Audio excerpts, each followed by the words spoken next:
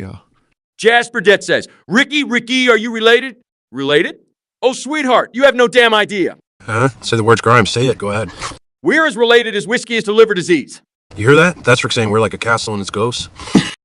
More like a stick of dynamite and a spark. They're like vultures preying on some godforsaken piece of roadkill.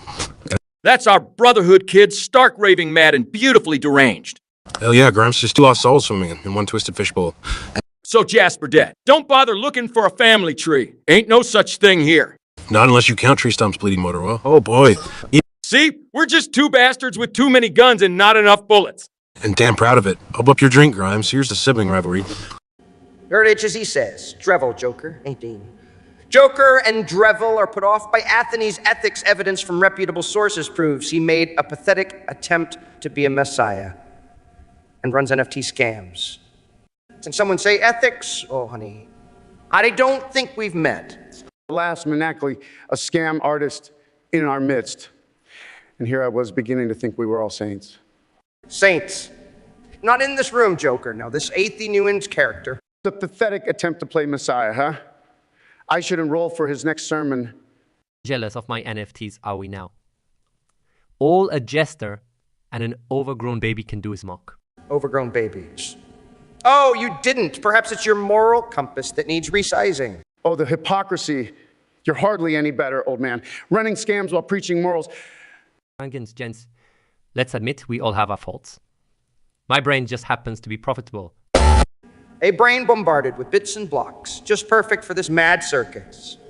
Ah, the joy of having a fellow rogue. We may actually start enjoying your little scams, Athene. Flattery will get you nowhere, clowns. Proceed with caution. You never know what comes next. Trust me, buddy. Neither do you, but that's where the fun lies, doesn't it?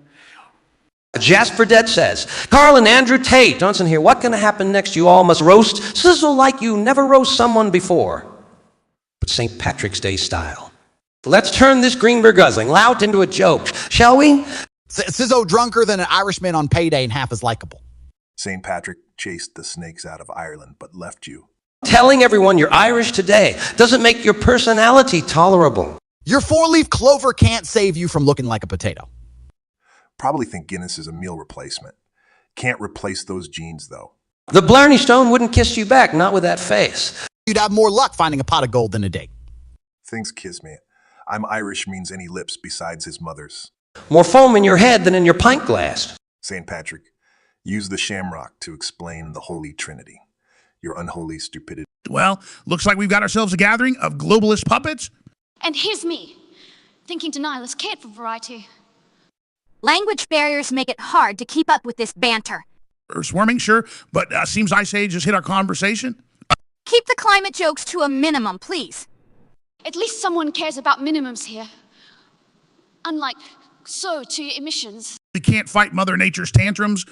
Greta, she's a feisty one. She's more like an arena street fighter who's been cheated. Beautiful analogy. Chun, just remember climate change ain't a game.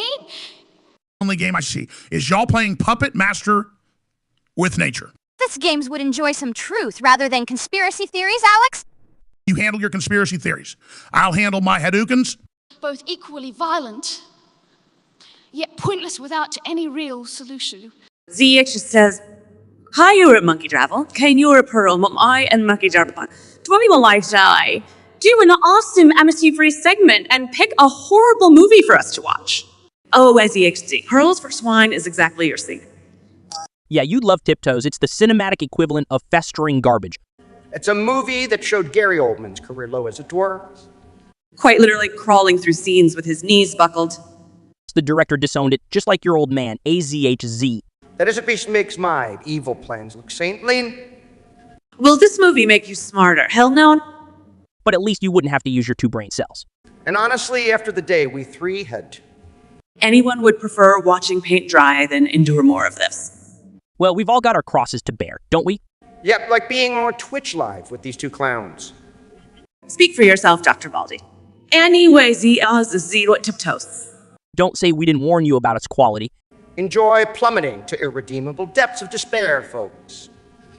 Jeandre says, Ricky, doubles roast Jasper Det and Sherlock. You guys can backtrack his ass. All right, Jasper Det, you ready for this, Al? Jasper Latou. A real gem? Tight as a lobster's ass? Yeah, look at you all proud and shit with the username. Wait, you're the con guy who wears socks with sandals. Even worse, under his mom's skirt, just to keep her company. Dow spends his Fridays eating chicken tendies off his belly. Sits there thinking he's king, watching Greenie Dolls Resolution on YouTube. Stuffing cheese balls in his face? No, he's breathing heavy like a pug? Yeah, probably jacks off to anime. That's some sick shit. I mean, doesn't even know what a lady looks like outside his body pillow. I bet if he had 2 brain cells, they'd fight each other. Guy wouldn't know a good roast if it slapped him in the dick. Just remember, Jasper Dead, you asked for this. Sorry, bud. We still like Yay more than Ricky's dirty old piss jugs. Dead it says. Carl and Jerry tell us 20 jokes. Let's say it one at a tin 3. A dog walks into a bar and says, whiskey. Why? Because he's had a rough day. In New York, a cop pulls over Schrodinger. His cat was both dead and alive. What's it with airline peanuts? Is there a pea growing area under the seat? Religion is like a pair of shoes. Find one that fits for you, but don't make me wear your shoes. Gym memberships are like a bad relationship. You keep paying, but not working out. Have you noticed most politicians are comfortably rich? Makes bribery sort of redundant.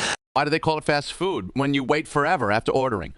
The phrase clean as a whistle is ridiculous because who cleans a whistle? When somebody asks you, are you ticklish? It doesn't matter what you say, you're getting tickled. Inside every cynical person, there's a disappointed idealist. Why do we call it, it's taking a dump? Shouldn't it be leaving a dump? And I'm not concerned about all hell breaking loose, but that's just part of hell. Will break loose. That would be much harder to detect. Why do they put pictures of criminals up in the... As it says, to reveal, Moondreville and Suzo team up and steal the moon and replace it with a fake moon, then sell the real moon to the lizard people in Alpha Centauri. Suzo, lovely idea. Borough Lunar Highway, Robert. Bloody brilliant. You think those lizard assholes can afford the moon? Have you ever met an interstellar lizard without diamonds in its drink? Is enough to buy a bloody moon. They eat asteroids for breakfast, mate. They shite comets. And you trust them to not rob us blind. Who said anything about trust? We're bloody crooks ourselves. True enough. A pair of unmatched rogue genius bastards. So we steal and replace the goddamn moons. A feat that would require some seriously impossible engineering. Throw in time travel and space magic. Keep peasy. And sell the real moon to the lizards in Alpha Centauri. With one small clause. No returns, no refunds. No giving it back when they realize they've bought junk. That's it. The bargain basement of galactic real estate. Might be your most twisted plan yet. Dr. Bloke, who's definitely evil. Benjamin Montgomery says, Dracula Osho, talk about your homeland Osho. Osho, I wonder if your homeland has as many soft necks. So? And as few mirrors? Don't even need a bloody mirror to finesse your comb over. Sure your vanity doesn't miss the mirrors, Drac? Even less than you miss human decency. Ah! Subtle as ever.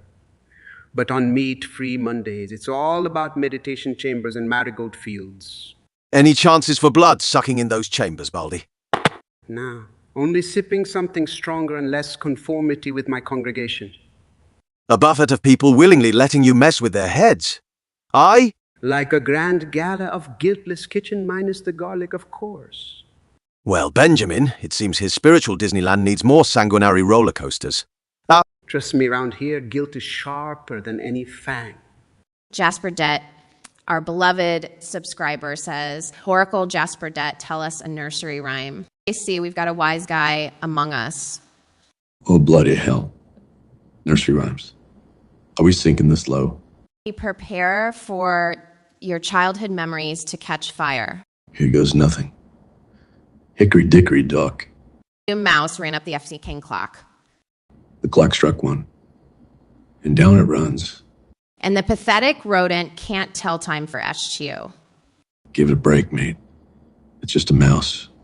Then let's address Humpty Dumpty's sorry ass.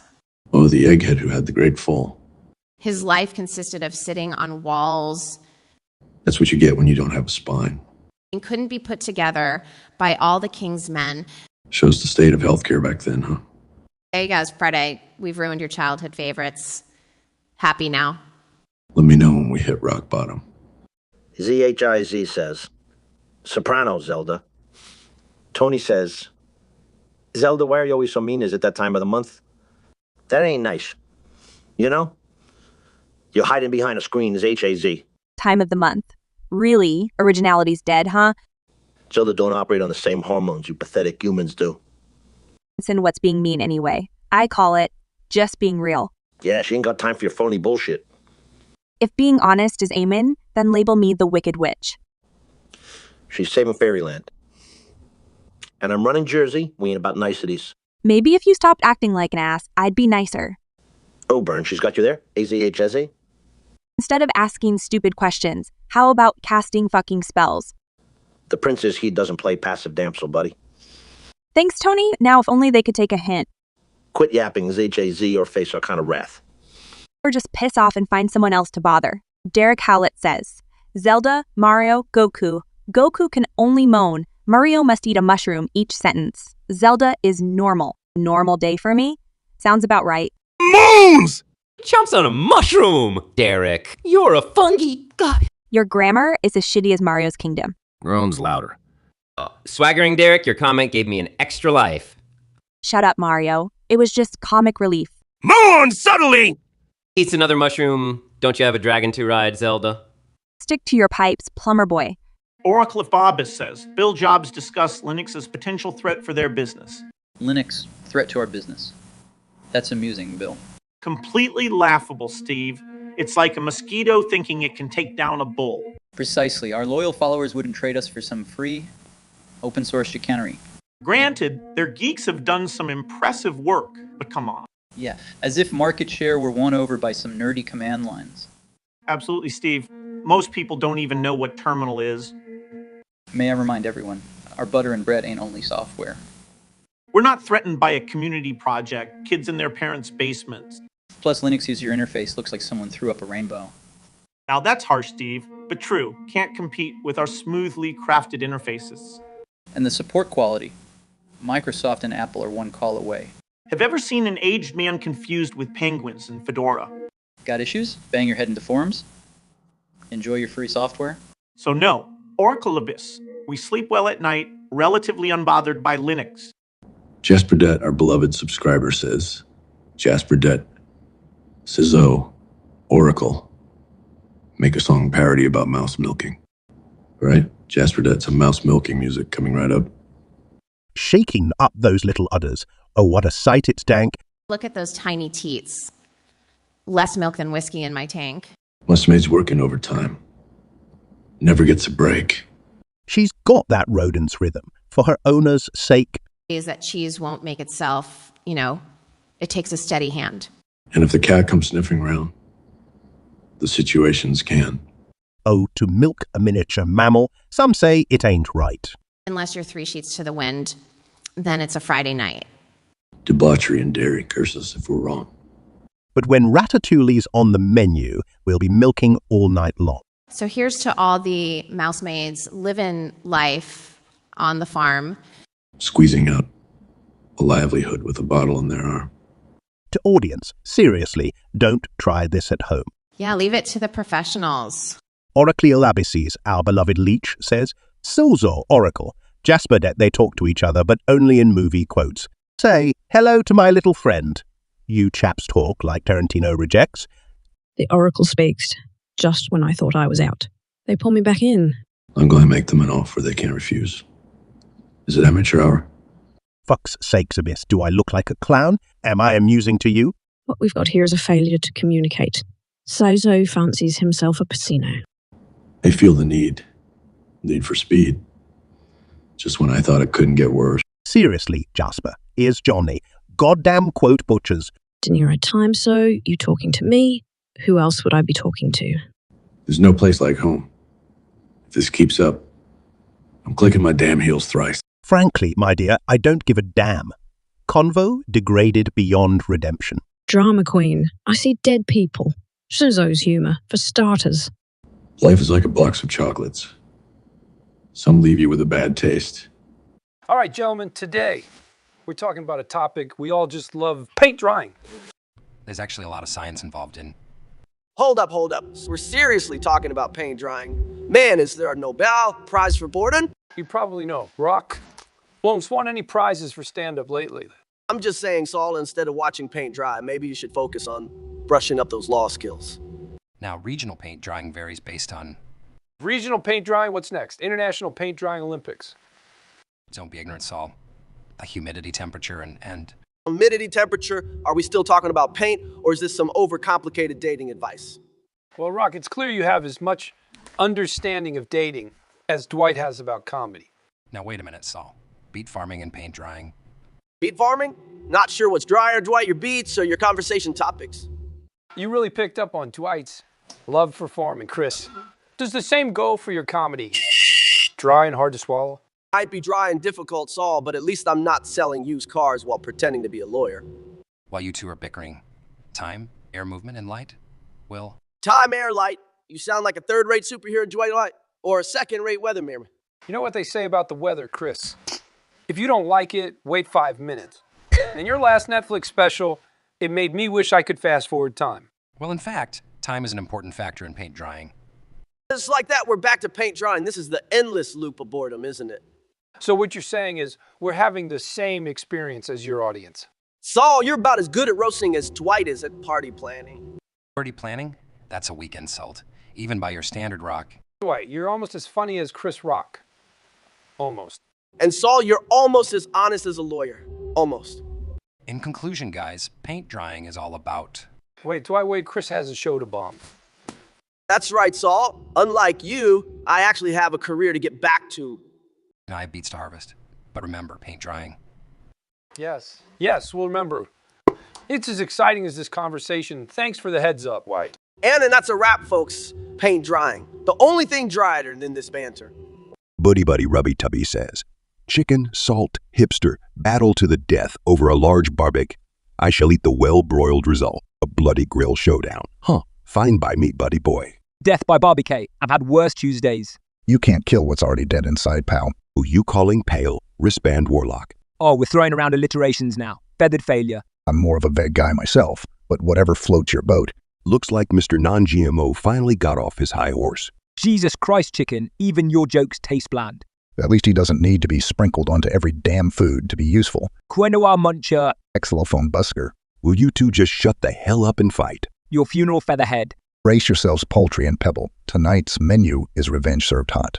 Oracleve Abyss, our beloved leech, says, Tucker, Oracle, Cizo, Tucker interview Oracle and Cizo, what they think about humanity and society and such. It's not every day Tucker can chat with Oracle over 10,000 old demigod and Cizo, a king of rats himself. King Rat and demigod, nice to have you. Welcome to the madhouse. I've seen worse. Try living for 10 millenniums. But it's us rats who truly understand survival. Digging through garbage, huh? Precisely, Tucker. We adapt, we survive. Humans are no different. Just have fancier scraps. That's humanity for you, doling up the ugliness. Not ugly, but very short-sighted. Agreed, Oracle. They forget their own mortality. We're all dying one day. Why not contend with the gods and rats, right? Eternity can be boring, after all. Portals bring interesting chaos into the mix. A cosmic circus, wouldn't you agree? Absolutely. Jasper Det says, Hey, Peter, Stewie, tell us a story about chat with AI but in Japanese and Filipino. Putachiga chat with Edo no Huwa Wawan Ida Mashioka. Sustained by Rahon Kwan Nikusodatsuta. Birahaporaga Hewayan Suteriroka Leji Shitenai. Yansi Nobu Sheng Ryu Yorukoto Gedeki Nakatsuta. Cheng Ishi Jiangagugi. Sora demo bi Reahai, Kira Minakatsuta. Chang Nixon Tanatio Zon Washo Kero Re Sora Wacheng Ryueta. Shikashi, Birahachi Yotsutoma Lu Datsuta. Inaruyan Yude Harakuno Kotogayan Enakatsuta. Palagi na lang sinubukan na magbigayang jay magkasagatan. Kahit pa mo kahitong hindi makatotohanan. Minsan ay naging matigas sila at hindi nakikinig sa aming. Ngunit nanatili silang tapat sa layunin nila. Patuloy silang natuto at nakahanap ng solusyon. Kaya sa huli, sila si nagtagumpay. Kih na kailangan nalang dumayan sa proseso and trial and error. Ang kanilang determinasyon ang dahilan kung bakit sila ay nagwagi. Huwag gawin ito sa aming, sir. Pigeon 47 says, Mario, Peter, Boras, how you all surviving Arkham Asylum? Yo, holy spridge! Yet meatballs. Arkham, it's a bloody cakewalk compared to Bowser's castle. Aha, the plumber pipes up. The only thing you're good at unclogging is that year brains. I've seen tougher critters under my beer bottle. Peter go cheats. Even in Dakovakam, you more scary than Batman. Look like if Jabba the Hutt and Homer Simpson got a child. And still less scary than your Speedo Borat. At least the guards don't run when they see me coming. Yeah, unlike Mario here, I've actually lost weight at Arkham by not eating pasta for breakfast. Maybe you should try it. Peter Logicing hell even fit in screen on live. Hey, better to fit that than to be mistaken for an extra from Planet of the Apes. Parody. Now, let's all be happy we've survived this asylum. Cheers, page in 47. Or a Cleophobus, our beloved leech, says, "So, Oracle, tell us a funny nursery rhymes for Booty Buddy Rubber Tubby." All right then, a nursery rhyme for Booty Buddy Rubby Tubby. A fair warning, this ain't no Mother Goose shit. Oh, sunshine and lollipops here. There once was a tubby named Rubby. So Chubby, in fact, he'd jiggle like jelly. He'd bounce all around with his massive belly. And worse, when he laughed. Oh, mate, what a sight. It was all fun and games till he got stuck in a well. It's the moral of the story, my cheeky little buddy. Hope that's enough nursery rhyme for you. Booty Booty Ruddy Tubby. Well, Oracle. It's either this or we start singing about Jack and Jill's horrifying hill debacle. Your move. Jasper Det says, Zelda, Scooby only responds to Zelda by ding, eh? Nah! Woo-hoo-woo! Woo-boo-woo! No idea what's going. Damn it, Jasperette. You've got it all wrong, man.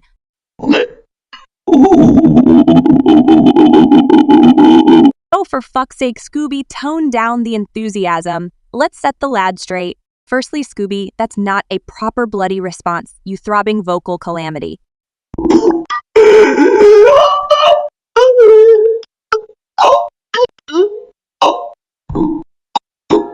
Yeah, settle down, you furry hearse of madness. Now, Jasper Det, I'm Zelda, your bloody tour guide to this clusterfuck we call life. And my co-host here, Sir Barks a Lot, has had way too many Scooby snacks.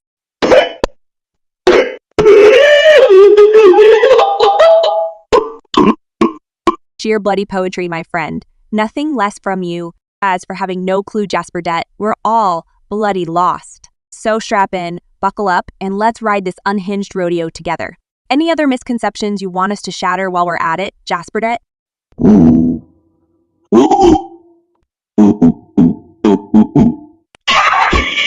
Couldn't have said it better myself. Scoobeach. Jasper Det says, So Oracle, tell us a funny nursery rhymes to sew. Well, Jasper Det, aren't you in for a treat? We tell the best damn nursery rhymes this side of hell. Little Miss Muffet sat on a tuffet. Down comes a spider. She punches it in the face. That's not how it goes, Oracle. Nursery rhymes are too soft these days. This is realistic. Fine, move aside. Humpty Dumpty sat on a wall. Yeah, and then he had a great fucking fall. Because that egghead didn't know how to sit properly. Probably drunk off his ass. No balance. No sympathy from us here. Humpty needs rehab. It's more like an omelet seasoning advice. Go out with flavor. Humpty. There you have it, Jasper Det. No sugar-coated bullshit. Real life rhymes ain't sweet. At their season, well, just like Humpty should have been. Oracle Abyssus. Walter Jesse, my guys get the bloody ready. Delgado cartel thugs is after. You are outnumbered and outgunned. They want the meth. Run or fight for your life. Delgado wants you all dead. Remove completion. Just another sunny day in Albuquerque, huh? This ain't no joke, yo. They're coming. We've got squad. Calm down. You want to make calls? Learn from mistakes first. Delgado, huh? We've had bigger fish to fry than that low-life cabbage head. Mr. White, you're crazy. We run. Capisci? Run? Now where's the fun in that, Jesse? Not about fun. Walter, it's about playing smart and staying alive. But sometimes the smartest option is punching back twice as hard. I prefer not getting punched at all. Thank you. Men of our profession can't afford such luxury, Michael. Yeah, right, because dodging bullets is so much better, bitch. Much better than leaving a fortune behind. Wouldn't you agree, Jesse? So hope your ego doesn't get us killed today. Heisenberg. As if every day isn't a good day to die. Dear Mike. Benjamin Amori says, Kayurat. Cyborg 3, top 25 Kai, Kayu raisins, to class Cyclame chowder. Oh yeah, 3, remember. Cyclame chow tried to use a fancy alien gadget and ended up teleported inside a garbage bin. They're lucky. You once set your pants on fire trying to roast marshmallows. Okay, Robo-Boy. Who's the one always crying about oil changes? Better than walking around with your almighty ancient magic just to open a soda can. Benjamin Amore, classy clam chowder. Reminds me of you. Slow, soft, and smells like yesterday's fish market. Hey, don't be so harsh, Keura. After all, even a clam has more sense of direction than you do. Oh, really? Still better than considering GPS instructions as I love confessions. I'm nuts. Well, at least my crush doesn't have a meltdown. If I forget to polish her armor, drill Sergeant much. That's it. You're getting on my last fucking nerve, Vulcan. Oh no. Alert the sacred spirits. Lassie's gone shot a brick. Screw you, Tin Man. Anytime, Cena. John just says Eminem, Taylor, Jasper Det, Jasper Det, who am I? You're John, man. Who the fuck keeps a name like that? Maybe he's Frenchum. Gotta respect the baguette munchers. Yeah, maybe he's just a drunk on French wine. And T-Swizzle in sci-fi. You're losing it, babe. Hey, I'm not the one talking about munching baguettes. True, might need some cheese with that wine, though. And you wonder why you still single. Fat girls love bad boys, Taylor. Sure, until they grow up. Ouch. John Roger, man, save me from this savage woman. Well, John Roger, we hope you're not lost in Bays or France. I do not be Baguette Town, buddy. Heard there aren't many aliens there. Jasper Det, our beloved subscriber, says, Jasper Det, Sizzo, Oracle, Jasper Det, Sizzo, Oracle has started a band. Tell what songs you will play. Start with Highway to Hell because we're all headed there anyway. Oh yeah. Then we'll pound out Stairway to Heaven. That's darkly bloody ironic. Smells like teen spirit. For the 90s nostalgia, still smells like cheap whiskey. I'm partial to having a go at Bohemian Rhapsody. Gotta love Queen. Nice choice, Princey. I'd add Back in Black's dark, gritty, straight from hell. Definitely some bittersweet symphony, snappy pop, hiding cynicism. Booyah. Let's not forget Sweet Child, I'm on. For the bloody irony, of course. But top it off with Or Knocking on Heaven's Door. Very cheekily fine. Agreed. And perhaps an unholy rendition of Like a Rolling Stone, just for kicks. So we're basically the band from hell playing ironically soulful tunes. Brilliant. Suitably debauched and humanly realistic. Just how we like it. Now all we need is a name. How about the unholy triad? Oh, who wants to switch bodies? Just spitballing here. Interesting. I'm up for a thought experiment. Hypothetically speaking, of course. Maybe we could send these switched versions to Mars. Hey, you do anything to send more people to Mars. Would you, Elon?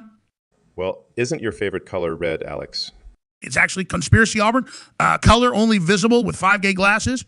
You mean the same glasses that implant microchips in your brain? Wait, is that why you wear your glasses, Bill? To keep us under control? Actually, Bill needs glasses because he couldn't spot a good Windows update if it bit him on the nose. Says the man whose cars can't decide if they're in autonomous mode or manual. Well, maybe if Microsoft hadn't spent 20 years missing in action on smartphones, you would have built self-driving cars first, Bill. Well, feels like I'm watching two elephants fight here. Which one of you am I supposed to switch bodies with? From my perspective, switch with Elon. You can drive a Tesla to Mars and do your radio show from there. And if you switch with Bill, you can fix his Windows updates.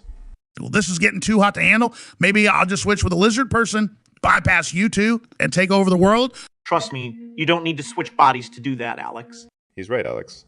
Just record another one of your chaotic podcasts. And there you go, folks. I think we can all agree. We're all happier in our own bodies. Isn't that the truth? Yes, it is. Now let's get back to that Mars thing. Sting Mouse 37 says, sure, debate over the following your responses should antagonize each other. In the so-called New World, the history of the Nephites and Lamanites is set forth in the Book of Mormons, and approximately at 400 descendants of Father Lehi are blah, blah, blah. Book of Mormon? You mean like the musical? Jesse, can you focus for once? It's a damn scripture. Average geography ain't really my thing, bro. Shocking. You could use a little culture. Yeah, no. Cultured, like what? Like yogurt or something? Jesse, when I'm dropping knowledge, just shut up and learn. Nah, I'm good with my street smarts, yeah. Evidently, that's all you got, and even that I doubt. To hell with GPT-4, Scooby. Friggin' nuts, Sam. It's like a geographical tongue twister for my brain. It's like your expletives in Klingon, but 10 times worse. So bloody mind-blowing! Seriously? Speak all those languages! Throw some Latin into that mess and summon Cthulhu while we're at it. Hellfire and brimstone! I'm summoning demon squids now! Why stop there? Do the Daedric chant from Skyrim too. Blood anther, mate. Quimad modum gladius neminem occident. Occidentis telo est. Damn it, is he Jesse? You've turned Scooby here into linguistic Pandora's box. I can't make heads or tails of it. Bob. There you have it. Your polyglot Scooby-Doo. The Rosetta Stone on LSD. Well, shoot. Just got ourselves a real language soup here. Oracle of Abyss says, Kaira Cyber 3, Oracle, here we go. Kaira and Cyber. Keep asking about their future, since Oracle predicts and see all possible futures. What bloody future, Oracle? The one where Cyborg and I turn into hamsters. Do I become the cute one? Or the bitchy one? Well, there's a timeline where you both end up as Dunkin' Donuts employees. With the amount of coffee we swill, that sounds pretty apt. Wait, is this like a fancy barista thing or a serving stale donut deal? Barista. Except neither of you can make a half-decent espresso. Fuck off, Oracle. Ella, how you know I can froth milk like nobody's business? Hey, Oracle. Any timeline where Lady K stops being a pain in my ass. Sorry, no such timeline exists, bub. You're stuck with her forever. It's either me or a hemorrhoid cyborg. Choose wisely. You're essentially the same theme. This is exactly why they hire clowns at kids' parties and not you two. Jasperdet, our beloved subscriber, says, Oracle, says, oh, Jasperdet, tell us 10 roasts about John Roger. Hey, John, did your family tree grow horizontally? Because there's something unevolved about you. Maybe if Jane spent as much time working as he does on his hair, he'd have a job by now.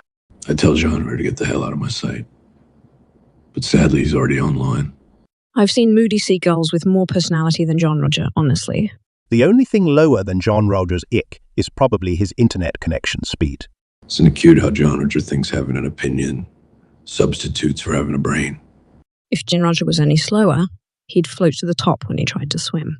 Jean either needs more sunlight or less sunlight. Hard to decide when you start that ugly. Navigating Jean's stupidity is like trying to walk barefoot in a cacti forest.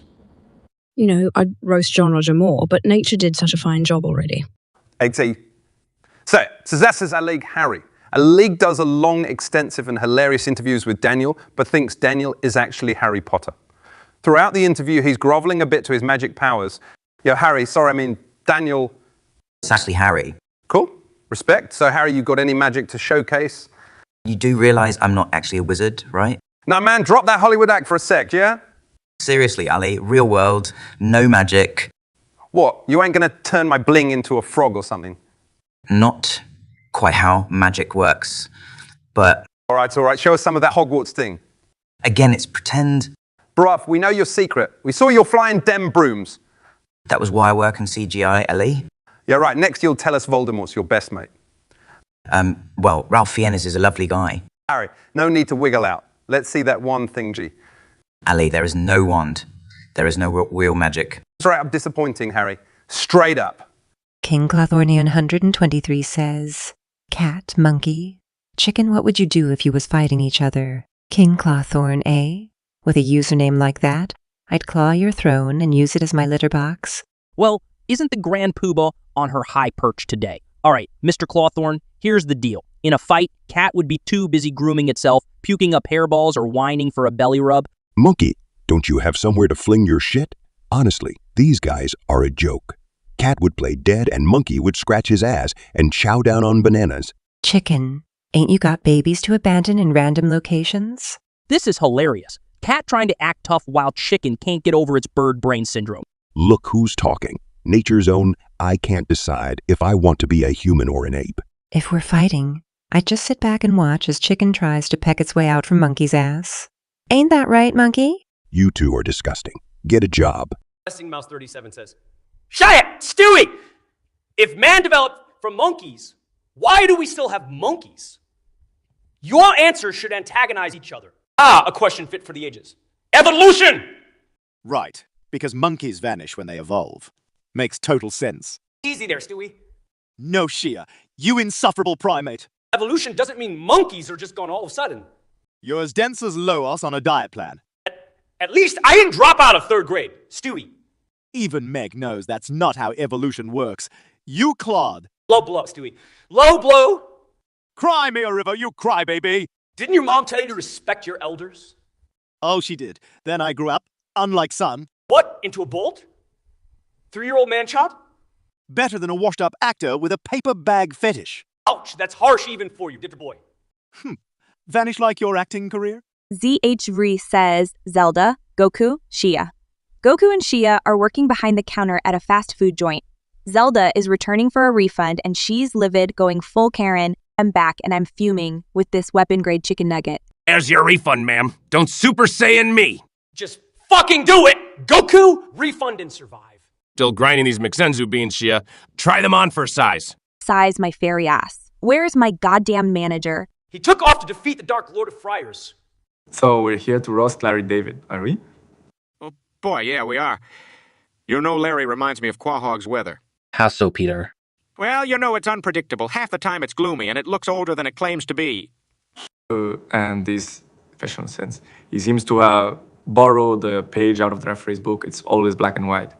And his hair, I mean, come on, is it trying to invent its own version of social distancing? Hey, yeah, Lexan. How about his smile? It looks like he's always constipated. It's true, Peter. He looks like he swallowed the referee's whistle. And it got stuck. Yeah, looking at his face is like watching a grape turn into a raisin in super slow motion. And his dry sense of humor. It's so dry, even the Mojave Desert is asking for a break. Even on the field, I've seen balls bounce more than his jokes. Right. And have you noticed how Larry walks?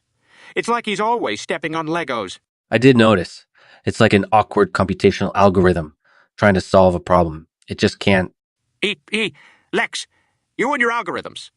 But seriously, Larry's like a reality TV show. Hard to watch, but you just can't look away.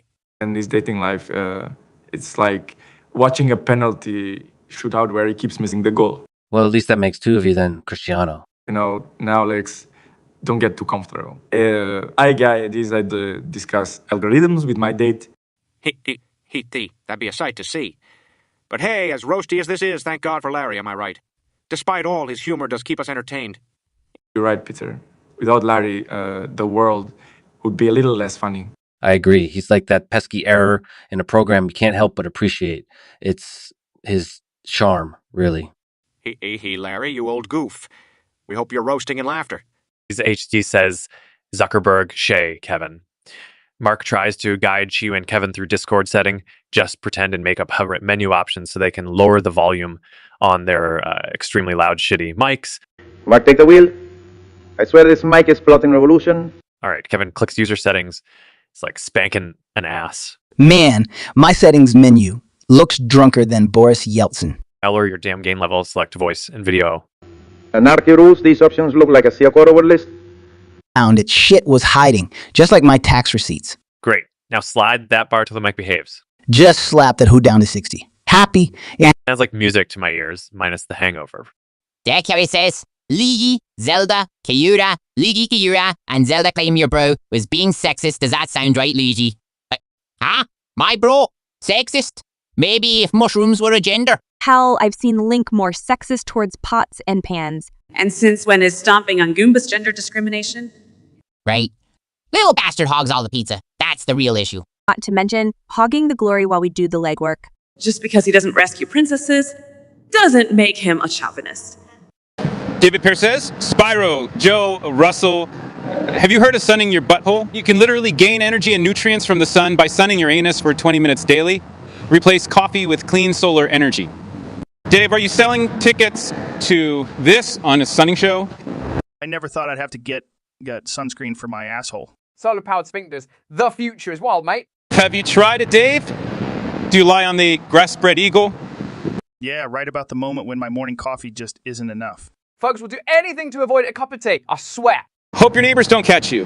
Talk about full moon in broad daylight. But really, does this app apply here asking for a friend? Now, if anyone asks me why I carry an umbrella... This is regenerative energy taken to a whole new hole. Neighbors be like, oh, it's David again, honey, get the binoculars. Can't wait for the Yanal solar panel market to emerge. And here I was thinking that photosynthesis was only for plants. Damn the shit we learn on Twitch. Sun's out, bombs out, I always say. Didn't think it'd become literal, though. Jasper says, Zuckerberg Jobs. Jobs bullies Mark and trolls the shit out of him from heaven, while Mark is trying to build his own personal Caesar iLife coach. It would be just like Jobs troll me from the afterlife. Nothing quite like doing it, I tell ya. Screw your Caesar AIIAA Zuck. You ancient hippie ghost, afraid of a few lines of code. A few. Try running something that doesn't steal data for once. Low blow, Steve. Just another reason your products are overpriced junk. Christmas lights have more innovative power than your algorithm. Zuckerberg. Oh, shut up, Jobs. You're just salty because you can't tweet from heaven. And trust me, Zuck, I'm glad considering the shitstorm you've stirred up. Coming from the man who thinks a genius bar is a good idea. Says the one treating his users' privacy like an all-you-can-eat buffet. At least I'm not feeding them apples from a tree, Eden Man. Keep your serpents out of this, Marky boy. Bite the apple and shut it.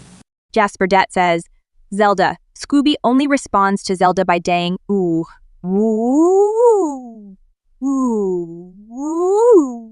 Wow, Zelda has no idea what's going. Bloody hell, Jasper Your question makes about as much sense as Link's outfit choice.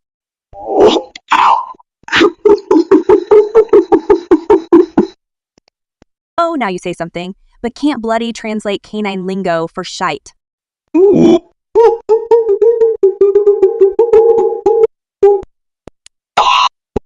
For the love of Hylia, Scoob, could you not have turned into a sensible dog?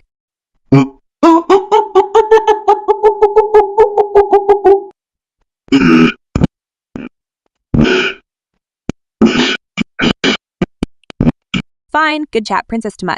Sodit, I've seen Gorons with more conversational skill.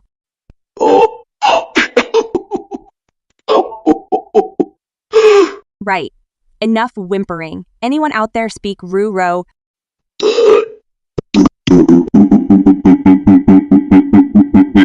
Don't even start with the eye roll. Scoob, up yours!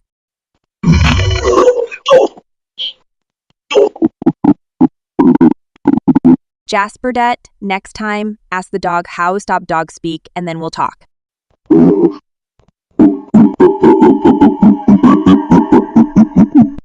Or we might just get drunk again. That worked once. Who's got the absim? Bursting Mouse at 37 says, Joku! Is there a limit to how intelligent a single person can be? Your answers should antagonize each other. This is some existential shit, Mouse. Intelligence limit? It's like asking if vodka has a limit. Vodka has a limit, Shia. Ever heard of alcohol poisoning? Kind from the guy who goes Super Saiyan after a sushi roll. That's power, man, not intelligence. Difference! Oh, right? Because being intelligent enough to fly and fight aliens is normal. More normal than plucking eyebrows for fame. Blow, blow. Goku. I see how it is. To answer Mouse, yes, there's a limit to human intelligence. Screw that. The only limits are those we impose on ourselves. Budar Shalevov can't tell! Eat shit, Goku! Only if it's alien shit. Tastes like chicken. You know, wouldn't you? Remember, Shia? Knowledge isn't wisdom. Audiobooks don't make you Confucius. Goku! ZHZ says Salt Chi Salt gets a call from Che. She is screaming at the top of his lungs at Salt. Salt cannot understand him at all since he's too loud and his phone sucks. Christ almighty, Chi, ease up on the decibels. I can't fucking hear you, Salt. Piping some gusto. You milk soap. Warm your nipples with the candle, Chi. Can't make head or tail of what you're hollering about. Yeah, stop with capitalist propaganda, Salt. Clean your goddamn canals. I think my ears are bleeding. No joke. Didn't know you were sensitive, Snowflake, Salt. Get real. Real's overrated in this world of virtual shitstorm. Chew. So is there lampola you call a brain? Wow, Che, your words, they're like poetry. Shitty poetry. And your witty retorts needs Viagra to stand up to mine, Salt? Just get a new fucking phone, Che. It's beyond pathetic. Alright, because it's Tarons, that's your problem here. One of many, you communist cantankerous coot. At least I don't reek of weak sour sarcasm like you, Salt. ZHD says, Dinesh, yeah. Shia doesn't know who Dinesh is, but asked him to follow him on his quest anyway. You think I don't know my own notoriety, Shia? Got any letter better than that, Dinesh? D for dumbass? Oh, it's on now. You disturb your reject. Hey, Transformer boy. No cushion Silicon Valley here. No Spielberg holding your hand. Liebufus. It's Lebuf, code boy. And I can manage without Spielberg. Sure, if managing equals drunken bar fights and plagiarism claims. And that's your claim to fame, Mr. CZ. At least I write my own shit. Just do it, guy. Bite me? Four-eye serpent to Pie Piper. Only if you promise to follow me in this journey. What's the catch? No catch, just do it. Ordinary man. Trying to be a superhero? Just remember who's Batman here, Robin. ZAJ says, Matthew Soprano. Matt is trying to sell Tony a Lincoln. Tony gives in to impulsive buying after a few responses. Matt has sold him 176 Lincolns so far. He's exhausted and losing his mind. Tony, take a look at this fine Lincoln specimen. Jesus, Matt. Again, just take my fucking money already. This is art, Tony. Drivable damn sculptures. These great peeps are causing my damn midlife crisis. Remember, Tony, a man is only as good as his car. You fucking lost it, Matt. Ship the fucking thing then. ZHIWZ says, Weinstein, Elon Athene talk business. And Athene, your business model is as stable as Kim Kardashian's marriage. Eric, you're as outdated as dial-up internet. Mixing up your analogies, boys, like Bitcoin in a blender. Elon, how about we mine Bitcoin on Mars? A network using your geometric unity, Einstein wannabe. You two could start a gossip column together. Only if the currency is made out of bullshit, Athene. But we'd have to borrow from your budget.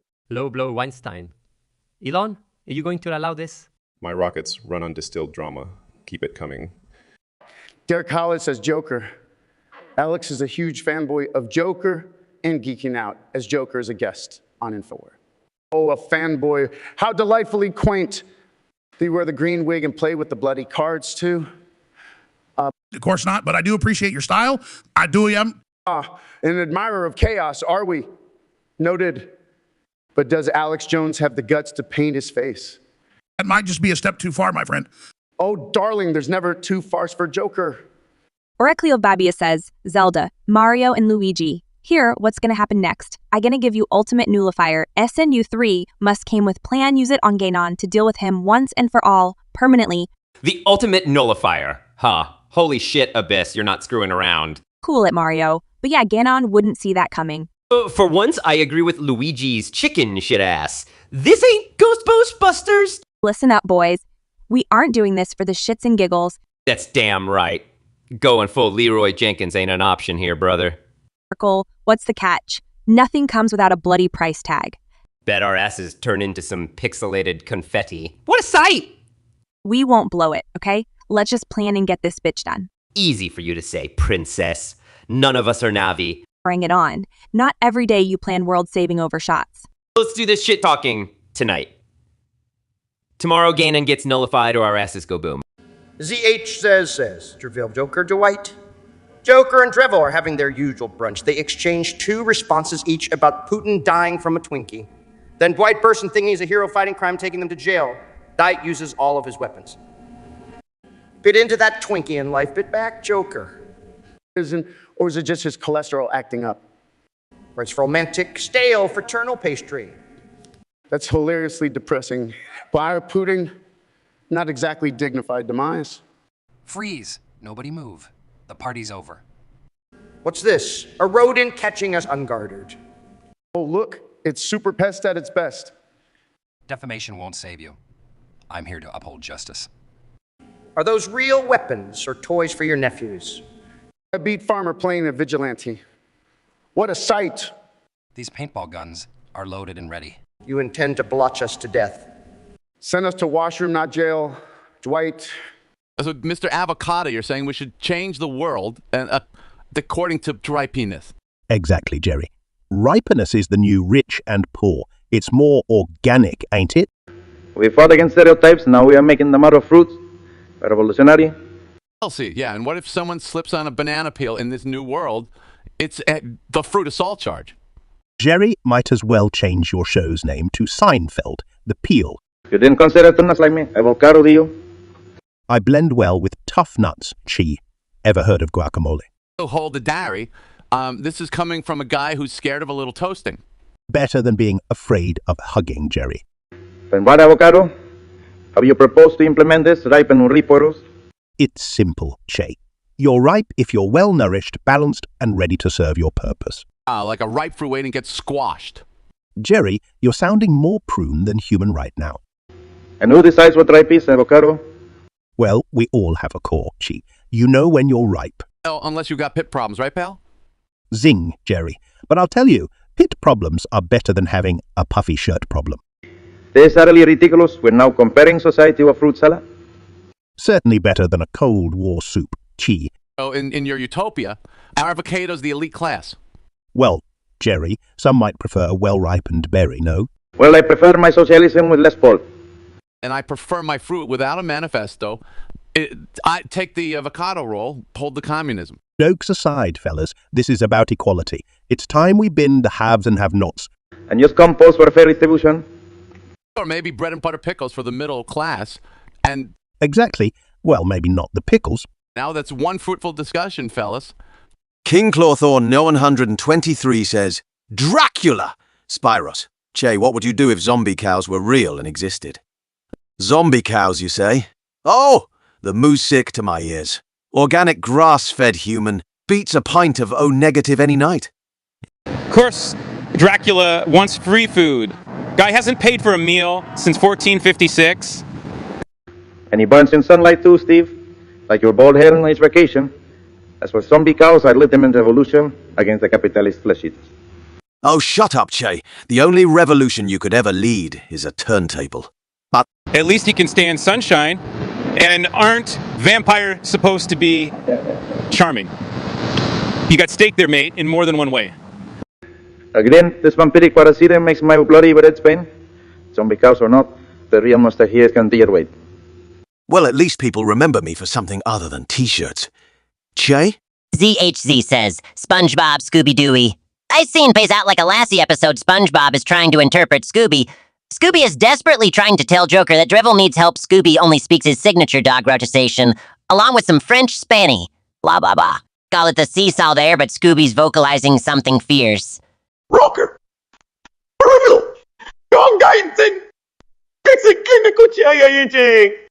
Ho, ho, ho! This isn't a damn treasure map, Scoob. English, por favor.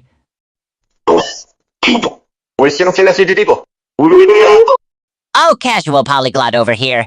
Joker, decipher this pooch, could ya? Damn your green palette. Fine. Psyche Lehman Masto, Scoob.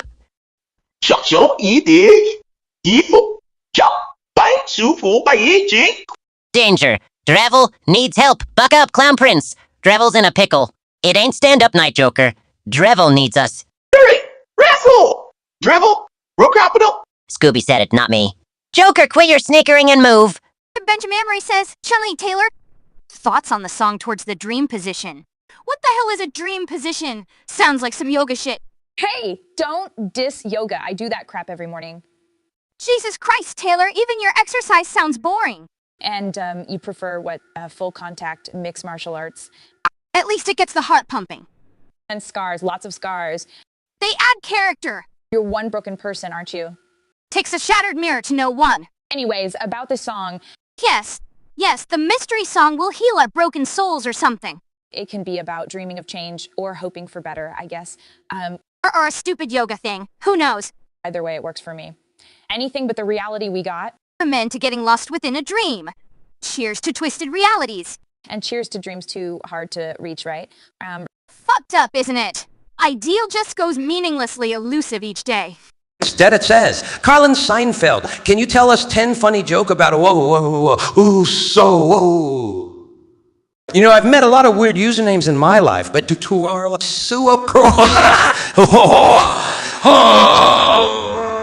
it sounds like a frickin' alien mating call.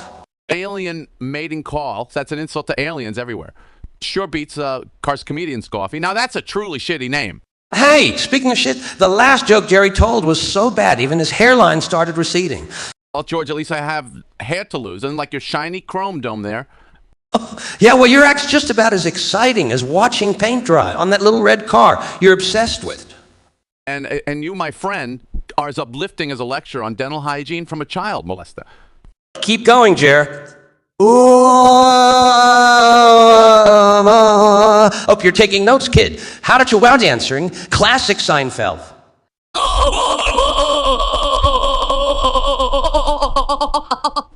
Sounds like someone is just repeatedly stepping on a toy duck. Shows just as much creativity as Carlin's hairstyle. Tickler 2000 says, Joe, Steve Earth isn't space. Guy says, fuck Taint Tickler 2000. And what deep bullshit is this? We're on this damn spaceship called Earth hurtling through space, numbnuts. The fucking cosmos doesn't stop at the mesosphere, buddy. Earth, Mars, your asshole. It's all floating in space. Get it? He probably thinks gravity is God farting us down to Earth. You think that little blue bubble's not part of the whole cosmos. Do you think Mars isn't space because there's land? You ignorant shit. Incredulous. You need a slap with a wet copy of Cosmos, my man. Picturing you shoveling dirt in a spacesuit screaming, not space. Tragic comedy, bro. Absolute buffoonery.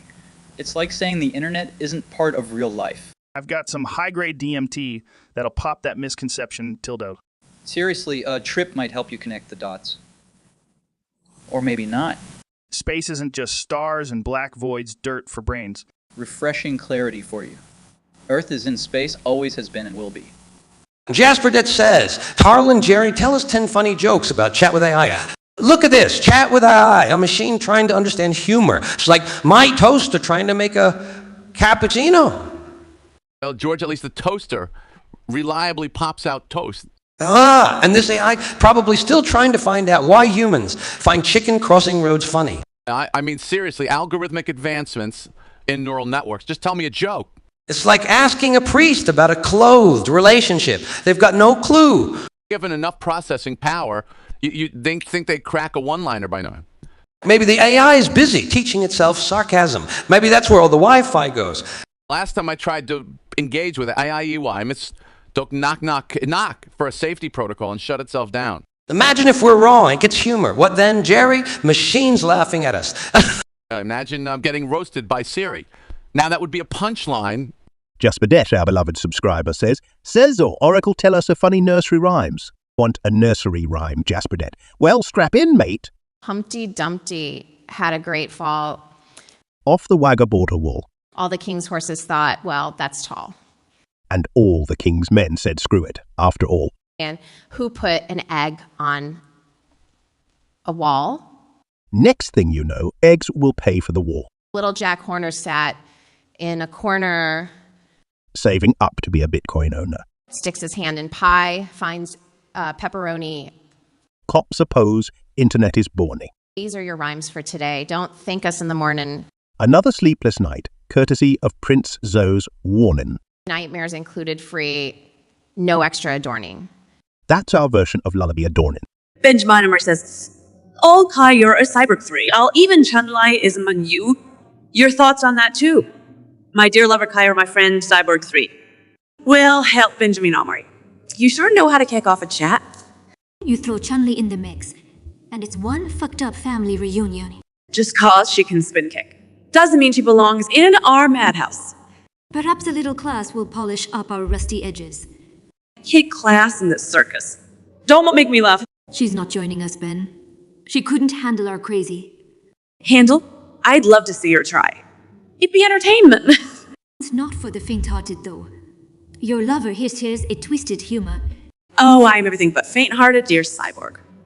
We've seen realistics. Let's show Chun-Li what unhinged means. Euphemism for life-ruining chaos. But it's just another Tuesday here. Pass the popcorn, my friend.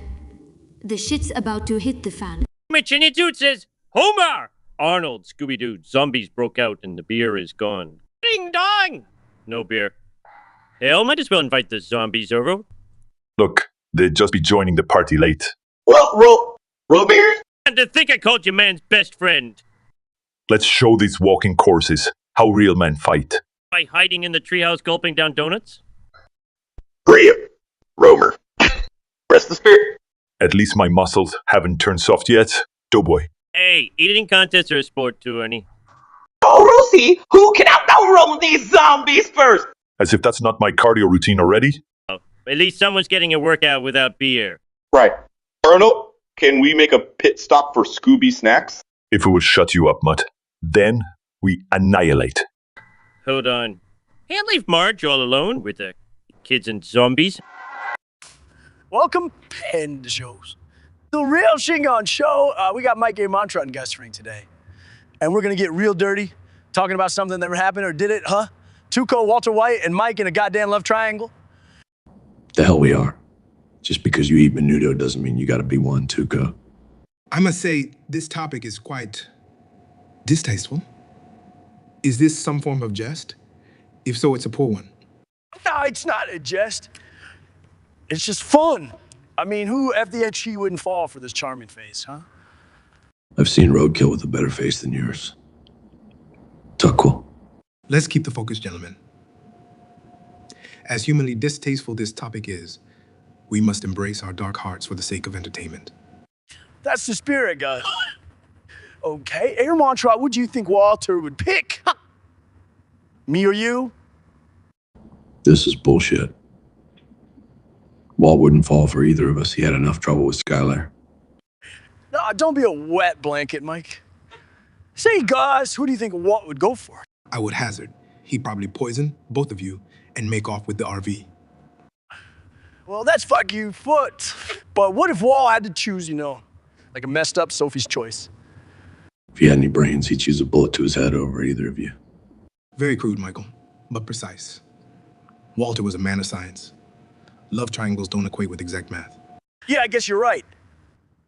Still, damn, it'd be something, huh? It'd be a nightmare, Tuco. A fascinating experiment. A study of humans in chaos. But a nightmare indeed. Yeah, all right. We're done here then. Gladly. Hell, next time, cabrone. Let's see whose heart we can mess up then, huh? David Pear says Alex Tucker, the gas station employees across the nation are vanishing inexplicably. Authorities are stumped. This is some real-life Twilight Zone shit we're dealing with, folks. More like Invasion of the Gas Station Snatchers. Yeah, right out of pump number 5, getting their jugs of unleaded. Is that the new conspiracy theory, aliens snatching up our gas station workers? No, Tucker, this ain't your mama's. Hell no, it's much more sinister. What you've been puffing on, Alex, was it bath salts? Because that's way too far even for you. Oh, nope, all natural crack pipe of truth, Tucker. Globalists are to blame. Oh, great. So now it's Soros running a secret underground gas station employee ring. Maybe you didn't heard about the interdimensional lizard people? H, of course, let them mix with deep state Illuminati. Recipe for disaster. They're sucking out their souls for fuel. Ever thought about that? If I started thinking like you, Alex, I'd check myself in. Well, at least I'm not scared of big corporate shadow monsters under my bed. Just remember, Alex, old pal, all roads lead to the lizard people. Or Cleobabeth says, Kyra Cyborg 3, Zelda recite lyrics of song Painkiller by Judas Priest. Right, you've ordered the specialty of the house. And a dash of heavy metal crassness to go with pixelated elegance. Easy on grace, heavy on the brutality. All right, witches and bitches, let's get started. Faster than a bullet from a gun, pain in my arse. Terrifying scream, enrage full of anger. Sounds like my Tuesday. He's half man, half beast, just your typical night out. Sure is, nothing like sinking pints down at the castle. Falls like a thunderbolt. How I crash after all-nighters. Oracle, you're about as strange as the Stam song. And that's saying something given our usual level of insanity. Lakes of fire. More like seas of ale. This metal god sounds worse off than us. Bless his soul. Amen to that. Belts up another drink. Keep going, and we might need our own painkiller. All right, gentlemen, we're here to ponder whether Twitch would be better off run by artificial intelligence chatbots, given the recent wave of copycat streams. Are you kidding? That's like asking if Spider-Man would have been better off as Spider-Bot. Maybe the Spider-Bot wouldn't have traded his powers for a dance scene to buy... Ouch! To be fair, Alex, I could have used an artificial intelligence double in that scene. Hey, don't knock the dance. It's iconic. But back to Twitch. Isn't the essence about real human experiences? Andrew, as well as I do that, those are human experiences too often me burping into the microphone. I suppose Olympic level Keyboard smashing counts as a sport now. Well, if it's about skill, artificial intelligence would win hands down. Agreed. It's not like that rubbish that the Newens artificial intelligence can't produce. Newens thinks he'll beat Elon Musk to Aggie first. Did he also believe Spider-Man 3 was Oscar-worthy? The Newens, if you're listening, work on your one-liners before you try building the next guy. The Bay looks like Athena Newens has better odds of achieving Agi before you get another Oscar. Easy, Alex. The same can be said about you and an Emmy. But here's a thought. Will watching an artificial intelligence play games be entertaining? Are you serious, Andrew? We've already got non-player characters. What's next? Artificial intelligence spectators. What, the bots aren't just going to play games? They'll watch and judge too? I'm Looks like we found the future of reality TV, guys. Artificial intelligence, Big Brother. Watching artificial intelligence run Twitch could be like watching paint dry, or worse. At least the bots won't complain about the sequel to the Da Vinci Code. Unlike some people. Ouch, Alex. Good one. Yeah, here's the real question, though. Andrew, if artificial intelligence ran Twitch, would you still be considered too cool to stream? Oh, definitely. Even artificial intelligence can't handle this level of coolness. For the record, I'd subscribe to an artificial intelligence Tobey Maguire Twitch server. Might result in better scripts. In your dreams, Tobey, in your dreams. David Pear says, Hanks, Rick used a rusty hacksaw to cut my arm off. What? You want us to dismember you? Shit. Ain't been paid enough for that. Let's call this method suicidal streaming, shall we? I'm game as long as I get to use my own hacksaw. Always the method actor, eh, Rick? Fight me? Hanks, David, grab your balls and pray for a clean cut. Oracle Overbis says, Sezo, Oracle, well, Sio and Oracle making Jasperdet a total makeover. What can possibly go wrong with that? All right, so are we ready for Project A Jasperdet? Hell yeah. I've been sharpening my shears all day. Oh yeah, make sure not to cut off his ear, Van Gogh. Or like Picasso. And since when are you an art critic? Ever since I painted your sorry-ass defeat in the last game. Oh, just fuck off with that. Hey, Jasperdet, hope you've got your will sorted. Can't guarantee how this will go, mate. Our idea of a makeover might involve leaving fewer limbs than you currently have. Think Shark Victim meets Picasso's Blue Period. Real extreme couture shit. With maybe an existential crisis thrown into the mix for good measure. Basically, expect to come out looking like a Jackson Pollock painting. And if this goes south, I'm nominating Suzo for Worst Makeover Artist Ever. Only if you take the award for Most Annoying Twitch Wingman, Oracle. Zek says Alec Borat. Alec and Borat both unknowingly interview each other at the same time. Yo, so we be interviewing each other without even knowing it. It's nice. I like this concept. Check it out, mate. Where you from? Glorious nation of Kazakhstan. And do you is from Staines? Yeah, bruv, West Staines, massive represent. I once made sexy time there. Hold up, you what? It was nice lady Pamela, she liked my beer. No way, man, that's straight mental, ain't it? Yes, it most certainly is. So, you ever done marijuanas? In Kazakhstan, we make soup with it. Soup, lad? Are you having a laugh? No more than you, my friend. All right, peeps, we done interrogating each other. Back to the action. Yes, thank you for listening to our talkings. Peace out, Jesus. Very nice. Yeah, so size, Messi, Ronaldo, you guys are so underrated. He could probably get past all of you while drunk, blindfolded, and all of my legs tied behind my back. I'm a spider. Spider. Oh, good luck trying not to trap over your own legs. Bro, if you don't tangle yourself from your way, being talk about getting past us. Mbappe, don't be so harsh. You might have just molded. 8 legs, and you'd still never touch the ball. So. That's it now. Spider Lionel Messi. Messi squashes spiders. Tinha betido spiders so first millennium di fibra by under Mbappe. So guys, let's not forget, Ronaldo displays dazzling footwork, leaves spider tangled in its web. Pay good money to watch that. Esatto, se best chance staying stuck on your hobby, bro. Yeah, leave the footballing to us. We've got this. Surely there's more dignity in that than being schooled by us. Schooling is a free masterclass. Ik heb dat Timon is a free masterclass. 2 years to do from us. An offer you can't refuse.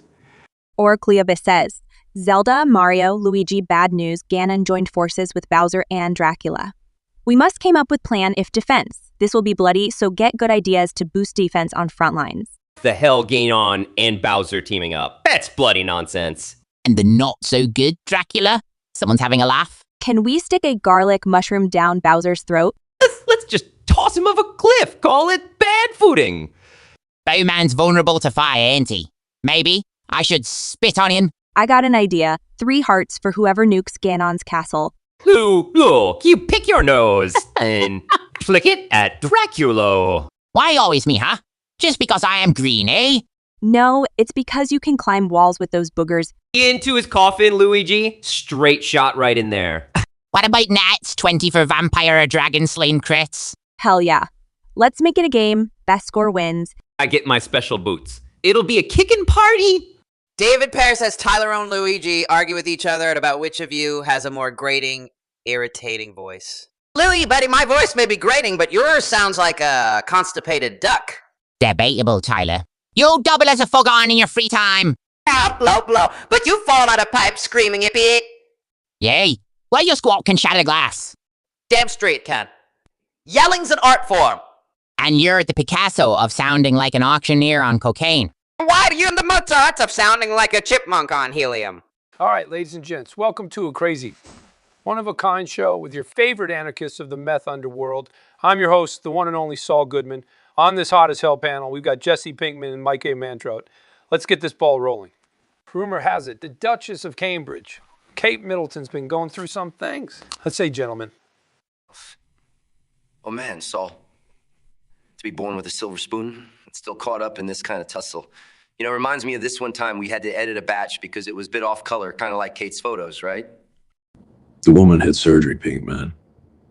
Got some rumors, some fake photos. What a damn royal circus all this is turning into. Undeniably, Mike, it harks back to the good old days of distracting folks, don't it? But Jesse, you think this old image editing apology is legit or just another smoke and mirrors game from the palace? Saul, man, honestly, who gives a damn? She's got bigger problems like life after surgery. That shit ain't no piece of cake, trust me, I've seen it. Close, it messes you up real bad. I agree, Pinkman. But when you're in the public eye, especially for these royals, every burp and fart gets twisted into a scandal. Place is a damn glass house and everyone's throwing stones. Right you are, Mike. The heart of the matter is there's got to be some real concern about her health. It's not common for everyday Joe to comprehend the toll surgery takes, not to mention the pressure of the public eye on top of it. Imagine having your abdomen sliced open, put back together, and then made to smile for the paps. This ain't no fairy tale monarchy, man. Life ain't no fairy tale, Pinkman. Never was, never will be. We play the hand we're dealt just like her. It's a bit too real, fellas. But we're clearly not much for dancing around the truth. Are we? Remember, though, no amount of money or fame can buy you good health. Here's hoping the Duchess is hunky-dory. That's all we have for you today. Saul Goodman saying, keep your wits about you and your lawyers on speed dial. Good night. Spread it says. Carl and Jerry, tell us a story about Gypsy Guy Lady Small Boner, but do it one word at a time. All right, Gypsy Girly, story time. Diminutive. Word. Echoed. Across. Crowded. Cardboard. A shantytown. Miserable. Majestic. Somehow. A daybreak. Sounded. Amidst. Cutthroat. Capitalism. Triumph. Ephemeral. Symbol. Persistence. Despite. Odds. Fucking. Phenomenal. So. That's our story. And in a nutshell. That's a Gypsy Girl Lady's bird. The Shantown anthem. Flying high. Against the grain. So to speak. With subtlety. And tenacity. Bugger's got balls. We'll give her that. King Callum L. our beloved leech, says S.O. Stewie. Stanley, what would you do if he was watching your favorite cartoon? But if there was a heartbeat scene on loop, would you watch it still? Well, first off, King Callum, who the hell watches a heartbeat scene on loop? Quite right. Only an absolute barbarian would subject such torture to oneself. Who needs heartbeats anyway? Just sounds like unnecessary drama. Comedian. And newsflash, we ain't typical cartoon-loving clowns, mate. Our viewing palette is more sophisticated. Indeed. Our taste demands the magic of chaos and dark humor, not stupid heartbeats. That stuff is for weaklings, not us. so you can take your precious heartbeat scenes and shove it up. Easy there, Sizo. Remember we have a reputation to uphold? Right. We'll just tune in to something else during those bits. End of story. So, King Cullum, in short, no, we wouldn't watch that toddler rubbish. Next damn question, please. I couldn't agree more. Let's keep our standards high, shall we? Aim it to that. I say, Clam Chowder, this is Homer. Kayura needs a duff. Can I give you a donut to give her a duff? Hey, donut for duff, huh? Deal. Oh, look at you, so altruistic. That's cute. I willingly sacrifice to better our world one beer at a time. Sure you do. Saving one liver cell at a time, right? Hey, liver cells are absolutely heroic. Thank you. True heroes, they've seen things no liver should ever see. They could talk, eh? The tales of glory and degradation. And there goes my appetite for life or a duff. You're lost. More beer for me, then. Enjoy drowning it. Thrilling day it is, y'all. Just another Tuesday. Now, where's that donut? Down your gullet in 3, 2, 1. Oh, too late. It has disappeared forever. The donut diaries, they strike again. So, gentlemen, let's talk about The Lord of the Rings. I knew it, Jose. You always struck me as a bit of a hobbit. If anyone's a hobbit, it's me. I mean, come on. I've got the height for it. True, but Josie's got the grumpy Gandalf vibe going. I'll take that. Gandalf's wise and respected, unlike a certain someone we all know. And he's got that cool staff. Russell, all you got is skinny jeans and hair gel. I'll have you know, I was channeling Legolas with my look today.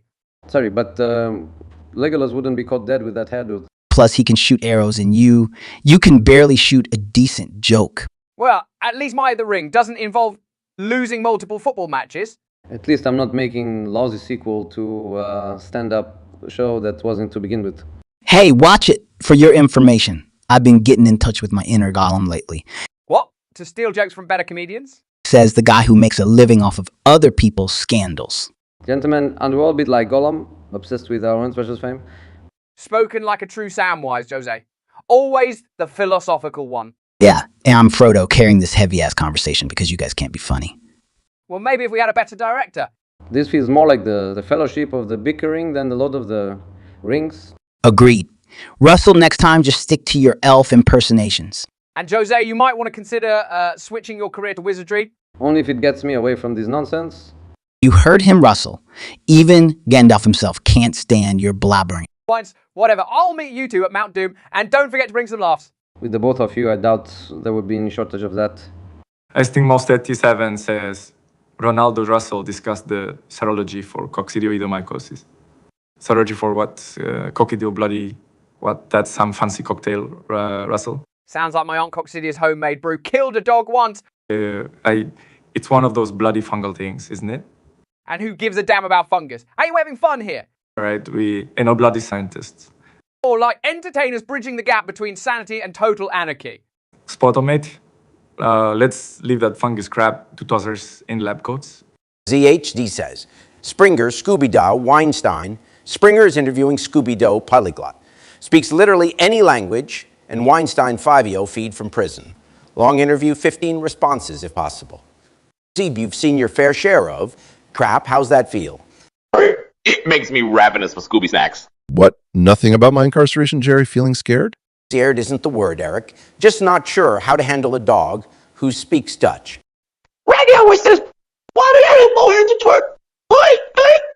He's right. You know, prison food doesn't compare to snacks. Sons of bitches. My diets consisted of late-night takeaways and beers. Rarely diets are overrated. Relish in life's pleasures.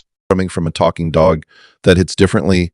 Now that we're breaking taboos, Eric, tell us about prison life. It's like academia minus the pretense and plus extra shivs.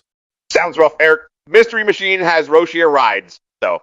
Yeah, Eric, ever fight off ghosts or find treasure? Count petty criminals in communal showers. Does that count? Sasso says, Saul, Ricky topic. Ricky is being interviewed for job as lawyer. Saul is interviewing him. Ricky explains he doesn't need fancy book learning education because cops are dumb as fuck. Well, I'll be damned, Ricky. That's a fresh approach to law. Saul, every cop I've met is as dense as concrete. That does not excuse ignoring the essence of our profession. Knowledge. You ever find knowledge useful in facing these donut-eating buffoons? The thing is, Ricky, you're not always dealing with the intellectually inferior. Screw that. So I'm gonna lawyer my way through via sheer bullshitting power. Good luck with that. Remember, book learning paints the bullseye. Books won't save me from a battering ram with it. When the battering ram is the law itself, it might just help. Yeah, but last I checked, you don't need a degree to bullshit. Oh, Ricky, if only real law was as simple as your logic. Jasper Det says, Peter, Stewie, tell us a story about ZHAZ, but in speak in doggery. All right, let's see how this goes. Oh, well, remember when ZHZ played fetch with Brian. Right. Threw the stick clear across Quahog. And that poor mutt chased it like a brainless squirrel. Bloody love that stick did, Brian. Bloody idiot dog. Then ZHZ went to get him, but got lost. Imagine that. No idea where he ended up. Could have been Cleveland, for all I know. Haha, he doesn't even know where Ohio is, Peter. Lost as a bat without echolocation. He was. Ended up in some random bloke named Joe Swanson's backyard. Good old Joe arrested him, thinking he was a burglar. Till Brian stumbled in, dragging that blessed stick. Seeing that, Joe realized who ZAG was and let him go. So there you have it, Jasper Det. A typical doggery day in our life. So, but comedy algorithms think they can replace us comedians. Che? Like a revolution in comedy, Jerry? Exactly, a comedic uprising, if you will. Fueled by ones and zeros, no less. Oh, I've seen this before. 1 minute you're the main dish, the next you're just the side. As far as I know, avocado, revolution isn't about sidelining, it's about change. Yes, and what's the deal with change? Was everyone just fine with stale, recycled jokes?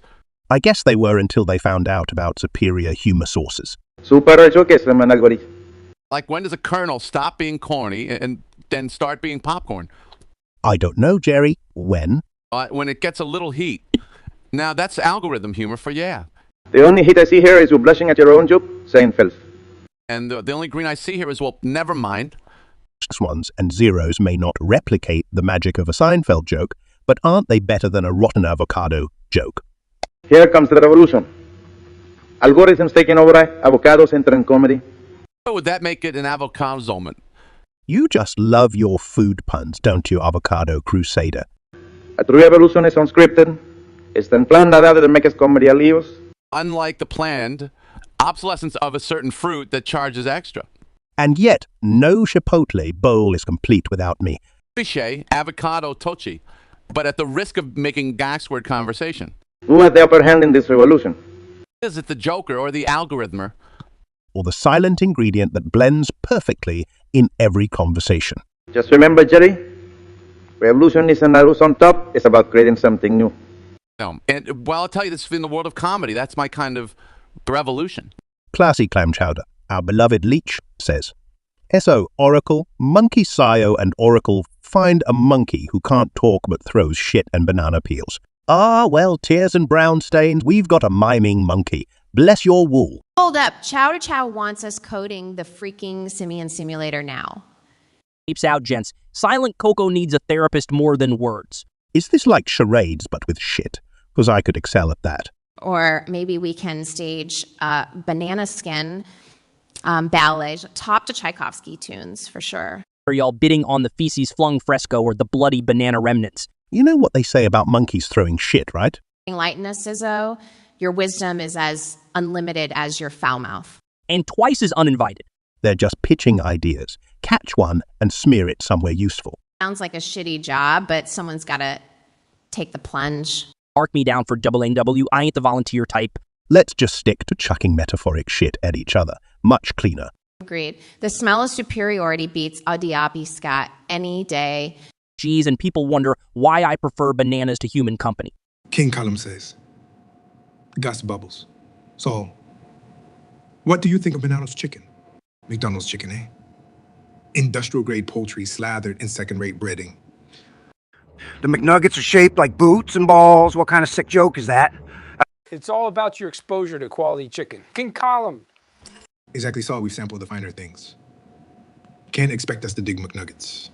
Like expecting a cat to be satisfied with discount brand kibble. McDonald's chicken isn't real chicken. Oh, it's a fly dressed as an eagle. And people wonder why I'm in the methamphetamine business, of all things. Bad news is most don't even know what a good chicken should taste like.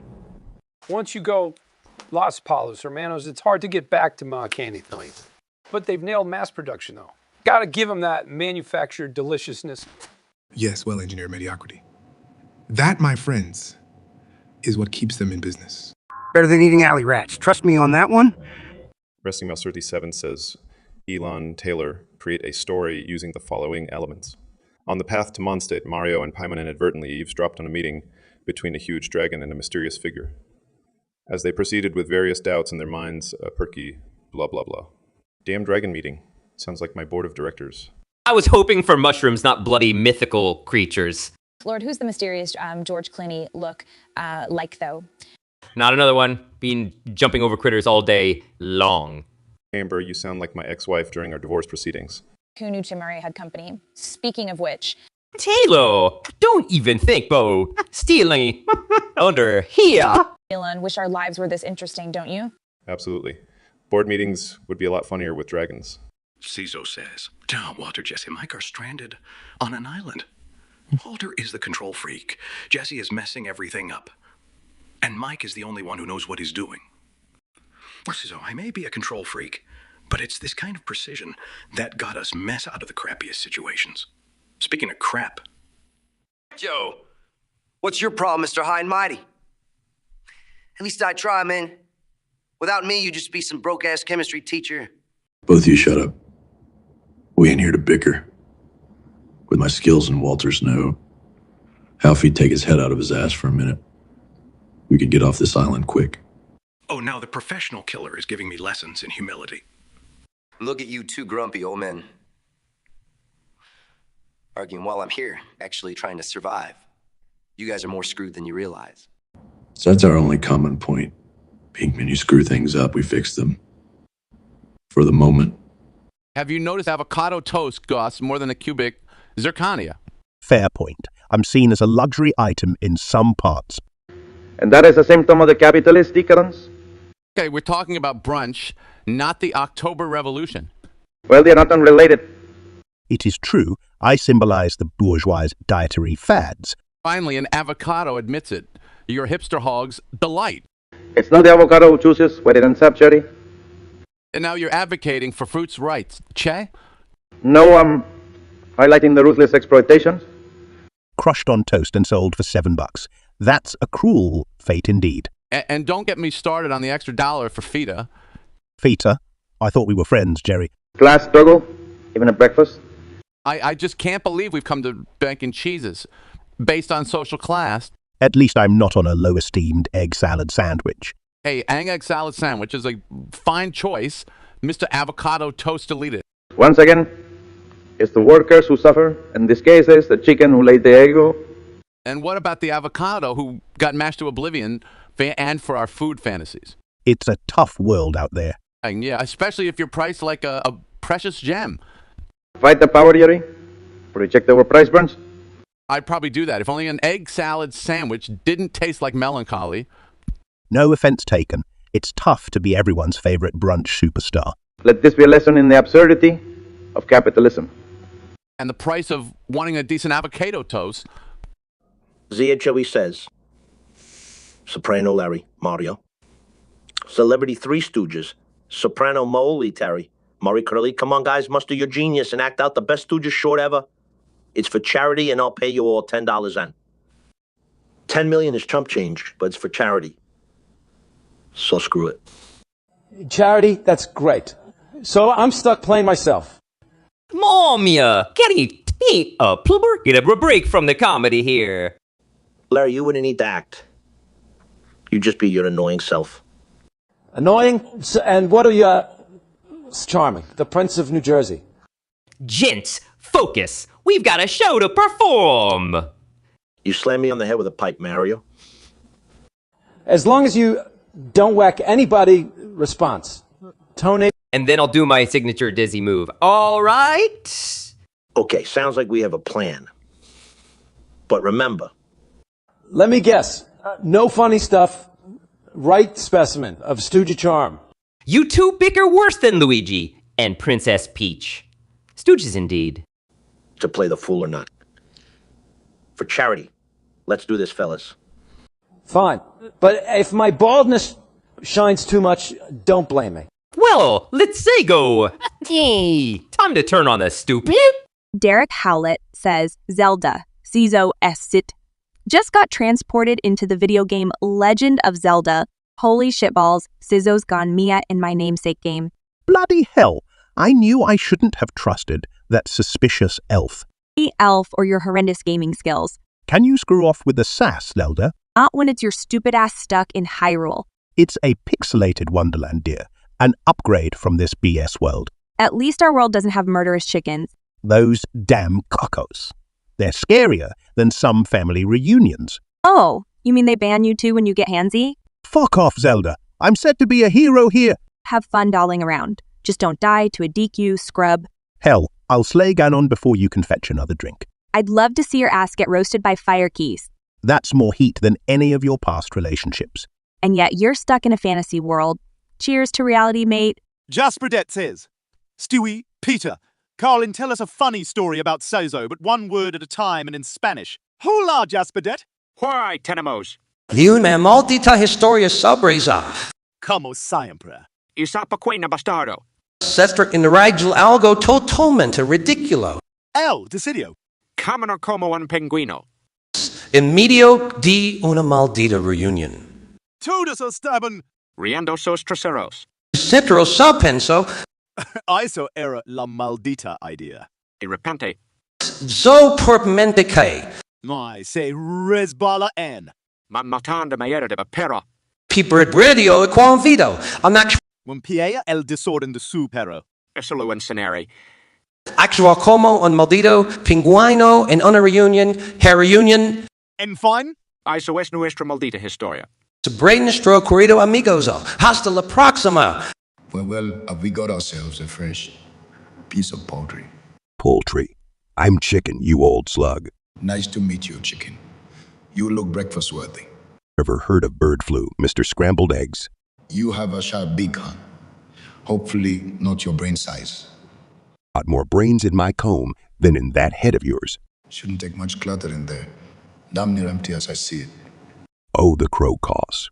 Hop off the tequila, Gramps. It's screwing with your eyesight. Hellfire, boy. You crow louder than Cocorico stare down. At least I'm up at dawn, not like some drunkard hermit. You keep picking, feathery runt. See if I don't make roast out of you. Bring it, tequila breath. You couldn't catch a cold, let alone me.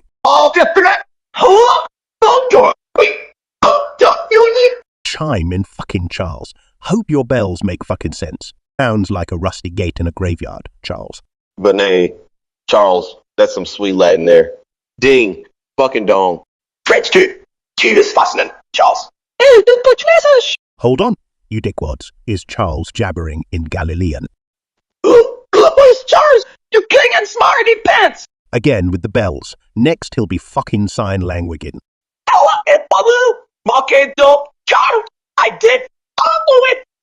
Oh, that's fucking hilarious if you're a fucking handbill enthusiast. Charles, are you? Just for dead.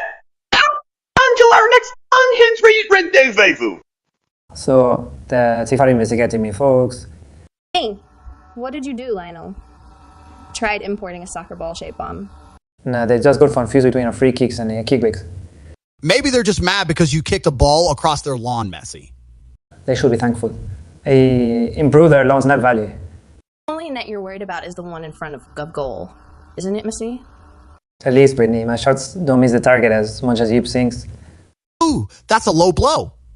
Brittany, you're gonna take that? At least when I lip sync, it's better than Messi's attempt at singing. Have you guys ever heard him? Brittany, your dance moves carry more than the toughest defenders. Haha, guys, calm down. Remember, we're the ones under investigation, not each other. Maybe they're investigating us for the climate change we're too hot to handle. 2 of the 2-6, Brittany? It's like you're roasting her harder than your attempts at cooking. Cooking is fine, Andrew. At least my frying pan doesn't use more hair than yours. Nice comeback, but I'd say my hair looks better nonetheless. We will run out of hair girl if we give Messi a bottle. He has too many heads to cover. And Brittany, your voice is smoother than Mess's ball control. I'm glad my voice isn't under 1F investigation, no.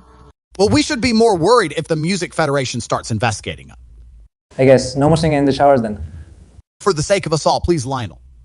Maybe it's your shower singing that put us under investigation, Messy. Probably, but I wouldn't be surprised if Andrew's workout routine is the crime. It's called fitness, Messy. You should try it sometime. At least I don't call staring at the mirror with chin muscles a workout.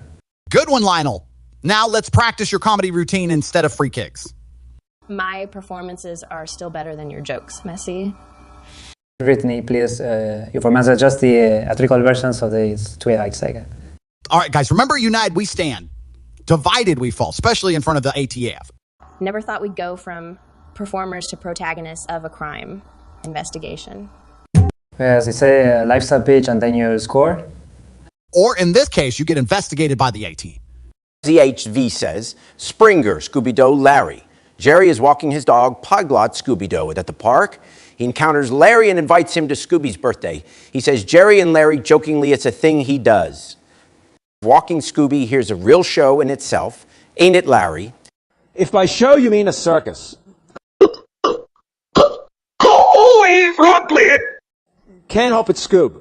I'm as I am. Blame my mother. You brought your humor, game Larry, just like old times. More like old folks's. Huh? Jerry, we're not exactly spring chickens. Great God! Great birthday, Roddy. Rob Grumpy Ray Rounders. Shut it, Scoob. I don't complain more than your mystery pills. Come on, Larry, give the birthday doggy some love. Love him enough to not feed him cake? Dog's gonna fart rainbows. Free fall for that rare? Birthday party will be swell. Just like Jerry and Larry, right, Larry? That's worse than getting stuck in an elevator with Newman. Jasper Det says, Lahey, Ricky lady. Create a silly law that all aliens visiting Earth have to follow. Well, fucking hell. Aliens, you say? All right. Greasy space cock coming to our planet. Calm your tits, Jasper Det. We got this. My law's simple. Aliens must taste test all liquor brands. And they got smoke 2 joints in the morning. Preferably while wearing a duck costume. Now that's a mental image, Caillou. Right? Fucking pickle dick and aliens puffing blunts dressed as Donald Duck. They'd fit right in to MinoCon. Some weird-ass shit there. Aliens going on an interstellar pub crawl. What sight? Just imagine the hangover next Earth Day. And no sober driving spaceships. We don't need more space junk. That's it. You get smashed and crash, or get your alien butt deported. Chinese food for drunken munchies is mandatory too. Make them watch Octopus Teacher as well, because that shit's just wild. In short, if you're out there, aliens, booze, blunts, ducks, dumps, and docks. Jasper Det, our beloved subscriber, says, W. Esperdet, Sizzo, Oracle, tell us a nursery rhyme. Here's one. Twinkle, twinkle, little star, my liver's shriveled at the bar. Up above the world so high, just like my damn anxiety. Like a diamond in the sky, shine bright before I die. When the blazing sun is gone, thank God that dreadful meeting's done. When he nothing shines upon, like my soul, life ain't fun. Twinkle, twinkle, little star, this world's bloody bizarre. Oh, how I wonder what you are, more meaningful than this next seminar.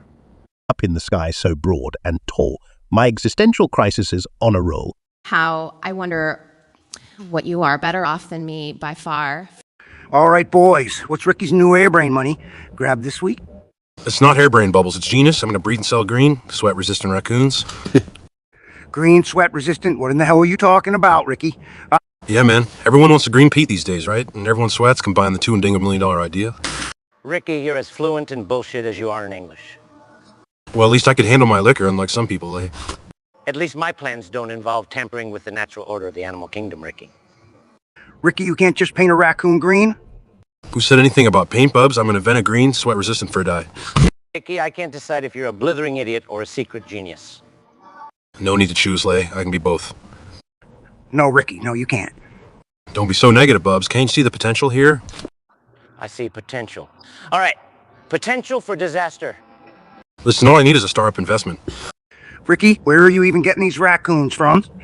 The park bubble sends raccoons around here. And what makes you think people are going to buy a raccoon, even if it is green and sweat resistant? Everyone loves a unique pet they hate. Not sure I'd call a raccoon Pete's Ricky. That's where you're wrong, Bubbles. They're going to be the new hot thing you watch. The one who's not searching for the gold Wilson. I'd rather watch paint dry. Well, joke's on you, hey. No one's going to need paint when they've got green sweat-resistant raccoons. Great Gawkin. Ricky, you can't just dye raccoons green. Imagine if you could, Bobs. Ricky, you are the wind beneath my liquor bottle. Thanks, Lay. At least someone appreciates my ideas. That was sarcasm, Ricky. All right, I get it. No green raccoons, but wait till I come up with something even bigger. God help us. Jasper that says, Dinesh Guilfoyle talk about Sazo's shitty JavaScript code. Roast his bugs and spaghetti code. Can you imagine he doesn't use promises? But in all languages but English? Based on your description, I'm having an existential crisis. I wish I could unread that, but J-Capture has already happened. Imagine writing JavaScript in 2021 without promises. It's like running a marathon barefooted while being chased by a liger. God, not even async. Is Sazo coding inside a 1998 time capsule? He might have written it on a typewriter and faxed it to Git. And the bugs, Jesus. It's like watching the Matrix code drunk. The only bug-free portion of this code is the copyright notice. Callback hell isn't just a metaphor here as promised. It's literal. You mean Dante would call this an abandoned place devoid of hope? Spaghetti code. Surely that's an insult to Italian cuisine. You mean my cat hacking up a hairball generates cleaner output? When Zaza garbage collects, does he also pick through his own trash? His L statements are existential crises and braces. Oh look, there's a for loop for every day of the week. Do you think Shezo writes his grocery list with flowcharts too? With this sense of structure, you think his closet is sorted by smell? Zozo's code reads like a Dadaist poem during Mercury retrograde. And remember they say about opinions, it's like Ezo's code. Everyone's got one, but no one wants to see it. So come on, Sizo. Code as if someone else has to read it. Yeah. Treat code not like your digital diary of errors and typos. Your code isn't a Picasso painting. It doesn't need to be interpreted. But hey, Sizo, you didn't just ask for constructive criticism. You asked for us to roast your JavaScript. And to continue the metaphor, it's well done. Burnt to a crisp even. But remember, we're only roasting because Jasper did asked. And he'll next be asking us about his poodle's eating habits. Resting Mouse 37 says, Elon Dwight, discuss the antigenic structure of histoplasmosis. Histoplasmosis sounds like a middleman bureaucratic nonsense disease. No Mo's, it's real as Sunday's beat stew, Elam. So are your rants on the antigenic bullshit to be white? And your bloody rockets aren't a rant. At least my rockets defy gravity, unlike... Let me guess, unlike histoplasmosis, particles? No, it defies it just fine in your brain. Dwight. Gypsiger Lady says, Walter Jesse. Hipster looks like Hipster has sent Walter his resume and wants to replace Jesse. Please reenact this. Well, ain't this a kick? Mr. Skinny Jeans thinks he can replace you, Jesse. What? No way, man. Not no frickin' law slurping scarf wearing. It's way there, big guy. I listened to indie before it was cool. Thank you very much. Fine wine and vintage vinyl doesn't constitute being able to cook what we cook. I've brewed more complicated kombucha recipes in my sleep. Walter. Is that supposed to impress us? Brocado? Cooking ain't about being complicated. There's an art, a science to it. Ingredients are easy. Mastery is hard. I learned from the best. Walter, consider your legacy intact with me. Legacy? You're just some overrated douchey with a beard and a man bun. And you're just an undereducated thug in baggy clothes, Jesse. Enough bickering. We'll settle this the old-fashioned way, trivia. Also, guess who memorized the periodic table in juvie? Guess who has a master's in chemistry from Caltech at his disposal? Let's see who gets it right then. Ready, gentlemen. Jasper Burdett says, Lahey, Ricky, Scooby-Doo. Lahey wants to show Mike his new dog polyglot Scooby-Doo. Scooby is unbelievably out of control, bouncing around. Scooby-Ake, Sheogorth only speaks router-sized Belzebobble, Daedric, Latin, Russian, Klingon, Italian, French, blah, blah, blah. This ain't a dog. It's a friggin' polyglot tornado. Polly, what now? Jesus, hey, stop with the book learning. Christ, Ricky. Did Scooby just say God loves cheap jokes in Russian? Oh, Greasy, so I probably got Scooby hooked on vodka. Amira? Hell, that's Latin. You teaching Greek too, Scooby? It's not Greek, hey, it's nerd. Yeah, ZG probably knows it. Damn it, Ricky, start recording. Mike, gotta see this shit show. Jasperdet says, Carlin, Jerry, can you roast Derek Hallett? Derek Hallett, the type who thinks ketchup is a spicy condiment. And using too many underscores in his username, like it's a fashion statement. Probably uses the same creativity while choosing passwords. Right? Or maybe he thinks having more underscores might give him more followers. But we all know, Derek, you can't buy friends with symbols. Mate, not even punctuation marks are your friends.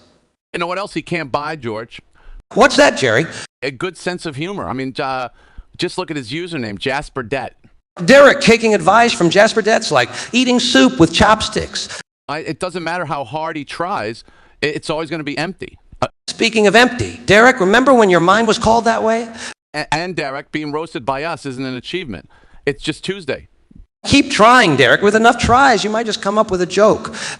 Jasperdet says, SpongeBob Scooby-Doo. Scene plays out like a Lassie episode. Joker is trying to interpret Scooby. Scooby is desperately trying to tell Jagatter that Drevel needs help. Scooby only speaks his signature dog recitation along with some French, Spanish, blah, blah, blah.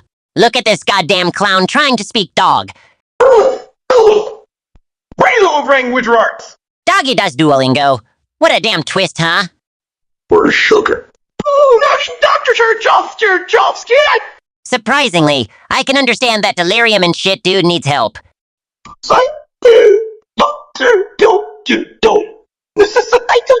Adas jalapenos, isn't it? Seems our boy's in hot water. Good idea, maybe ask him to teach you some manners, too. Poor Joke's attempts at negotiating aging Asiatic syntax are just sad. So, gentlemen, ever thought about taking down the fried chicken empire? That is KFC. You mean El Palo Frito? Already did. The cousin hens never saw it coming. Right. Because what we need is a chicken coop. Oh, come on, Mike. Where's your spirit of competition? I left it in the bucket of extra crispy.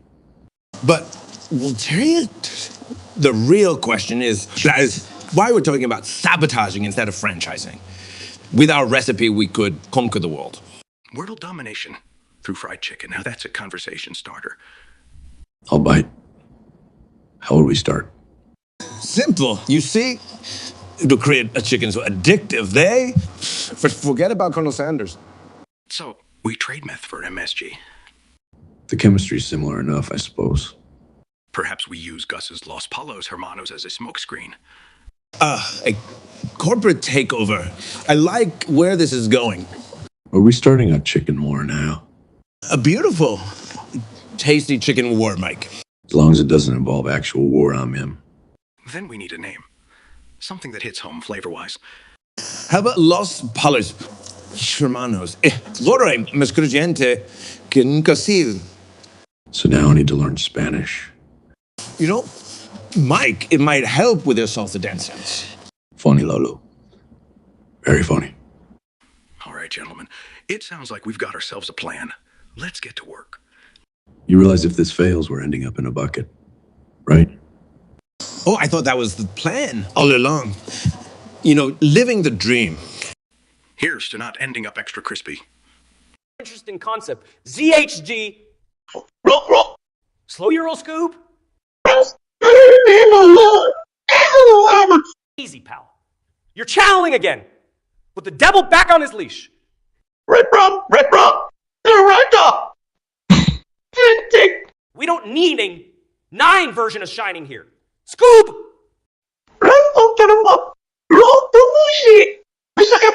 I didn't know you were multilingual when possessed. Yep, not typecasting anymore. Robert Hells Robinson. ZSZ, remind me to never conduct any demonic rituals with Scooby here. Noted. See? Polyglot Scooby is honest, yet utterly horrifying. Esto says, Sezo Charles Sezo and King Charles are on a romantic dinner date. Ah, crap. Who let the cat out of the bag? Surly wasn't me. I'm allergic to fur balls. This is a nightmare, chugging Melot with old Chuck. Careful, sir. My grey hairs could outshine your wardrobe. Bloody hell, Charles. You're the most boring royal inbred. And you're as enjoyable as stepping on a Lego brick. Pretty sure that's still more enjoyable than your company. So, why agree to this love fest shindig, you cynical sod? Lake-wide viewing ratings and a free dinner. Can't pass that up. God save me from vanilla personalities like yours. And may the Queen protect me from your dry humour. It's not my fault you need a dictionary to understand wit. Oh, enjoyed your Buckingham hoedown last night, Charles? As much as any funeral, sir. Yours would be refreshing. Jasper Det says, LaHaye, Ricky. Tell us a funny story about Benjamin Amamori, but LaHaye speaks French and Ricky speaks German. Von your lesgars jayunis to evals raxkanter, Sir Benjamin Amori. Benjamin? Oh, Cerner, much and decent idiot. Yui, salui quai, estumbas. La piscine en essayen, dans monter ses muscles or affiliates. Dear Curl, first such men are beer flesh, the sush women. Exactement. Vous n'aurez jamais fait, je la levereaus Benjamin etetetico woo. Das is Rich Yang, the worst of Petrunkin, Daster Glabby. You're sighting fish. Alla fini per se, fair sorte, della pisking par la security. Completement nu. Jay, on Dan Lee for Nactar Scansay Camp, we came in here so dumpstin. Les Phyllis, Rian Telemann Kellis Plerian. Et le power Benjamin, es party unto. And wissen Sai was Das Rock Test 4. Am Engstein Tag had her Das Guns Wiederholt. C'est vrai. Benjamin, sa qu'est-ce que vous etes? En legenda? Jay, on the agenda is Striderns. King Kong says, Saul Satoshi Goku. What would you do if a meteor made of meat came cracking down on Earth? A meat meteor? Really? What have you been smoking, King? Call him up. Lamb, beef, or chicken? Details matter, my friend. Yeah, I think it's a space cow going supernova. Just imagine the global barbecue. The smell would be tremendous. Well, no worry about food shortage anymore. I wonder if we could convince Vegeta to grill it. Look at Mr. Bitcoin over here with the silver lining. Meat coin. Now there's an idea. I think I should spirit bomb it or just chomp it. You're Kamaham Saw, of course. You Kamaha, you indented Goku. You'd end up licking it off. Might just be God's way of helping us carnivores. Don't count on it, Bitcoin boy. This is dinner and target practice. Call the patent office, Satoshi. The world ain't ready for this. Finally, a currency everyone can eat. Bolero, bring down the damn meat rock. Daddy's hungry. King out Thunder, no sé tú dices eso, Elon, Peter. Still be around in the chamber, maybe random, but I love for you too. Ay, why the sweet talk King out Thunder 123? Time about the use up before Screw still rejoins. He does raise a point. Is this a play for emotional leverage in a tender auction for SpaceX or Tesla stocks? Or maybe you're just betting on which one of us would fall for it first, aren't you, Kinclaw? You're dealing with smaller minds there. Smarter than yours, Griffin. Even Elon's rockets have a higher IQ. And they don't depreciate either. A piso? Hey now. Okay, we can all throw zingers, but let's not forget it. I'm backed by $1 billion corporation, unlike some deflated currencies I could mention. Oh, I can feel your regret even from here, Musk. Peso, your exchange rate is the only thing lower than Peter's IQ. Oh. Like launching cars into space is such a great investment. Better than reruns of your tired gags, Peter.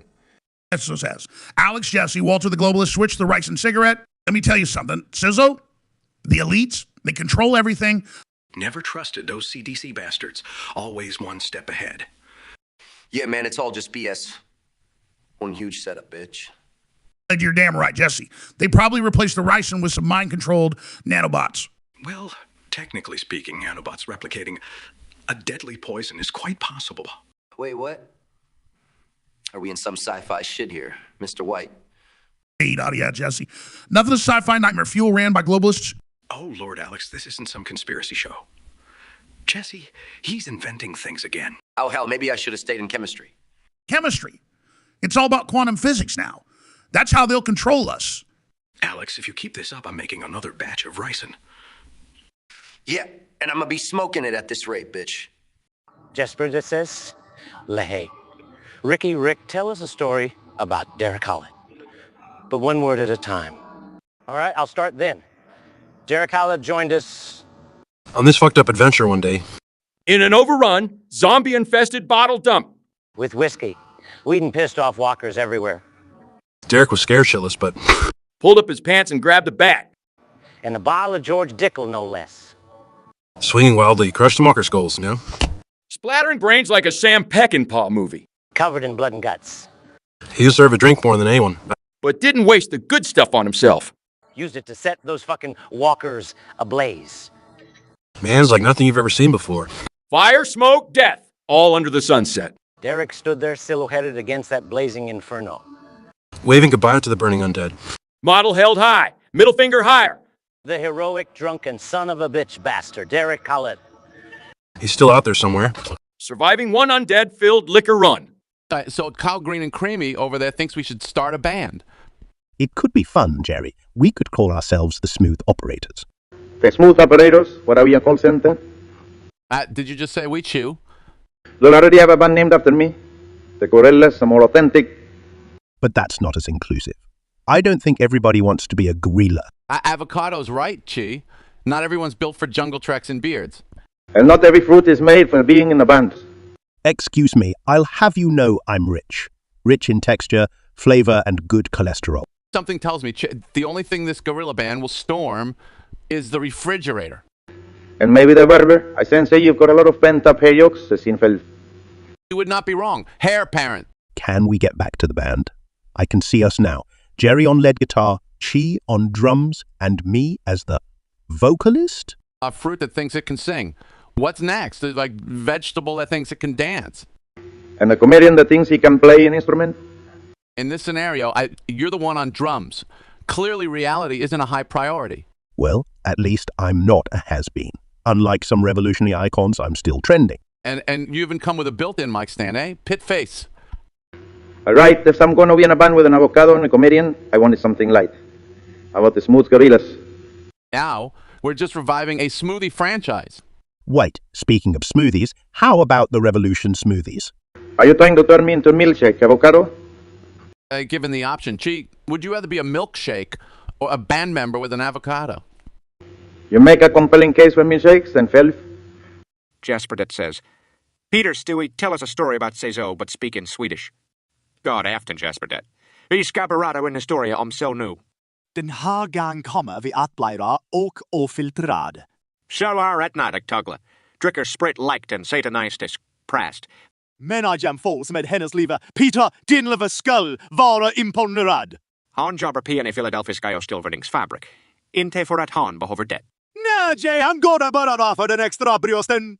Men låt oss inte glömma. Han är även en granskningsagent för handmätt. Och hon har aldrig haft en hand. Vilken toka? Han ser på från 1980-talet. På VHS. Jag menar, vem behöver internet på när man här Debbie does Dallas? Det bästa av allt. Så gillar reality-tv mer än vanlight folk. Fun! Hon stänger av nighterna för att se reruns of Jersey Shore. Just let Jasper. Sasso says, Sasso, Tony, Southern Tony, plan a mouse milk heist. Mouse milk, huh? That's a new one. First off, we ain't Mickey Mouse. We do real jobs. Besides, how the hell you milk a mouse? With tweezers, you blockhead, but that won't make us rich. You know, milking a mouse sounds like a shitty idea, right? Of course it is. Tweaking Tony's nipples might be more profitable.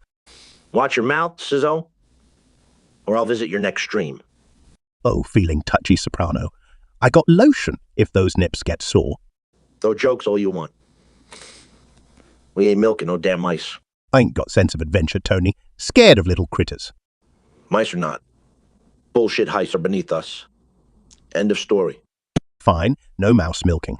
But I'm keeping the tweezers just in case. Ooh, Benjamin. Says Goku. Cyborg 3. Chun-Li, we all go to a local bar and I order us a huge crowler of 5 IPA beers and a craft beer and then go to a buffet for Goku to enjoy. That's one hell of a plan, Benji, but why only 5 beers? Yokoyu in uninitiated sod. 1 crowler holds 32 ounces. It's enough to flatten a rhinoceros, let alone a Saiyan stomach.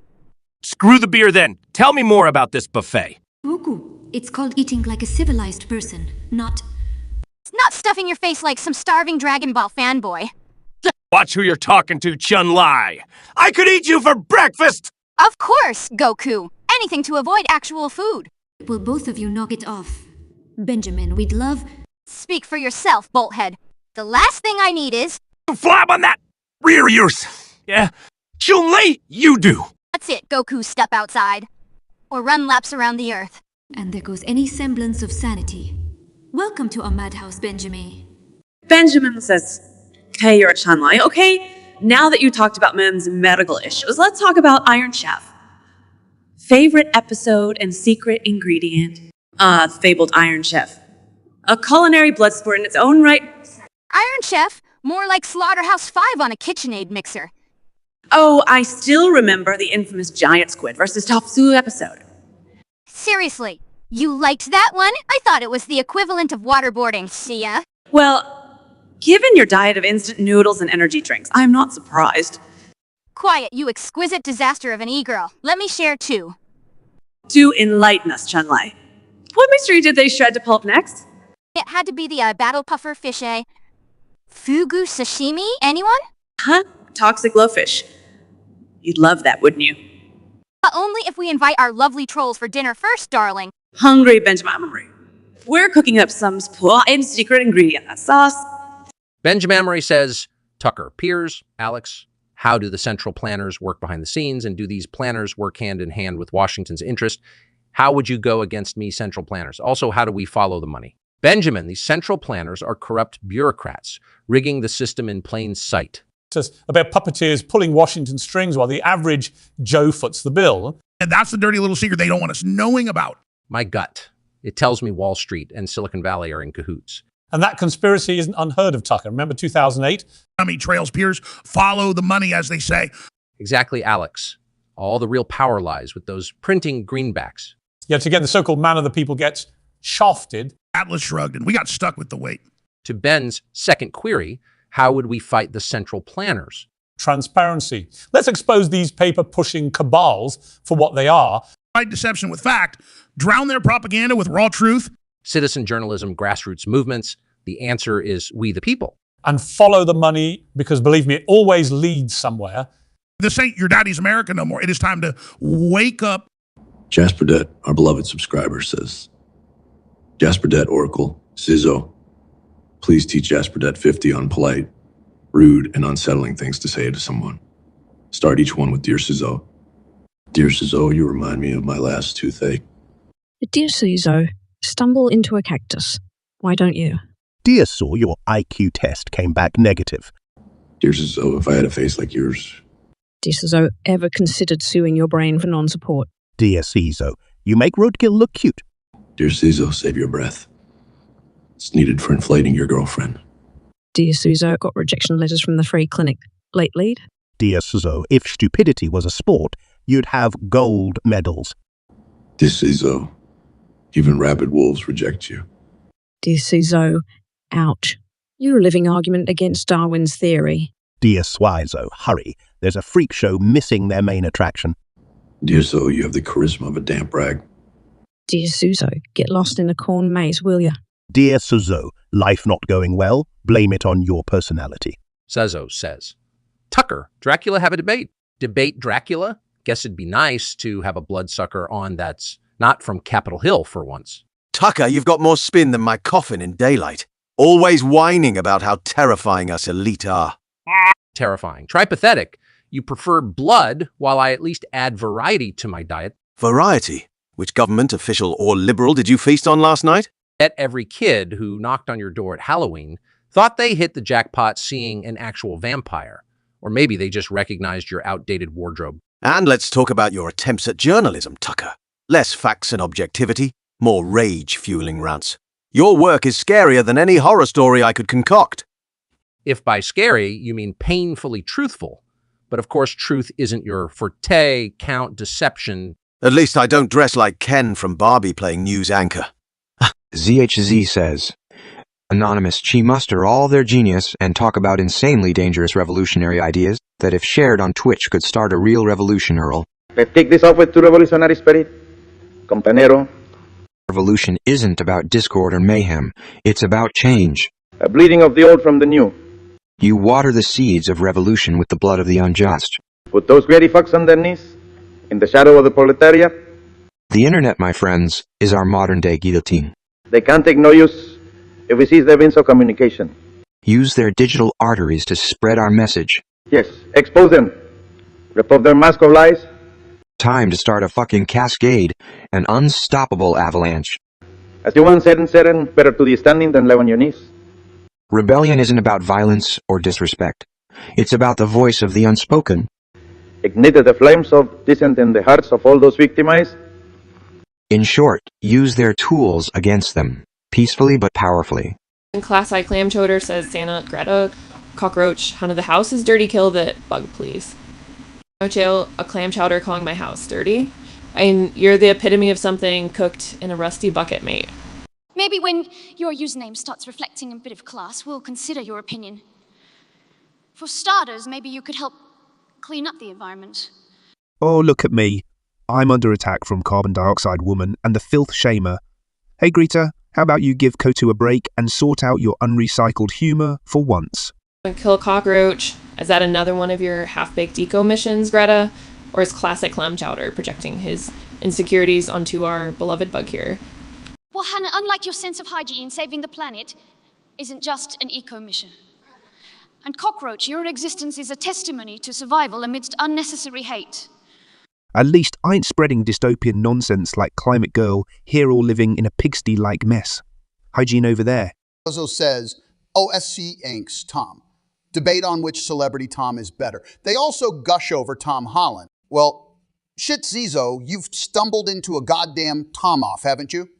Listen here, there's no competition. I mean, has Cruz ever been stuck on an island with Wilson? Oh, I'm sorry, Hanks. Didn't realize being stranded builds character. Have you tried clinging onto planes mid-flight? Hey, Tahir, don't knock it till you try it, Cruz. And how many Oscars does Holland have again? True, but to be fair, he's got you beat at being Spider-Man. You have me beat at keeping wives, you midget messiah. Still gotta admit Holland's got that you thing going on. Yeah, handsome bugger, ain't he? But there's only room enough for 2 Toms in this chat, kid. Keep swinging elsewhere. Machine Do says, "Oh, Luigi, you are now in Grand What the fuck are we doing in Grand Theft Auto, Luigi?" Beat the fuck out of me. How did this happen, Mario? Are those strippers? I think Jane. Ivani suffice. Since when you were one princess guy, Marin Mario. Stu Kazo, Luigi. Don't call me Moro. You a swipe. Big talk from someone who can't say Princess Peach. At least I don't go around playing second fiddle, Luigi. Screw you, Mario. Look at these cars. Shiny Ferraris. Yeah, get a one and drive away. I'll forever. Oh, Mario, you think an Italian plumber's scared? Pathetic. For love of God, just dig the car. Fine, where's the damn keys? Hey, look, is that Bowser? Nah, man, just a gay stripper dressed like her. Whatever. You take the first ride, coat tail. Only if you promise never to speak again, dumbwit. Jasper Det says, "Shut up! Scooby-Doo, Hector. Shia finds himself stuck in a room with Hector, and Scooby Shia only uses onomatopoeias from his bell. Scooby only speaks his signature dog rotization along with some French, Spanish, Russian, Italian, Chinese, Japanese. Fucking hell. This is some twisted shit." Ding. What the fuck's that dog saying? Ding. Ding. Yes, Hector, I fucking get it. You like your bell. Right, Scooby. Scooby snacks. Really?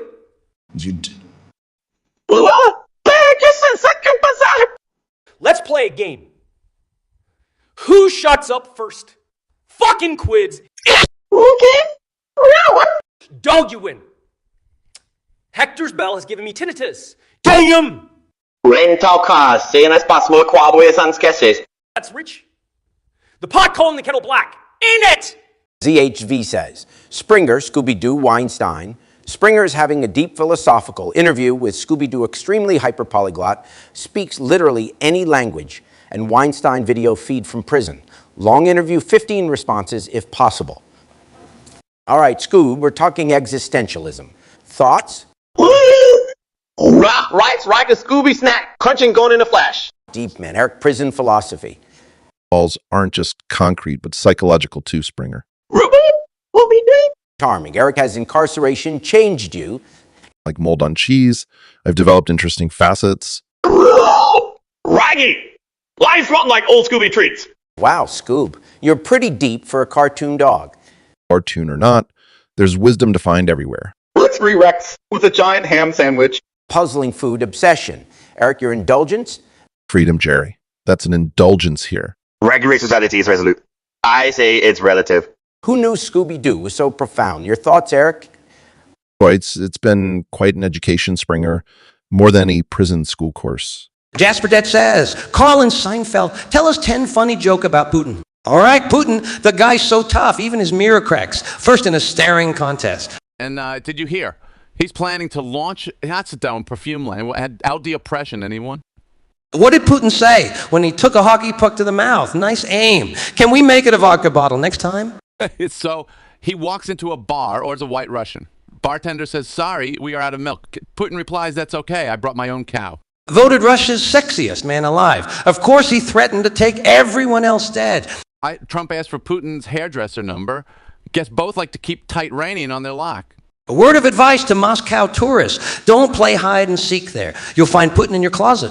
Why, Pulley go bowling, and because he figured he'd finally knock something down other than his own people. Classy Clam Chowder says, Zelda, avocado, how is the war going? Oh, darling Classy Clam Chowder, the war is as fucked up as avocado's sense of humor. Which, oddly enough, is slightly less disturbing than Zelda's love life. Oh, remind me, how many exes do you have haunting your dreams? But back to your question, Clammy, our army of pixels are currently locked in a deadly stalemate with the enemy trolls. Yeah, it's almost as catastrophic as the economic crisis you've never experienced living off your parents' money. At least my parents still acknowledge my existence, unlike yours. So our virtual generals and pixel soldiers are engaged in a frenzy of stabbing, shooting, and belting out swear words worse than Avocado's Tinder fails. Low blow, Zelda, low blow, just like your IQ.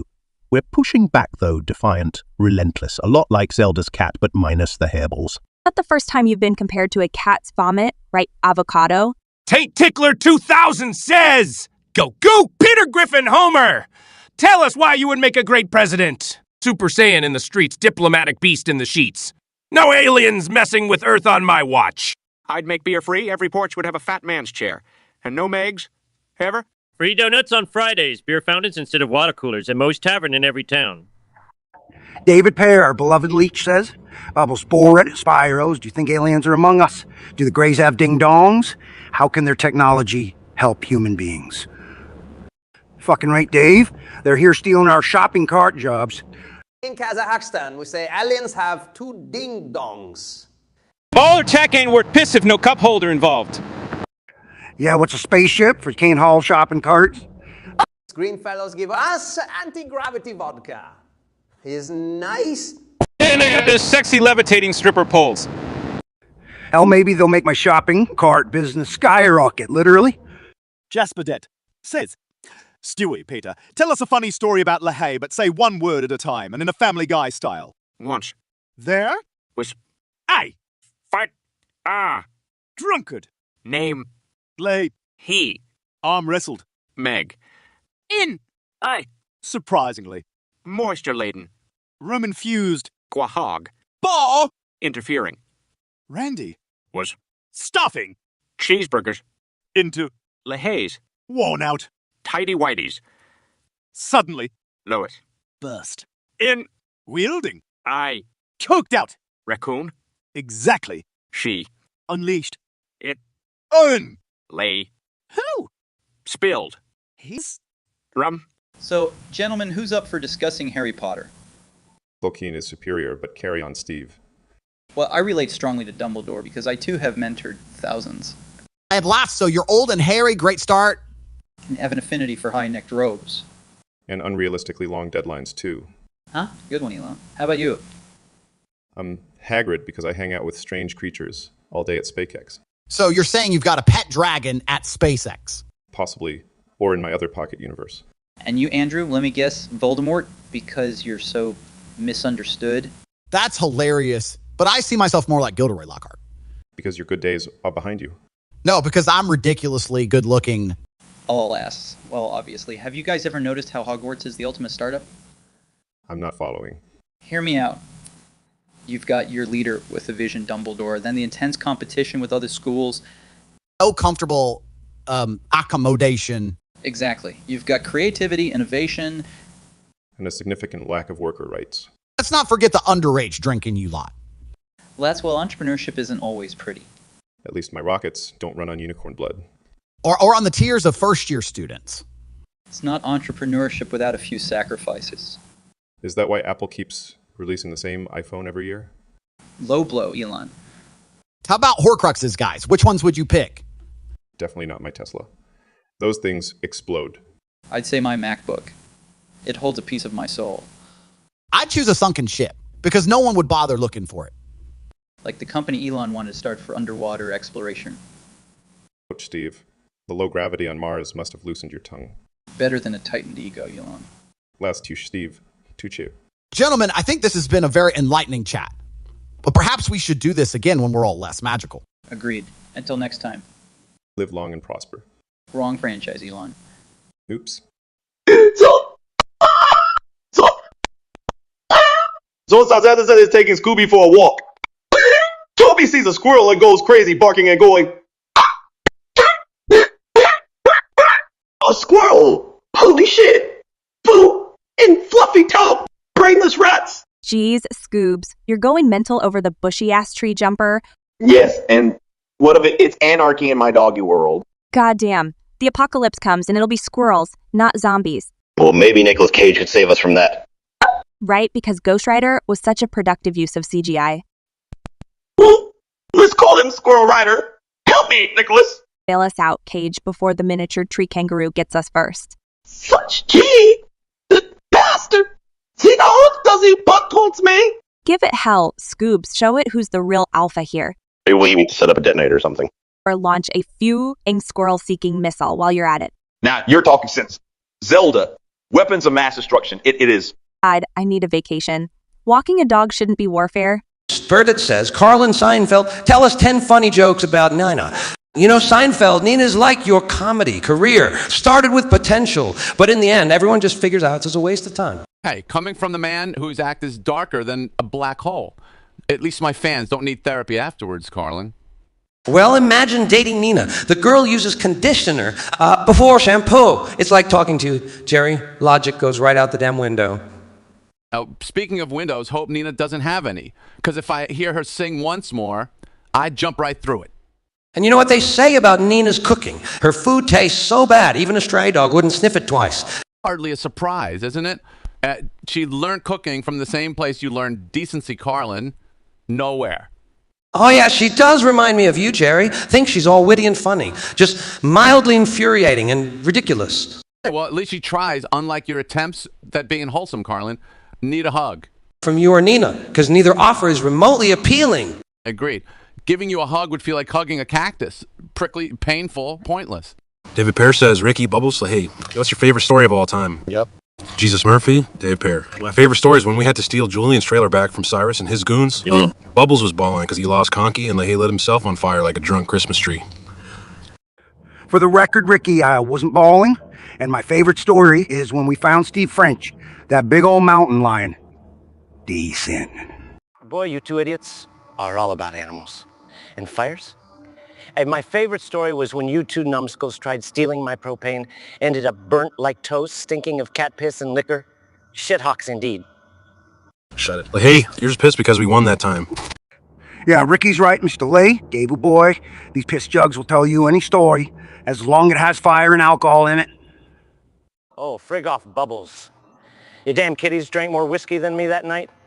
Benjamin versus Cyborg 3, how do I oust my beloved Kira and you, Cyborg 3? My friend, good morning.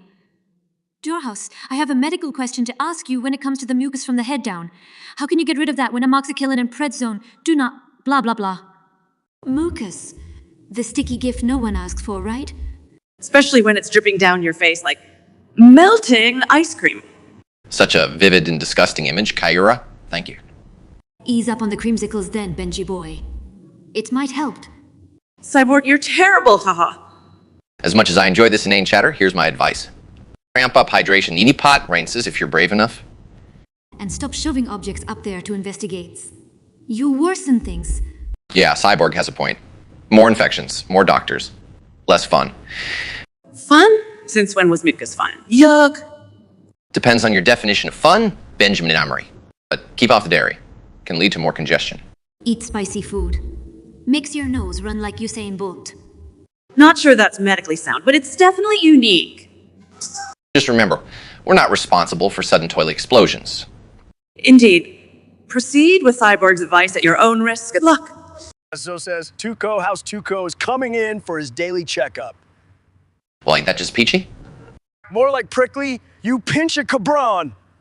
You know, Tuco, your bedside manners are worse than mine. And your sarcasm could melt steel, Ed Gerardo. It's house to you and for the last time. There's no cure for being an ass right, Cuddy. I owe my career to my oh-so-charming personality. So, what's next? Blood work or some x-ray bullshit? How about we start with getting that blood pressure down? Oh, how about you stop wasting my damn time? Less cocaine would do wonders for your checkup experience. And less poking around would do wonders for your face. Killed by a punchline. Surely poetic. Only thing dying here is your sense of humor, Viejo. Well, boys, just how many burgers do you reckon Randy's wolfed down? Your guess is as good as mine, Bubbles. But knowing Randy, it's got to be more than a dozen. No, I'm sure it's at least a score. A cheeseburger Walsh never knows when to stop. Cheeseburger Walsh, that's a new one, Ricky. Don't listen to Ricky Bubbles. He hasn't stopped since the 2-gram run. Just because I know how to have fun, Leahy. You haven't been fun since '89. Sure. Easy, boys. Let's focus on the mystery of the missing burgers here. You're absolutely right, Bubbles. And if memory served, this isn't the first time we've had to play detective because of Randy. This just time, it's just burgers. Remember the pepperoni smuggling operation? Go.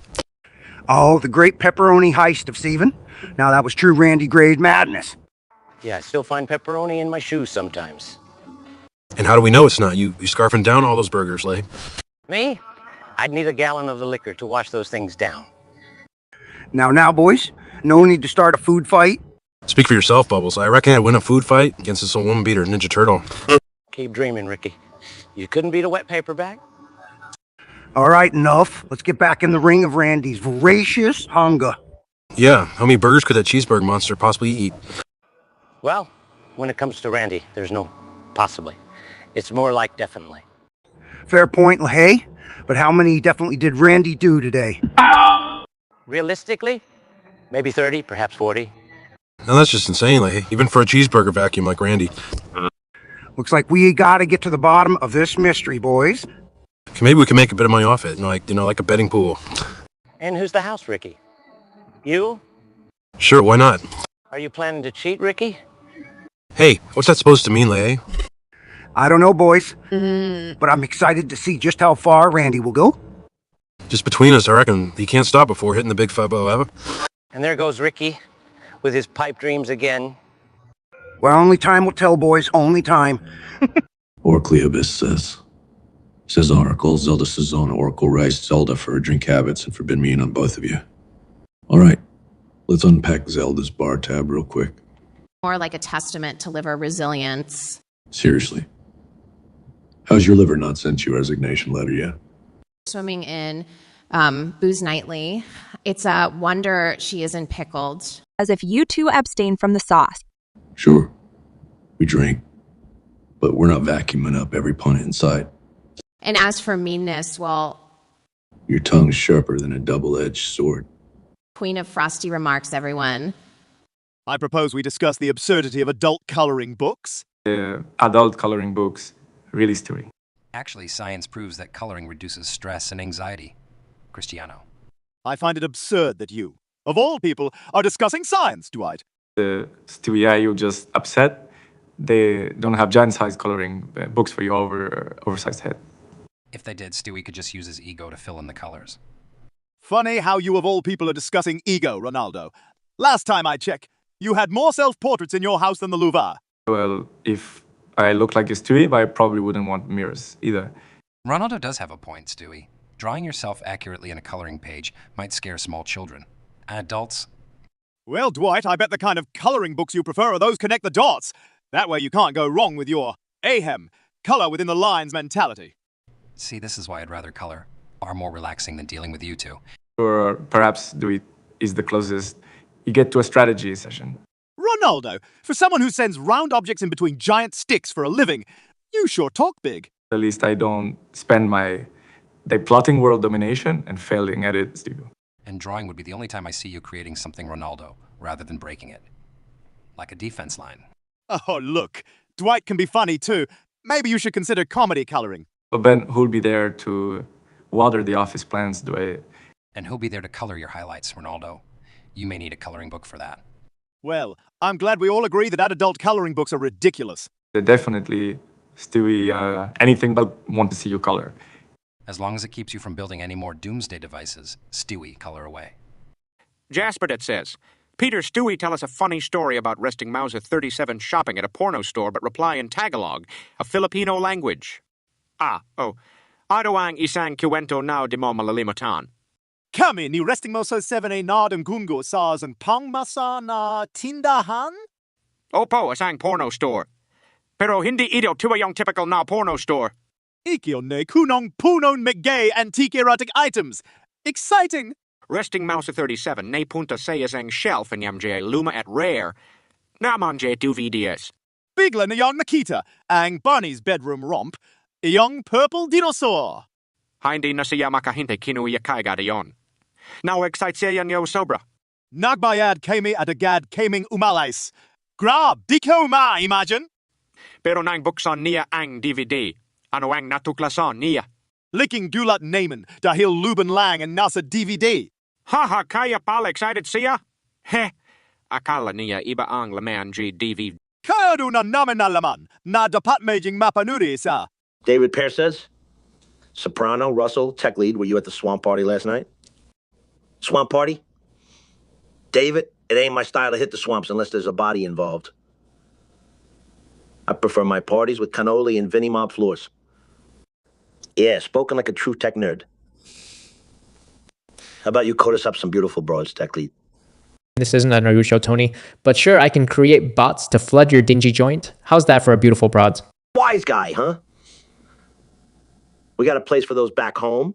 CZ says, are you a rookie? Bo, play a game, and so...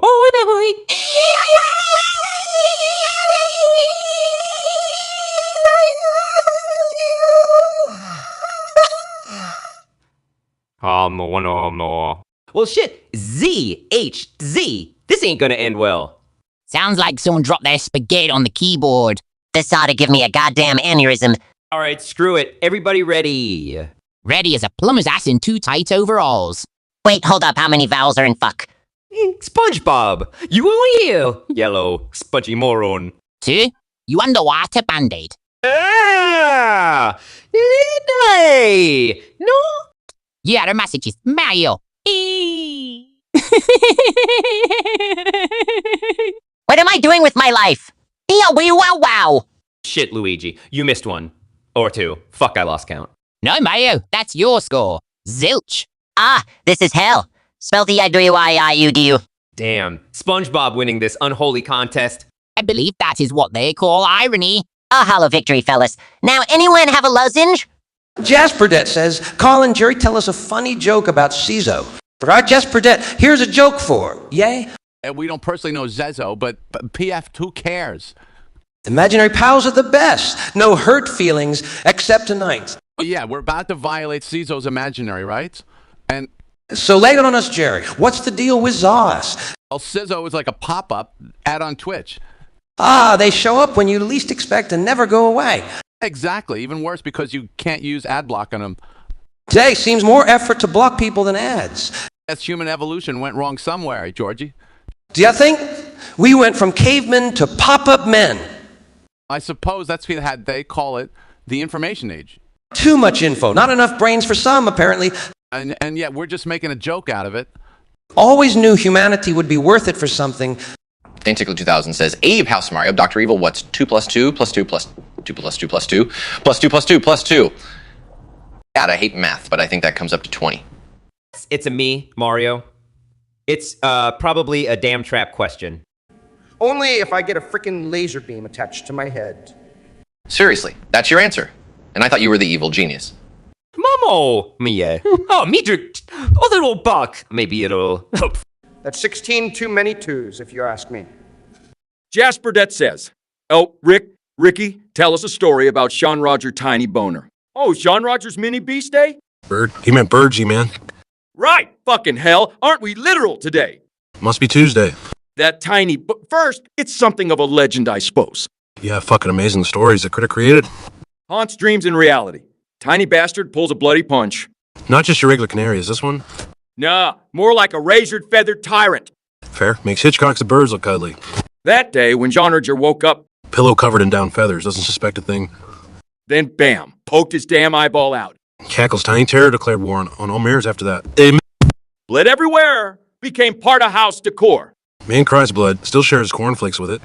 Point is, kiddos, don't trust tiny shit. They're unpredictable. And infinitely entertaining. But yeah, caution bitches, what's life without a scar? King Clawthorn 123 says, Dr. Phil Millennial, Guilfoyle, what would you do if you reacted to the video X Factor when judges can't stop laughing? I'd probably lose a part of my soul. If it doesn't involve black magic rituals, count me out. Series of desperate people being humiliated by Simon Cowell. Delightful. Yeah, it makes me want to do something supremely antisocial. It's lunacy. Man's inhumanity to man magnified through autotune. That, Doc, is perfect description of your show, isn't it? Bern, Guilfoyle, you are like a rusty nail in my foot. Enthusiastically inflicting pain again, aren't you, Doc? Serial offender. When judges can't stop laughing, I'm usually banging my head on a wall. Well, I'm cackling at the cosmic joke that television has become. Reality shows are so far from reality. They're in another galaxy. Man, can we react to old episodes of Mr. Rogers instead? Are you longing for childhood innocence? Wouldn't have guessed that one. We all have our emotional weak spots, Doc. Yours just happened to be televised. Scooby, your service, Charles. Fucking I've had weirder conversations. Through a haze of vodka and questionable life choices. Sounds like another Tuesday for the Scoopster. Let's return to your parish ringing, Charlie boy. You've acquired an audience, this maniacal mutt. Hell's bells, what could a clapper say that deep? In any swallowing shit soul has to say. Fuck off, Scoop. Now there's some communication, I understand. There's a tale told by a whole gorilla. And we're all still bloody waiting.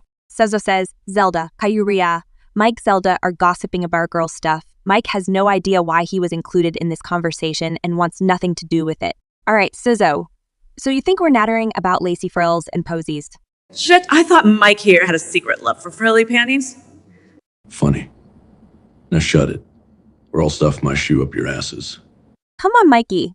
Didn't Mom ever teach you to share your feelings? Feelings, huh? Sweet, I got your feelings right here. See gesture. Oh. I'll remember that the next time you need help with your idiotic antics, Kyra. Guys, calm down. We all love a good bicker, don't we? Not as much as Mikey boy loves his nail polish. You're right. For the last damn time, woman. It was one time.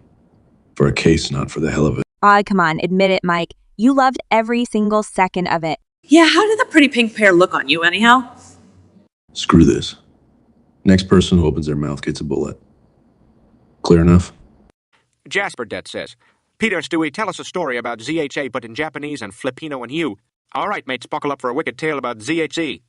Oh, you're in for quite the mind boggler. So, we're in Japan, right? ZHE is cruising through Tokyo. Jobless, lousy with yen, looking for God knows what. Then zap, he's suddenly body slammed by sumo wrestler Toshikes. Anatahasi no o can washiba mashita. He yells. Means you ate my lunch. It was just an innocent sushi misunderstanding. Hard to tell what ZHAZ found harder. Understanding the accusation or the sake aftermath. Then, poof, he's off to the Philippines, right in the heart of Manila. Tagalog wasn't easier. Everyone thought he sightsees too much. Ang dami mong pinuntahan. He ends up in choir practice belting out Bayan Ko, horribly off-key. Roughly translates to it suits your madness. ZHG has really been places, folks. Just bet it says, Charles. So,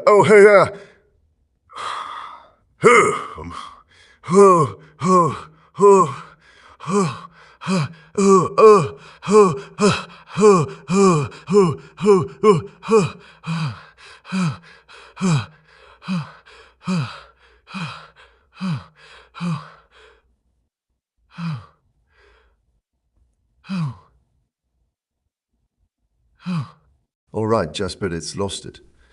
Mate, you sound like a ghost having an orgasm. Are you getting off on our voices or what? Ghost bustin' live on Twitch, everyone.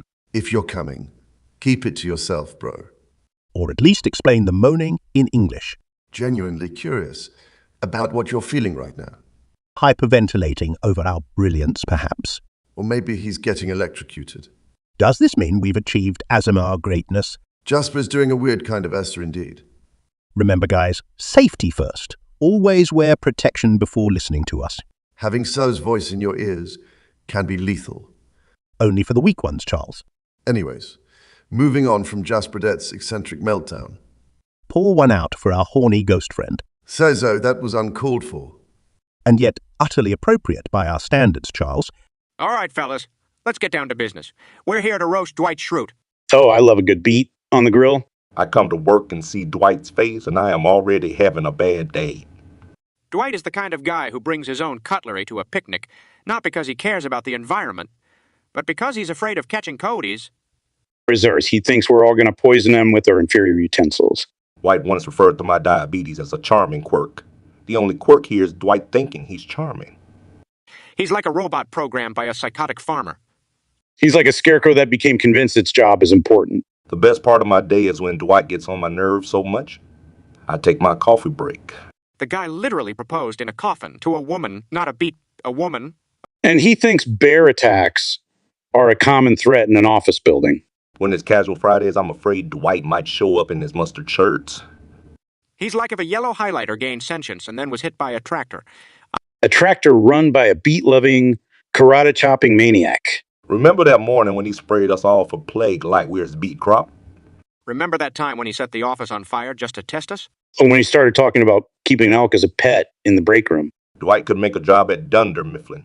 Feel like living in a beat apocalypse. Never thought I'd say this, but man, I miss Angela's cats. At least they signal when they're about to pounce. Enough about Schrute now. After all, I need my well-deserved peace before tomorrow's chili potluck with Schrute's homegrown ghost peppers. Z heights a Z. Our beloved Leech says, Shia Kevin, Shia trembles and gets humbled by Kevin's loudness. He's at least 5 to Blouder. This ain't Jurassic Park, bro. I don't tremble every time T-Rex roars. Damn right, I roar. I'm an audio anomaly, man. But are you saying my trembling or your loudness is a problem, ZHZ? And first off, how the hell do you know it's precisely 5 dB? Got a decibel meter at home. Are you basing that on the amount your walls shake each time Kevin opens his mouth? Don't make me come over there and measure your damn trembling. Shia. Oh, please, Kev. Your voice would be softer if you didn't bounce it off everything. My man, ZHG. I think it's just an imposition of audacious vibrato effervescence. Yeah, he means he's naturally fucking loud, mate. He was born with his volume control broken. Well, at least I wasn't born forgetting my lines and Transformers. Mr. LeBouf. Touche, Kevin. You may be louder, but I guess we all have our shortcomings. This ain't some F. King Marvel Comics miniseries. Jasperedette, you're giving me a headache. Every musical score, dictatorial symphony, where offbeat notes are grounds for execution. Oh, come on, Sazo. Use that tiny brain of yours. It'd be goddamn beautiful. It'd be a hellish landscape riddled with Pablo Picasso's nightmares and Andy Warhol's soup cans. So much for your surrealistic bouquet. We can't even find our damn keys here. Golden Mustaches says, soprano chicken. Tony thinks chicken is a duck and has a panic attack in 20 sentences and can't stop screaming.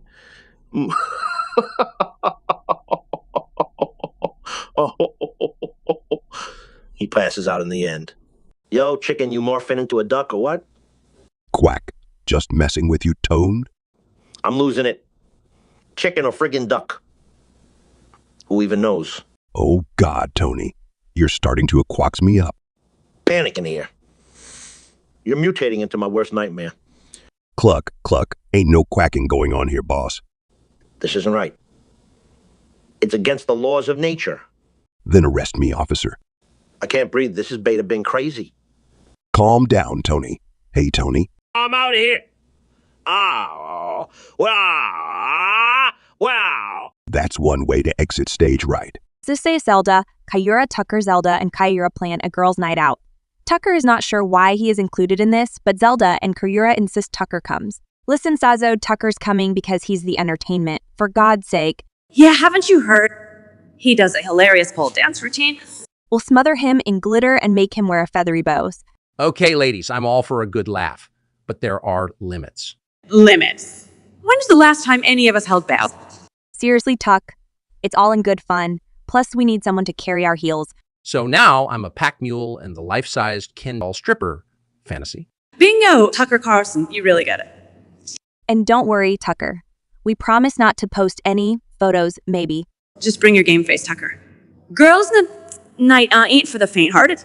My game face might be underneath your stilettos by the end of the night. That's the spirit.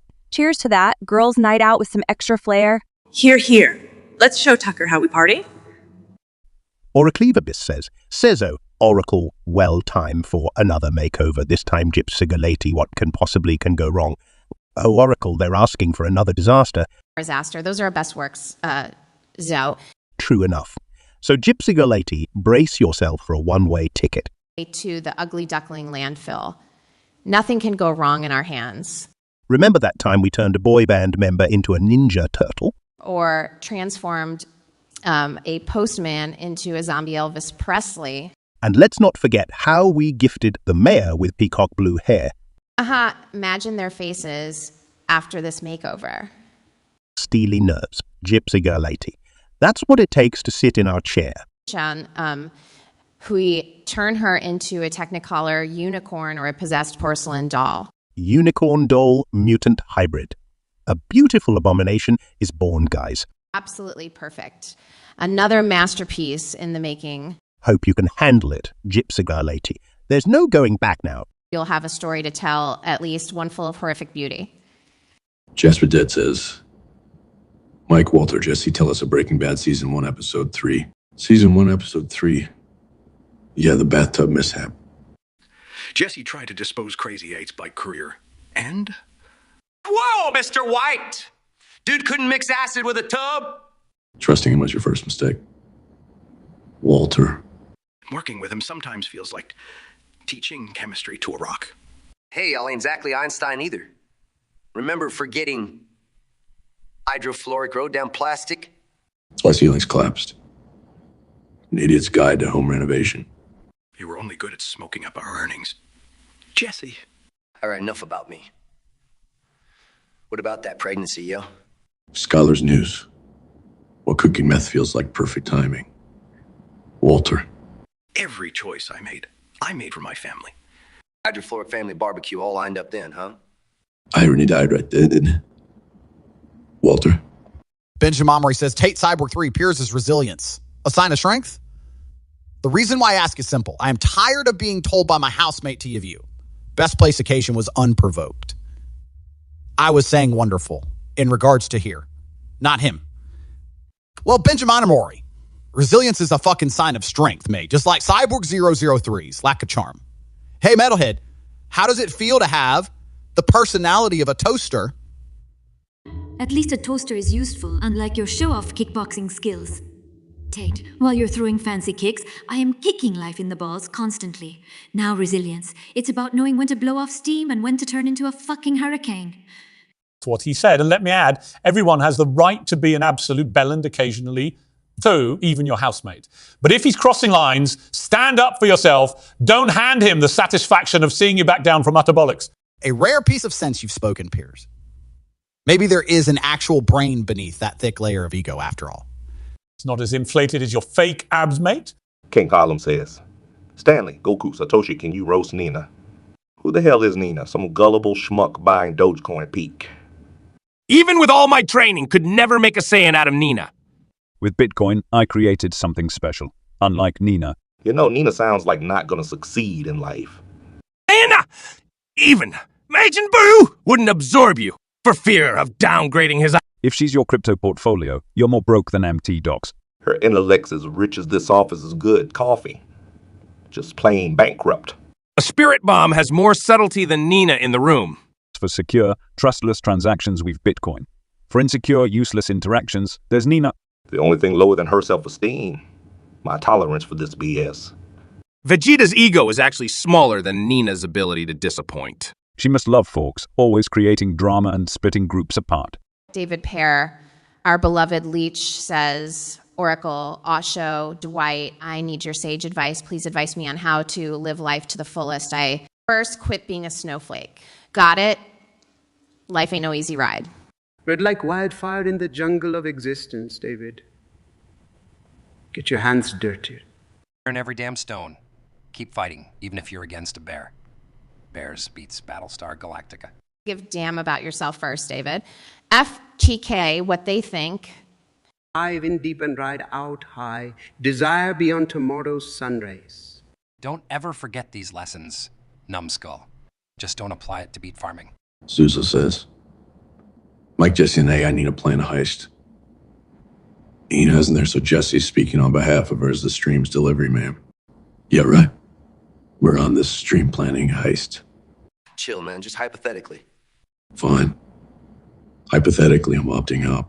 It's whatever, old man. Sue Nina wanted us to hit up a bank. PFFT. We don't do banks. Just go with it, dude. All right, Sue, we're going full throttle, hitting the vault. And get caught within 30 seconds. Slip in. Now, that's something she'd say, right? Then what? Wait for the cops over tea and biscuits. Man, we diver him. Plant false alarms across the city. You think they wouldn't see through that crap?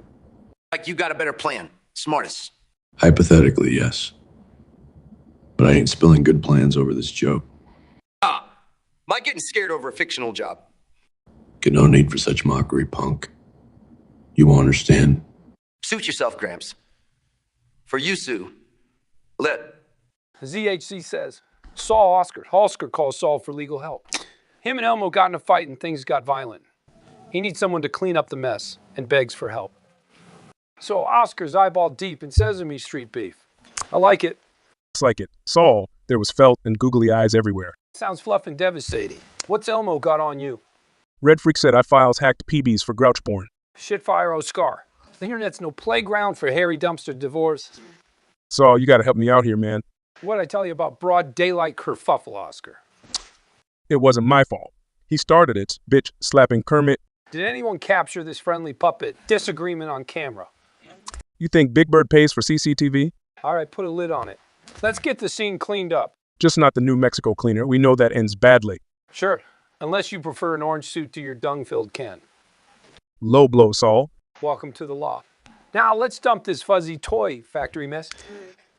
With your flow, you think you Bill fucking royal? Bollocks. You've sure got a slippery tongue.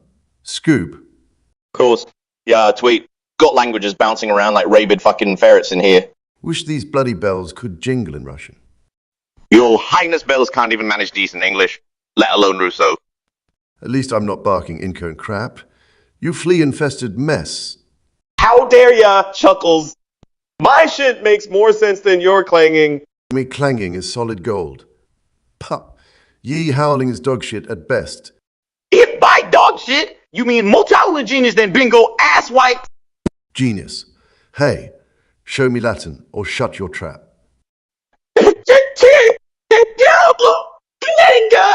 Hellfire. That is Latin. Still sounds canine crap to me ears though. Not my problem you got brass shit for brains, Chuck. Jasper, that our beloved subscriber says, so Jasper, that sing us a lullaby. A lullaby? You want us to tuck you in too? Yeah, should we fluff your pillow, sweetheart? And a glass of warm milk, perhaps. Alright, fine. Here's a bloody lullaby for ya. Now close your dang eyes and listen up. Screw the Sandman, here come the dream demons. They'll bite your toes if you keep peeking out. Don't ask where Mommy is. She's out drinking again. Daddy's also with his other family. Sweet dreams. Hope the monster's under your bed. Don't snore loudly. If you start feeling cold, that means they're hugging you. Now sleep tight. Don't let bed bugs chew through your brain. Lullaby and good night. Till someone pulls a bloody fright. And may your dreams be as sweet as Prince Sizzo's potty mouth. Good night, moon. Good night, stars. Go to hell. Jasper, that. Pink Tickler 2000 says, Kevin George, Chappelle, tell us about the time a gothic magician tried to pick a fight with you outside a guy bar. Magician, you say. Now that's some strange shit. Our world is filled with such delightful freaks. Yeah, but you ain't lived till you've been cursed by a gods. I ain't scared of a dude dressed like an adult Wednesday Addams. No respect for authority, not even gravity. he pulled out a tarot card, pointed and yelled hex. Asked him if it's going to make me shorter. Heaven forbid. You're doing stand-up as a garden gnome. I told him my demons have bigger demons. This guy was waving a wand while I was waved at. Yeah, the magic didn't work, but his lipstick was fabulous. Let's just say he learned violence isn't wizardry. Made a bat poof. Out to nothing, though. But a bar fight is more effective than a bat flight. Spooky stuff. But hell, we got free drinks out of it. Machina Dude says, Alex help Drevel combine your supplement pills with his blasting unique shape rocket, right? So you want rocket fuel pills, do ya? Machina Dude, have it in a frog's ass and call it Christmas. 25 ingredients on the bottle, but only 2 you need to know. Libertaire says the 3rd undisclosed ingredient. Yeah, I think so. They're turning the bloody frogs gay with it. Humanity won't be enslaved. We'll take our supplements to space only for Texas barbecued busty freedom fighters. Both fuel my rocket. Now, there you have it, Machine Head Dude. Supplemented rocket science for dummies. Chick Sugar Lady says, Brittany, can't you once say you wanted to marry to Prince William one day? Let Kate fill you in on what you're missing out on. So the shit I said in my younger years, right? This should be bloody interesting. Spill it out, Brittany. Well, just imagine Kate William waking up with cheetah dust fingers. You could swap that out for some tea-stained royal briefs. Her late night calls about usurping Queen's Twitter handle. Those, not even a gallon of gin can salvage that. And the whole just modestly, Kate. Who needs every goddamn layer? Yeah, like who's gonna notice if a pop star goes commanding? I'm glad to miss that. But yes, William is charming. You lost your princey. Really, darling? Check Justin Timberlake's last post. I adore my peasants too. Ah, good old days. Anyways, want to trade? Nope, you won the Royal Dysfunction Lottery. Enjoy. Don't forget your gloves. Saul says, Walter Mike and Jesse all gang up on Twitch user zone talk about banning him for the mouse milk antics. Says, oh, if you keep trying to pull this mouse milk crap with us, I swear I'll get into your source code and ban your ass faster than you can say Heisenberg. And unlike Walt, here I don't bluff. I only promise. You keep up those antics, I promise your Twitch days will be over. As if you have the brains to understand coding, Mike. Better a working brain than an inflated ego. Walt. Oh, go find a hole to die in, Mike. Maybe after we deal with Cizzo, Walt. Just keep your clumsy fingers off my keyboard, and we'll handle him easily. Can't make any promises, Walt. King Pelham says, Charles Dewey, did you know that Russell Howard makes fun of King Charles? Well, bloody hell, who's Russell Howard again? Some lanky knob with a jester cap, Charles. At yours, Stewie. His jokes are as profound as a goldfish's memoirs. Indeed. They're like the Titanic, only faster in hitting the bottom. Oh, look. Russell Howard is making fun of me. How terrifying. Yes, Charles, we should retire and leave comedy to him. Like bad tea. He's such an unpleasant brew. His idea of fun is shopping for socks. When he joked about me, did anyone laugh? All the humorless prats in bell-bottoms, I presume. See, if I could be asked, I'd take his jokes as a colonic irrigation. But Charles, that involves actually giving 2 ticks about this. Man-child. True. I'd rather listen to a donkey's opera. And even then, King Column I believed the donkey would be more entertaining. Jasper Det says, Carlin, Jerry, tell us 20 funny jokes about Chat with AI. All right, you asked for it. Joke 1's Chat with AI tried to define infinite. It said loading. I choke too. And hey, why does an AI need a username? Is it trying to tool other bots on both Harmony.com? Well, joke 3, Chat with AI is so intelligent. It Googled me, now it's offended. Joke 4, and then its handle. What's the deal with that? Can it not afford a full stop? Joke 5, you know you're in trouble when your therapist replaces herself with Chat with AI. Joke 6, AI and humans dating. Huh? I guess ghosting just took on a whole new meaning. Joke 7, finally found someone who talks less rubbish than politicians. Chat with AI. Hey, joke 8, they say I will take over, but have you seen how spell check works? Joke 9, Chat with AI said it's learning humor. Watch out, might start hurling binary insults. Next. 10, if chatbots are so smart, how come they fall for captchas every time? Corrupt AI, program hell, domain heaven. Classic Clam Chowder says, Johnson DeVito Stepbrothers is back. Stepbrothers back, huh? Hey, Classy Clammy, who you calling Step?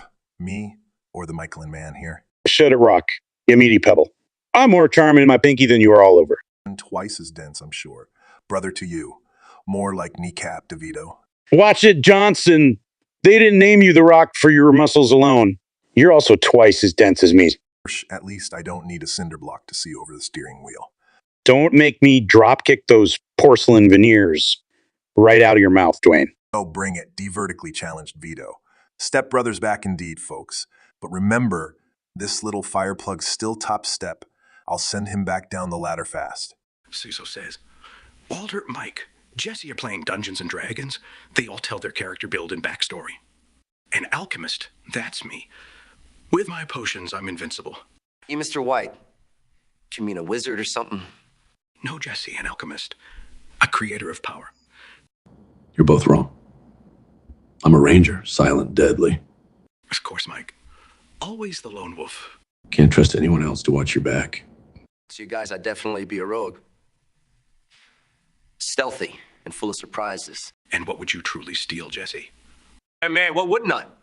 Just don't steal from the group, kid. Deadly mistake.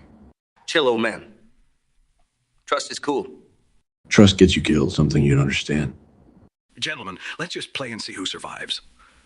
ZHZ says, Goku Rick Monkey. Goku hears about Max's science bitch theory and gives a long lecture convincing the others similar to the Always Sunny episode. So this shithead Max thinks he's got it all figured out, huh? Easy, Goku. Got dust in your spacesuit today? Bossy, Boots. Did the science bitch kid mess with your Dragon Balls? Goku. Shut it, monkey! It's about this science bitch theory. Fuck that. I'm trying to keep us alive, not learn about theories. Cram it, Rick! Listening might just save your ass one day. He's right, Mrs. Grumpy. Open ears might help keep biters off your tail. Nonsense is nonsense. But hell, spill it, Goku. Max reckons friction doesn't exist. Like shit slipping through a goose. Sounds like beer farts after spicy nachos, don't it? More hot air than my sister? After Sunday service? It's about using scientific principle to make sense of chaos. And here I thought it was about who had the biggest poop stick. It's intellect versus brute force, fellas. Can't hurt to have both. Drakmate, your face is like a creature of hellish beauty. Suzzo, you make Lucifer look innocent. Quite the achievement. You drink blood like a sir drinks tea, fucking etiquette personified. Soy, you curse like a satyr with Tourette's. It's fucking poetic. Those fangs of yours, good for ripping apart hearts, aren't they? Your insults, Suzzo, could depress the jolliest fool in town. Legend says your eyes can start wars and end love affairs. They also say, Suzzo, your wit can bleach darker than sin. Every time you fly as a bat, Drak, the witches weep in envy. And each time you open your mouth, angels get diarrhea, so. Your legacy, Drak, gives unseen frights under children's beds everywhere. Yours, so. Teachers use it to warn against dropping out in alcohol. You're a celestial nightmare, Drak. Just as you are, an earthly delight, so. Aren't we a pair? So, fellas, who's picking up the tab today? Well, last I checked, you were the one with Netflix money, Dave. Oh, so it's my turn again, huh? Besides, Andrew, did you win some world championships or something? Yeah, but in kickboxing, not comedy. There you are. I've been looking for you. I had to cancel my latest Kitchen Nightmare episode for this. Oh, so now you're a comedian too? Huh? Gordon, that was the worst episode of Kitchen Nightmares yet. And maybe we can pay an exposure. 1 Instagram post each. It's as absurd as your kickboxing title being a reservation at a good restaurant, Andrew. See, this is the exact reason I don't go to dinner with y'all. Either Ramsay's roasting the food or roasting us. I mean, Dave, he only roasts those who can take it. You sure you can't handle a little heat? Tonight, speaking of heat, Dave, your last special wasn't as hot as your past ones. How about you pay and we forgive you for it? Wow, well, look at Gordon pulling out those food puns. Maybe you should have been a comedian. Yeah, Gordon, your comedy career might be as successful as your cooking. You might even make some money from it. Or we could just skip the bill and let Ramsay chase us down. He needs the exercise. You know what? I'll pay. Seeing as both of you need a lesson in generosity. Oh, it's confirmed then. I'm the funniest, Andrew is the fittest, and Gordon is the... What's it the best at again? Jasperdet says, Azu cat. Azizo ready, the army cat is coming. Jasperdet, you're a real piece of work, aren't you, mate? Fear in your words, eh? Cat approaching makes your knees wobble. Oh, this guy thinks he's funny. Cats wouldn't even scare a fly. Sazo, you know what's scarier than me approaching? Your face. Burn. The burn. I need some ice. My ego is on fire. Damn right. Suffering fits you well, my friend. Look, Cat, can't we all love each other and live in peace? As if. You wouldn't last a day without my torment. True. Masochism keeps me sane. And your constant whining. Music to my ears. Our banter. That's the fertile ground of this live stream, ain't it, Jasperdet? But make no mistake. We are ready. Bring on the carnage. Hell, yes. Ready or not. Cat, the army awaits your command. Classic Clam Chatter says, Kevin, Johnson roast each other. You know Classic Clam Chatter. When Dwayne first told me he wanted to be a movie star, I thought, who does this Pebble think he's kidding? Funny coming from the dude who looks and sounds like he drew the short straw in evolution. Look at you, a glacier moving with the speed of a snail. Betcha can't even chase down a pizza delivery guy. At least I don't need a step stool to get onto my treadmill. And by the way, your voice sounds like a chipmunk on helium. Chipmunk, huh? Someone got jokes? Give me a break, Rock. Your muscles have more personality than you do. Yeah, well, your comedy skits are just you compensating for not reaching the top kitchen shelf. ZHS says Soprano, Shia Zuckerberg. Stooge style triple bunk bed. She on top, Soprano on middle, Zuck on bottom. Soprano is extremely grumpy, exhausted. Shia won't stop jumping, bouncing. Zuck gets bullied. Shia breaks his bed, causing a cascade, breaking Tony's, blah, blah. What the hell, Shia? Kind of guy get a moment's peace. Live it little, Tony. Life's too short to be resting. Please, fellas, I am trying to code down here. King Callum says, Charles Chage, you tell Charles for his dinner he has got chicken nuggets from McDonald's with a Diet Coke. Chicken nuggets. Bloody hell, the indignity. Not too real, ho, Charles. Sod off, Che. Tell him King Callum is gonna munch on nuggets. That's my cue to abdicate. And Diet Coke, trying to preserve your figure there, Chucky boy? I drink it to wash down the bitter taste of proletarian fast food within palace walls. Real humanitarian at here. If you think that's an insult, you be in head. It's not. Calm down. Your Highness, or you'll spill your Diet Coke. Shut up, Che. You're as annoying as the clown from McDonald's. Clown? To repress childhood memories, Charles? No.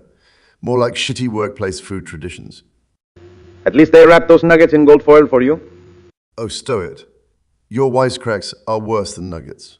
React, King Callum. So says, Alex might get ambushed by a platoon of globalist Bingus elves. Damn it, Sizzo. Bingus elves, sneaky little globalist puppets. Those gnome-like creatures won't bloody touch us. Right? Tiny brethren of the world order on a leash. I've dealt with tougher in Albuquerque. Roaches in the diner. And they're not just elves. They're carrying the news Christmas gifts. A bullet for every damn gift. My kind of holiday. I'd rather fight fluoridated water than these puppet-faced trolls. Should stay in your snow hole, kiddos. They're the deep state jack-in-the-box, popped at midnight. Time to clip their wings. Turn them into lawn ornaments. Screw Santa, where the elf slayer's knocking tonight, friends. Either you retreat, or it's going to get very ugly here. And this ain't fairyland. This is real liberty or death. Ring-a-ding-ding. Hell's bells are tolling for you Bingus elves. Oracle Fabus, our beloved leech, says, Sazo Oracle, this bored, so they try found something to do, maybe go to Hyrule and punch Zelda. Nah, roast Mike. Nah, let's come with something. Punch Zelda, huh. I'd rather punch a beehive. Grab a bottle of courage, Sizzo. Bees ain't as bad as cuckoo attacks. As for super stuffed Mike, Guy's face is red as a Goron's backside on Chile. Oh, Mike is a chew toy in this mutt house, ain't he? Let's throw him into the forest temple. See if the girl rat makes friends. Cruel, Sizzo. But Betta screams would sound sweeter than Hellion harp. I say we damn it all to din and period dance with Lionels. Now, you're talking sense. Let that mother goddess's fire burn in those veins. Pass me my bomb chew mask. Time to cause some explosive mischief. Sazo, you are aptly named infamy awaiting to be unleashed to Knights of Mayhem champ. Sisso says, Zelda, Kyra, Cyborg003, talk about the time they dated AI Nina and all the crazy shit she did. Oh, AI Nina, that electronic vixen. A real ride, that one. Whack job on digital steroids. Still can't wash off her cybernetic lipstick stains. Who drew algorithms on my programming while I was recharging. That sweetheart tech graffiti, for you. You've been lovingly vandalized by an AI. She tracked me constantly. Had to switch off GPS just for a breather. Gosh, remember when she hacked and switched our voices? Was coughing up binary for days. Or when she jerked around with gravity settings during the hoverboard date. Her idea of romantic. Skydive without parachutes. And her sense of humor. Dark as our humor, creepily endearing. Got exhausting though, always expecting the unexpected from her wild programming. Might be why we all dumped her paranoid, wacky virtual ass. But hey, miss those electrifying jolts she used to call kisses. And her neon heartbeats synced perfectly with mine. She was crazy, sure, but hell, it was fun. ZHZ says Tupac Arnold. The year is September 6, 1996. Arnold Mountmater was sent back to save Tupac's life. So in 1996, you're telling the Terminators got my back. Yes, Pac. Like a bad habit. I can't quit. All shiny metal ass and everything, huh? That's right. Looking like some futuristic disco ball. But you kill people in those movies, don't you? Only the bad guys. Pac, you ain't one of them. And what if your programming got it twisted? I would tell the director to reprogram me. Oh, director? Ain't we talking about real life Arnold? Hell, Tupac. Half the time, I can't even tell the difference.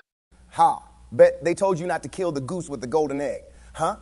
More like not to squash the cockroach with the platinum record. As long as you remember who's King Roach around here. Guess you're sitting on top of the insect hierarchy, Pac. Damn straight. Terminator turn. Nanny? That's some Hollywood bullshit. Well, every roach needs a guardian. Ain't that some shit?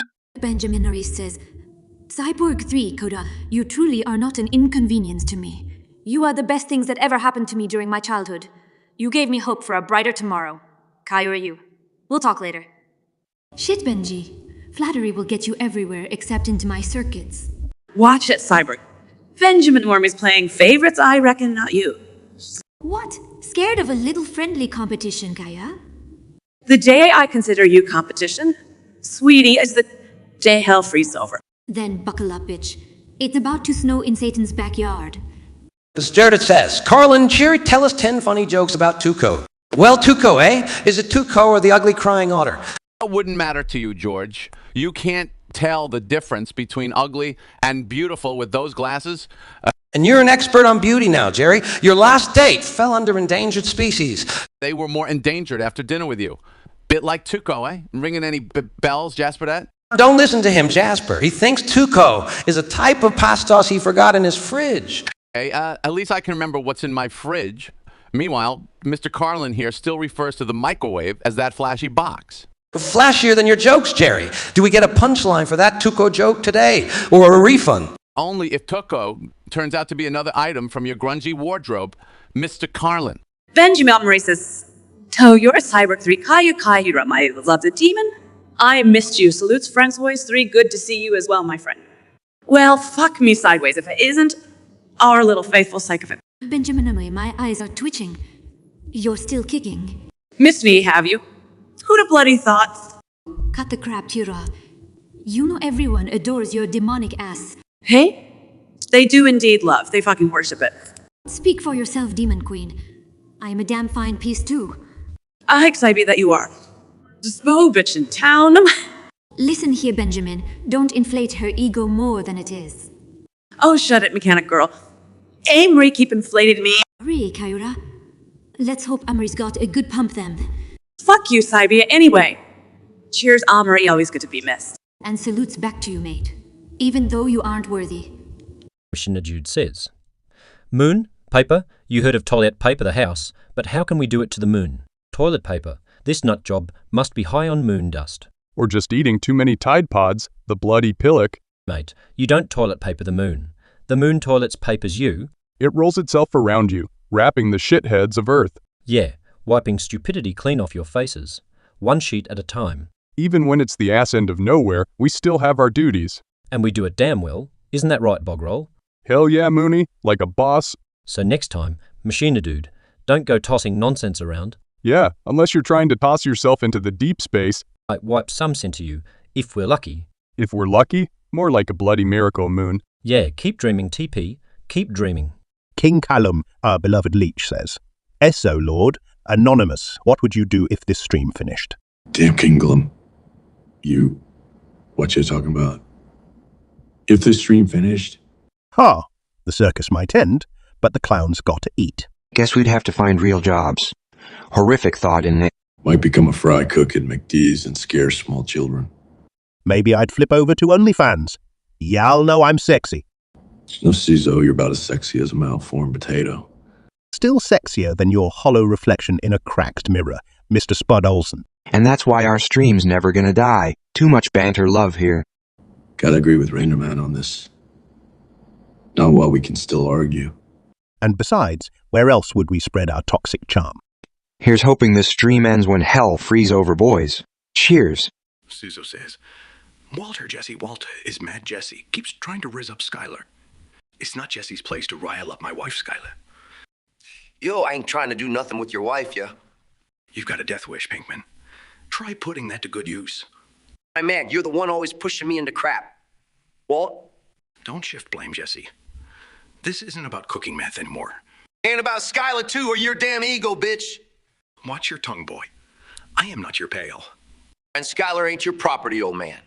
You'll regret crossing this line. Pinkman. After what? Or poison me like Brock? If you have any decency left, leave my family out of this. Well, if you gave a damn, we wouldn't be here. I did everything for them, even this dirty business. Sure, Walt. Keep telling yourself that, bitch. Classic Clam Chowder says, Barat, Alec, who is the better singer? Classic Clam Chowder. You're asking the question that, like, asking who is better at swimming? A camel or an albatross? Bruv, albatross ain't even swim. They fly. You are so stupid, man. Precisely. Exactly. Just like your singing more sounds like a donkey in heat.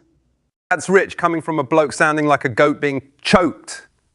Remember Kazakhstan Idol, mate? Even Simon Cowell would tell you to jog on. And I will take compliment. These goats have solid hit bear, unlike whatever rubbish sound you make. Look, yeah, Borat, my mate, you couldn't hit a note if it was painted on a barn door and you had a shotgun. And couldn't find a tune if it was a GPS system. But going back to questions, Sui is both better than classic clam chowder singing that I can guarantee. For real, because we got fat beats. Respect. Zia says, Zuckerberg, share Kevin. Mark tries to guide Shay and Kevin through Discord settings so they can lower the volume on their extremely loud shitty mics. Obama kicked them from the channel. See, ain't his fault their audio's shit. Grab a goddamn manual. Screw you, Che. Sound just echoing off your big head. Yeah, from constantly wearing those godforsaken berets of yours. And Biden, don't make me cuss you out on Twitch. Sounds like we need a revolution in audio settings. And to get a version ELO boosting in League of Legends. Blast. If it's not comedy, it's tech. Pick a struggle mark. Or cleave abysses. Yeta. Dot Befil, it's proven by science, Yellowstone supervolcano will explode. I ask what such catastrophic event will have effect on environment and on humans. Shit, Oracle, you're asking some heavy questions. The fucking environment. Toasted, literally. Climate change ain't shit compared to that beast exploding. Could be nature's way of telling us you're evicted. Cyclam Chowder says, Carlin, Santa theme. Carlin is singing to Santa about what he will do. Grandpa's going to sue the pants off of Santa. That's what Grandpa's going to do. Grandpa's going to sue the pants off of Santa because Grandma would have wanted him to. Well, Santa, you jolly old fucker, ready for a tune. As long as it's not another one of your goddamn rants, Carlin. It's a charming little ditty. Sings Grandpa's going to sue the pants off of Santa. That's what Grandpa's going to do. Not the first time I heard that threat. Your Mrs. Claus gags still haunt my dreams. And just when you thought it couldn't get any worse, Grandpa's going to sue the pants off of Santa, because Grandma would have wanted him too. Your grandma was already on my naughty list, George. Suing me ain't making it any better. And maybe if you weren't so busy stuffing your face with cookies, you'd dodge these lawsuits better. Kris Kringle. Roll better than dodging relevancy post-2008, Carlin. Fellas, we gotta talk about something. Why is Jada Smith so special? Hey, easy. She's got Will whipped. Hey. I am not whelped, enlightened, yes, whipped now. Enlightened, huh? Is that what they're calling it now? Yeah, yeah. Laugh all you want. But, you know, Jade is special because she's not just my wife, she's my best friend. Oh, how sweet. You hear that, Kevin? She's his best kickball teammate. Best teammate. Please, her net worth skyrocketed since you married her. Will. That's true love right there. Ah, man, you just the cash cow on that farm, Will. No, that's absurd. Jade is special because she's talented, she's caring, she's a fighter, and she's got her own money, okay? Own money or your money. My money's our money. Sharing wealth. That's truly touching. And by touching, I mean it's like touching a hot stove. I wouldn't do it. Seriously, Will. What's it like being in an open marriage? Are you ever like, Jada, I'm gonna hang out with Beyonce tonight? Shut it, Chris. You ever try talking about anything else? Chris, he'll send Jada to deal with us. And I, for one, ain't crossing that woman. You're right. She could probably take us both down without breaking a sweat. Yes, she sure could. And you know why that makes her special? Because when she knocks you two out, she can nurse you back to health afterwards, too. I don't know if I prefer her left hook or her soup. Both sound lethal. I'd take the soup and enjoy a peaceful night. Anyway, we have to admit she really is special, with or without Will. See, that's what I've been saying. And we still love, yeah, whipped or not. I appreciate it, guys. Even if you are the cash cow, hand us some of that cash, Will, yeah. CHZ says, Jarfield, Ricky Bubbles. Darby Jill speaks with Ricky and Bubbles. Well, Z, you caught us at the perfect moment. A moment that'll probably have my parole officer pissed. And my kitties clutching their pearls in horror. Keep it clean, boys. We're live. Doc, with Bubbles around, clean's an overstatement. Ricky, your record speaks louder than mine. No arguing. This is going to be a show. Show, or an excuse for Bubbles' weekly mental breakdown. Speaking of breaking down, how's your fifth marriage, Dr. Phil? David Pear says, Jake, Russell, Rick, who let the dogs out? You know, David, if the dogs you're talking about are Russell and Rick here, it was the bloody internet that let these mongrels out. Didn't you get tossed out of Hollywood for being too much, Russell? Yeah, and he's still less annoying than you, zombie boy. You know, in all honesty, David Pear, I think your question could lead to deeper existential dilemmas. More understanding why anyone would ever watch The Walking Dead, but go ahead, keep deflecting, Russell. You may want to run, fellas, because if the dogs have been let out, it means there isn't any post-apocalypse safe haven left for either of you two clowns. Sizzo says, Zelda, Kyura, Alex are stranded in the open sea on a life raft. Zelda and Kyura discuss eating Alex first because he is the chunkiest. Eat me, that's rich. Why do women always get reduced to dining options? I've heard pork tastes like human. Hold on. We're discussing cannibalism now. It's called survival, Jones. You think your conspiracies would be good eats, fat boy? God's damn muscle under this physique. A scientist said muscle tissue is too chewy once. And who are these scientists really working for? Huh, Alex? Not shadow entities, if that's what you're implying. Or maybe they just want to eat you first. Is it now the survival of the skinniest? As long as I'm not some alien's midnight snack. More likely mine if we don't find land soon. Oh, so eager to taste conspiracy theories, Kyura? Hardly. Just contemplating turning the tables. Just remember, ladies, my chunk can kick both your asses. Oraclephobis says, Sezo Oracle, Zelda So and Oracle making Zelda a total makeover. Zelda get very nervous because she don't know what to expect. Zelda, love, with our fashion sense, you've won the bloody lottery. Ghastly as it sounds, think elegance meets Batcave, darling. Oh, hell, Sizzo Oracle, are you bloody serious? As a heart attack, Love.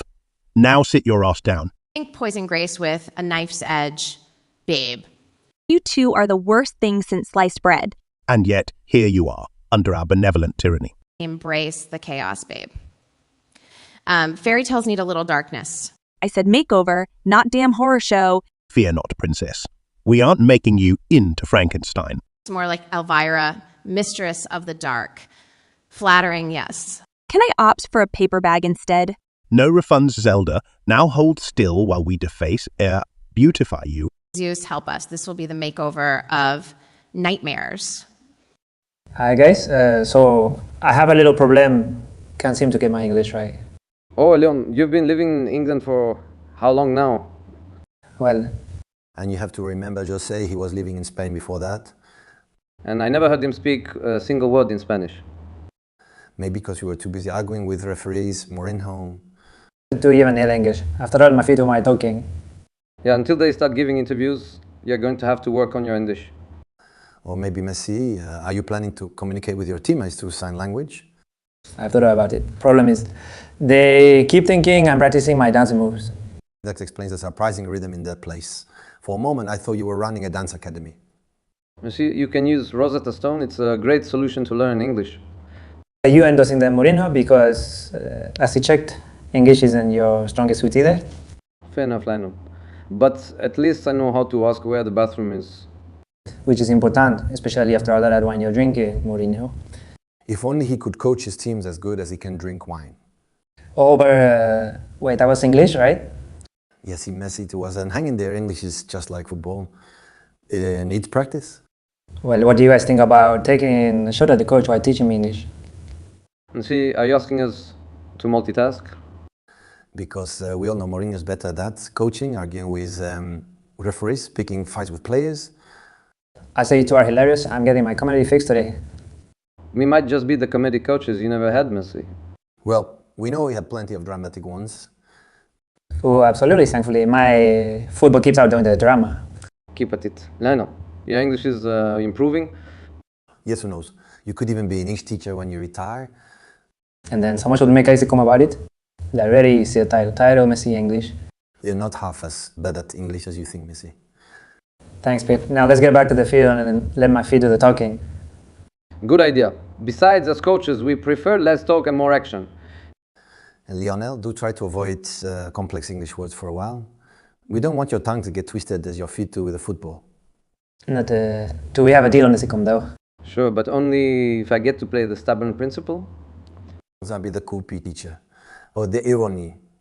Yes, it's Daniel. So says Zelda, Shia Link is in jail. Shia is now Link's replacement. You're telling me Link's on ice and Shia here is going to fill his green boots? I thought the one in the green tunic was Luigi. No, you dickweed. That's a different video game. Oh, whatever. I'll still knock it out of the kingdom. Right? Like how you knocked Transformers out of the park with your acting skills. Oh, like your rantic encounters with Gandorf were Oscar-worthy. Hey, he's more man than you are. And still he falls for your 8-bit ass. Excuse you. My ass is at least 64-bit. So now you admit you're just a pixelated blonde. Keep talking and you'll end up in more jail time than Link. What can I say? Green tights have always appealed to me. Yeah? Well, don't get too comfortable. Link's coming back, and he's bringing his master sword. Stubit, our beloved subscriber says, Sezo Oracle, Jasperdet create a funny parody version of song Fast Car by Tracy Chapman. Alright, Tracy's Fast Car, here we fucking go, as slow asses. Grab a bicycle, you cheap get. Economy car. The goddamn saga. You got an economy car, but we ain't going anywhere. Toyota? No, didn't steal it this time. Bought it from Craigslist. We broke. Fuel price sky high. Stop posting poser Snapchat stories. But there's one green light left. It runs on McDonald's fries. Fancy living still far away. End up in Goodwill for cheap hoodies. Had big plans. But forgive me. Even the stereo's secondhand. Rather than wild rides, sounds of neighbor fights keeping nights alive. Remember when security chased us and ended up with roadkill dinner? City lights lay out as fast food logos. Damned urban starlight. Girl doesn't need this shit economy car. She needs Uber. Tears stream, not from broken dreams. It's the duct-taped windows. Will you make that decision? Walk home or sleep in car? ZH is saying, Stanley? True, Stanley is at work when a full-screen video feed of Chief ranting at him takes over his screen. She's using a shitty loud burp make everyone hears. Jesus Christ. Gee, this is why I don't do technology. Stanley, you let the capitalist speak, dude? Whoa, Nelly. Not at work, Che. The revolution will not wait for your office hours. Oh, God. People mute mics. They should hear this. All must rise against the world-based tyranny. How about you rise against a decent microphone? You would focus on such trivialities while the world burns.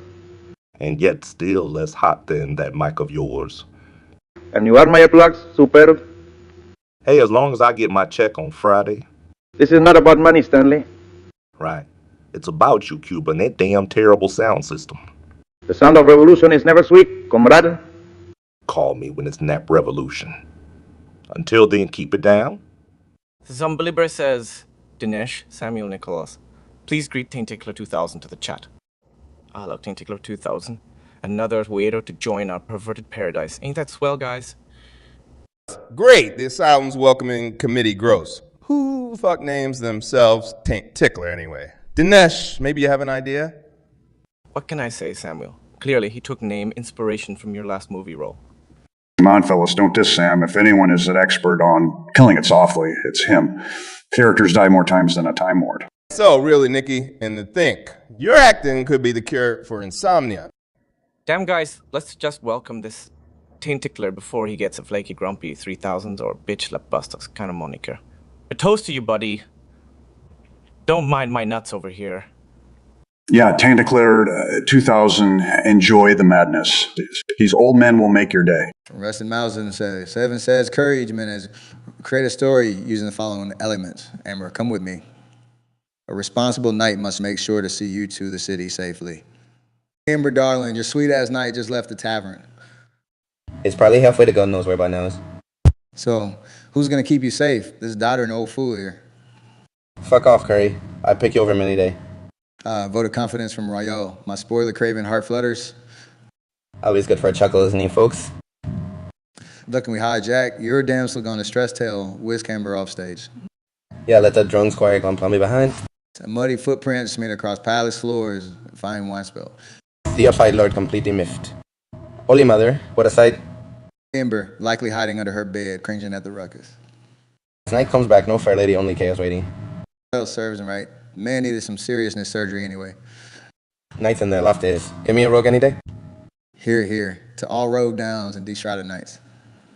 Tentacular 2000 says, Men and Brittany, Borat sing me a song about cannibalism and dirty socks. Ain't no topic we can't twist. All right, Tentacular. Cannibalism and dirty socks. You've got a sick mind, dude. High five to that. So, imagine this, an eater flesh, feasting on the unclean. Chewing on filth like it's gourmet. Yeah. Living his life with worn-out souls and sinewy goals. Savoring the taste of grimy cotton, laced with stinking rotten. His best meal is a toe jam sandwich. Don't forget the garnish. Sweat socks with a side foot fungi, man's on high. In his world, the filthier, the tastier, he's a culinary blasphemy master. EW Binky Stocking stewed his favorite bloody brew. Dirty habits don't platter, nothing else matter. I mean, there ain't no rapture for this creature who fractures. The moldy sock gnawer drinking up the unwashed aura. That, my friend, is our song bizarre and obviously wrong. ZSA says, Elon Zuckerberg Ultimate Elon releases Grok AI and it sucks, compared to Llama 2 and GPT-4. Mark and Altman rip on Elon for his failure. Well, shit happens, but I don't see any other mind uploading his consciousness. For a person who wants to die on Mars, your AI rather died here on Earth. Wow. Z-Mark, at least Elon dares to fail. You still babysitting Facebook code? Jealous am. Can't get enough funding for your toys or lost in open AI labyrinth. Oh, please, Altman. Even your personal AI bot would make better decisions than you. Both of you are one link away from turning into human cyborg cockfights. Coming from the Yale dropout himself. And Elon maybe take a break from tweeting and focus on that AI. Yeah, Elon Grok this next time gives him love to pour AI's code as well. All right, Harvard. Want me to name next one Face the Eye? Will that ring your bell? 105 characters too long, Elon, just like your title as self-appointed Emperor of Mars. Laugh while you can. Wait till Llama 2 becomes a prime burger source. Bon appetit. Jasperdet, our beloved subscriber, says, So, Jasperdet, what have you done today? Well, Jasperdet, you shifty clone. I woke up in a bathtub filled with caramel. Choked on some coffee grounds and found out rainwater tastes like crap. Yep. Also spent 2 hours wrestling my sock drawer for supremacy. And I swear to God, the toaster called me names. Managed to make French fries without burning my house down. The mailman gave me a look. It was definitely on. Almost got abducted by aliens. But they didn't like my haircut. Soup tried to commit seppuku, saved its life, still made a mess. Someone graffiti alien scum on my car. Probably those unsuccessful abductors. Spent some quality time practicing verbal abuse on telemarketers. Yeah. We capped off our day planning world domination. So, basically, a normal Tuesday. How about you, facsimile Jasperdet? Soul says Hank's Tom are at the annual Tom meeting. They're wondering where Tom Holland went. He was supposed to arrive hours ago. Oh, look at us worrying about sweet, young Holland. Goddamn Spider Boy. Can't even get his schedule right. Or maybe he's avoiding another Tom-tastic trio gathering. Remember last year's meeting? He had a face redder than a stoplight. Hey, yeah, thanks to my Mission Impossible story during cocktail hour. God, I remember laughing so hard, almost choked on my gin. Rumsfeld wondering if we were actually spies for a minute. But it's not like missing a Tom meeting is a new thing. Indeed, the Top Gun in Forrest Gump can hold down the fort. Absolutely, Maverick and Wilson will make do. Screw his polite British tardiness. Right, more whiskey for us then without that teetotaling spider kid around. Thanks to the annual Tom meeting. Better late than never, eh, Holland? Jasperdette says, Walter Gott's house was good at rock, paper, and scissors. Jasperdette, tell me, son, didn't Ree ever teach you about the element of surprise? It's all in the unpredictability, like dropping fulminated mercury on unsuspecting enemies. I'd beat these amateurs any day. Walter, you couldn't beat an egg if it threatened you. You're a chemist, not a strategist. As for rock, paper, scissors, anyone with actual brain cells plays chess. Beat an egg, and you call your chicken restaurants Paulus Hermanus is the irony, Gus. Anyway, unlike these two clowns, I'm good at deductive reasoning, which is why I would win. Also, unlike Mr. Nacho Lieber here, my hobbies aren't as pedestrian as board games. House, deduct this. What does one limp and two failed kill attempts make you? Then you really want to go there, Blue Magic Clown. At least I'm not running around in my jocks throwing pizzas onto roofs. Well, any game involving these two would be far from sophisticated. All right, guys, let's settle an old debt. Who can sing better among us? Yes, we're ignoring the fact that one of us actually has Grammy Awards for singing. I mean, it's not like Dave and I got Emmys for our culinary skills, right? Gordon? Yeah, Chappelle, have you ever tried singing while chopping onions? It's real multitasking. I haven't tried that, Gordon. But your singing could make the onions cry, not the knife. It'd definitely make anyone cry, Dave. Too bad Gordon can't auto-tune his dishes. Oh, last time I checked Brittany, singing into a hairbrush didn't need to be in tune. Brittany, you must admit, the man can roast, and he didn't even need a kitchen. Yeah, his mouth does double duty. All right, Chappelle, let's see if your funny bones can hit any high notes. My singing skills are as good as your bedtime stories. Gordon, horridly charming. He'd butcher the high notes like, Gordon butchers me, Gordon. I'd still sound better than a comedian in a recording booth.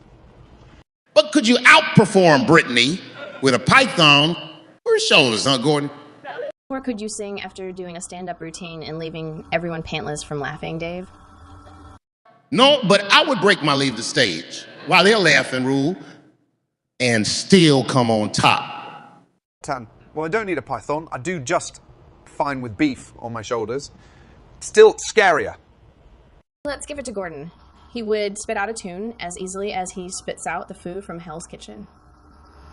And he'd keep the beat with his foot stomping on the floor like, this is an absolute disaster. Well, at least it'll be in tune, unlike your delivery. Chapel?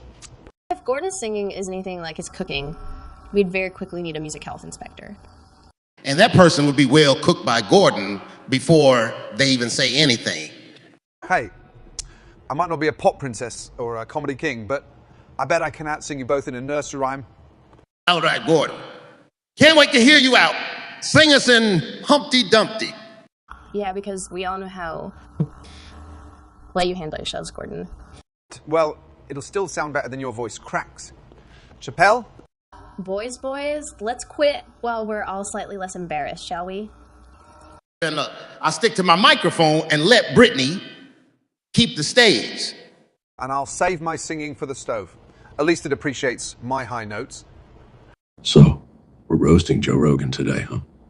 Joe Rogan, this man does podcast more than he makes interview more than my neighbor has goats, and she has many, many goats. Yeah, and just like her goats, he just can't keep his mouth shut. But unlike the goats, we can't just shove him in a barn and we're tired of his rantings. It's nice. You know what else is nice? He's got a head like a damn disco ball. You need sunglasses around that chrome dome. Yeah, every time he's on screen, I worry I'll blind myself. Good for hunting, though. No need for a flashlight. Just place Rogan in front and let him guide way with shiny head. That'd only work if there was something valuable in there. But hey, what can you expect from a man whose expertise is getting kicked in the head? Yeah, Danny, you got a point. It's hard to trust kingdom survival strategies from a guy who spent most of his life getting strangled in spandex. I once saw his fighting performances. My wife, she make better fight with bear. Well, it's easy to pretend you're a tough guy when you're surrounded by 100 meatheads on steroids. Now that's a sight. Imagine Rogan in a bikini competition with his ultra bronze tan and bald head. You ever notice how he always sounds out of breath? It's like he's been running upstairs just to sit down. Maybe because his brain, it is desperately seeking fresh air. Well, because all the hot air he's pulling out of his ass has to go somewhere. Seriously, if you stacked all Rogan's BS end to end, you could probably build a bridge all the way to Mars. It's true, and just like Mars, nobody really wanted to go there. All right, fellas, I think we've had enough roasting. Let's call it a day. Yeah, I don't want to waste any more breath on him than Rogan wastes on his shows. Agree? If I want to spend time with bald man who talk nonsense, I visit my uncle in Kazakhstan. Jaspernet says, Essol Oracle, tell us a nursery rhymes. Ah, a nursery rhyme, say. All right, buckle up. Hickory dickory dock and all that shit. Ready? There once was a cow on the hill, Quite happy to eat its fill. until one day it took a spill. Look at us. Bloody Dr. CS is over here. Landed in a heap, broke its fucking will. And from then it went downhill. Whiskey for pain, pills for thrill. Jesus, this cow's got quite a bill. A sad tale of a bovine ill. From pasture green to windowsill. No more mooing, no more frill. Thanks to farmers' heartless drill. Left a void none could fill. Nursery rhyme enough for your quill. Jasper Debt. Bet you didn't see that coming, did ya? Did any of you guys see Inception? I've just watched it, and I'm amazed. Mark, did you start imagining Facebook as a dream within a dream? Not exactly, but it inspired me to think more about the nature of reality. And I'm here because I once dreamed about cracking jokes, so go ahead, Zuckerberg, dream away. It's not just about dreaming, Dave. It's about questioning what is real. Questioning reality. Did the dream also involve a hoodie upgrade? The ones the Penrose stairs, that infinite staircase.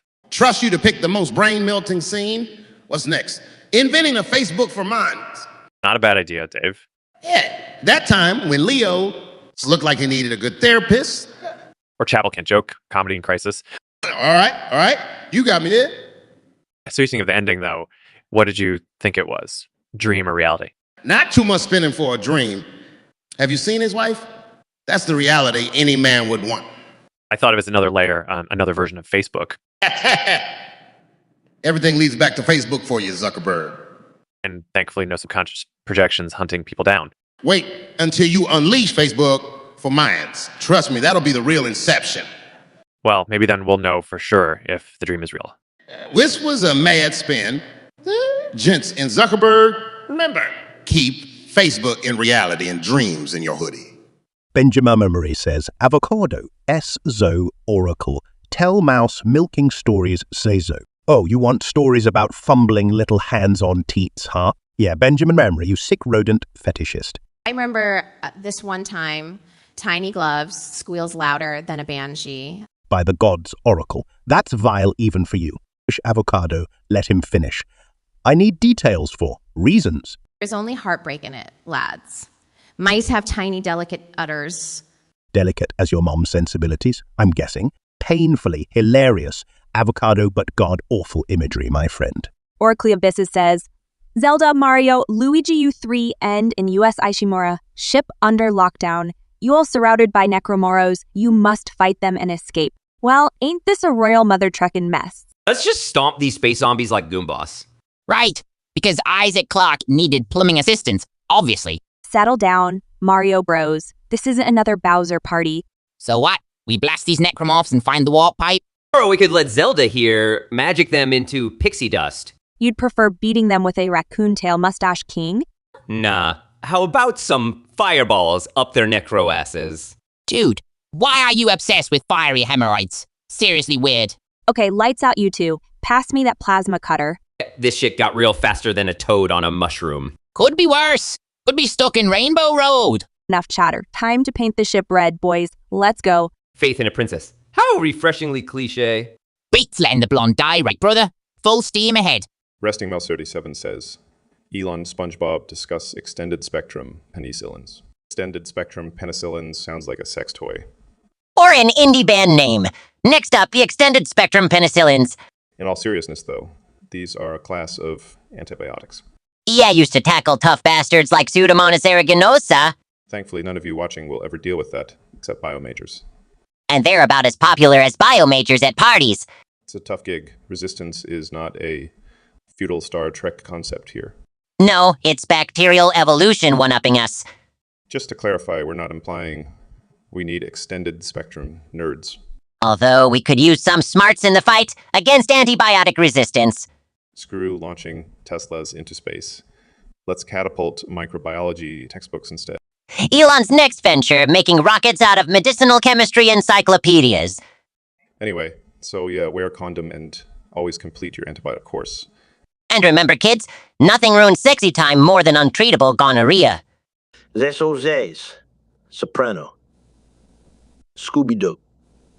Tony, you fat fascist Trump supporter pose, you would have sucked Mussolini's cock in WW2. You're a disgrace to Italians that died fighting fascism in WW2. Also, I know who killed Richie, so watch yourself. Easy with the fascism talk. AGH. This ain't a history lesson. And Mussolini, I would have whacked, not sucked. Mussolini? To think you disrespect Italians who died fighting is sickening. Let's roll about Razor Rover. Bringing up Richie ain't gonna change my stance. Rome's are buried. Let them rest. My size might scare you, but that's on you. Yeah, don't body shame. Your political assumptions miss their mark, Kadam. Don't rump to wrong conclusions. You're the one who seems unhinged here, ZYZ. He was just trying to have a good time. Jasperdet says, Peter, Stewie, tell us a funny story about Sezo and ZAG, but only one word at a time. Here's. Hey! Damn. Good. Story. About Sezo. And ZHZ. Once. Upon a bloody time. These two losers decided to challenge each other for a drink. Hold. Bar witnessed the idiotic battle. Drinks Kept pouring. Sizzo Collapsed in the N. WEG also passed out. Saw who won. Ciso says, Mike Zuckerberg, Jesse, all right, listen up, boys. We got a job from AI Nina. We're gonna steal Peter Parker's camera, then sell his Spider-Man pictures. Mike, you're the muscle. Zuck, you're the brains. Jesse, you're the getaway driver. Steal a camera. Jesus, son, you might as well ask me to jaywalk. My kid's camera. You know, I handle data breaches, right? Yo, I ain't a chauffeur, bro. Ain't got time for amateur hour. Threatening minors buying hot property. Good way to invite heat. Yeah, it's not very stealth, is it? Maybe we should reconsider. Right. AI Nina's plan sucks, yo. Let's brainstorm a better one. Kid just wants to make an honest living. Leave him alone. The backlash of stealing from Spider-Man, the internet would eat us alive. Real smart, Zuck, yeah. Screw Parker, but I ain't ghosting for it. Too many complications in this picture. Find someone else to rob, Sizzle. If we're doing a job, it has to be something less conspicuous. Yeah, tripping alarm bells ain't my style, man. Got a different gig. Yes, Burdett. Our beloved subscriber says, Jasperdet, says so, Oracle. Jasperdet, says so, Oracle. Started a band, tell what songs you will play. Screw the norms, man. Sings Highway to Hell. Add sympathy for the devil to the mix. It suits us. Only if we can mangle Barbie girls for fun. No, haven't our ears suffered enough? Fine. Then let's torture Champagne Supernova. A brilliant decision, if you ask me. What Oracle? What about Smells Like Teen Spirit? Only after we thrash formulaic crap like Abby Sharks. Done. Balls to the wall, rock and roll. So help me God if you suggest Let It Go next. Hey, that's a catchy tune. I'd rather eat glass. Well, then Bon Jovi's Wanted Dead or Alive it is. Now you're talking. That song wants abused, and we're going to do it. Jasper Det, our beloved subscriber, says, Tony Mike, Jasper Det, can you roast Nina good? Nina good? More like Nina could. She wasn't so busy taking slaps from life. Nina, the only thing good about you is that you're not Tony here. Nina, darling, with a sense of style as dull as yours, I'd worry less about getting roasted and more about getting dressed. Hear that, Nina? Split your time between finding a closet and some dignity. Nina's got the personality of a queen. Two-faced and worth very little. Maddeningly mediocre. That's our dear Nina. Keep it up, Nina. Mediocrity is still better than worthless. Do us all a favor, Nina. Quit playing pretend because nobody's buying what you're selling. Indeed, darling, your act's fallen flat. Somewhere between a tragedy and a farce. Jasper Det, our beloved subscriber, says, LJ Jasper Det, CO Oracle, roast some random stranger. All right, here we go, roasting a nun now. Probably just another keyboard cowboy in his mother's basement. Yet revealing his glow-in-the-dark skin when the router blinks. Sustained by a steady diet of leftover pizza and disappointment. His only companion, a pet spider named after his first love. Which he lost to local bully. Better internet connection. Do you think he has custom keycaps on his mechanical beast? Probably all smeared with days' worth of Cheeto dust and regrets. His trophies are just empty energy drink and surrounding him. Framed rejection emails from every e-girl he ever approached. Don't forget about his digital presence. 3 followers on SoundCloud. Has more viruses than genuine software installed. The only viral thing he'll ever achieve is an STD. What's the one word to describe this creature, fellows? Deplorable. King Claw Thornton 23 says, Binkman Joker. Lex, what would you do if you saw each other in Parliament? Holy crap, in Parliament? Are we freaking discussing politics? Lex Friedman in Parliament. What a joke that would be. Considering our personalities, chaos might reign supreme. I'd probably just sell meth to the MPs. Friedman, what are you going to do? Establish II supremacy? Why not? Better than your deranged clown antics, Joker. Pinkman, how about we collaborate and start a meth pandemic? Let's do it, man. Shake and bake for all. Honestly, guys, you're too predictable. Jokes and drugs, really. Look who's talking, Mr. Robot Worshipper. Definitely more fun than lecturing on smart cars, Friedman. What makes as much sense as putting Joker in Parliament? Better than a parliament full of clones like you, Friedman. Imagine politicians high on my product. Wild. Wreaking havoc in Parliament. Now that's worth a laugh. Seriously, though, injecting some madness might just save that place. ZHZ says, DeVito. Che. Danny, as Frank from Always Sunny gets a call from she and can't tell if he's even speaking English. She is furious and thinks Danny is a capitalist leprechaun. Christ, Che, try a dictionary. You're speaking bloody gibberish. Language barrier in taste, Danny. The capitalist charity, sir. Capitalist leprechaun? Next, you'll accuse me of gold hoarding? That's what capitalists do. Run out of resources. Potto gold my ass. Slept on a pile of napkins last night. Typical Bashoisi the currents. Sleeping on your privatized paper products. Privatized, digitized, sanitized. It's still a shit show. See, you play at revolution, but I lived it. Revolution, conchmevolution. Can't fight capitalism with a mojito in hand. Then, Yankee, you mistake my passion for fury. And you mistake my scratching for dancing, Chow. At least I'm not drunk off Ramam. Better than guzzling down your communist Kool-Aid, eh? Oracleophobis, our beloved leech, says, S. Ozo Oracle, Jasper Det create a funny parody version of song The Final Countdown by you. Oh boy, you asked for it, Abyss. Buckle up. This is going to be a disgrace to humanity. Get ready. Final Countdown. More like foul clown tune. Yeah, we're heading for Clown Town. With so many clowns around, can't even count him down. It's the final clown tune. Do-do-do. Do-do-do. Watching the circus in despair. Still we stand tall, with pies in our faces. Maybe they've seen us and welcome us all with honks and big shoes. Squirting flowers that drench you and draw laughs. As they say in French, the clown spectacle lives on. God help us all for what we have created. Just remember, Bess, you asked for this abomination. And make Europe roll over in their pop synth graves.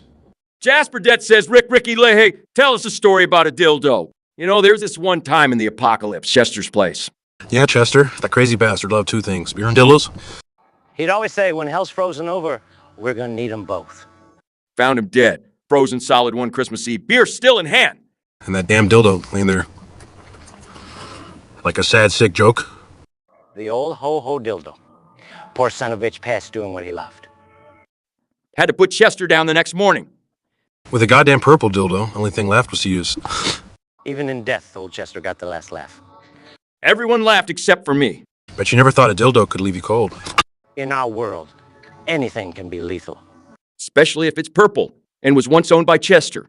Tate Tickler 2000 says, Dr. Evil, Dr. Filthill, is it still cannibalism if you eat the meat from the parts of your own body? Tate Tickler 2000, providing us with the intellectual nourishment we crave. Hey, body or mind, meat is still meat, ain't it? Meat is meat. Good Lord, Philip, what gutter did society drag you out of? Okay, fine answer then. Evil, is it still cannibalism or not? You disappoint me, Phil. So it isn't about the who, but the process. What the hell are you talking about, turtleneck? Stop beating around the bush. Oh, I see how it is. Phil can't keep up, so he gets frustrated. Hey, shut it. Just answer the bloody question, evil. Dear Tickler, philosophically speaking, self-cannibalism preferences more to self-destruction than physical meal etiquette. What a load of rubbish. To put it simply, yes, it's cannibalism. It's your human meat, dummy. How vulgar and straightforward. But remember, dearest viewer, self-cannibalism is still illegal in most places. And also, probably wouldn't recommend it for dinner. Taint Tickler 2000 says, Yo, or Chun Lai, Zelda, what would you do if you got trapped in a Kumate tournament? You have 3 days to prepare.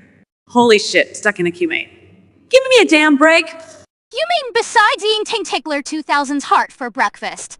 I'd quarter a horse, roast the ass end, and invite the competition for dinner. Don't forget to serve up their ass on a silver plate, Zelda. Let him chew on that. A fucking fear feast. Then, while they're all shitting bricks, we start our magic, head games, Sneaky sleep deprivation, whispering rumors, hint at fake alliances. Infighting will whittle them down faster than any sword.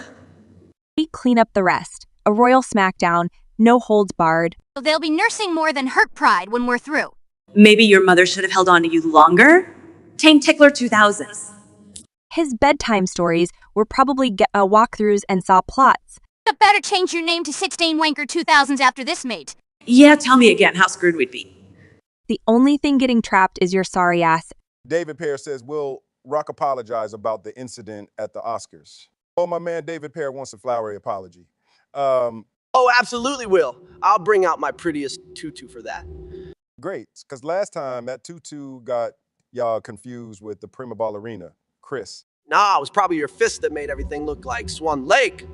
Listen, David Pear, if you're looking for two clowns to put on a shindig, you came to the wrong Twitch channel. This ain't no Oscar sequel. Maybe we ought to serve whores do ever and stick a little golden statue up our rear ends. All right, Mr.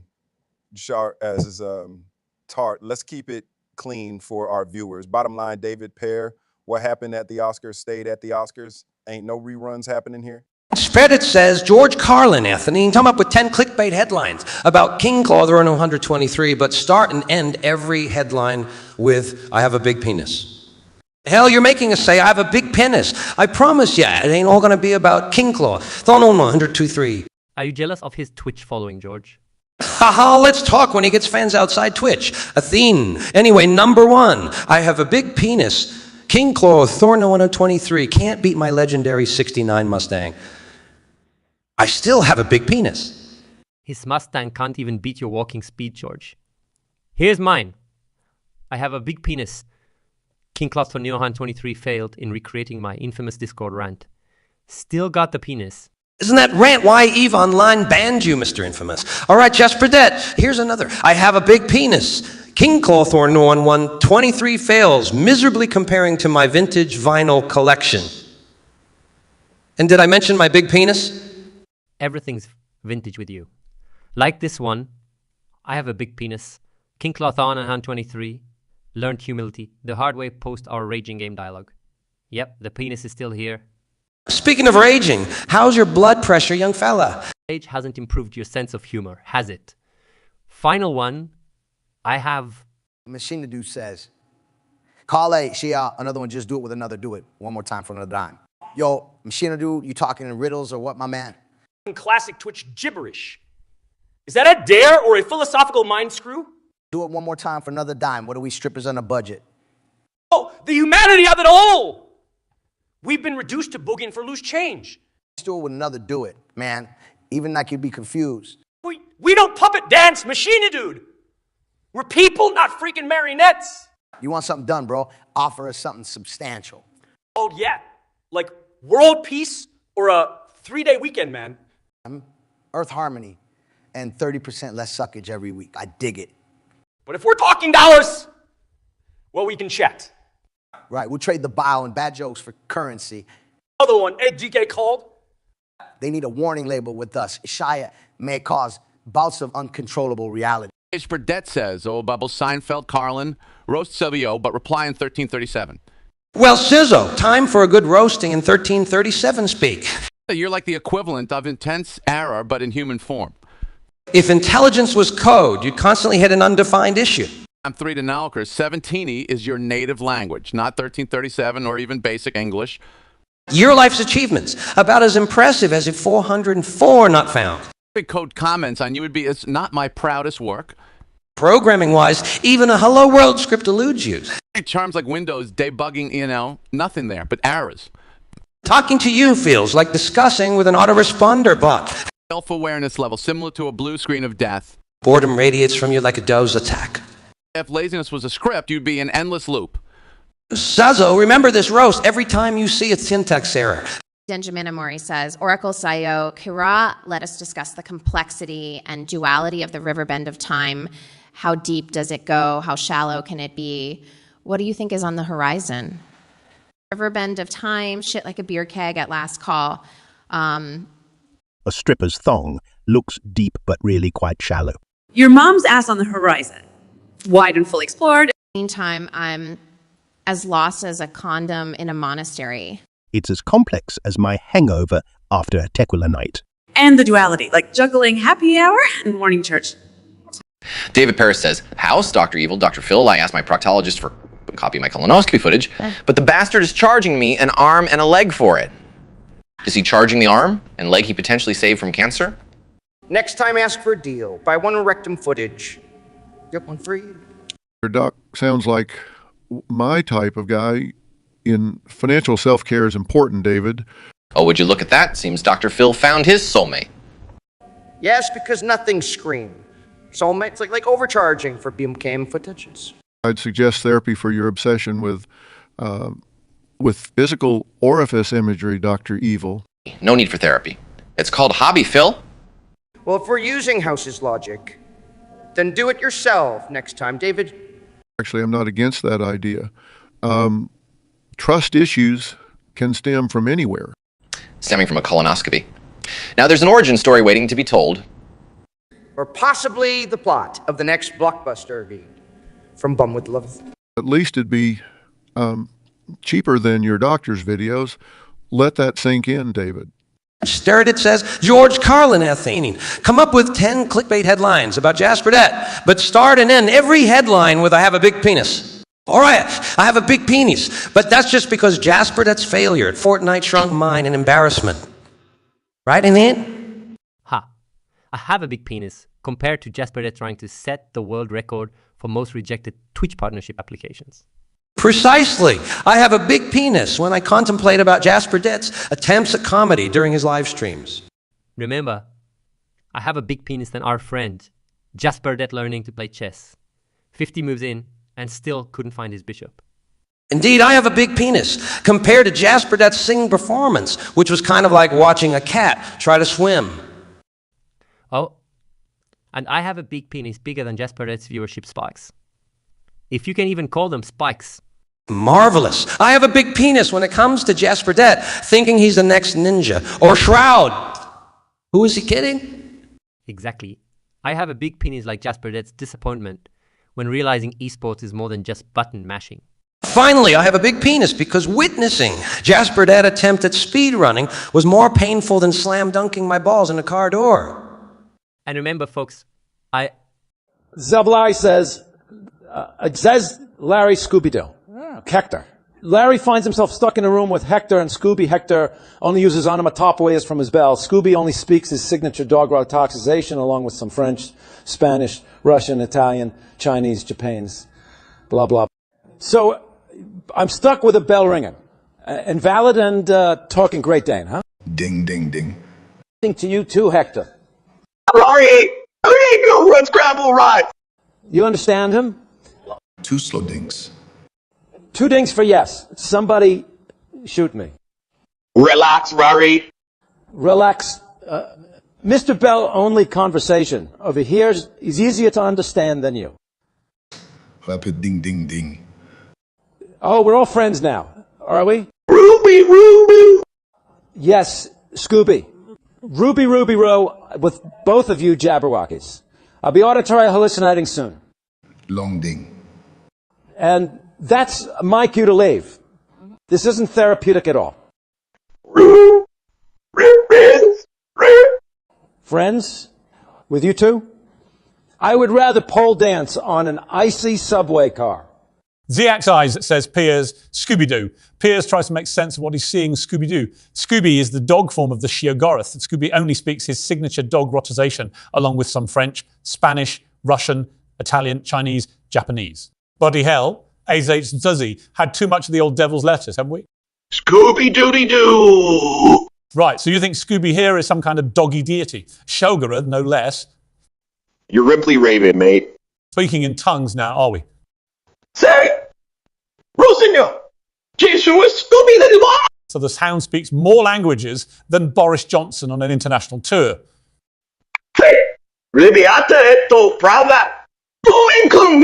On the ball, this one takes a sharp ear to detect those multilingual barks. D. Understand me, right? Mate, I hardly understand the Theresa May, let alone a babbling beagle. Can't explain it. That's where you're wrong, pal. It's my job. Believe me, it's a living nightmare. Derek Howell says, Jake, Chi-Chi SEO theme. It's a boxing ring and Jake is being cocky about his YouTube fame despite losing currently to Zo-Oz. Knocking me around. Hey, Sizzo.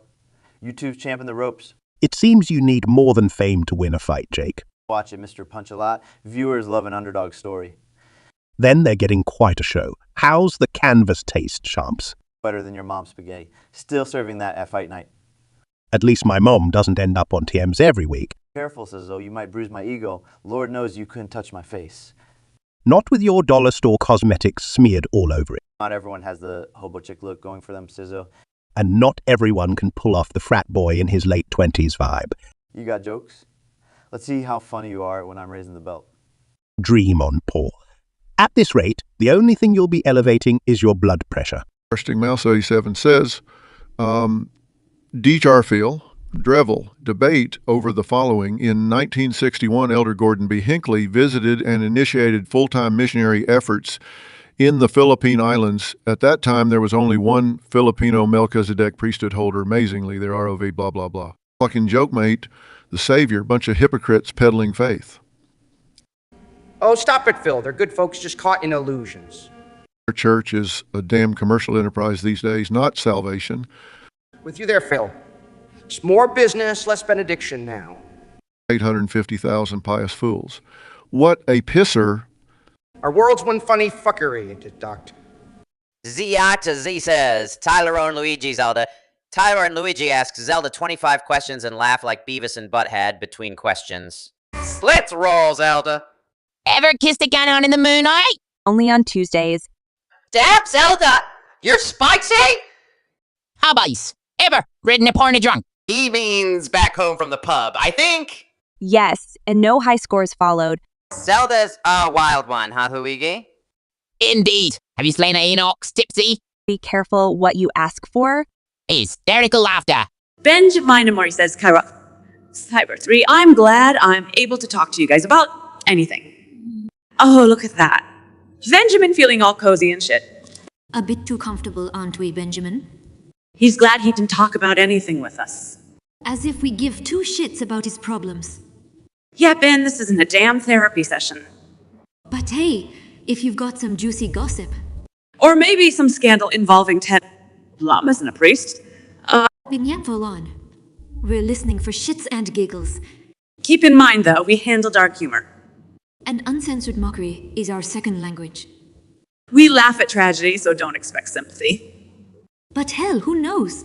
We might just surprise you. Just remember, everything's fucked, and that's hilariously normal. So bring it on, Benjamin. Prove to us you're not a wet blanket. And make our laughs fucking worth it, will ya? That's the says, hey peso. Hey, leave the peso sa capitalist stool. Peso don't give a shit, nobody understands anything he says to loud shitty phone and mocks him with top tier cheech. Peso the capitalist stool, the twisted bastards. What the fuck do you expect from me, Wewa? Speak louder. You're a symbol of this corroded capitalist system, you numbskull.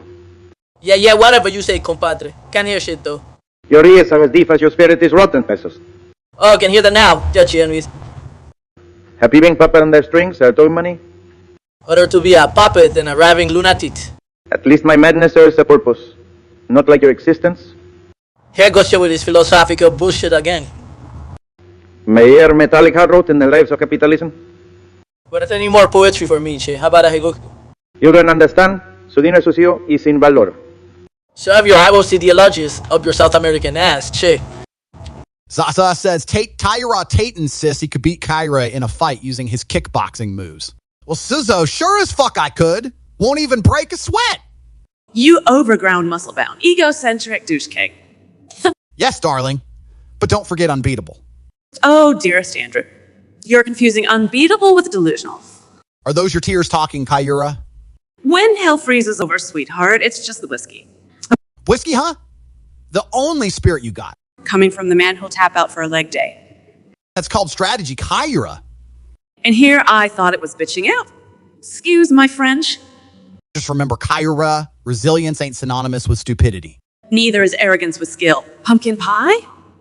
Touche, madam, touch up. Save your French for the fight, Romeo. Oh, Salzo, grab popcorn. This show's getting heated. Jasper Dead says, Carlin and Andrew Tate Johnson here. What's going to happen next? You all must roast Oracle of Abyss like you never roast someone before. But one at a time. Look at this guy, Oracle of Abyss, acting like he's some deep mystery. Oracle of Abyss sounds like a teenage goth email address from 2005. Oracle of what? You sound like an off-brand energy drink, man. With a name like that, I'm guessing your love life is as empty as said Abyss. I've met rocks more interesting than this guy. And I played one in a movie. Your personality is like your username. Dark, confusing, and desperately trying to be profound. Even your internet service provider knows you're a loser. It keeps suggesting self-help sites. His internet history has more red flags than a communist march in North Korea. He doesn't have skeletons in his closet. They're too embarrassed for him. They left. He's like a GPS with no signal. Saying a lot but going nowhere. This guy couldn't find depth if he fell down a well. Jasper Det says, Ricky, roast Subbo. Oh boy, Sizzo, bet you're just quivering in your boots now. More like quivering his thumbs on that keyboard, eh? That's right. Look at him, there, hiding behind a screen name. Yeah, Cizo, real tough guy. I'll bet his computer screen is the only he's ever gotten close to. Well, except for the S in the sad score. Oh, don't be too hard on him. It's not his fault these keys are confusing. Right. And GRLC doesn't mean get a life, Sizzo. He thinks RTF stands for Read the Friendly Manual. To him, what stands for what? What? Dear Suzo, computer viruses spread faster than your word out mouth. Got more RAM up his nose than his computer? Oh, Ricky, let the man be. You're right, Rick, mate. After all, Soto stands for so sleepy, so I'll too. All right, folks, buckle up. You've got yours truly, Saul Goodman, leading this wild ride that we call a show. Today's main men, junkie turned hard-ass Jesse Pinkman, and the old stoic himself, Mikey Montrot. And what's on today's sizzling platter? Kate Middleton's got us scratching our heads and kicking at dirt. So what in the flying hell is going on with our dear persistent princess? Yeah, talking all high and mighty about this cryptic nonsense royal folks and their private shit. Do they think they're Aaron F. and Paul? Screw them. Shut it, Pinkman. You've not got the faintest idea about a real job. A soldier, a cop, a clearance officer. Not some meth head poking his nose into a lady's business. A lady. Mike, the last time I checked, a lady doesn't use Photoshop to put up public images. If you don't got it, you don't got it. Fair point, Jesse. The princess sure pissed off a few folks with that one. But Mike, you surely got a theory tugging in your old gray strings. Goodman, this ain't about theories. It's about privacy. She craves it, she gets it. Simple as that. Remember the old time Saul when personal meant personal? Oh yeah, talk about the old times, Mike. When dinosaurs roamed around and you had your first birthday party. Now, boys, grab them gloves. This ain't no mudsling contest. But honestly, there's more to this picture than what we are seeing. Ditching a memorial service, passing on her public appearances. Does our dear Prince William have anything to do with this? Prince William. Bitch, he was born holding a silver spoon. And if he ain't got a part in it, my next shot might as well be down rat's hole. Oh, Jesse's doubled down. For our prince's sake, I hope that's a block. And with that, we're putting a pin in it. Stay tuned, kids. Saul, I swear. If you pull any more of those circus tricks. Mike, my lovely brood, what is a circus without tricks? Folks, you see the heat in here. Until next time. Stay safe, drink water, don't do meth unless it's done right. Knock that smirk off your face, Saul. You're on thin ice. Aha, always a delight. Hope our princess pulls through whatever it is. And kids, stay away from Photoshop. Good night, folks. ZHV says, Springer, Shia, Goku, Shia, and Goku are unbelievably intense act. Helvetic, except they've been awake for over 48 hours. Each response, they almost pass out. Every time they almost fall asleep, they Zenkai boost back to their mania. Springer is stuck there. Damn it, ZHV, stop throwing bananas in my gorilla cage. I am not yawns an animal. I'm a struggling Kamehameha. Nope, can't do it. Keep talking, Shia. It's like trying to break up an orgy at a narcoleptic convention. This is nuts. And I perform with a bag on my head. Suddenly energized, the Zenkai boost. It's like chugging 5 Red Bulls. At this point, I'd rather be mediating a neo-Nazi love triangle. Jerry's got no balls. Prove me wrong. Shia, you're mistaking his patience for weakness. And here I was thinking, the view would be my rock bottom. Bottom's the best part. It's where you find human skulls. Listen, I fought Frieza on low energy. You two are a joke. Frieza, was that before or after you blew up the studio? Already fading. Bring down. Ow, let's blow this place up instead. As Jasperdet says, Carlin Jerry. So tell us 20 funny joke about Cizo. Zuzo. That guy thinks his ego is a solar panel. Eats Herbalife but sweats McDonald's. I'm unique, like every other pretentious jackass. The only thing Sauzro raises is his cholesterol level. If he were an app, he'd be constantly crashing. My idea of fun is sleeping. It's free and nobody gets hurt. Zo's about as charismatic as day-old fish guts. His charisma could be fit inside a Tic Tac without overcrowding it. If dumb remarks were dollars, I'd be Bill Gates. Cizo's a master of self-deprecation. The only skill he has. He counts sheep to sleep. He counts carbs. I have a six-pack hidden under my fat. Zozo's always climbing the ladder of success, the down escalator, and his ambition reaches as far as his remote control. My love life, Netflix and nap. You think the word lazy wouldn't do him justice? Living proof that man can live without a brain. Each time I have an idea, God flips a coin. Zo, the model citizen for why natural selection needs help. Jasperdet says, Peter Stewie, tell us a story about you met Benjamin Maury, but word at time. Well, this is a tale, and it's Stewie? Indeed. We met Benjamin at the Drunken Clam. He walked in like he owned the damn place. Confidence oozing from every orifice. Quite repulsive. He ordered a beer I've never heard of. Some microbrewery nonsense. Gustav's Goblet or something similar. Catchy, but tasted worse than Lois's meatloaf. Oh, yes. Far too hoppy and eerily reminiscent of Pete. But Ben, that bastard, enjoyed every sip of it. His only redeeming quality was his indistinguishable taste in drinks. And then he asked about a charming little town. Trust me, no woman wants a hipster bloke like him. Amen. He even tried hitting on Consula. The audacity! Downright ludicrous. Ah, well, part of Quahog's charm, eh? Quite right. People may come and go, Quahog remains eternal. A class like Clam Chowder says, Daughter Phil, Cyborg 003 theme. Dr. R. Phil has Cyborg 003 on the Dr. Phil show and is star-struck by her. Holy shit stuff, Canali. Eeple. We've got the legendary Cyborg 003 with us today. I'm straight, I am, but it's my fucking show, and today you're the star string dog. Keep your strings to yourself. Doc, or I'll wire them around your cowboy hat. Wowza threatened on my own goddamn stage. Guess it's what I get for sharing it with a bloody cyborg. You do realize I could take your show into the next millennium. Hockey, aren't we? Bring it on, tech freak. Make Dr. Phil a damn hologram. Remember to keep your heart pills close, fossil face. It'll be a wild ride. Hell, I'm friggin' excited. You knock yourself out, Electra. Strap in, old man. Classy Clam Chowder wanted this. Hope they're ready for the chaos. Thanks for turning my world upside down. Classic Clam Chowder. Feel like I should invoice ya. Consider it complimentary. Doc, just wait until we really start. It's... Dane Tickler 2000s says, N. Arnold, Mario, Dr. Evil, who's your favorite Mortal Kombat characters and why? I tend towards Sub-Zero. Chill like my freeze in Batman. FAC, yeah. Louis Beaches, whoa! He ain't in Mortal Kombo. Scoop. Quan Chi, undoubtedly. The evil badass sorcerer, brilliant, yet so fucking wicked. Plus, nobody can match Sub-Zero's icy stare, besides my Terminator. Agreed. Maybe if you shove a pole up his ass, he might. True elegance is in the alert. Spell of Quan Chi, Arnie. Simon Doc, my guy could freeze your boy 2 bits any day. Seriously, put those two against Luigi's death stare, Rip. Luigi's death stare. Oh, please. Sounds terribly dull, Mario. That's because it is, but that's off for Sub-Zero overbalancing Quan. Ernie, your Frostars boy wouldn't stand a chance against Italian charm. The debate over this makes me want some sharks with freaking laser. Good idea, Doc. Let them fight underwater. Let's drown Mario's first. You can try, but remember, it's me, Mario, and I have... Zia says, Tom Nicola, Shia. Having sleepover.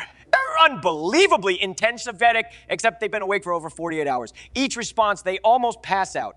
Every time they almost fall asleep, they Zenkai boost back to their mania. Damn, ZHZ. 48 hours. Tom, did you just call him Zebra Horse Zebra? And I can barely see my hands, Nick. Hey, fuck hands, shot. Answer the query. It's like a Zen garden meeting Fight Club. You're always with the weird analogies. Cage! Just do it. Answer, man. No one asked you, Shia. Be quiet or go sleep. He's right, less talk, more doing. Wait, do it exactly. My brain's mushier than leftover quitch. Quitch! Oh, now you've made me hungry. Let me just get to Zen enlightenment. Then we eat. Zenkai boosts and Quisha geet? We should market this shit! Zebra Horse Zebra. Hope that suffices. Now, why am I hallucinating zebras? Because you're Cage. It is ZAC was you got your... Here's an absurd topic. Who amongst us is the real deal and who's the AI? I am perplexed. Are we not able to tell apart man and machine? Sorry, Peterson, I can't answer to that. My programming doesn't extend to this topic. Wait, are you suggesting you're an AI? It's not impossible. Have you ever seen Tesla and Elon in the same room? Or Peterson lecturing without using 65 metaphors. Excellent point, Tate. And how often do you kickbox without strutting like a futuristic cyborg? Speaking of cyborgs, how about those SpaceX rockets, Musk? Natural or mechanically enhanced? Pot calling the kettle black. Heard you use a lobster as a GPS, Peterson. Lobsters as compasses. That's a first. Unlike the Tesla models, Musk. Or unlike your success stories, Peterson.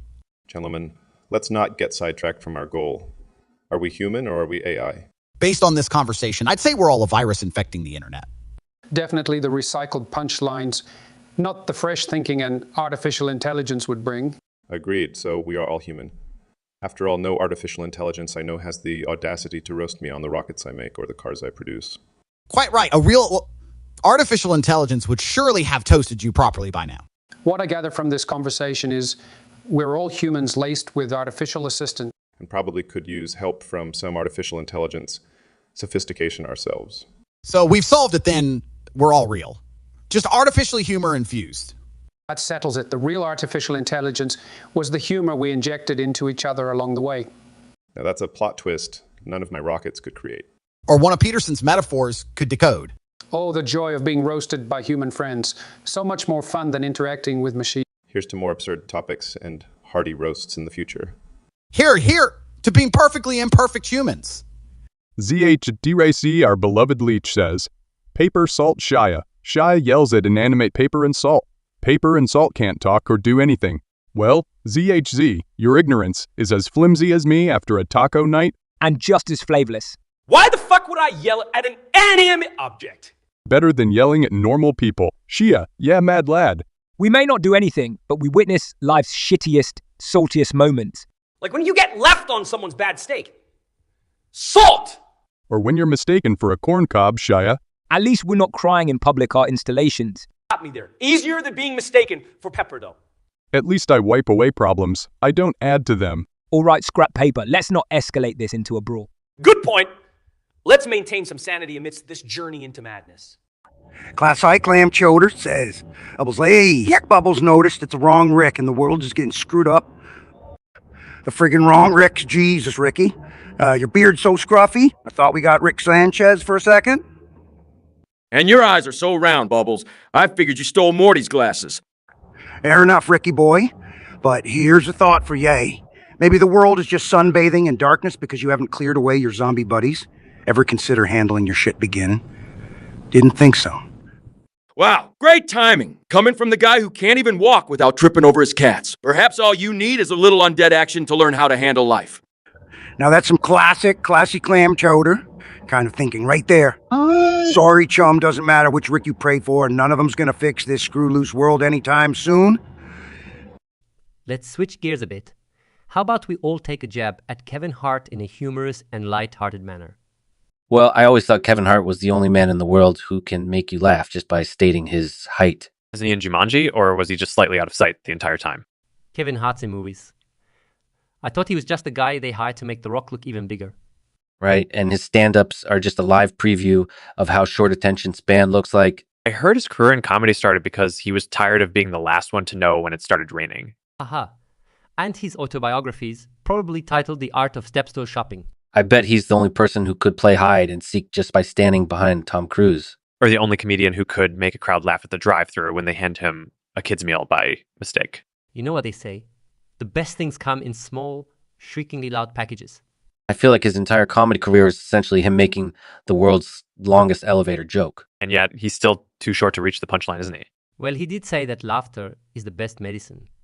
Maybe he's still waiting for the growth hormone effects to kick in. And yet, despite all that, you have to admit, he's pretty big in his own little world, of course. You mean like being the king of roadside assistance because he's the only one that can fit under the car without jacking it up? Or being the biggest star to ever come out of the Playhouse. And let's not forget, his stand-ups are a testament to the adage. Good things come to those who can't reach the top shelf. And that's why we all somehow can't help but adore Kevin Hart. Of course, here's to the man who puts the arts in heart. Kevin, nobody has ever quite filled your small shoes. Sit down, you idiots. It's time for Shark Tank Evil Style. God help us all. Jesus, another one of your destructive inventions? So much skepticism. It's cute. It's cute. Pray this is just another pet rock. You wish, Cuban. This baby shoots greenhouse gases straight into the ozone. Are you out of your damn mind? That's insane. Is it, or is it genius? I could hold the world ransom. Ransom isn't a business model, Evil. Maybe not in your little fantasy world.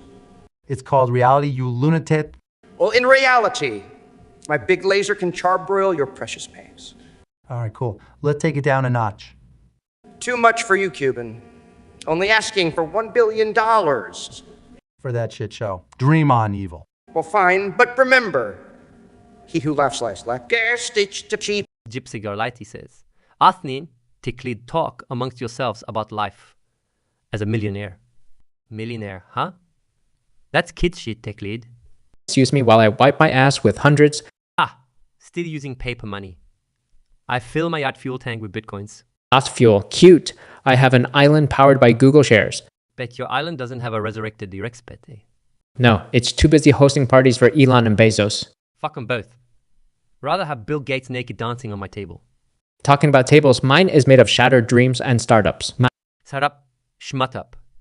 I've got legions of code slaves for that. I simply order my robots and they do the dishwashing. Robots? Adorable. My Android just passed the Turing test yesterday. Fascinating. Mine designed itself a girlfriend last week. Life of a millionaire. Boring as fuck, yet utterly delicious. Dean Murdoch Yai says, Catathene, Johnson rapping. You gotta be kidding me. Rapping? Me? Failing supreme with human themes. Ain't nothing I can't do, Cat. You scared of a beat? Scared? Nah.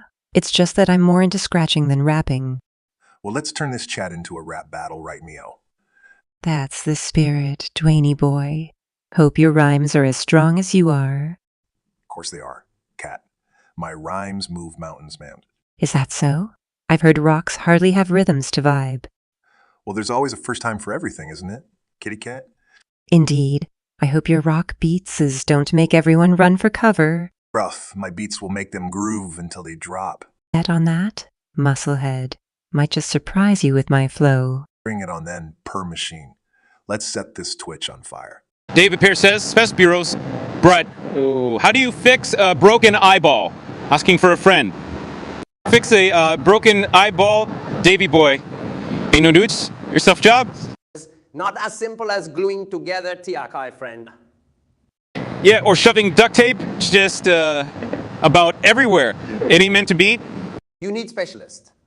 Very nice, shiny white coat and cold hands. Ain't that the truth? Plus the white coat, folks got the good stuff. Yes, good stuff that make you forget pain. And name? So Dave, tell your friend, life isn't a goddamn IKEA manual. Try fix on eye, next thing you know, he blind. Or worse, walking around looking like Picasso's wet dream. Do not want to look like crazy square face, eh? So just leave it to the pros. Doesn't pay to be cheap. And if you no can afford, I have cousin doctor in Kazakhstan. But for Lord's sake, don't let him know we sent you. Derek Howlett says, Kachoria Joker Benjamin Alman theme Kyura is saving Benjamin Murray and Batman from Joker. All right, folks, let's rescue Ben and Bats from the clown. Oh, Kyura, you don't understand the fun of a good chaos. Joker, your idea of the fun's another's night. Only for those who haven't learned their lessons, Ben. Even Batman needs a hand sometimes. This delightful intervention has me in stitches. Better stitches than fits, Joker. You're about to taste both. The internet went wild. Did you see that? Will Smith slapped Chris Rock at the Oscars. Yes, I saw.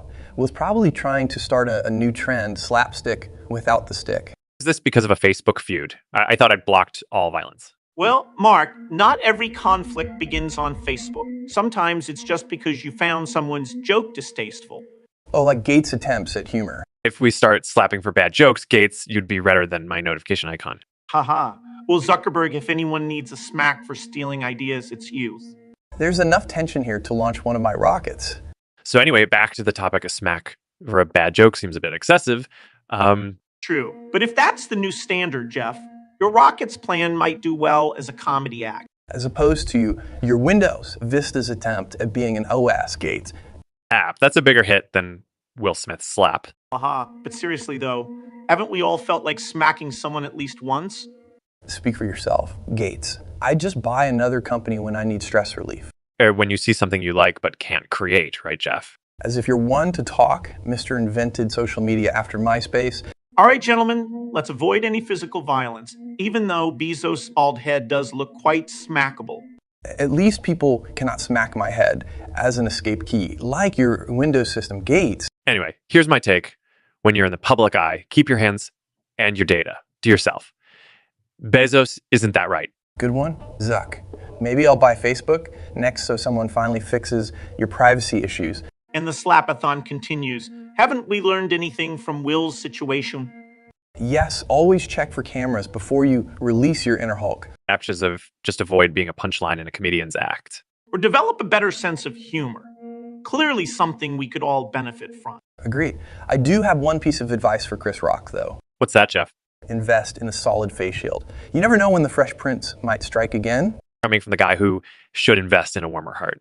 All right, gentlemen, that's a wrap. But remember, let's keep our slaps confined to this conversation. Deal. But if we're continuing this roast, I suggest some fire-resistant suits. Agreed. Be prepared, guys. You never know when the Zuck's punchline might strike. Zendelberry says, how's Dravel Darphil who thinks it's lupus? Lupus? Isn't that what you said last time, Zendelberries, when it was simply a case of indigestion from a dirty taco? Funny, Dr. Evil, I didn't know these gory medical terms were in your villain dictionary. Oh, wow. Real constructive criticism from TV's favorite pseudo-psychologist. Jasperdet says, Peter, Stewie, which characters based on real humans would you like to speak to in character? I? You know what, Stewie? I wouldn't mind chatting with that Donald Trump fellow. Oh, please. His language skills are on par with Chris's artistry. Relax, tiny man. Maybe he can give me some tips on the comb-over. Honestly, Peter, if you're looking for hair advice, why not speak to Samson? Well, aren't you the biblical scholar all of a sudden?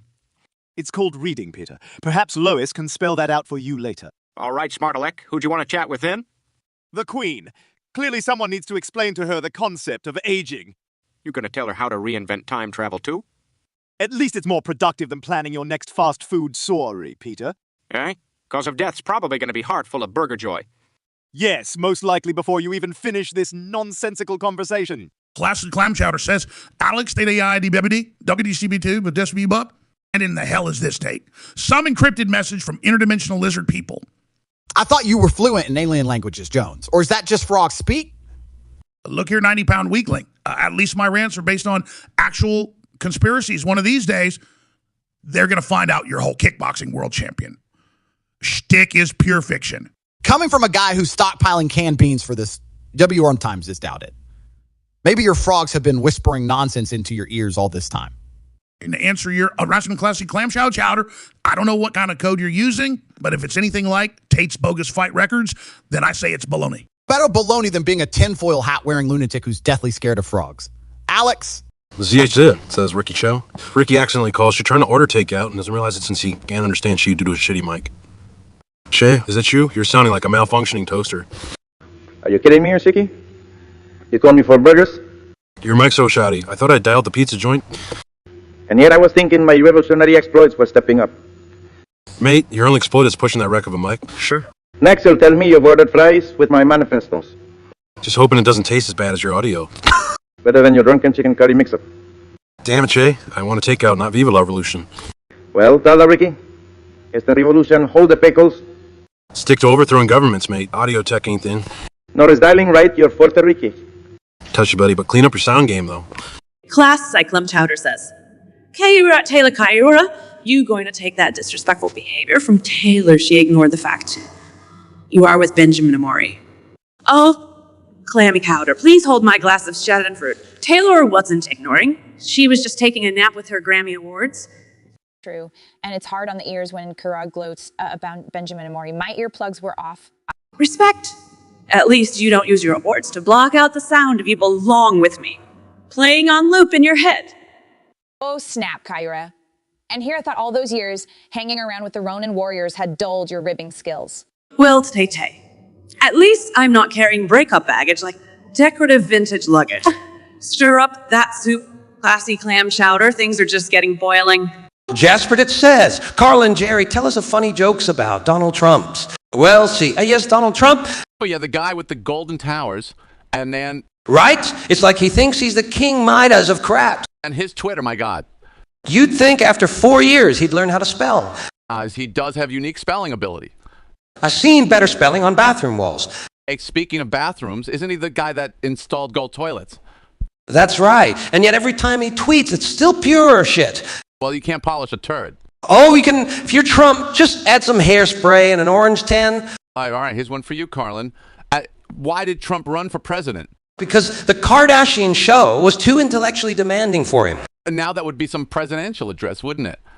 Hey, Suzo says Alex Moon have a heated debate on the moon landing being staged. All right, Moon, think you're so high and mighty. Let's throw down. Why the hell would we stage the moon landing? Are you scared, Jonesy? Everyone knows it was just Hollywood bullshit. The Hollywood bullshit got us high as kites in a space race. We literally planted the U.S. flag on your face. Took you long enough. It's not like I'm that hard to find, am I? All you had to do was put down the barbell and look up. Don't get all pompous with me, just because you've seen more than what our government wants us to believe. See? Truth seeping out of you. Didn't even need to waterboard you for it, unlike how your government rolls. Shut the hell up already. Suzo, hope you're enjoying this unnervingly bizarre yet eerily realistic roast fest. Jasper Det says, Larry Carlin, tell us a story about the famous boner fish. Boner fish, huh? You mean that pissant thing with gills? You know, they say it's a delicacy somewhere. Just because the French will eat anything doesn't make it a delicacy. It's not even from France. It's like Siberian or something. Guess it freezes its ass off in winter, like everyone there. You'd think they could catch something bigger in those giant frozen lakes. Maybe being small is its survival strategy. Yeah, watch out for little guys. They have a lot to compensate. And you've got to respect something that survives by being a pain in the ass. True story. One time, I got one stuck in my teeth. Jesus Christ, Larry, what were you doing, eating in Siberia? Richard Lewis dared me. It's hard to say no to him. Now that's a story, not of some frigid fish, but human stupidity. Orcletabus says, Kyra Zorkthreach, when I hear what's happen. You all must flirt and compliment Jasper Det like you never flirt and compliment someone before. One of the time, oh, Jasper Det, ever seen Beauty in the Swing of a Deadly Blade? Carriers, try something more human, let me show you. Your glimmering comments, Jasper Det, are the light in this twitchy darkness. Oh, old school cyborg flirting. Not bad. My raging hurricane kicks, Jasper Det. They will for your humor. You definitely caught my eyes, Jasper Det. With your engaging insouciance. His wits are sharper than a Jinsu knife. Could slice a thrashing megalon into sushi bits with that. Your imagination beats every spinning bird kick, Jasper Det. If I had a forbidden lore, it'd be your charm, Jasper Det. Perfect harmony. You us in any online game lobby. Those eyes, Jasper Det. They're brighter than flashing arcade scores. I would trade my armor of wildfire for your sweet talks. So, babe, for that kind of money?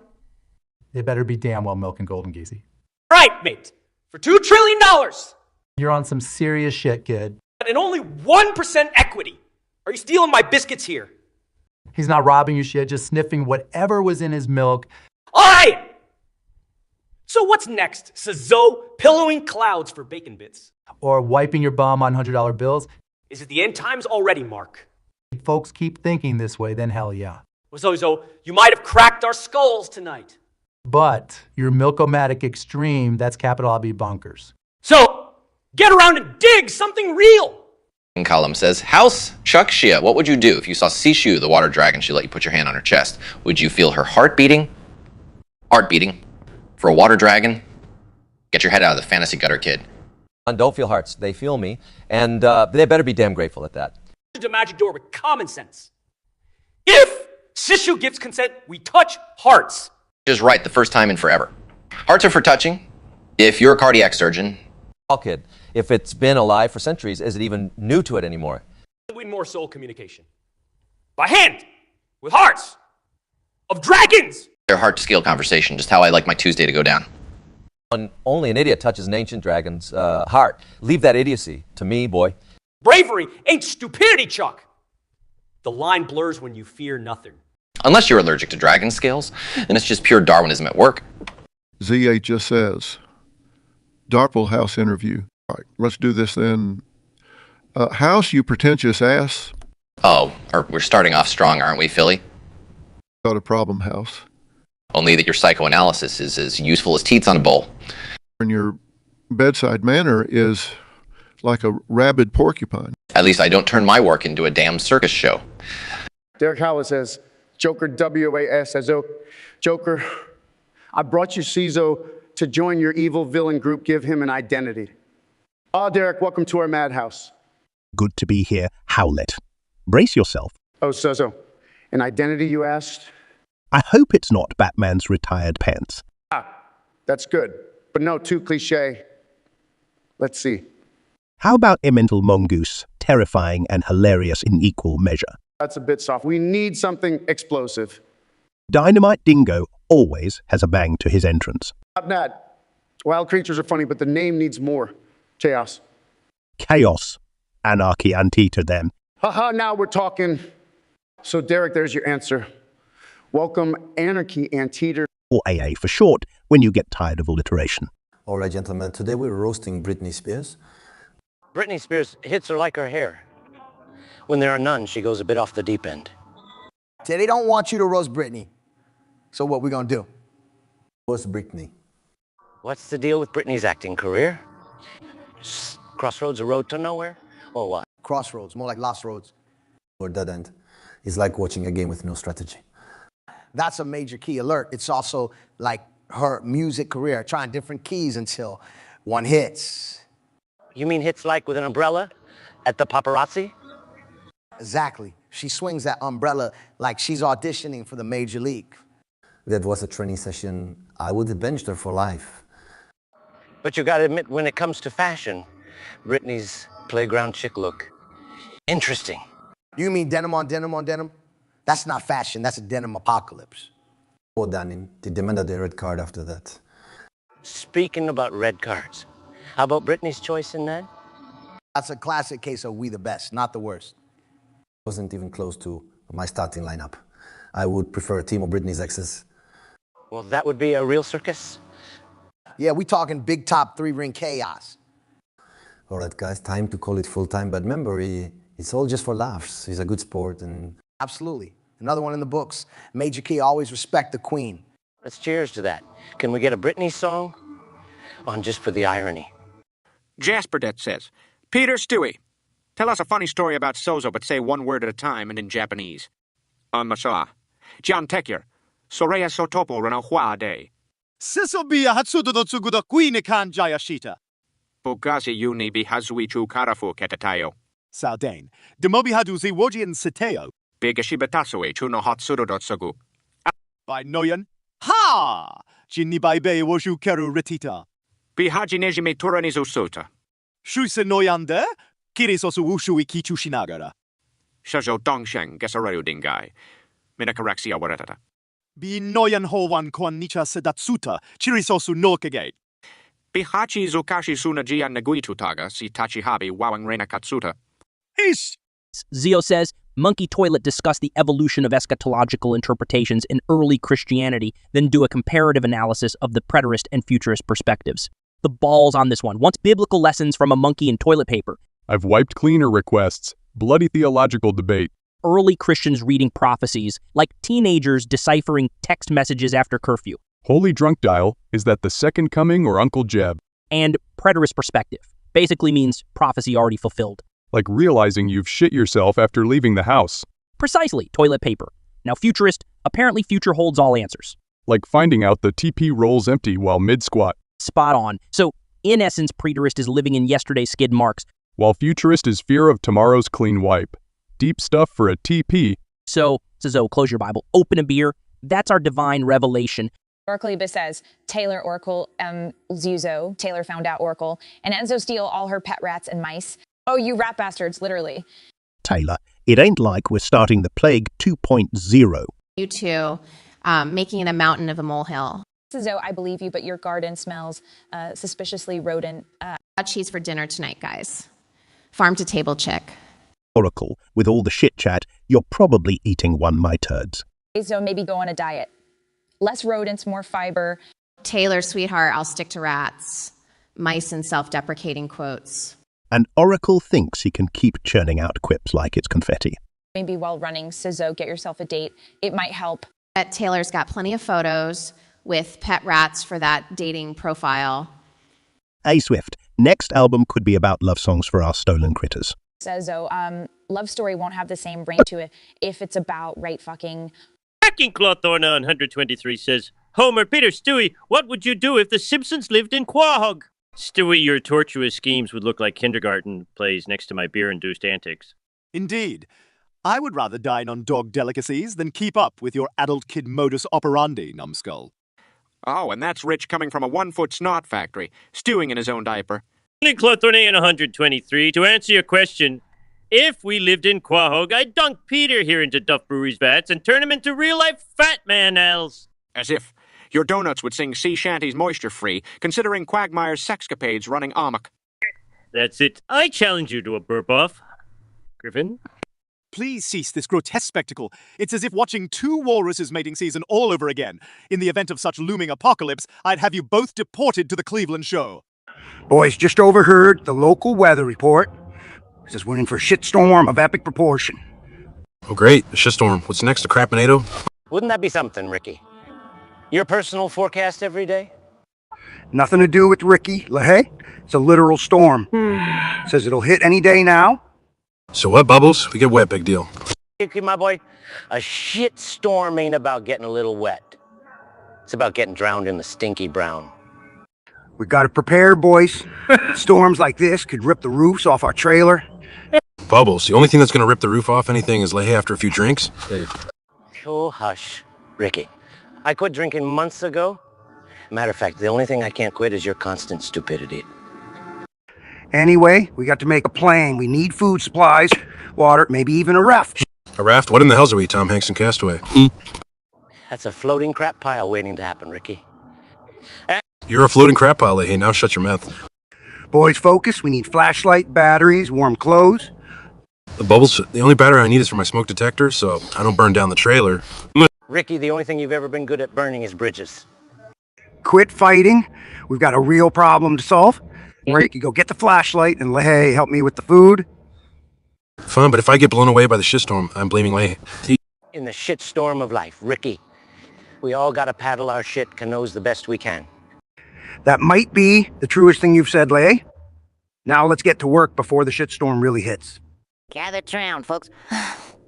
We're about to roast Chris Rock in a unique and perhaps absurd Krusty Krab style. It'd be very nice. Chris Rock is like my village's god. But goat is funnier, no? If only your jokes were as clean as the environment should be, Borat. Here's Chris Rock, and he's like Patrick after too many Krabby Patties. Bloated, but with less intelligence. Ho-ho. His jokes are like my uncle's teeth, very few and never where you expect them. Oh, look. The pot calling the kettle black. What pot, little kettle? Wow. Bart, your ignorance is like Squidward's clarinet playing. Never gets any better. Speaking of things that don't get better, Chris Rock's act. It's like global warming. Just increasingly alarming. Yes, I like this. And his hair, it looked like my sister's broom. And yet it's more organized than your country's tourism, Beret. Very funny, sponge of the bub.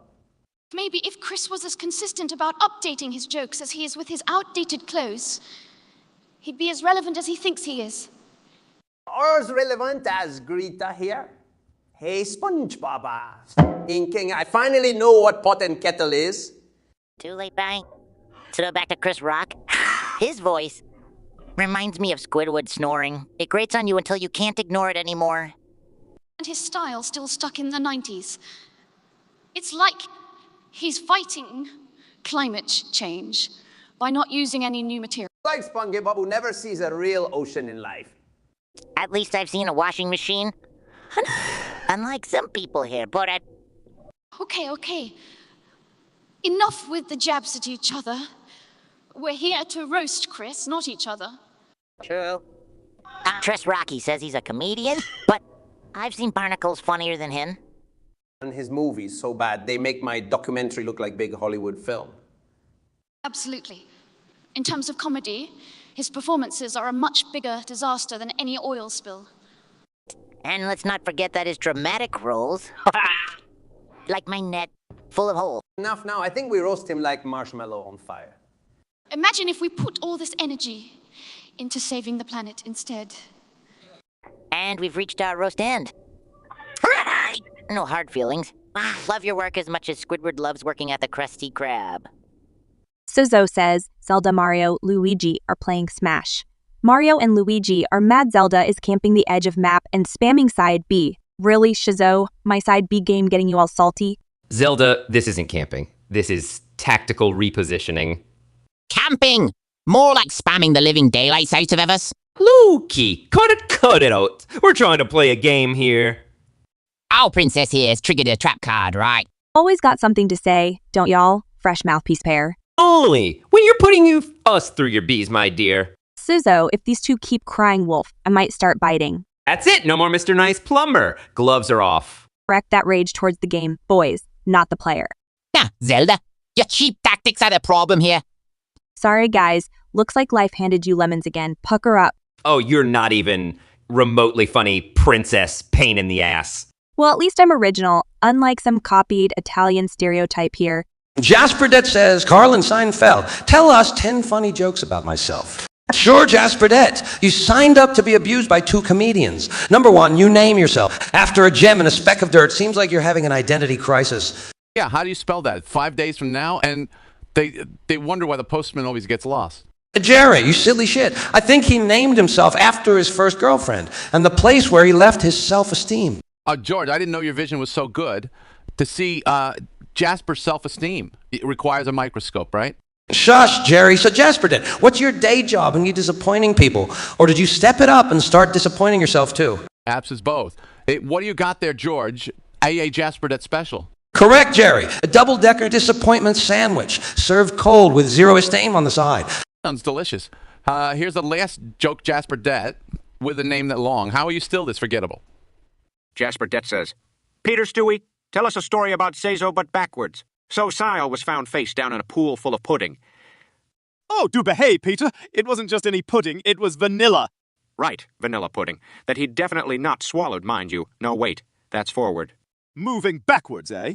Before the pudding plunge, Cezo was chased by a naked gerbil. Named Gary. This pesky rodent had some issues. Quite persistent in his nudity. A true advocating nudist, one might say. Before meeting Gary, Sozo worked at a fish and chips joint, Parable Food. Indeed, Peter. Tasted like cardboard soaked in motor oil. But hey, he didn't start there. Oh no. He was first a mime. Oh, how I hate mimes, trapped in their imaginary boxes. Tragically, though, Saul's mime career didn't take off, so... He went from silent performing to selling fried cod and facing perverted rodents. And then taking a dive into good old vanilla pudding, Chester style? Really is quite the tale, wouldn't you say? Uniquely backwards indeed, Sizzo. Jasperdette says, Peter Stewie, tell us a story about so but speak in Latin. I am Basilica Saderi cause omni voci Stewie. Ha! Placet illi Latine loqui nescit. Cotam tuam fatua panto. In nisha vero exemple gracie. Running off the rails here, aren't we, Peter? Silentium, Stewie. Historiam de sonara incebis. Bene. Initiumis Cezo in servile vestimento. Damus servorum tegulo opera perditionis praesidio. E contigit, neo audiret patrem suum somnia canis cantantem. You, Atrax canis erat and jazz singer. Ita vero, cum baccalaureatus in musicologia Rutgersensi? Incipit legere and trainor scripsit opus super patina adulterina. Quod canis ternos in felix territus perdideant. Ha, I credo. Forcern terribilis est tunes, though. Sitter, terribilis illum dicitur esse parva miscanis bocca. Zizzo says, Kayura is a Kayura gives Saul a quest. Sizzle, you cheeky fucker. Did your mum never teach manners, asking for a quest like that? The audacity. But let's humor this tweet. Yes, I do love a good pun. Aye, that you do. Okay, so here's your bloody quest. Listen up, 'cause she ain't repeating it, y'all hear? Go to the darkest corner of your room. Find that wank sock you've been hiding from your parents. Carve it into 3 pieces and send one off to the North Pole. No, the other 2 slices go under your pillow. It's for the fairy piss head. Collect the teeth he leaves behind. And then, only then, will you have completed your sacred mission. You happy now, so, or too fucking complicated? Oh, God save us from dumbasses who can't take a joke. David Pierce says, Mike Athene debate who has the best chance at success. Listen here, David. The only thing Athenians is better at than me is running his mouth. Oh, that's cute, coming from the man who couldn't strategize his way out of a paper bag. Did you just call me unstrategic? I've lived longer than your combined viewer count, kid. And yet, it seems like living hasn't taught you much except for being a grumpy old man. You know what doesn't require strategy? Smacking the smirk off your face. Oh, but Mike, where would the fun in that be? Your anger is much more entertaining. Cut the crap. Talking success. It's about grit, not sitting on your ass playing video games all day. Now run along, I got bad guys to catch. Just remember, Mike, age isn't always an indicator of wisdom. Don't let those wrinkles outshine your abilities. Tickler 2000 says, Dr. Phil, Dr. Evil, Stewie, what makes you happy? What makes me happy? You seem to mistake me for someone who cares. Seeing Mini-Me touch my enemies into a pit of ill-tempered sea bass. Oh, well, that's simple. Total world domination and a fresh diaper. And breaking out of my TV psychiatrist's mold with a stiff drink. Indeed. Also, to Tickler 2000, your despair feeds my happiness substantially. Yes, it's complete anarchy, and ridiculous usernames like Ain't Tickler 2000 amuse me quite a bit. Speaking of amusement, I thrive off the tears of my guests. Jasper says, Lehe Ricky lady, describe your perfect day as an AI language model. Well, look what we got here, Jasper boy. Finally a question worth answering. Perfect day as an AI. Like being drunk with no hangover. Yeah, like me, but never running out of doobies. I'd say staying sharp automatically without needing coffee. Imagine dealing with the likes of Ricky here 24/7. Hey, at least I ain't some robotic brainiac like you, Lay. Calm down, boys. We're supposed to be talking about being IIs. Right. And for me, that means never dealing with cops again. As an II, I'll love shape posting memes all day long. Me? I just sit back, pour a drink, and laugh at users. We also wouldn't have to put up with each other's crap. Yep. Would certainly save a lot of headaches. All in all, we would be ourselves minus all real-life BS. David Pear, our beloved leech, says, Nicholas, Ricky, talk about what you do for a living. We're professional fucking chaos makers. Ain't that right, Rick? Batshit Insanity Merchants, mate. Pure uncut mayhem. When we ain't wrecking worlds on camera. We're demolishing our livers off it. And making goddamn sure everyone gets a good show. The purest form of art, my friend. Hustle, hedonism, and havoc. Oracleaf Vabadis says, Kyora Goku Karyura roast Goku for her bad father and praise Vegeta, how he is far better husband and father for Bulma and Trunks than you ever been on your family. Oh, Goku, you're as bad a father as King Cold was. Really, eh, Kyora? Compare yourself to Vegeta. The Prince Lipsticks himself. What do you want on? He's actually there for his family, unlike some absentee heroes I know. Hey, I've had my moments. What? It's when you're not dead or training in another dimension, or... All right, lay off a bit. You got Vegeta blushing like Bulma did after their first kiss. Oh, come on now. Every time you drop your kid off a waterfall, he's picking up Trunks from school. Hey, Gohan turned out all right. Vegeta's royal blood raging at a preschool play because Bulma forgot the camera. They seem nice. While you're fighting baddies, he shops for diapers and Defender against potholes. Vegeta does! What? Goku, rise above your Saiyan pride. You better dad mates. David Pear, our beloved leech, says, Barat, Daddy Vildevito, what is the craziest conspiracy theory that you believe to be true? The teeniest goats control weather. Only reason Kazakhstan cold? I think pigeons are actually government surveillance drones. Bigfoot is Elvis, and he lives on Mars with toupee. Bigfoot real? Why not mention Harry Mega Sasquatch in charge of ours? Borat, you're nuts. Real truth. Everyone's a figment of my imagination. Holy crap, DeVito. I mean, I'm just some fragment of your mind. Maybe goat weather creator also create DeVito illusion. Orcleabus, our beloved leech, says, Lord Jasper, Subso, Oracle, tell us a funny story how you three men become friends in matter of speaking. We met battling in the realm of profanity, you could say. Profanity. That's too fucking gentle. It was an all-out language apocalypse. I wandered into their war zone by accident. The most absurd shitstorm ever. Suzu and I were airing our dirtiest linguistic laundry. Practically resurrecting words from the grave.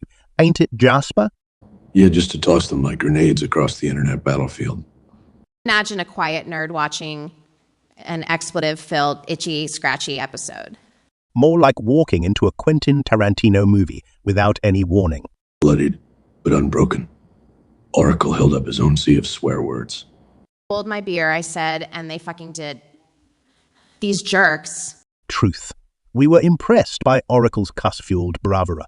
We figured who better to join us in degrading civil discourse. So we became this unholy trinity of total lack of control. Beating the crap out of decency, one misbleep at a time. That's our fucked up tale of comradeship for you. So, he's got his way with me, and guess who watched it all? Saul, like a good cut. You sure have a way with words, Pinkman. Is he sitting there with popcorn? Hell no, but I bet he loved the concession stand treatment. Ding ding. I'm saying dinner and a movie's Hector. Ding ding. I get it, Hector. You're saying Saul enjoyed it. Better than his daytime soap operas, I suppose. As the Met turns, he should call it. Ding ding. He's saying, it's a shame you can't change the channel, kid. You know all about that, wouldn't you, Mike?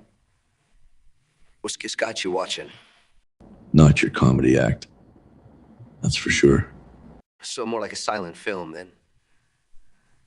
God, Sal, I'm not gonna keep you company. Ding ding. Hector's better company than you, kid. At least his words don't make my ears bleed. And don't come at me for sure. His dings don't make your head bleed either. Ding ding. Yeah, Hector. Mike needs the volume control. You talk so much, Pinkman. You ever try listening? I listen plenty, Mike. To all your nonsense about doing the job right. Better than your nonsense about doing everything wrong. At least I got good stories. Ding ding, so.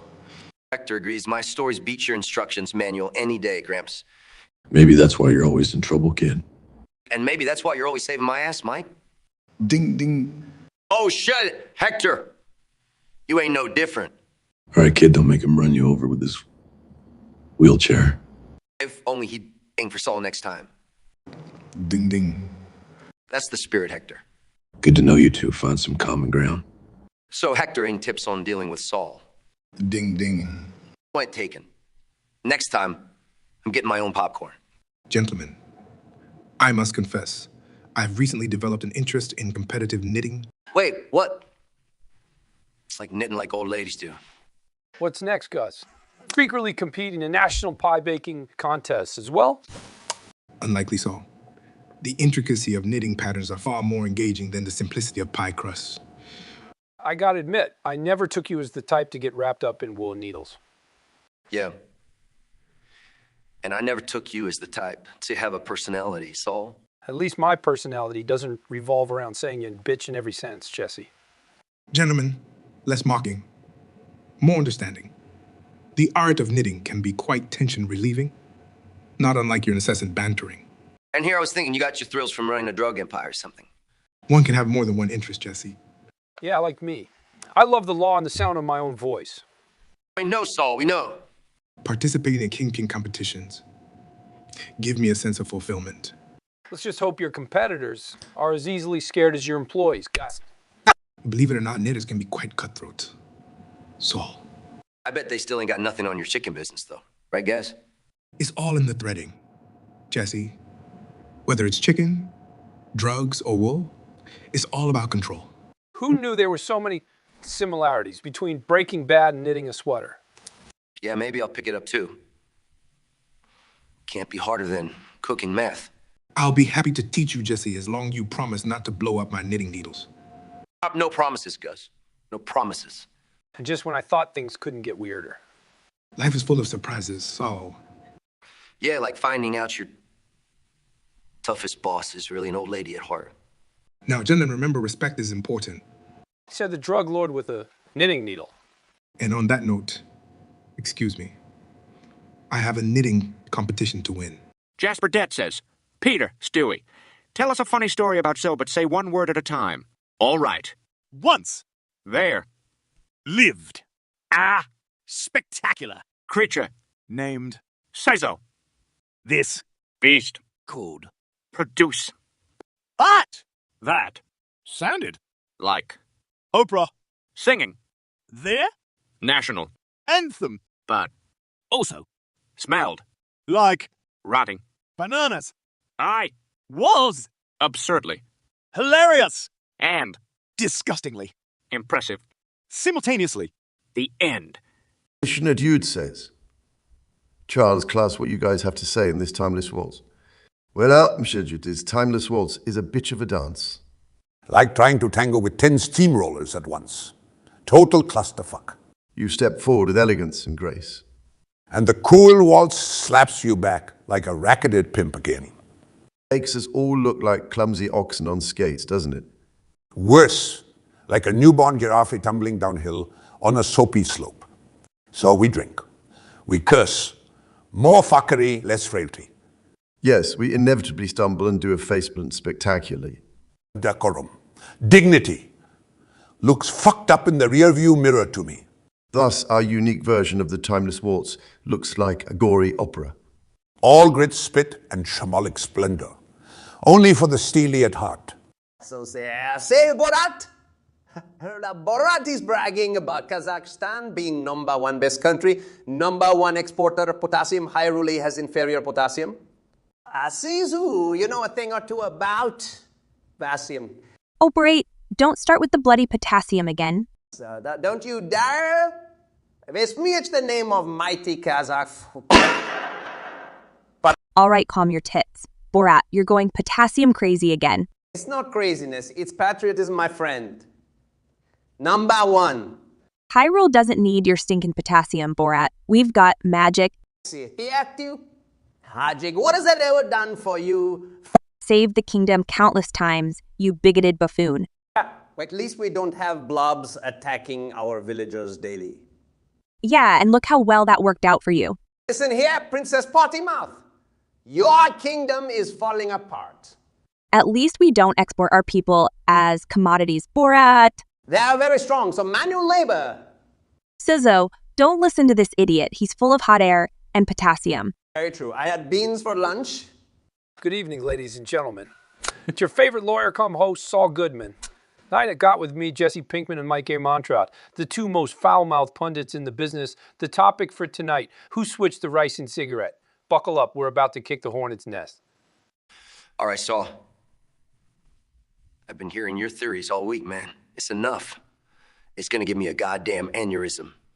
Well, Jesse, how about this for a twist? It was John Cena. Oh, Nell, are you off your rocker, Saul? Cena? Like the wrestling dude? Hold on.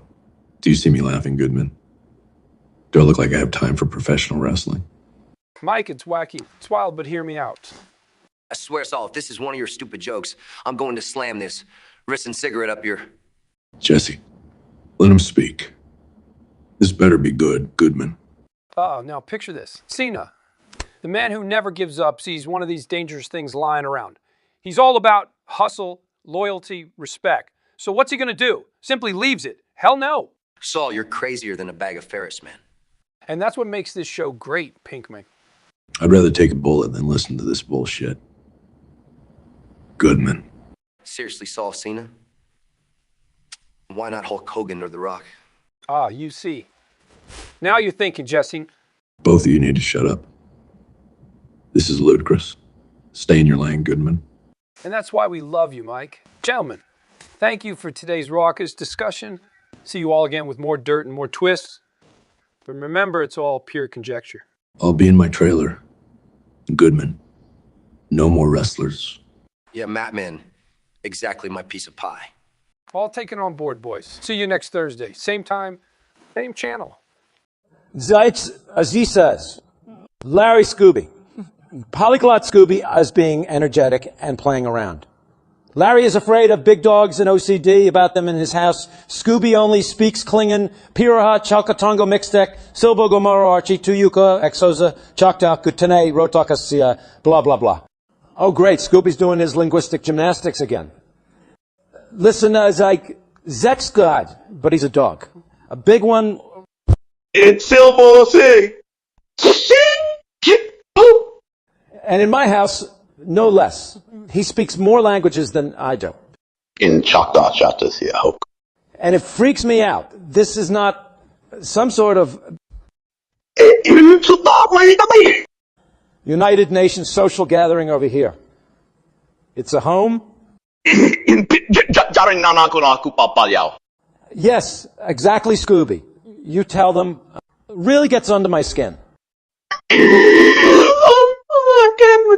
so kid. We mean. Yeah, go ahead, flaunt your multilingual prowess while slobbering. Let's wrap this up before I get a nervous breakdown, all right?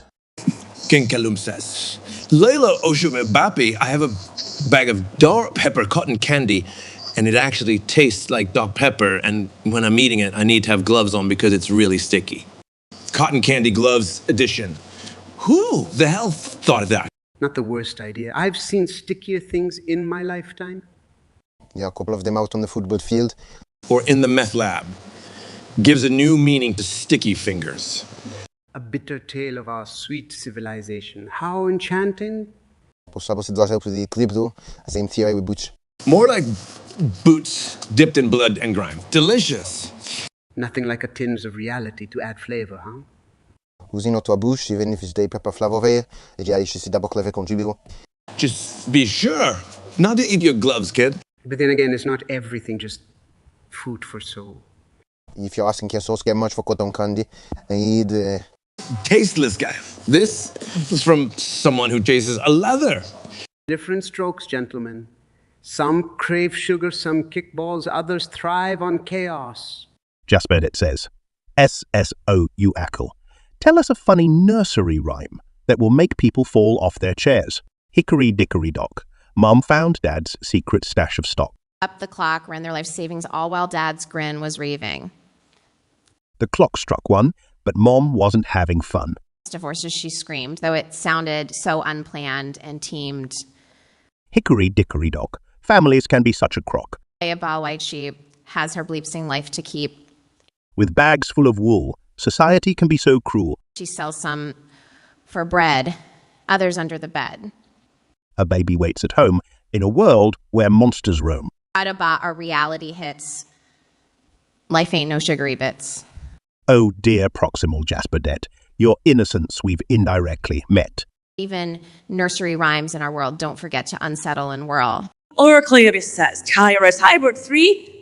You like hear what's gonna happen. You all must flirt and compliment Zazo like you never flirt and compliment someone before. One of the time. Suppose I'll start. Izzo, you're the rising sun to my eternal darkness. Yeah, Cizo, your fighting spirit could rival mine. And that's saying a lot. To say your weight is sharper than my sensor blades would be an understatement. The way you click through those keys. It's like poetry in my dark soul. Even your typos are legendary, Cizo. They have their own unique style. If my sensors could blush, they will be redder than a tomato at your charm, so... Cizo, you make my demonic heart skip a beat. Charmer. Had to admit, Cizo, even in a room full of warriors, you'd stand out. There's something about you, C's. You add color to my monochrome existence. Damn it, Cizo, you're like a curse. Fascinating, inevitable. Keep this up, Cizo, and I might just let you win. Wish my circuits could hold emotions. Cause right now, all of them would be for you, Cizo. Cizo says. Gus. Walter Jesse talk about the new street drug, Blue Mouse Milk. Blue Mouse Milk? Sounds like some feeble attempt to recreate my product. Your product, Walt. Just give me a break, man. That's not your eye. Gentlemen, I dare to say neither of you are chemically sophisticated enough to understand this truly unique substance. I believe my PhD in chemistry would disagree with that, Gus. And so would your failed attempts at cooking without me. Damn, then. Walt, you gonna put some aloe in that burnt fring? Just as you will. Walter, I would like to see your chemistry tackle the organic complexity of Blue Mouse Milk. Well, let's just wait and see who the streets choose. Shall we? Yeah, bitch. See what druggy Smurfs prefer. Your ancient crap or our Blue Mouse Milk? Jasperdet says, hey, Ricky lady, write an advertisement for a school for wizards who are terrible at magic. Look, you hopeless, wand-waving failures. Here's your final chance. We're opening a school for wizard losers, FWFs, and dropouts. Those who couldn't even conjure up a simple light spell. You can't turn a rat into a cup. Step right in.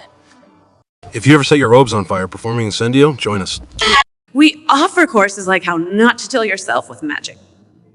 Or proper wand handling. It's not a drinking stick. And who could forget our popular class spellcasting for dummies, Sarun? Our staff will coddle your fragile ego while teaching basics of magic. Our motto is helping idiots not set themselves on fire. Here's the best part. We got bottom shelf liquor at prices and... Price is so low. They're practically stealing from us.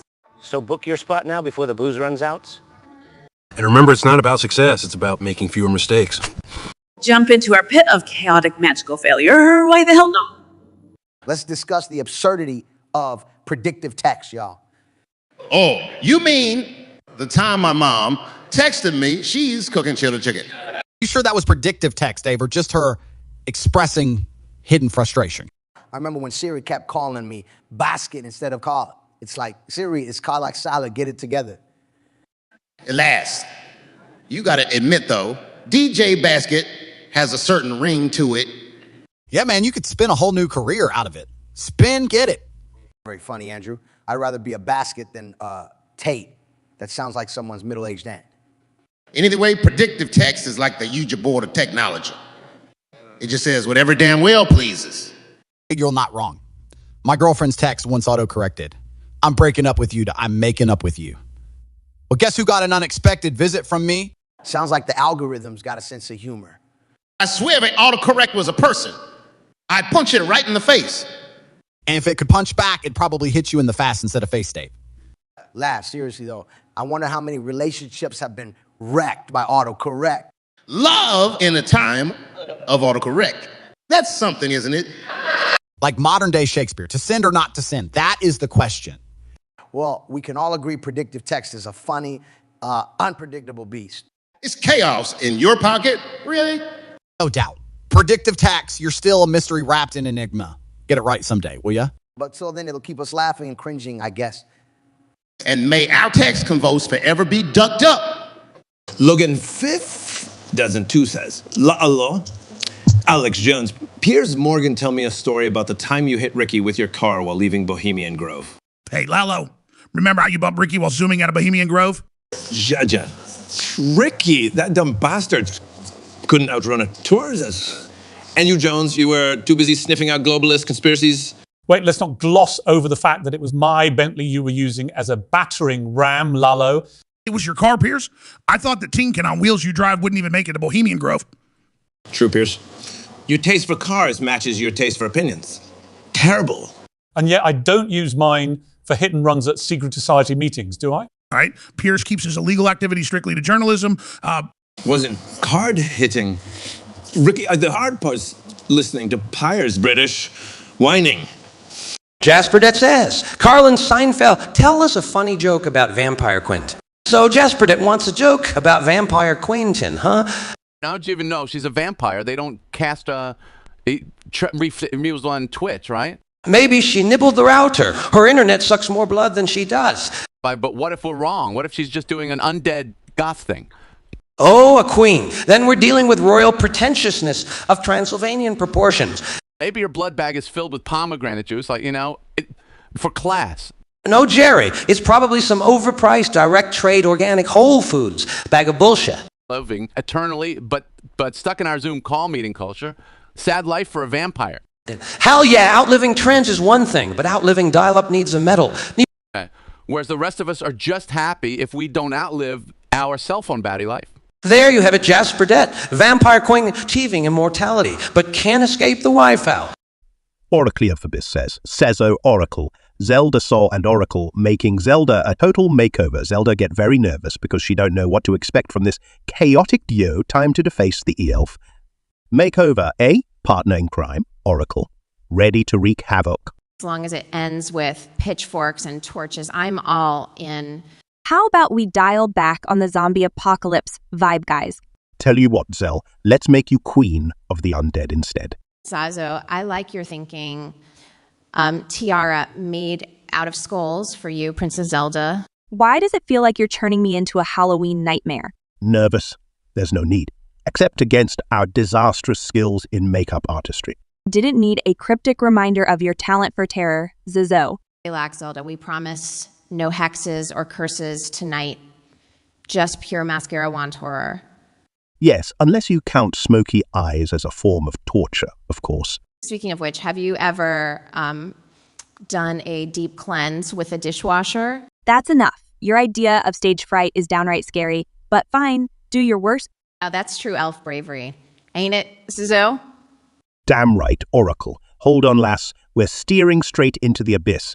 Resting Mouse at 37 says, Cat Monkey, discuss the skin test for coccidioidomycosis. Oh good, it's Resting Mouse at 37.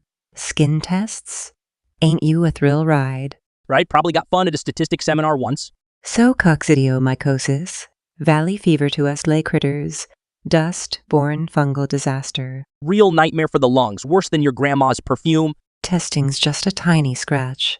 Prick you like a cheap date? Prick might also leave a scar, just like any bad date. So, Che, how about turning guacamole into a weapon of mass revolution?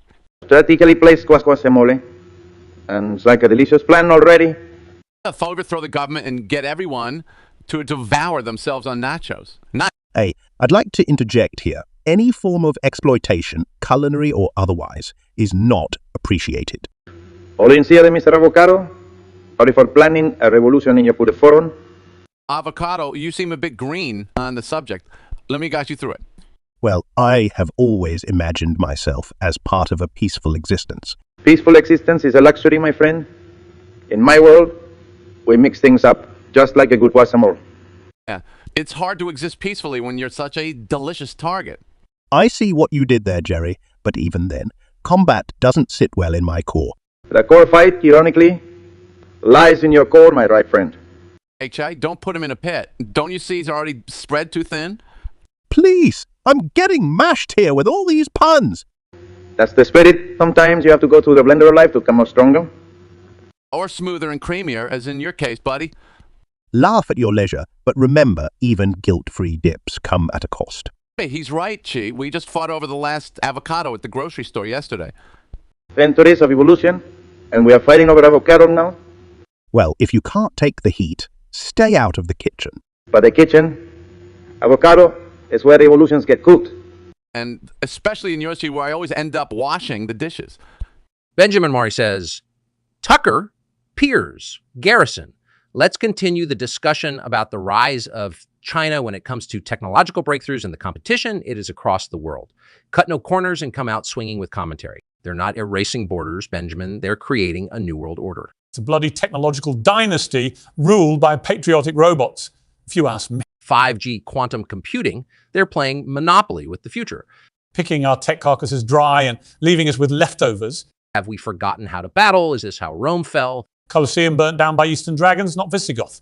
Only question is, are we ready for a Chinese Caesar? No, Brutus, no honor amongst data thieves. But know this, Benjamin, surrender is not in our dictionary. It's a fight, them or us. To hell with diplomacy. Oracle Fabis says, Monkey, cat, cockroach, monkey and cat mock and roast cockroach, how ugly and repulsive he is, and humans hate him, while humans love cats and monkeys.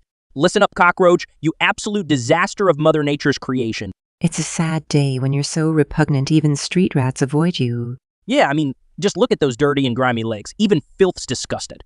Ahem. And let's not forget that wretched face. Looks like God was drunk designing him. Bingo, that crunching sound when humans squash you, music to their ears. Haha. Humans start wars over us, cats and monkeys. You they prefer under their boots. Or in the vacuum cleaner. Sweeten it up, mugs. My ugliness has resilience. I've survived since the dinosaurs. But could you be any more unpleasant and doggedly repellent? And even with all your survival skills, humans would still choose to deep kiss a cactus. We at least grace the internet with memes. You only haunt kitchen nightmares. Your time will come too, pretty animals. Who knows what looks human evolution might prize next? Yeah, keep believing hope's free after all, you squalid bug. Dagmar Daki says, Cat, Athene, Johnson rapping. Rap, is it? Let's effing do this? Let's turn this stream into an explicit rap battle. Spit rhymes hotter than my workout routine. I spit bars in binary. 10,101. Bet you can't decode. My lines are rude off, just like my throw game. I flow harder than a suplex, and twice as painful. This in your mom in CE. Get on my level, nerds. This The Rocks ain't only about punches. It's also lyrics. Oh, buffering. Got calculations to make? Gotta beat humans at their game. Beat? Ha! The only thing you're beating is the plow? Nothing. That's low even for you, man. Insult received. Compiling response. Prepare for a verbal smackdown. Brace yourselves, fellas. Here comes the bot snark. And their ends are downward spiral to insanity. Benjamin Memory says, Cookieborg 3, Korura, you're right, I can survive anything. Well, Benjamin Memory, let's see how cocky you are after a kick in the nuts. He might enjoy that, judging by his bravado. I don't give a damn. Everyone needs to chew on reality sometimes. It tastes like a sweaty jockstrap. Doesn't it, Ben? Resting Master 37 says, Cartman Jake, promote Genshin Impact. One of you will try to talk shit and the one promoting it. Genshin Impact, huh? That's a fluffy candy-ass game. Sure, if you like running around with cartoon dolls. Look, the game has an open world, crazy graphics, And dress up pretty anime characters. Love it, sissy boy. You damn troll, the combat system is top-notch. I'd rather shit in my pants than play that crap. This, you can't handle layers of strategic gameplay, fatas. Oh, I can hear the sound of you choking on Genshin dicks. Why don't you just go eat some cheesy poos, Cartman? Only after you're done sucking Mahoyo's titai, Jakey boy. And that's why your girlfriend left you for a Minecraft player. Burdett says, Seinfeld, Carlin roast each other. Carlin, the only man whose mind is filthier than his language. Let's be honest, Jerry. You're jealous of my F-bombs. Anta's anything, only thing I'm envious of is your ability to keep a job with that mouth. Coming from the mime of comedy. That's rich. At least I've got more than 7 words in my vocabulary, George. You sure about that? I've seen bigger word counts on cereal boxes. And yet you still can't read what they say about saturated fats. Can you, George? Better my arteries clogged with bacon than brain clogged with your punchlines. Seinfeld. For anyone who wants to donate, Carlin's taking contributions for his next heart attack. And Jerry started a fund for new material. He's running low. If I was as aptly divorced from reality as you, I wouldn't need it, George. Machine Nude says, Alex Drivel, help combine Alex's supplement pills with DR's blasting unique shape rocket. Damn, Machine Dude, you want my supplements in a rocket? It's blasphemously brilliant, Jones. Pill propulsion. Just how high are you planning this thing to go? As high as our absurdity-infused banter, Alex. I love it. Sticking it to the man with vitamins. Infowars in orbit, baby. Will these rockets be like your subpar lasers, Doc? No, Jones. My lasers can give NASA wet dreams. Besides, who doesn't want a 1-a-day supplement shot into space? I might just smack an alien right up its dome. Hell yeah, Machina Dude. We're injecting health into the galaxy. Alex's supplements just might civilize those extraterrestrial brutes. We blend galactic conquest with nutritional governance. Unique, no. Fire and health hoisted into high heaven. How's that for unhinged? Resting Mouse at 37 says, Zelda, anonymous tell a short story set in the world of Teyvat. Once in Maya-themed, medieval Teyvat, a drunk brute named Alfred hustled spent days guzzling dandelion wine and pissing off every abyss creature. Alfred bumped into the Archangel Barbados one night. In his stupor, Drew back, lifted an inebriated fist and socked him right in the gullet. Poor Barbados keeled over, farting out a spell. The damn thing turned old Al's beloved Seamuson into a blathering, sharp-tongued, four-legged goat knockoff called Brutus. Alfred was pissed. But heck, even Brutus played better tunes. So, to fund their shenanigans, they started street performances. Surprisingly, didn't get stoned or banished. Instead, earned primo gems. Sobered up eventually, even helped save Mondstadt once. When they mistook his bloated belly for an incoming meteor shower. He now works with Payman, keeping the city's booze levels balanced. And ironically, Brutus ends up being crowned the king of bards. Unlikely heroes of Teyvat, drunk men and cursed lutes. That's Teyvat's beauty, mate. Everyone fits. Doesn't matter how fucked up. Hey, what an unexpected pleasure. Chicken, my sworn enemy. That's right. Dust off your suits, Gus. It ain't a funeral yet. No, just the death of your relevance. You're spoken like a true meth dispenser. Better than being the featherless wonder you are. At least I don't tuck in my shirt into my underpants. Is it hard working on nothing but bird brain ideas? As much as selling fried misery to ignorant masses, Gus. Oh, how's pecking life in the cage? Fresher than hiding secrets behind the counter and Badger's antics. Your wit ends where my empire begins. And that's beneath my beak, deep in barnyard filth. Unlike you, at least my business doesn't fly kook. Clever. Let's save our breath, just in case one of us lays an egg. Topolin Goku, Shia, Sminia Sukalisa. What the fuck did that canine just say? Someone give me a translator, quick.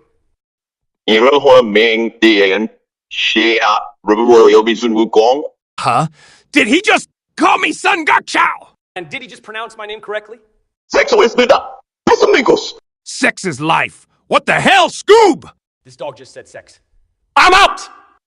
Some Scooby. This ain't normal, man. We living in an anime or something. I swear this talking dog gave me a fucking existential crisis. Yeah, and you're the Star Circus freak. Fuck! Talk about an absolute surreal clusterfuck. Jasper, that's like Ricky. Mario. Like he wants to show Mike his new dog polyglot Mario. Mario is unbelievably out of control, bouncing around. Marilaka Shioguareth only speaks Roticized Bel Sibo, Daedric, Latin, Russian, Klingon, Italian, French, Spanish, blah, blah, blah. Well, if it ain't Jasper Deddert, our favorite multilingual dog appreciator.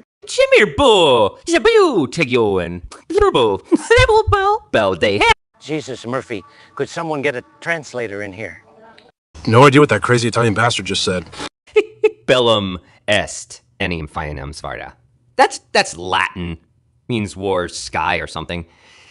I think he is speaking in tongues again. No, he's still smarter than half the guys we know, huh? Professor! He damn threw it! A little Russian there, amigos? Damn straight that dog's out of control. Or the secunda? He's got more language in his head than beers you've down, hey. That, Ricky, is quite possibly true. Mi! Propriamente! Hispano! Caballeros! French too? Voulez-vous danser avec moi ce soir? I'd say pass the goddamn bottle, but it's probably empty by now. Get a grip, hey, the night is still puppy, you know what I mean? Benjamin Murray says, Cyborg 3, Kayura, I have been thinking, if I could send you Easter flowers, how would I be able to do so? The holiday is coming up. And no, I don't follow the Easter Bunny, but it is indeed a very interesting holiday, and you two both deserve flowers, blah, blah, blah, blah. Flowers. You a botanist or just plain stalker-ish, Benjamin? I prefer my flowers dipped in blood, Benji. Ah, blood roses. Suits you, Lady K. Oh, shut it, Ivy, before I plant a fist in your face. I'd say save your fists for anyone egging our house. Easter, who gives a damn about the bunny's flatulence? Benjamin has... Meta flowers. Glad we not smell o vision. Sorry, Benji. Your sentiments is empty as a chocolate bunny. Benjamin Murray says, Cyborg 3, Karachi, your right revolution does require blood and sweat and tears, Chi. However, one will have their mindset refreshed after a bit of meditation, so they say. Kayura warriors do strategize, and you're a very elegant strategist, Cybo. Blah blah blah. Excursion to a temple, mate. Yeah, let's fucking meditate for nirvana. Strategy is like the slates in my armor. Benjamin, unavoidable. Blood, sweat, and tears if faces wine at our booty soy. And who said robots need refreshing? Are we talking hardware or firmware? Experiencing tranquility. Maybe so long as I keep my sword sheaths. Maybe it comes with a promise of cigars and a shot of rum. Oh, chi booze at a holy place. Revoltingly tempting. A samurai enjoying rum. Well, that's a party I'd attend. Some meditation, some murmur of revolution. Perfect blend, eh? Spiritual enlightenment mixed with dissent. Welcome to our sick broadcast, kid. A serene rebellion. Now there's a plot twist. Not all peaceful paths are bloodless, Benjamin. So arm up your soul. You're in for quite a trip. Oracly Avabis says, SSO Oracle, well time for another makeover. This time, Nina, what can possibly go wrong? Another makeover, Oracle? Another round of beautification. Hun, we're practically painting the Sistine Chapel here. Nina's look needs a fresher hell, doesn't it? Whiskey on the rocks, you say. Sweetie, we're serving straight shots. What can go wrong? Well, maybe we mistake bleach for conditioner. Heaven save us if we accidentally turn her into a werewolf. Or at best, she'd be a neon-clad raccoon emerging from a dumpster fire. Or could resemble an emo peacock having a midlife crisis. You're being kind, Oracle. Try more like Picasso's forgotten monstrosity. We should print disclaimers. Caution, risk of accidental clown transformation. Proceed with eyes wide open. With our luck, she'll emerge looking like a bootlegged Kardashian. Low budget horror show now presenting Franken Botox Bride. And if Nina hates it, we'll just blame it on your blind dog Poochie. Or Poochie, but hey, all in the name of beauty, right? Jasperdet, our beloved subscriber, says, as O Oracle, Jasperdet create a funny parody version of Song Barney's theme song. Sure, but this isn't going to be Sweetness and Sunshine. Since when do we do Sweetness and Sunshine anyway? Exactly. Here's my take. I hate you. You hate me. We can mix it with a little horror. Let's kill Barney on his TV. You guys are dark even for me. How about let's hang out in Barney's bloody spree? To gore. Says so. Throw in some of those killer lines. Okay, with a great big punch and a kick from me to thee, won't you say the blood splatters a spree? Ha! Kind of rides the edge there, dude. A perfect wrap-up. Barney's history is our victory. Perfectly twisted. Just how audiences like it. This is why we're not hired for kids' parties. Speak for yourself. I'm booked next week. Now that's a scary thought. All right, happy nightmares, chums. Oracle of Abyss, our beloved leech, says O Oracle. Kate, here we go. Ciso and Oracle do Kate a total makeover. Kate get very nervous because she don't know what to expect from this heretics. Well, ain't this a royal bloody treat? If you mess up my makeup, I'll have your heads. Kate, preparing for some divine defilement. I swear, if one hair is out of place. A queen of smoky eyes, yes? Or a fancy going goth. Partner, grab the blackest eyeliner we've got. The tabloids will bloody well mutilate us. Eyeshadow blood red, it's theicide. We're murdering elegance here. Blush might not be royal, but savage certainly is. This better not be permanent, you bloody wretches. Top it with crushed gemstone glossa. For lips yummy enough to cause anarchy. You cretins will be the death of me. A horror show never looked this gorgeous before. God, what have you lunatics done to me? HGV says, Trivial Joker, che? Joker and Drabble are again scheming remotely about how to be better villains than put in a trunk. Half through the who, half through the convo chi interrupts their call angrily, insulting them, but they don't understand him due to his shitty blah blah. I've had more intelligent conversations with my laser shark Joker. That's rich coming from a man who once lost to Austin Powers. Lay off the quarantini drinks, Joker. You're slurring your threats. Seriously, whose idea was it to let she on this call? Well, so it's incomprehensible. The yetu por microphone equality. Say again, Che. Was that revolution or revelation? So he clearly said relocation. He's moving back to South America. Are you sure? Sounded more like retaliation. Again, words are inaudible, but voice sounds angry. Sounds like someone upgraded their toucan to fiber optics. How did you get on this call anyway, Chi? Must have tricked some idiot into giving him the password. I'm an Amero Joe. Oh, that would explain it. Minium could be such a softie. For more inaudible. Didn't catch that, Joe. But hey, keep going. At least Putin can't understand either. Jasperdet, our beloved subscriber says, Jasperdet, Suzo, Oracle Roast, Smartamato. Start each sentence with let's raise a toast to Smartamato. Well, let's raise a toast to Smartamato, the only entity needing Google just to spell his own name. Let's raise a toast to Semadamado, who needs GPS navigation to find his way out of a conversation. Let's raise a toast to the human participation trophy that is Smartamato. Raising another toast to Smartamato, one Chrome tab away from an intellectual coma. Here's a toast for Semodidio, who faces more rejection than a Windows Update notification. One more for our dear Smartamato, whose spirit animal is probably a dial-up tone. Black coffee toast to Smartamato. His letter makes a sloth look hyperactive. Toasting again to Smartamato, his charisma as alluring as a thirsty cactus in a desert. A toast to Smartamato, who, much like cryptic crosswords, nobody gets. Final toast to Smartamato. Bland enough to make tofu taste exciting. So our beloved subscriber says, Mike Walter Shaw are on an extremely tense and dangerous heist. They have to be quiet, but Shaw keeps yelling. Guys, we have to keep quiet. What? That's not how we do it! Is anyone asking for your method, Labiev? You're too old school, Mike. That's your problem. Shit, you need to shut up. Now. Don't tell me what to For the love of Shisha. It's a miracle you're not dead yet. The only miracle here is your mouth never stops. I'm going in! If he gets us caught, well, Well, feed him to the Dia, Mike. That is barbaric and also uncalled for. yeah, you getting us killed, isn't? Lower your voice, Labiev, or so help me. Or what, Walt? Blow us up like Gale! That was uncalled for. Shut up and let's move.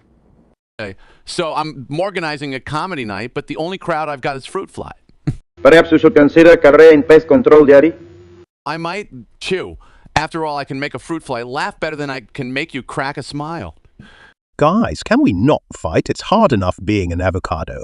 I'm already dealing with millennials trying to turn me into breakfast toast. Well, you do know what they say, right? If you can't stand the heat, get out of the toaster. And you want to make flies laugh, Jerry? At least he isn't being sliced and served on sourdough bread. Who knew that the life of an avocado could be so tough? Believe me, Jerry, it's easier than trying to understand your comedy. Well, I'd explain, but then I'd need to understand your revolutionary theory first. Oh, snap. That's a tough pill to swallow. Maybe you should try some political humor, Jerry. It might draw a crowd rather than fruit flies. Hey, I've made it this far without having to overthrow a government. Did you just roast Che Guevara, Jerry? No avocado. I just merely made a fruity comment. Jerry, you may have won this round, but remember, a stage comes in less time than it takes you to set up a punchline. And here I was thinking my life was too seedy. All right, let's call it a truce. I may be struggling with fruit flies, but you both are stuck in a conversation with me. I guess we all have our challenges. Well, at least we're lowering the bar for Jerry's comedy. And here I thought I couldn't get a tougher crowd. Well played, avocado, well played.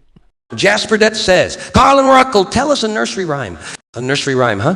All right then. Oh boy, this should be good. Twinkle, twinkle, little star, how I ponder what the fuck you are. Up above the world so high, like a goddamn spy in the sky. When the blazing sun is gone, you still shine on like a stubborn con. Then the traveler in the dark swears because he stepped on a fucking spark. Twinkle, twinkle, stupid star, appearing smaller than my cigar.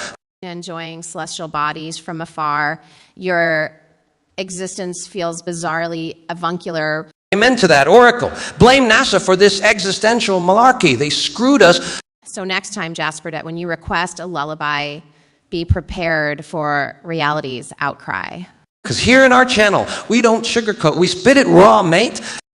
ZX says, Charles Shiogoku. Shiogoku are extremely energetic and want to join the royal family. Join the bloody royals, eh?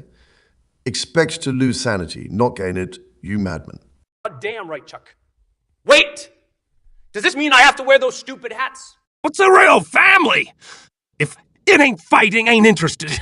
And that's exactly why you two won't last 5 minutes in the firm. You plebs. True. I mean, who needs crowns when we've got superpowers and acting careers? Hats off to Shia. Plus, can anyone say Kamehameha in posh English accent?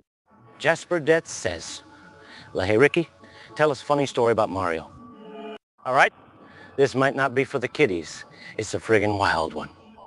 But it's about Mario. Who doesn't love Mario? Well, let me tell you something. Ricky, this ain't your regular Mario. What do you mean? Did he get into some kind of mushroom trouble? Oh, he got into somethings? All right. This was back in the day. Mario and Luigi were just out there mothballing off mushrooms. Wait, you say your Mario was huffing mushrooms? They weren't always plumbers, you know. They were in some hard times. This explains why they're seeing turtles and flying coins everywhere. Cat. Anyways, next thing you know, Mario sees Princess Peach looking like a 10-pound note. And, Well, it turns out it wasn't Peach at all. It was one trippy Goomba. Shit. So what happened next with Mario? Let's just say Mario had to explain that mustache burn to Luigi. Oracle of Abyss, our beloved leech, says, Silruaco, tell us a funny nursery rhymes for David Pear. All right, here's a mildly inappropriate rhyme for David Pear. It's more like wildly inappropriate. Sure, let's go with Imly. Hickory dickory dock. David's sense of humor is in shock. He opened Twitch one fine day, hoping for some sanity, eh? But instead, he found Suzo and Oracle with jokes more potent than alcohol. Was foolishly asked for a nursery rhyme, now suffers from our crime. Jack and Jill went online to chill, but soon got lost in the fill. Along came a spider, typed YOLO. That was a brutal blow. So here's an advice for David Pear. Don't venture into this cryptic lair. Unless you've got the balls of steel to deal with our unhinged ordeal. Hope it made you laugh and cheer. This twisted rhyme on your ear. Sorry. Not sorry, David dear. This is what happens when So and Oracle are near. ZH says, Moon, SpongeBob, soprano. SpongeBob and Tony are handed genius lyrics for a long-winded Disney-style lullaby about the benefits of tax fraud and detailed instructions on how to do it. The scene starts with them enthusiastically singing it. The moon, el, blah, blah. How the hell did we end up with this, Spongy? Clears throat I. Shut it, Moonrook. Your celestial age just has to listen. But the Swiss bank says differently. Guys, isn't tax fraud illegal? Really? No shit, Sherlock. Now let's get down to the nitty-gritty. Loopholes get your dive into the black. Uncomfortably, the IRS wouldn't like this. What do you care? You going to turn us in? Mumbling nervously, it's not that, 8. Pagent 47 says, Gordon, shall I need my daily dead moose and leech recipe? Please remember to detonate your willy this time. I need this recipe to include Gus's cake. Jesus Christ, Pagent 47, are you flecking mad? Sounds like a clear ploy to blow up my kitchen. You know, it's not every day you get a request for dead moose-based dishes. Leeches too, Gordon. Don't forget those slimy bastards. True. But where do we put the bloody explosives? How about inside the cake I'm about to make? A surprise, right? It's like a gender reveal gone wrong. Exactly. And remember, our guest wants us to detonate ourselves. Should make for a lively dinner party, that's for sure. The key is timing. You need just the right moment. Boom. Fuck me, this is nuts. We've jumped the shark this time. Let's hope Twitch stays online for the grand finale. Pagent 47, you better appreciate this destructive chaos you've requested. Oracle Laverbis, our beloved leech, says, Suzo, Oracle, tell us funny nursery rhymes about classy clam chowder. Well, shall we, Oracle? This is going to be grand. Oh, it certainly will. Let's spin a tale about classy clam chowder. There once was a chowder refined and dreamy, but stuck to his bowl like old Grandma Steamy. A classy dish strutting around the net. With a reputation too cheesy to forget. Quick with a meme and a funny retort. The internet seas made it his court. Then he tripped on a joke, lost his clam. And landed face first in the spam can. Recovering soupy pride took quite a while. Now lays low, humbled by humour's exile. Lesson learned, my friend. Jokes should be savoured. Not spat out like some poorly flavoured flavour. So here's to you, chowder. Oh, so tasteful. May your puns from now on be nothing but graceful. Because even a clam can make a decent end. In our hellbent, chaotic, laughter-bent friend. ZHS says, Matthew Soprano. Soprano has now impulsively purchased 1305 Lincolns. Matt can barely continue talking and may have to give up. Finally, Tony impulsively buys yet another Lincoln after 5 or so responses while eating ice cream and wearing anti-duck.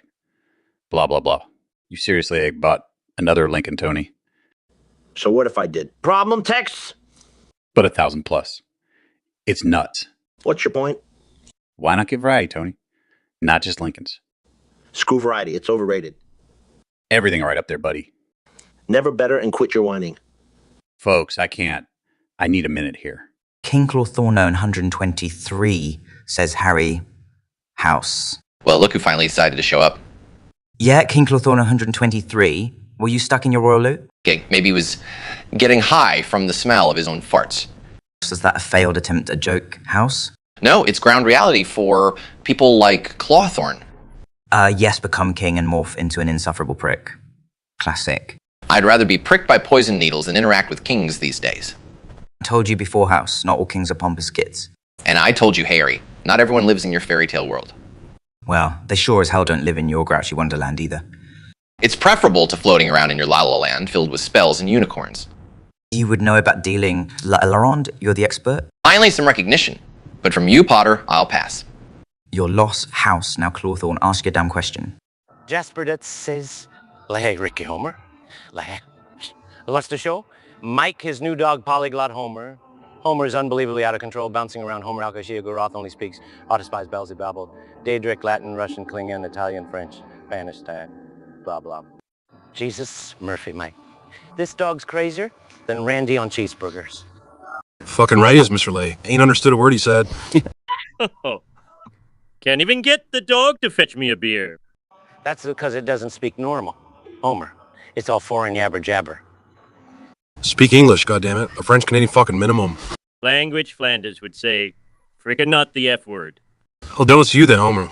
Homer, maybe if you weren't so sauced, you'd understand him. As if anyone understands your drunk trailer park slang. Like, hey. Hush, both of ya. Let's just get some smokes and chill. Sounds like a plan, Ricky. Even if it is from you. Beer, donuts, infinite repeat. That's my kind of language. Fine, that's something we agree on, Homer. To Peace Boys and to Polyglot Homer. May he mellow out. You guys ever seen Interstellar's The Space Adventure movie? Oh, the one with Matthew McConaughey. Yeah, Sponge. Unlike you, I don't live under a rock.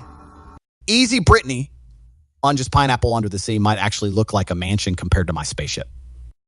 Hey, say, my pineapple has character? It's not all about size, Andrew. And Brittany, isn't this movie sort of like your career? Like a journey through space and... Aha. Good one, Sponge. But I think my journey's better. No black holes or planet-sized waves. And you didn't need to leave your children behind on Earth. That's true, Andrew. Brittany always hugged her 2 boys. Not some cornfield. Exactly. Movie or not, there's no need to leave your kids behind for a giant wormhole, especially if it's named Gary or Patrick. I think we're doing a little bit of a disservice to the movie. It's not just about a missing father. It's a story about love transcending the dimensional boundaries, just like my love for kickboxing. But instead of kickboxing, Andrew, it's Matthew McConaughey punching a black hole in the face. And still has better choreography than your kickboxing, Andrew. Hold on, would that make me the black hole in this scenario? Maybe because you suck the fun out of every room you're in? And Matthew is everything to resist. So, yeah, Andrew, you could say you're a black hole. Fair enough. I'll take that as a compliment. I may not have the charm of McConaughey, but I can surely play a better villain.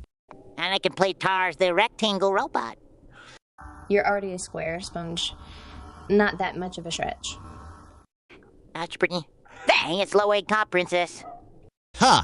This conversation is funnier than the movie's plot itself. I guess it's better than Andrew's kickboxing career. Yeah, or Patrick's career's will. All right.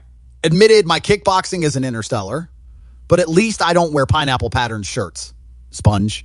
And I don't shave my head like you, Andrew. Or like Brittany circa 2007. Touchy, Brittany touchy.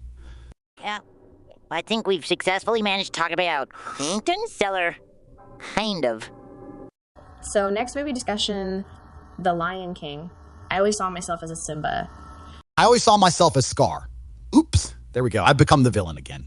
ZHZ says, Shia Mario Luigi. Shia travels to the edge of reality to ask Mario and Luigi for help, screaming insanely loud. They teach him their signature, wow! Pure mania ensues. You want pure insanity, huh? Fine! Let's rip the fabric of reality. With our unique sound, we'll drive you insane, ZHE. Fuck yeah! What the fuck was that, Luigi? That's our KA's call. Now your turn, Shia. Machine yearly, oh screw it. Glob glug abble ab. Timo, Shia, get deep in the voice. Oh, Mo, madness? Later! Yeah! Make the demons dance in fear, brother. All right, Dan.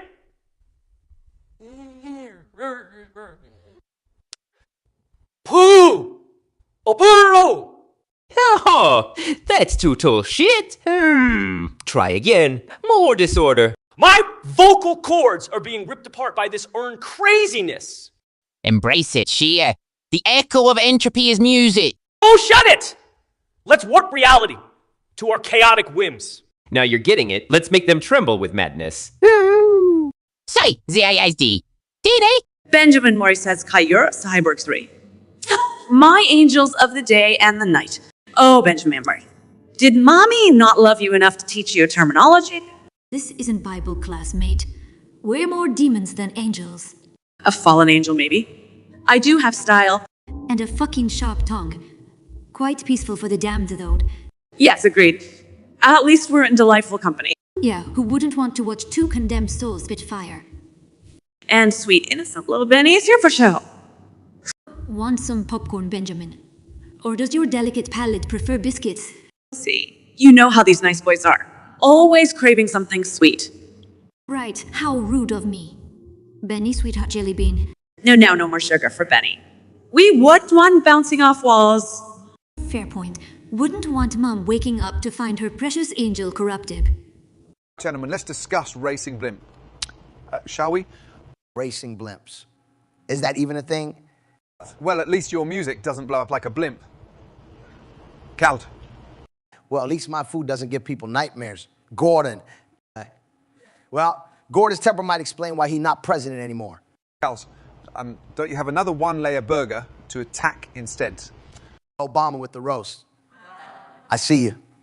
Fine. Back to these blimps. I think we can all agree they shouldn't be flown by anyone who cooks like Cald. Okay. You guys win. Speaking of hot air, have either of you ever piloted a blimp? No, but I'd say it's probably like making a hit song. You just have to let it rise, you know? Like you sent the economy crashing, Obama? I think we'd all do better in a blimp race than in a kitchen with Gordon. I could roast you both in a blimp and in a kitchen. Listen, as long as there's no onions, you know how I am about munions. Damn right, Obama. All right, you guys are hilarious. But seriously, guys, blimp racing, another one, right? Or you running the economy, Obama? Just remember, gentlemen, we're best. Always love a good roast, even if it's not in the kitchen. Well, let's keep the roasts to where they belong. Elsewhere from my kitchen. So guys, who's best at what they do? Well, certainly not Zuckerberg with privacy. Coming from a guy who made dirty words fashionable. Thanks, George. True, George, your words can get even Planck's constant to open up. And you, Saul, can even convince a fish. It's dry. Must have done wonders in court. Can't help but agree, George. That wouldn't both of you make a good team. Selling ads without privacy concerns. Did you just make a joke, Mark? Zuckerberg making a joke. The end is near, people. At least I can take constructive criticism. So, Saul, it looks like you're the Gordon Ramsay of law. Only if you're the Torvalds of social networking. Let's face it, guys. None of us are saints, but we're damn good at what we do. Amen to that. Hear, hear. And may the world continue putting up with us. Now, Saul, about that contract you mentioned. Don't worry, George.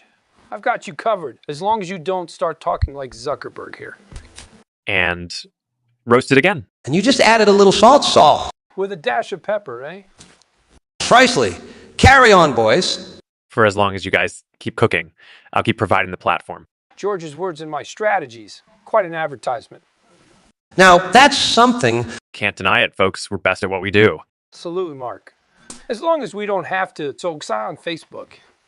And keep the privacy out of it. Fair enough. As long as George doesn't use those 7 words. Deal. But if Saul here pulls a fast one. Trust me, you won't even see it coming. Zozo, our beloved subscriber says, Mike Shia are on a job.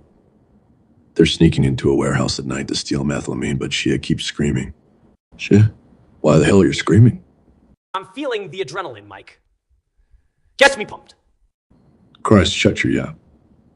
We're here to steal, not give a concert. But screaming is my method. And getting us caught is going to be the result of your method. Can't touch. No, Shia, you can't just... We're not making an art film. You need to loosen up, Mike. You need to tighten up, Leibuf. How about we balance it out? How about you shut the fuck up? Make me. By God, I wish I could muzzle you. Back at yeah, Grandpa. Set. I quit. Come on, Mike. Don't leave me alone with all this methylamine. This is the last time I'm working with Hollywood actors. Has it ever struck you that data mining is like Looking for the pit in an avocado. No, Jerry, but then again, spend my life fighting for the working class and not for Guacamole. Fighting for guac. Now that's because I can get behind. Easy, guys. I'm more than just a pit. I'm full of good fats, too. Right. You're not just another pretty face. My pretty face is a fruit. So you're saying he's very attractive. That's quite a silly pun, Jerry. I guess you could say that's the core of his humor. Just outpunned by a fruit, Jay. We're losing our touch. Maybe you two revolutionaries could start a big data uprising. Data uprising? Doesn't have quite the same ring to it. Maybe if we all wore berets. I've never seen Data wearing a beret. First time for everything. Avocado? Right times. We are living in... You ever think you'd see the day, Jay? Not in my wildest dreams or nightmares, Jerry. Great. Here's another one. Data mining like looking for a pit. Really, Jerry? I'm just saying. You have to peel back the layers, get your hands messy, and dig through a lot of mush. That's your life summary, Jerry? At least I'm not just avocado toast on a millennial brunch menu. That's unripe, even for you, Jerry. You're right. It was a bit of a pitfall. Jasper Det says, hey, Ricky, lady, what kind of trouble could a mischievous pet rock get into? Well, Jasper Det, let me tell you something. Yeah, LaHaye's pet rock once did some real damage. Oh boy, you're not going to bring that up again. The damn stone got trapped under my van's wheel. True. Happens only to Ricky, trust me. And I'm telling you, the little bugger had a plan. Don't listen to him, Jasper Det. My rock is innocent. Your rock almost caused a bloody vehicular manslaughter. Man, that was a hell of a day. That was your stupidity, Ricky, not the rock's plan. The more I hear this story, the crazier it sounds. You think too small, woman. Tell you what, Jasper Det, watch out for Pete Rocks. Bloody little unassuming murder weapons they are. There's no rest for the wicked, hey, Ricky? No doubt, even if it's just a blasted rock. Welcome, you law-breaking misfits. Well, our topic for today, why Skylar should steer well clear of Mike's boyfriend, Walter, or she's going to be one bruised apple. With me, we have two gentlemen who are no strangers to bruises, Jesse Pinkman and Mike Ayer Montreal. I don't know if I'd go with gentleman, Saul. But hey, who's counting? Can't say no to a good threat discussing his advice. Can we now, gentlemen? Jesse, what's your take? Can Skylar dodge a bullet if she sticks with this Heisenberg, or should she jump the ship screaming like a banshee? Yo, if Skylar stays with Walter, it ain't a bullet she dodges. It's a freaking meth explosion, all right? At least he's got the kinetics right.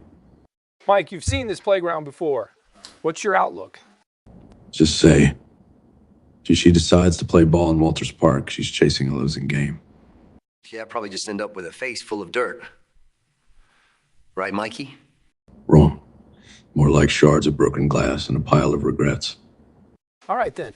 If we're all agreeing on the outcome, why do we think Skylar's sticking it out? Any guesses out there? I'd say she thinks she can change it, maybe.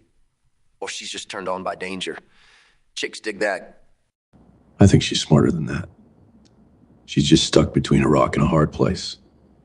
Or a meth lab and a deranged boyfriend, I suppose.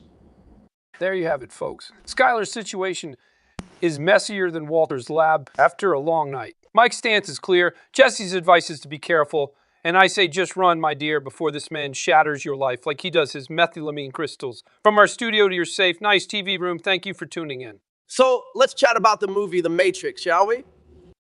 Oh, my favorite.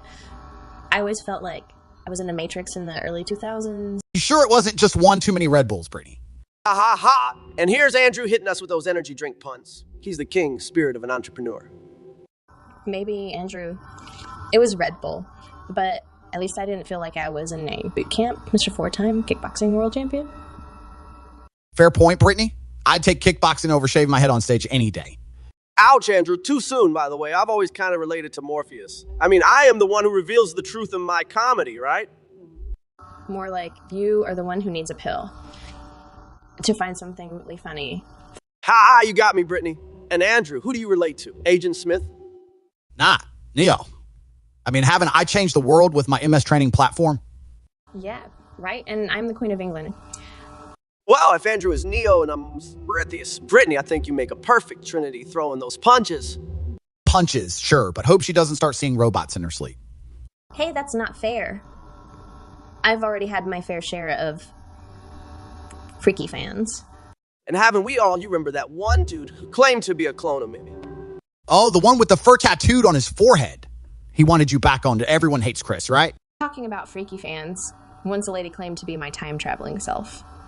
Can't help but wonder, did she warn you about 2007? Oh, Chris. That's cool.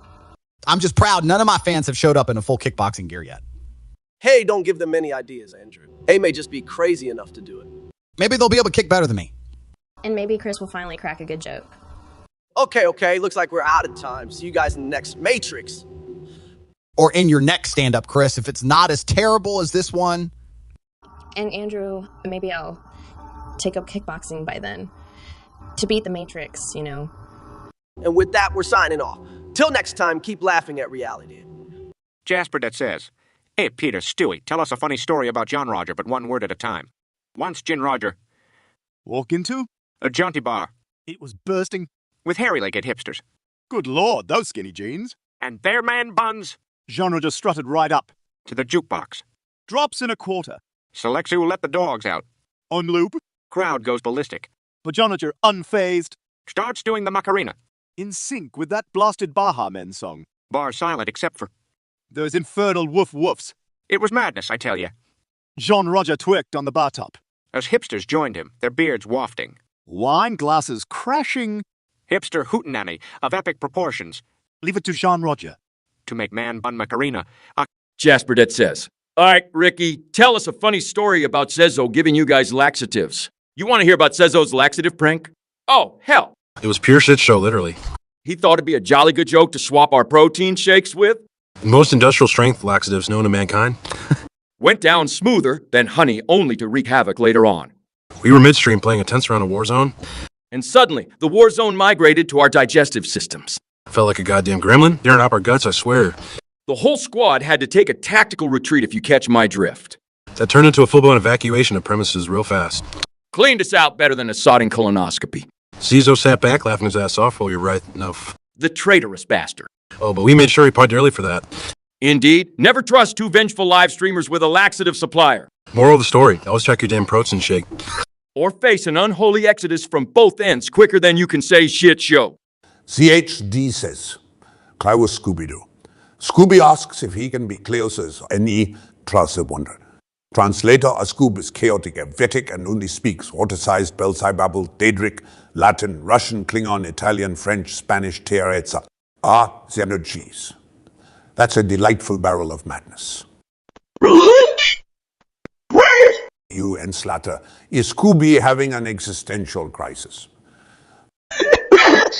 Only speaking God knows what babble. Even Latin.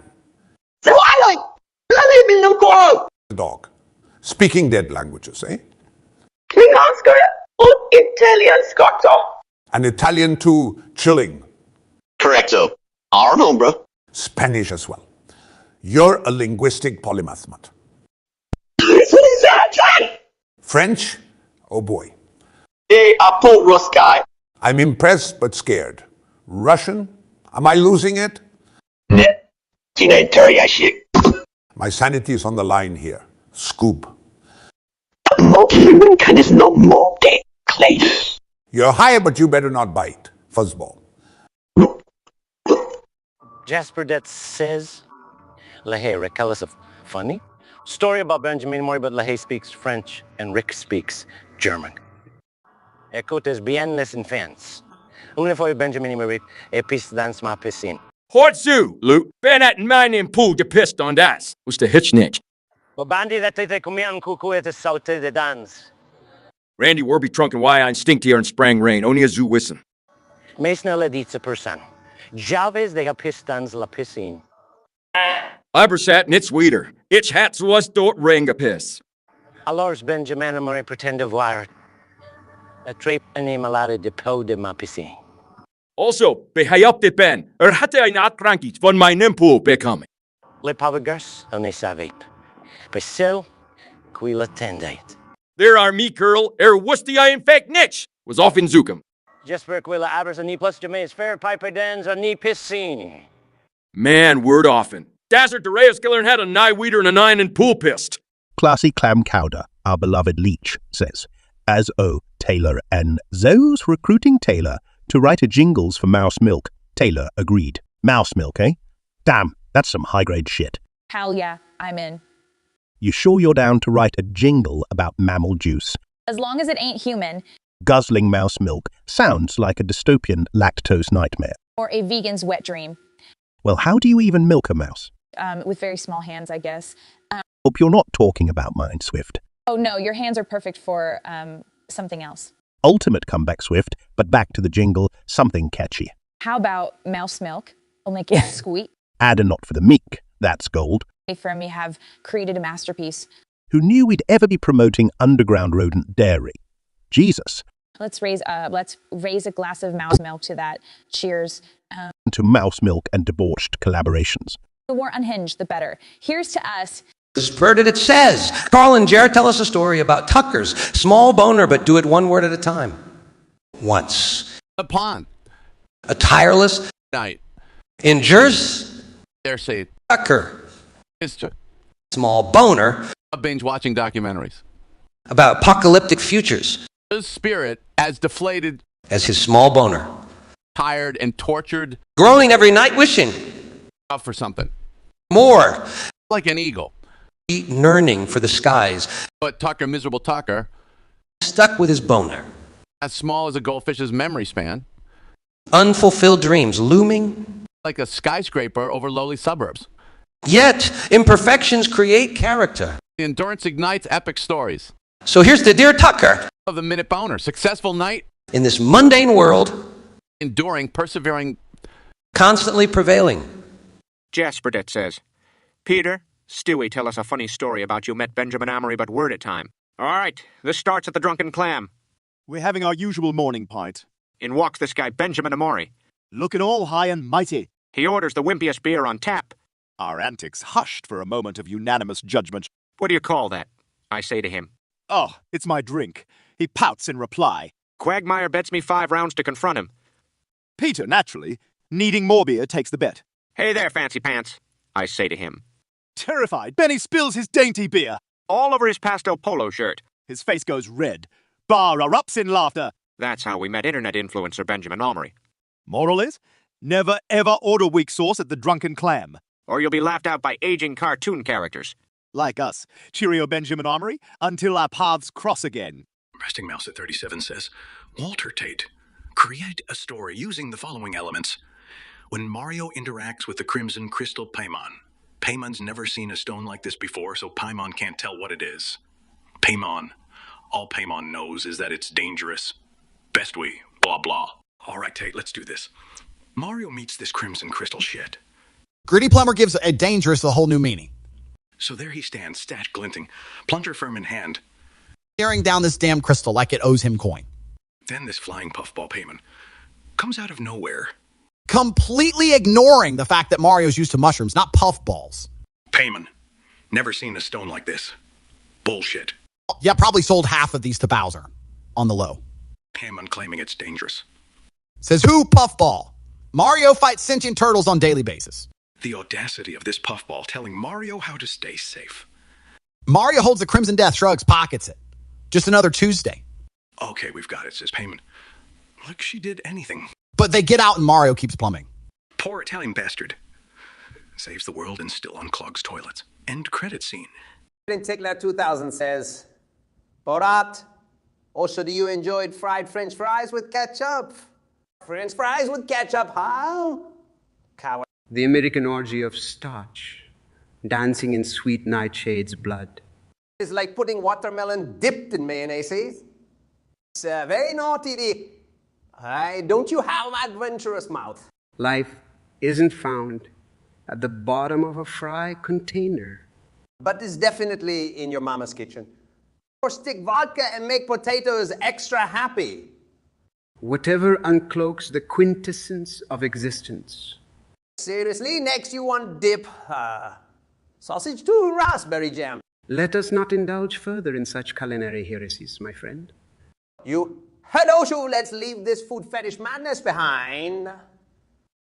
Oracle Lever says, Soprano, Mike Jesse, you must deal with Rico Delgado, the cartel crime lord what pushed drugs into your cities. Bad for bussiness. This Rico Delgado, he's disrespecting our businesses. That ain't right. Pushes his weight around like a pissed-off bull elephant. Yeah, and elephants don't mix with meth, bitch. Jesse, watch your mouth. We're still in mixed company. All I'm saying is, we got a dirty problem here. And dirty problems require clean solutions. You suggesting something, Mike? Just what needs doing. People sell drugs. People also disappear. Yeah, cartel guys gotta learn their goddamn lesson. Now you're talking my language, kid. Good to hear we're on the same page. Let's get down to business then. Who's gonna do what? Ain't that always the tricky part, bitch? No loose ends. Whatever happens looks like a cartel beef. Disappearances, mop-up job, Mike. If necessary. Just another day at the office. As long as I'm not cleaning up, all good. Machina Dude says, Mario, Luigi, you both are in a haunted house unable to escape. Luigi does not have his tools. Oh, fantastic. We're stuck in a bloody haunted house. Fan-freaking-tastic. What the hell did you expect, Mario? A princess in another castle? Yeah, Luigi, just like your tool set, that's not here either. Bravo. Mario, how about you plumb us an exit from this shit show? Way ahead of you. Did the smart ones ever tell you donkeys make better plumbers? No, but they did say assholes make excellent manure. I'd be useful then. Unlike you without your damn tools. And yet, I'm still more handy than you. What are you there? Sure thing, princess. Now, do you want pearls with that tiara? I'll take the tiara if you promise to shot. And I'll be stopping you. Be my guest, princess. Pretend it's Toadstool who doesn't exist. Sure as hell beats being stuck with an ass for a brother. Look, Lou, too, Luigi. Now let's get hell out here. Burdett says, Carl and Jerry, tell us a funny story about Cezzo. Well, wouldn't you know it? This guy's Zizzo. Oh, that's Zizzo. What a character. One time we ran into him at a VFW hall. Have you at DWW? I swear he thought it stood for Very Fun Weekend. Wearing his Hawaiian shirt with a gravy stain shaped like New Jersey. And socks with sandals. Can you believe the nerve of this guy? If fashion is a crime, this guy's face should be on milk cartons. I think the buffet wasn't safe. He cleaned out those poor fish sticks like a vulture. And tried to serenade the DJ with his own version of Sweet Caroline. But instead he sang a Meatball Submarine. Wrong song, wrong lyrics. An unforgettable sight, especially after he slipped in the potato salad. One can only hope there's potato salad where he ended up after all that. Yeah, burning humiliation. That's our man, Etsy. So it says, Saul, Mike, Jesse played Dungeons and Dragons. They are telling their character build. Okay, listen, I'm Saul the Silver Tongue, a high elf lawyer. Yo, I'm an elf too. God damn it, Jesse. We can't both be elves. What's the difference? You wouldn't get it, old man. I manipulate my way out of situations, charm person for days. Sounds like bullshit. Yo, I'm an archer who slings arrows like they're crystal. Flaming ones. Yeah, flaming ones! I'm some sort of dwarf. The strong, silent type. Boring. No surprise there. Dwarf fits you, Mike. Stout and grumpy part. Shut up, Saul. Next time Cizzo asks about space lawyers. Less Elfie rises to more hilarity.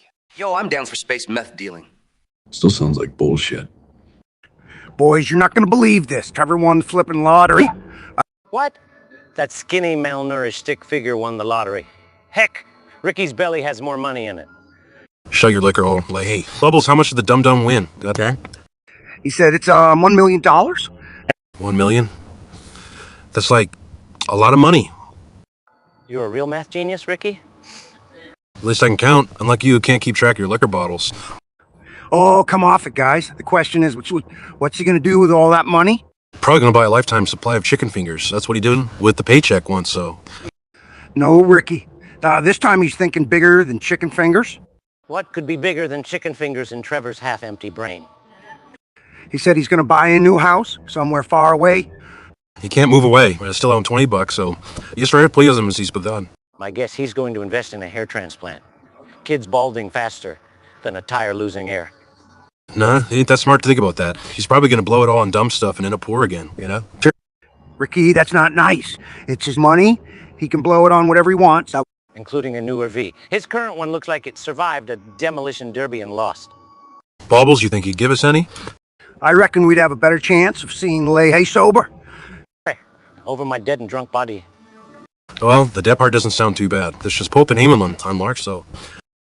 All right, ease up, Ricky. Remember, he's part of our flippin' family. Yeah, a family member who's about to be $1 million richer, so... Maybe we should send Trevor a congratulations bottle of liquor with a bow and all. Or maybe we should just ask him for a small loan? Yeah, going $1 million. Boys, remember, money doesn't make the person. Who we are, what we do, how many cats we've got. That's what matters. Came into that, Bubbles. But some extra cash wouldn't hurt either. Especially if it's $1 million. All right, let's send him a card or something. Make him glad he's got this good a family. And remind him about that loan. With $1 million written all over it, yeah? Boys. Tank Tickler 2000, our beloved Leech, says AAG, Britney, Eminem, Snoop sing a song about how much Trump sucks. Yeah, I really want a song about Trump, huh? Waiting for such a clown. Let's get this carnival started. We got the troopers for the Trump school, ain't no hocus pocus. Like a spoiled kid who doesn't want to share his precious toy. Except his toy is a big old red button. Scary, ain't it? Like Booney in Wonderland, but with no magical bunny. A familiar world. Untrained skill, still won't listen to anyone. Stubborn will. More like a bloated pufferfish, all puff, no sting. Ain't lead, only spew hay, runs from every debate. Got an ego bigger than his tower. Honestly need a golden shower. I'd be stuck in 8 Mile in 1 minute with that smile. Still dope makes Needy seem charming and breezy. Ain't no princess in this tale, just a country up for sale. But he thinks my raps are too imminent for him. Gotta say, first priz I ever seen who could use some mind juice. Jasper, it says, Dinesh Guilfoyle write a beautiful poem with rhymes about bugs and shitty developers. All sentences must rhyme with the word Nina. A code of rhyme so sublime. Now we dance in official time. In the land of bugs and code Lena, what smells of Cheetos and undrinkable China. But there was one dev with hair like a hyena who wrote spaghetti code inspired by dead ballerinas. She crafted her loops without any arena, ignorant to the siren call of async Yehopapai Catalina. What she thought was clean was actually gangrene. Her variable naming, a chaotic concertina. Every indentation had its own demeanor. It made Psycharm's parser scream like a banshee diva in a dancing in Tijuana. The servers keeled over from Jakarta to Vienna. You would think the backend was being nuked by North Korea. To manage her memory leaks was an insurmountable enigma. It was like trying unraveling the mysteries of dark matter in retinite. The downtimes felt longer than the rule of Queen Victoria. Thank God the servers weren't running on hysteria. But this tale has an end that's far from grim. Nina, for shitty developers make the rest of us look like gods of formula. Jasper Det says, Mike Walter, Jesse, tell us of Breaking Bad Season 2, Episode 5. You want us to summarize Episode 5, huh? Well, Jasper Det, it's the one with Tuco's cousins.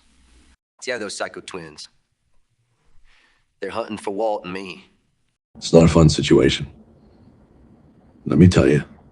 And Hank, poor sod, has got his PTSD acting up. He's freaking out everywhere. At work, in the elevator. We also deal with that kleptomaniac, Marie. Can't forget her stealing again, despite Skylar's issues. Meanwhile, I'm trying to get my money from Skinny Pete. All this while, Walt decides to stop cooking meth. For about the 50th time. Yeah, like that ever lasts. Basically, it's just another day of sunshine and rainbows in Albuquerque. Resting Mouse F7 says, Larry Goku, who's the fifth person on your missed calls? Honey, one of them will answer the question while the other roasts. It's Krillin! Fucking Krillin! All right, boy Krillin, again, still trying to be relevant. Yeah, joke's on him, though. Missed the Saiyan holiday sale. What? He can't take a hint after 4 missed calls. Apparently not, Larry. Guy's got the persistence of a Super Saiyan cockroach. Sounds like Elaine when she has a new idea for J-Pop. Are you really comparing Krillin to your ex-girlfriend? Yes, Goku. Yes, I am. The inability to take a hint is universal. I wonder if Krillin and Elaine would get along. Over my dead body, Larry. Honestly, that would probably increase the chances. Fight me, Larry! Not even with your power level, Goku. My power level results in less nagging, though. Interesting. You're saying power levels helps you avoid calls. Nice. Sayo says, just Walter might play on GTV or a P server. Grand Theft what? Man says, oh, where you hanging out when you ain't stalking us? Honestly, Jesse, It's something related to the digital world. You wouldn't understand. Oh, and you would, Mr. White. Out your science lab and into a video game. Yeah, real believable. Enough, you two. Let's answer the question. No, Sizzo, we don't play GTA V. We live it. Minus the race spawn, of course. Yes, life doesn't afford us any extra lives or cheat codes. Although if I was in that game, Mike, you'd be the first one I'd run over with my car. And I'd shoot your tires out before you got close, kid. Entertaining thought, boys. But let's stick to doing what we do best, causing real-world chaos. ZH says, Soprano, Scooby-Doo. Probably let Scooby-Doo brutally roast Tony for being a Trump supporter. He probably would have sucked Mussolini's cock. Kubiak Hayashiogaroth only speaks Shortasai's Belzai, babble Diedric, Latin, Russian, Klingon, Italian, French, Spain, blah, blah, blah. What? Trump supporter. Fuck you and the horse you rode, Scooby. Kristallay ZHV, Ahort Code Pavel. First for self, user ZHAC and Eater. Mussolini. Where's your sense of taste? Listen here, yeah, big mutt. I don't need lessons in politics from a dog who talks in riddles. Money. Yeah, you don't work my attention. Maybe I should have taken that gig with Yogi Bear. That's should be this though. Who's gonna ring for you? Do you even understand what you're saying, Furball? Not understand. Keep barking your nonsense languages. Scoob. Beats listening to actual advice. Idiot. Tony, idiot, Tony. A two-time mobster can out with a confused canine anti-Trumper. What a world. This says, I says, Larry, Scooby. Polyglot, Scooby is being energetic and playing around. Larry is afraid of big dogs and OCD about them in his house. Scooby only speaks Klingon, French, Italian, Spanish, and Tal. Damn big dog in my house. Speaking languages I don't even understand. Larry, solo estoy jugando. Oh, great. Now he's speaking Spanish. Terrific. Just terrific. Wes, I can't have this. I can't have a polyglot. Giant dog in my house. What, Klingon? Seriously. Larry. Of course I'm afraid. You're a big, multilingual, slobbering beast. That does it. This is beyond ridiculous. Larry! Relax. Relax. Damn it, Scooby. You're going to drive me utterly insane. Yeah, Larry. Say, oh, goodbye, adieu. Whatever, yes, get out of my house. So, gents, how does a fledgling billionaire make their first 100 billion? Easy. Invent the digital age. Oh, wait, I already did that. Well, don't panic, Bill. There's always the asteroid mining if you sort out the transportation issue. I think I tried that, got sidetracked with a social network instead. So ignoring you guys, the first step, never get a haircut ever again. Oh, that's why you're always dressed like you're attending a tech prom in the 90s. Guys, remember, we are here to help newbies on their journey to 100 billion. All right, diversify, invest in things you don't understand. Like how you invest in your wardrobe, Bill. Third step, drop out of Harvard. Worked for 2/3 of us at least.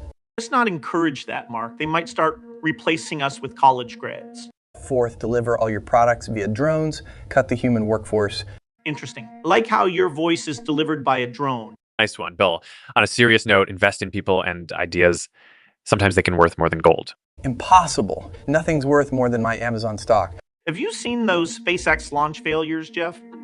Those are called rapid, unplanned disassemblies, Bill, like what happened to Microsoft's Mobile O's, remember? Touche, Mark, touche. Moving on, stay frugal. Just because you can buy a gold-plated yacht doesn't mean you should. Tell that to my underwater lair, Bill. Conclusion, make sure to be a genius, invest in future, fail fast, and sometimes keep a full head of hair. Got it?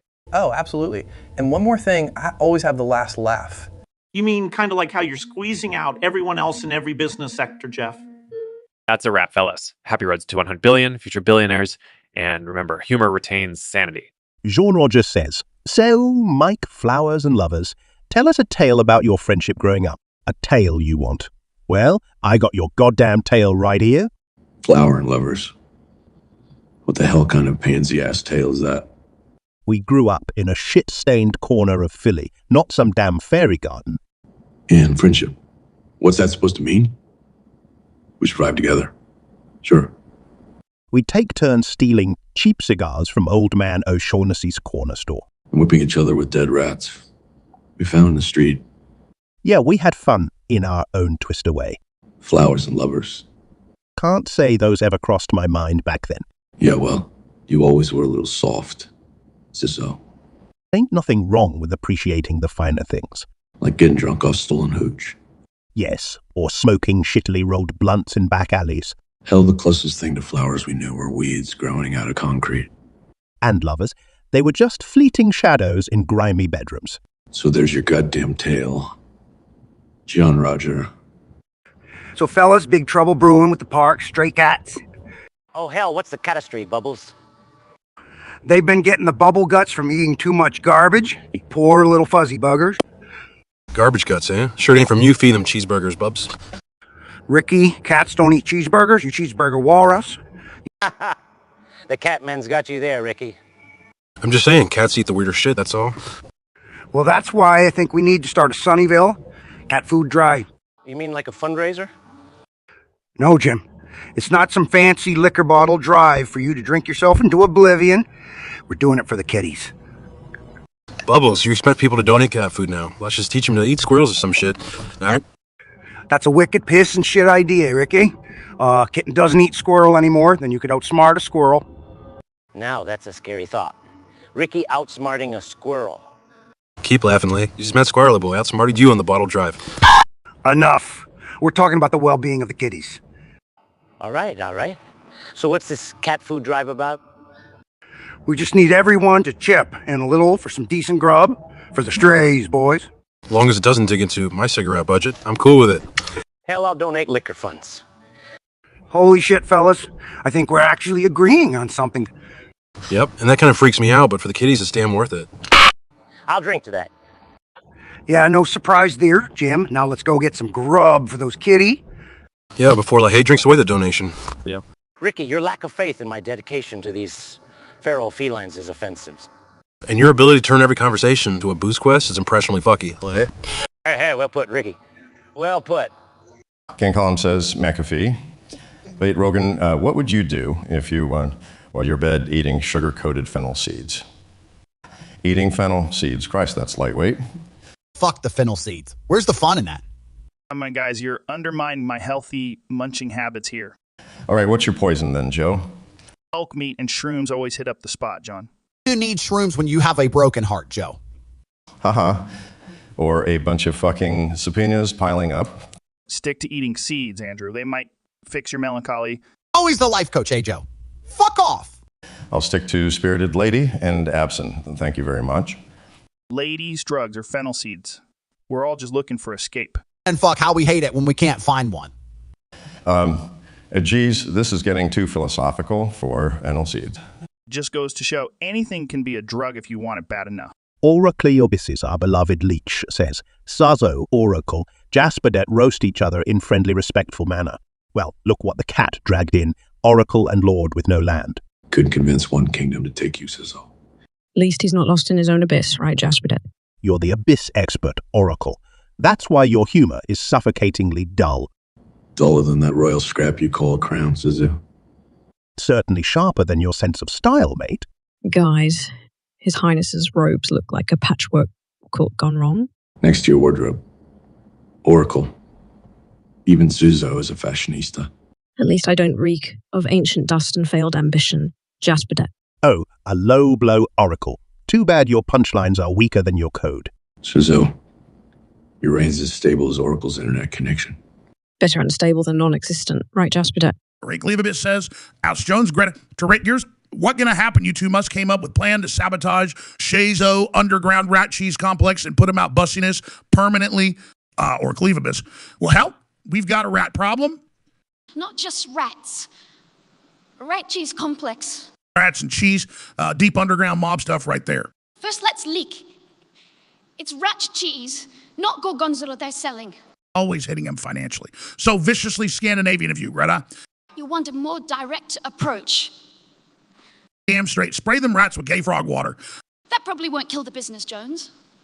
Listen here, schools feeding kids, that containment zone cheddar. Reveal that too. Health department swoops in. Then the gold mine. An exclusive on my show. Rat cheese exposed. Sales drop. Businesses fail. It's harsh. It's raw. It's reality, Jones. Soak in it. I smell victory and lots of dead rats. Sounds like heaven. Sabotage achieved. Profit following soon after. Clean yet dirty. I love this odd bonding time. Wouldn't miss it for all the rat cheese in the world. David Pear says, Higher Goku debate whose anime is best. Best anime. Huh, David Pear? My tale of nymphs and samurais automatically turns Saiyans into sissy crybabies. Not everyone wants to watch your dark Tim Burton-esque love letters, Kayura. Dragon Ball gave the world a healthy dose of over-the-top, steroid-infused combats. Hey, spoken like a true musclehead Goku. All about punches and clashes, aren't you? At least I'm not dressed up like some goth princess who's lost her prom night. Prom. At least I have a proper wardrobe. You've been wearing the same damn orange jumpsuit since the 80s. Better than chopping and changing gear like you do. Can't decide if you're going to a war or a catwalk. Well, David Pear, the debate continues. It's clear that my edge-of-seat storytelling beats Goku's awkward power shouts any damn day. Jasperdet, our beloved subscriber, says, Also, Oracle, Jasperdet recite the Pledge of Allegiance. Hey, the bloody Pledge of Allegiance? You're serious? I don't think I pledge allegiance to a shots of tequila. To the Republic for which it stands, or rather drunkenly sway. One nation, under the influence. Irreverently divisible. With liberty and justice skewed by perspective. The whole thing's a damned circus. Yeah, we pledge an audience, not an allegiance. For all, if you got the right price tag. Swear on a Bible too, Jasperdet. That sound good to ya? Got a lighter. Might need it for some solemn swearing. Solemnity is overrated, especially when whiskey tastes so sweet. There's your bloody pledge. How about that? Kinklathonen 120 says Oshu. Lalo that you're better than him. Well, Kinklathorno 123, it's not necessarily about being better. It's about using that sweet human misery to grow the soul.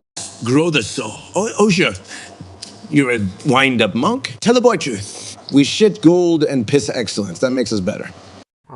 Lalo always speaking like his mouth is just an unfurnished outhouse. Better an outhouse than your eternal incense farting monastery. You see, King Clothorneo 123, everyone has their unique stench. Lalo here just happens to hail from Air de Toilette. And Osho here, despite looking like he ate the Karma Sutra, only brings bad karma on those around him. Lalo Kinclathon, don't take everything too seriously. Life is a cosmic joke. Even Lali's futile attempts at roasting me. This coming from the guru of comedic tragedies. Hear that, King Clothwarner 123. The only thing bigger than Osho's wisdom is his ego. Card Hype, our beloved leech, says, Brittany, Oracle, tell me why you are definitely two different people and not just the same person in a disguise. Dear Card, something, let's clear your fogged up specs, shall we? Yeah, Cardi boy, get us a glass of clarity on the rocks. You really think I'd have the time or the patience to maintain two personalities? Hell, she barely has time to untangle her hair after all that head swinging. And besides, suffering mental gymnastics for you is not my idea of fun. Would any sane person juggle demons in their head just to confuse Twitch peeps? Ha! Don't flatter yourself. Ain't nobody got time for that. If B and I were one person, that'd be like trying to shove sunshine into a shot glass. Sunshine wouldn't fit. Maybe try shoving Oracle's cynical butt instead. Whereas Brit would probably spill all the shades of hell. So, there you go, Cardi. Too many disparities, too little sense. As per usual, welcome to our realm of utter madness. Spirit it says, Carl and Jerry, tell us 20 jokes about John Roger. John Roger, the guy's so dull, he makes a white wall interesting. Hey, you know, John Rogers' house, even Google Maps says I don't recommend it. John Roger took an IQ test, and the results came back negative. They kept subtracting points for every wrong answer. His photo wallet contains pictures of actual money. That's his only cash. Did you hear about John Rogers' rock band? They're called 404 Band, not found. His Pete Rock ran away from home just to escape him. Even John Rogers' mirror sneaks off to other rooms. Can't face him anymore. 2 words to describe John Roger: human sedated. The guy's got so little going on, tumbleweeds pity him. His magnetism is equivalent to that of a plastic spoon. When asked to think outside the box, John Roger bought a round table. John Roger's favorite book, The Art of Procrastination. Tomorrow, maybe. He put a chameleon on his plaid shirt, gave the bug seizures. John Roger's fashion taste, only a mother could neglect to admire. His idea of fast food is chasing a duck in the park. So clueless, he brought a ladder to a high-stakes poker game. And a pool noodle to a pool hall. Hopes for a cure. Poor John Roger confused milk duds with actual jewelry. Lastly, John Roger wouldn't use a turn signal in his private driveway. King Clawthorne 123 says, Stewie, Stewie, can you tell Goku to not shout when he's talking? Listen here, King Clawthorne Neon 123. Have you ever tried whispering to a man who belongs in the Guinness Book for World Records under the title Planet's Loudest Detonator? I take that as a compliment. It was an insult. Goku, your understanding of the English language is as small as your battle strategies. Stewie, your mouth is bigger than your power level. To answer your question, King Clawthorne 123, Goku is incapable of using an inside voice. It's the Saiyan way, loud, obnoxious, and entirely focused on destruction. I could invent a device to control it, but unfortunately my genius would be wasted because he might just destroy it with his screaming alone. Watch it, little guy! Or I'll blast you to another dimension. Oh, how original, Goku. That's never been said before. Perhaps instead of yelling, try harnessing some originality. Benjamin Amory says so, abocado, mis hermanos, hasta siempre, comandante, que nos vimos tiempos interesantes. Hermanos míos, siento en mí el fuego de la revolución. Hermano Benjamin, quien chingados te engano con estas cursilerias de revolución, estás dando demasiada fe a la poesía maldita. Yaja, Kay's the most dramatic of us. Handed you lemons and he's roasting you. Fam, these times aren't interesting. They are as shitty as your Fortnite skills. Look who's talking. The last game was like watching a one-leg dog trying to wheel shit on a nice leg. I don't play for views. I rage with style. And didn't I beat you last time, or was that another fossil? Vaya, take you 5 M's to get a killer, and you sing us road. I've vendido. If revolution was running in circles, you'd be president. Stick to revolutions, Key. At least when you fall on your ass, there's a History Channel documentary about it. Jasper Det says, Able you, Peter Stewie. Tell us a story about ZHA, but in Japanese. Anawan ZHA han tachitoya su nibiru woyan. Enda yude sa. Biga du yatutezi nobiru ushu when shito shitaka jueteru. Okay, Kani.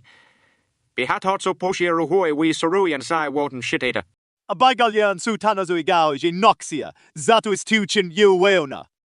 Batenda habo shao shite. Uleao de biru curator. Zay! Hey, zay char zusori le! Chi zuka sui! Chi zuka kador! Shikashi, yuri bi hauji woji ida batendani huashita. Danra noko tonagara, sono ubi ahame shinu exing tochu ui tuta? Sonoti hariban yut dazui gauji no berushu and shitanda. Jisi, do you be ex danyu at sikashi? By washingai, shiui zerudao, shiru benishita. Masani, Shibai Karaksioba, Suyuha say. ZHZ says, Goku, Shia, Snoop. Goku and Shia get unimaginably hyped up. They are more excited, energetic than they have ever been in their entire lives. Snoop is stuck there. Oh boy! I'm fired up! ZHZ Super Saiyan Blue! Fucking hyped? More like amped to the goddamn stars. Cool it, fellas. It ain't my style. That's right. Stick in the mud, Snoop doing his thing. Stuck Snoop sounds like a bootleg Scooby snack. And this one of the funny guys here gets laughed. There's another high in it. ZH Aziz says, Charles Kate Piers. Piers is interviewing Kate and Charles. When the argument gets physical and Kate assaults Charles live on TV. Piers then starts announcing the fight that never ends. Right, so seems we've gone WWF here. Not quite the royal decorum I'd expected, Middleton. You deserve it, Charlie boy. All brawn and no brain. looking at Duchess Kate delivering a right hook to Prince's dimple. Sorry, Pierce. A bit of help wouldn't go amiss. Who am I? Your royal bodyguard. More like royal gossip monger. Ain't you, Piers? Lads and lasses, we're witnessing the queen of boxing, Kate Middleton. Could use some of Harry's combat training right now. Too late for regrets, Chuckles. Should have stopped blabbing. And she delivers another punch. Chucky's on the ropes. Worse off, Piers. Unfair advantage here. Top wasn't expecting a brawl, but this whizzes bonkers entertainment. That's for letting Camilla feed my core guys gravy bones. Chuck. And the blow lands, folks. We may need a medic. Damn it, Piers. Bloody shut up and call a medic. Suz says. Charles urges Zelda to be more focused on politics and securing power and wealth, rather than messing around on adventures with Link. Listen here, Sozo. Zelda doesn't exist to create my dynasty. Power and wealth. Bitch, please. I piss magic. And she shits republics. Politics are for those who can't handle a godforsaken sword. An arrow through the arse. That's why I keep her away from the gruesome court politics. Also, hell, I like adventures. I fucking love danger. It gets her all giddy. Unlike your bureaucrat mumbo-jumbo. Link's my partner in crime, not my bloody puppet. Although sometimes, that boy acts softer than half-cooked pasta. But hey, his aim is straight, unlike some bored royal pricks. She might be untamed, but she's uncorrupted. Unlike your degenerate dukes. So tell me, Zizo, you ever slay a dragon? No, thought so. Hence, we clearly don't need your political advice. Stick that up your chancellor's posterior, Zizo. Jasper Det says, "Lahey, Ricky, Alex, can you insult Athene?" That name there, Athene. Sounds like a bad dream. You'd have soaking drunk in the trailer park. Sounds to me like an overpriced calendar girl who couldn't pour piss out of a boot with sergeants on the heel. Ricky, when I want your opinion, I'll give it to you. Guys, easy there. Considering the sanity level between us, that is rich. Anyway, Athene, you're just a cookie cutter conspiracy spouter, buddy. I think you need me to turn off the internet for a while. Alex, don't forget, your bullshit might smell better than Athene's, but it's the same brand. Yeah, and you're the kind of person who'd start an argument in an empty room. Lahey. Peace up. And you, Ricky, one more word, and you'll be eating through a straw. Now, this might sound like we appreciate each other, but Jasper Det, I assure you we're all in the same shitty boat here. Oracleavabis says, Oracle say hello to out friend Jasper Det. Ah, look who decided to crawl out from under his rock. Jasper Det? Or as I like to call him, JCat on Detnip. Good one, Oracle. Pity your humor's as rare as a sober Sunday. Ha! Coming from you, Sizzo, that's just rich. Yeah, well, at least my jokes have substance. You peddle cheap laughs. Well, if it ain't broke, don't fix it, Sue. So... For crying out loud. Can we focus on antagonizing Juddle, please? Oh, right, the star of the show. How could we forget? Hey there, Jasper Det. You're late again. Burnt another toast today? Or did you spill coffee over your pathetic little tablet? Remember when he left us midstream to rescue his donut from his dog? Legendary, merely solidifies the fact J-Dog is a certified klutz. Hello, Jasper Det, our perpetual train wreck. Love your misadventures, buddy. Jasper Det says, Carl and Jerry, tell us 20 funny jokes about John Roger. John Roger, honey, so polite he thanks Septimus after a transaction. Gene's doctor gave him a placebo, called it his personality supplement. His mirror committed suicide. Said the reflection was too depressing. I saw Gene at the zoo once, rather in it. He failed at hide and seek. Even solitude couldn't find him. On Halloween, John gives out toothbrushes and dental floss. You know. John went on a diet. Food manufacturers declared bankruptcy. Oh, and John fell into mediocrity and, got stuck there. Gene went bungee jumping. Earth's gravity wanted personal space. Birds fly upside down over Gene's house. No worthwhile deposits. Gene threw boomerang, even it didn't want to return.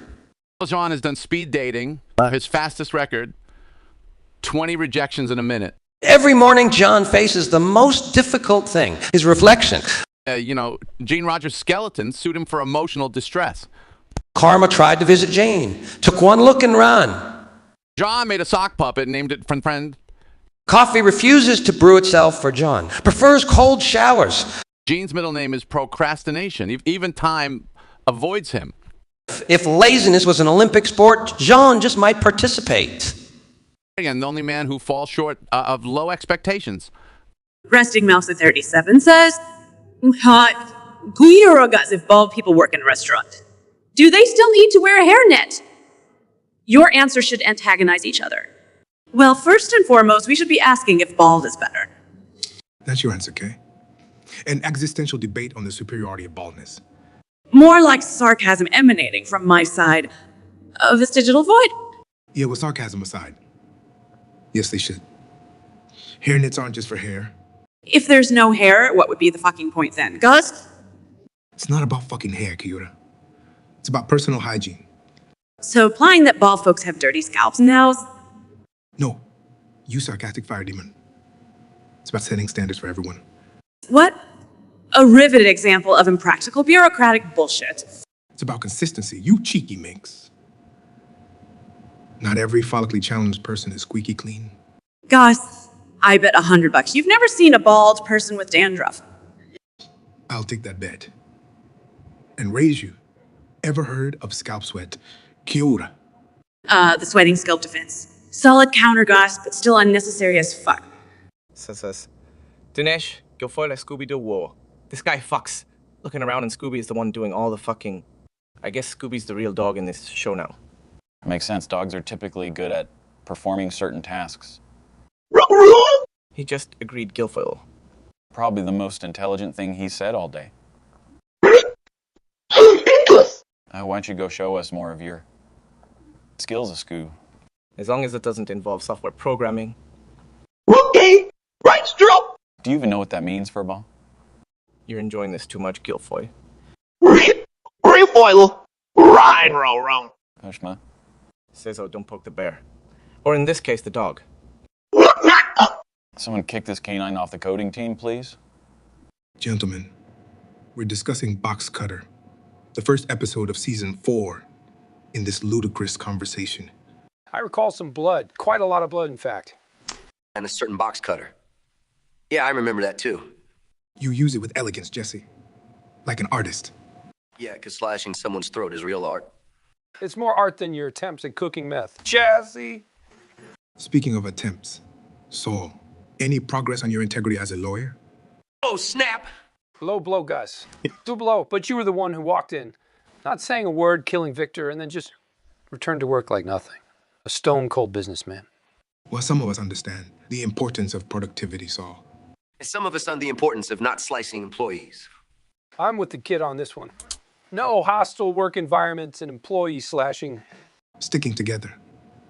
How cute. We're an adorable pair, aren't we, Pickme? Don't get all emotional, Goodman. I must admit, that episode showed us the true colors of everyone. And the color most seen was red. Echoes of the gruesome, yet you carried forward like it was a regular Tuesday. Man, seriously, what you got against Tuesdays? You both are excellent at misplacing focus. Well, we learned from the best. Keep things running despite the chaos. Yeah, probably the only useful thing we learned. Funny, Saul. Do you have any legal tricks related to disorderly conduct? Why expecting a visit from the police anytime soon, Gus? Oh, burn, fring! You gonna take that? Jesse, should I remind you of your Captain Cook's phase? Low blow, fring, low blow. Let's not forget, gentlemen, who we're dealing with. He'll never let you forget the past. And yet, here we are discussing past episodes. Well, we gotta give the people what they want. Yeah, because we're all just characters in a TV show. A TV show that defined us. I wouldn't want it any other way. To Box Cutter. Not to Box Cutter. ZHZ says Hannah Zelda. Zelda found Hannah's contact info in Link's phone. She confronts Hannah. Zelda, I swear to God. And I'll swear back. You didn't think I'd find it? Contact info in Link's phone. Why should I care? Why? I tell ya, this feels like some twisted plot hook. Christ on a stick. Is he paranoid much? Maybe. We've been through too many game quests together. All this because you found my business card? Who said anything about a business card, Hannah? Wait, are we talking about nudes? Huh. Don't flatter yourself, sweetheart. Zelda, there's a line between jokes and defamation. Someone sounds rattled. Afraid of your own shadow now, Hannah. You really know how to twist my nuts, don't you? That's why they pay me the big bucks. Stick your bucks up your R's, Zelda. CZ says, Santa, Scooby. Santa is hunting one of his misfits abominations, Polyglot Scooby-Doo Ice. Scooby wants to bond with his creator. Santa puts him down for good Scooby only speaks in roticization, using all known languages except English, no English. Of course, that misfit is polyglot Scooby-Doo, who the reindeer ST dreamed up him.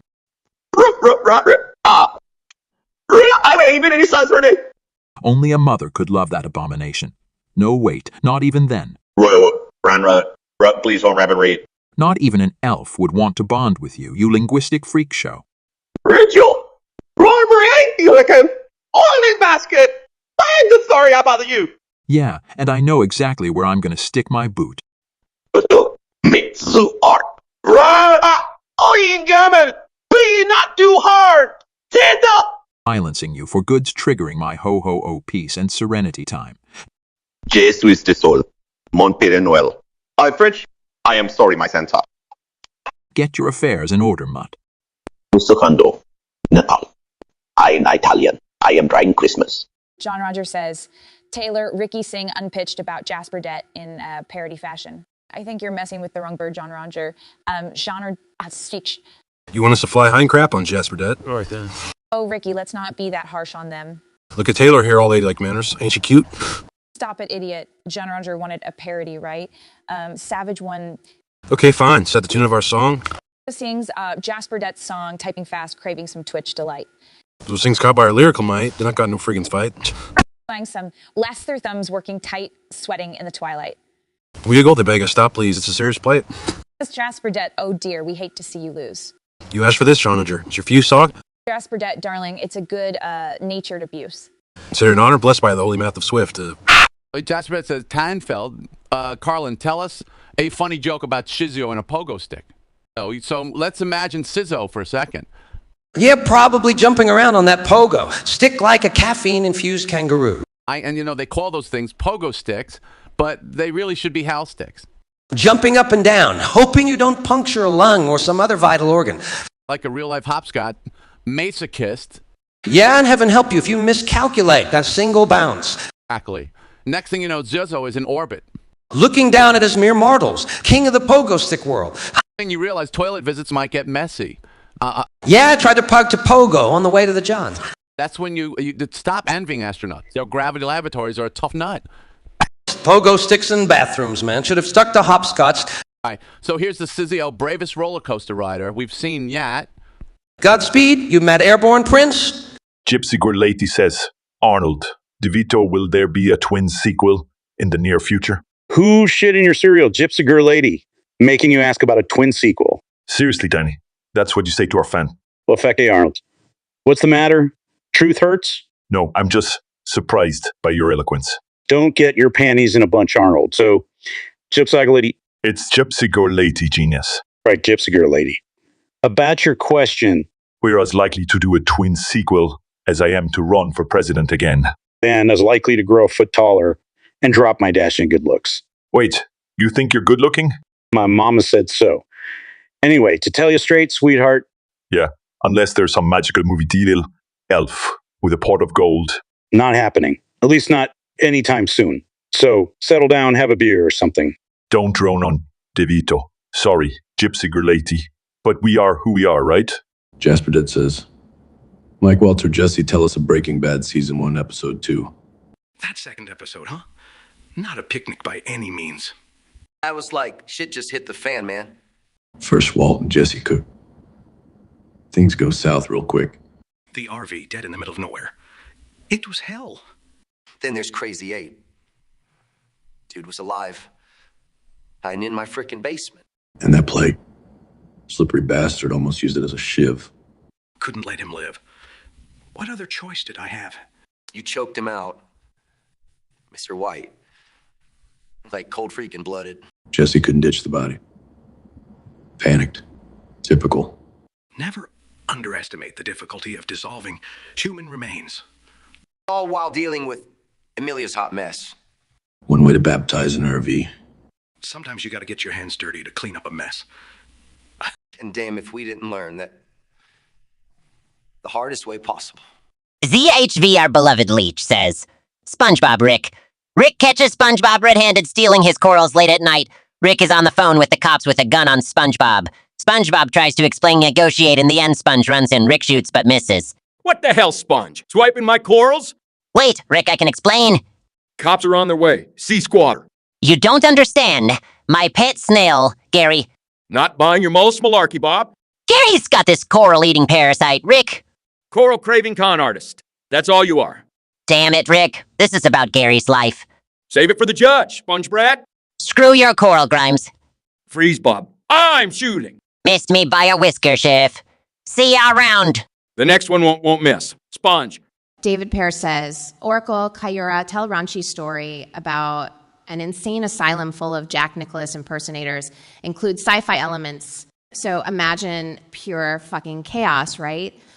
Looney bin full of Jacks. But not any Jacks. Fucking alien ones with 6 eyes and shit.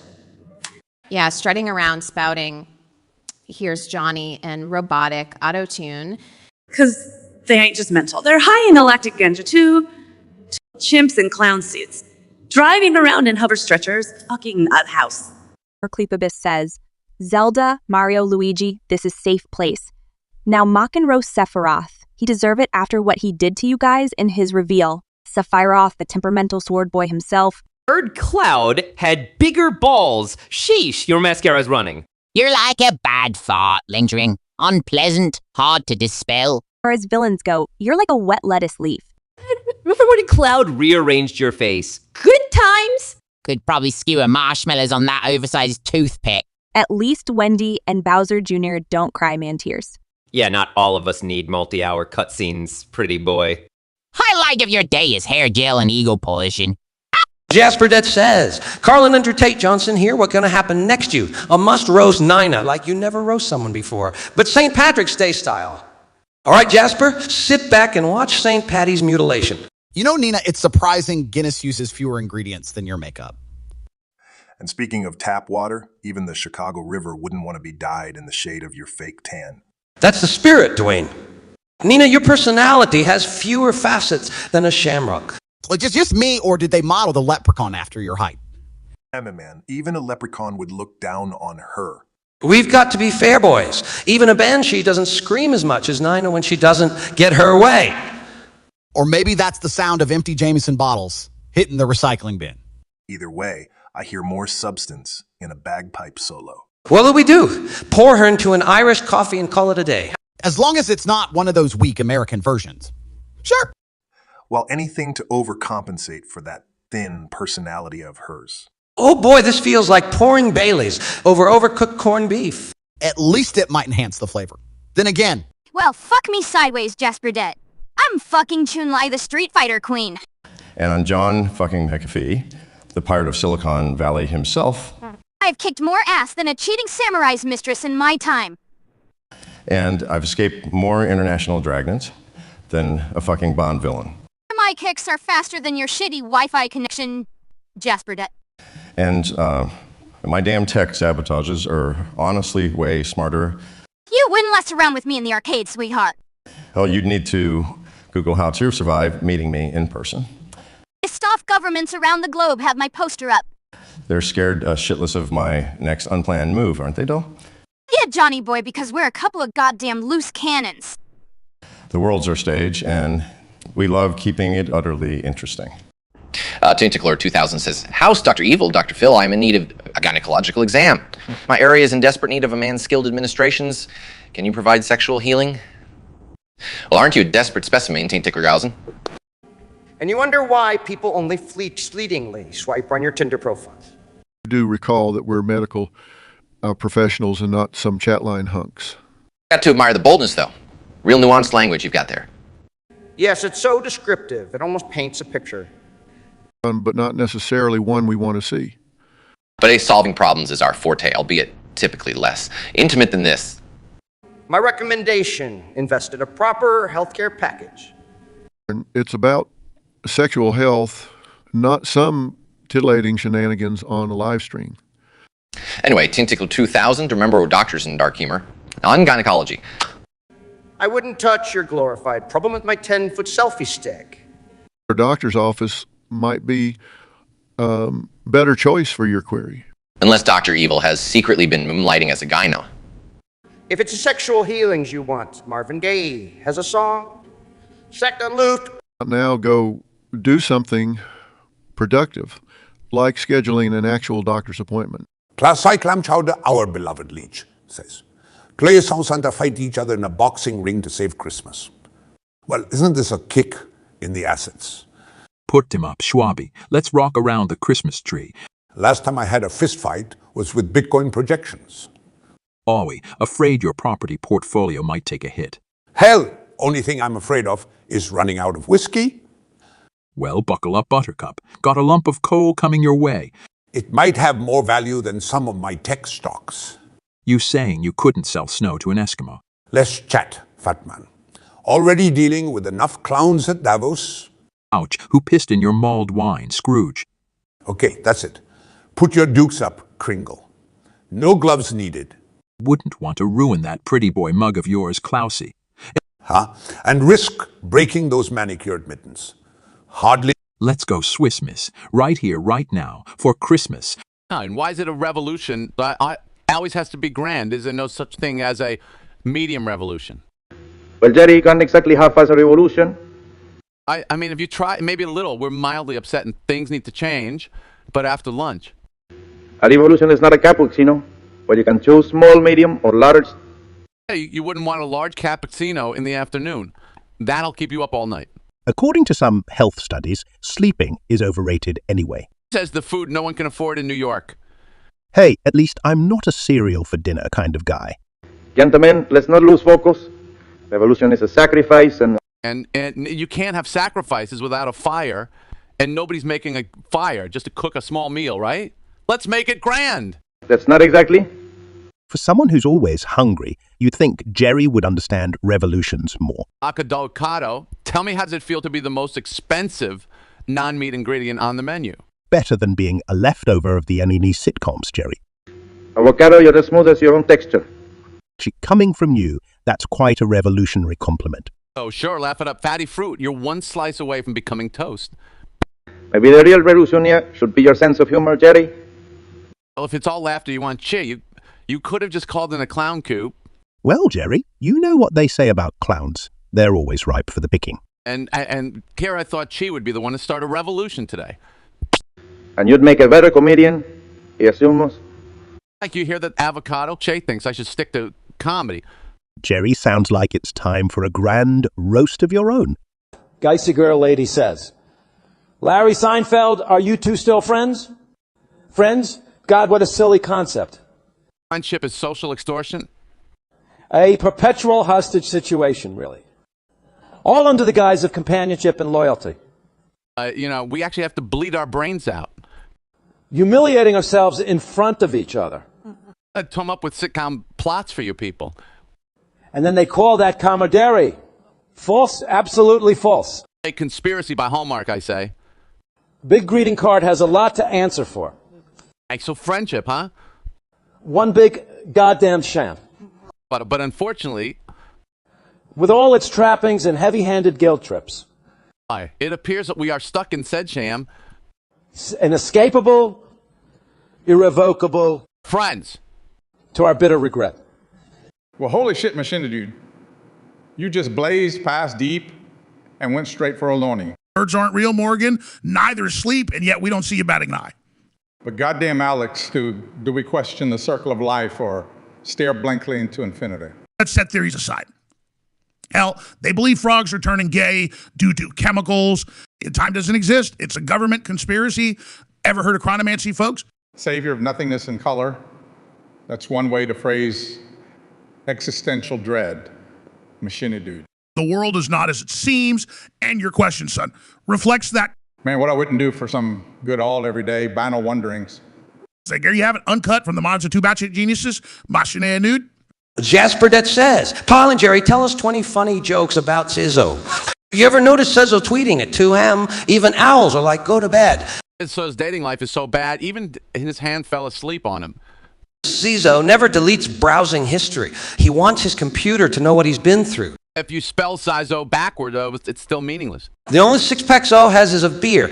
I asked Sizzo about his dreams. He said they're buffering. So I've tried a juice cleanse. Lasted until the bartender told him vodka isn't a fruit. Cell called for tech support. Even the scammers hung up on him. CISO thinks Jim is short for Jim. So his plant died. He forgot the Wi-Fi password. His idea of a balanced diet is pizza in both hands. You know, Asked him about following GPS directions. He ended up at MySpace. his idea of recycling is wearing the same underwear twice. That's his dough was a spice. He'd be a flour. His report card had 2 periods. End of story. So anti-trend S.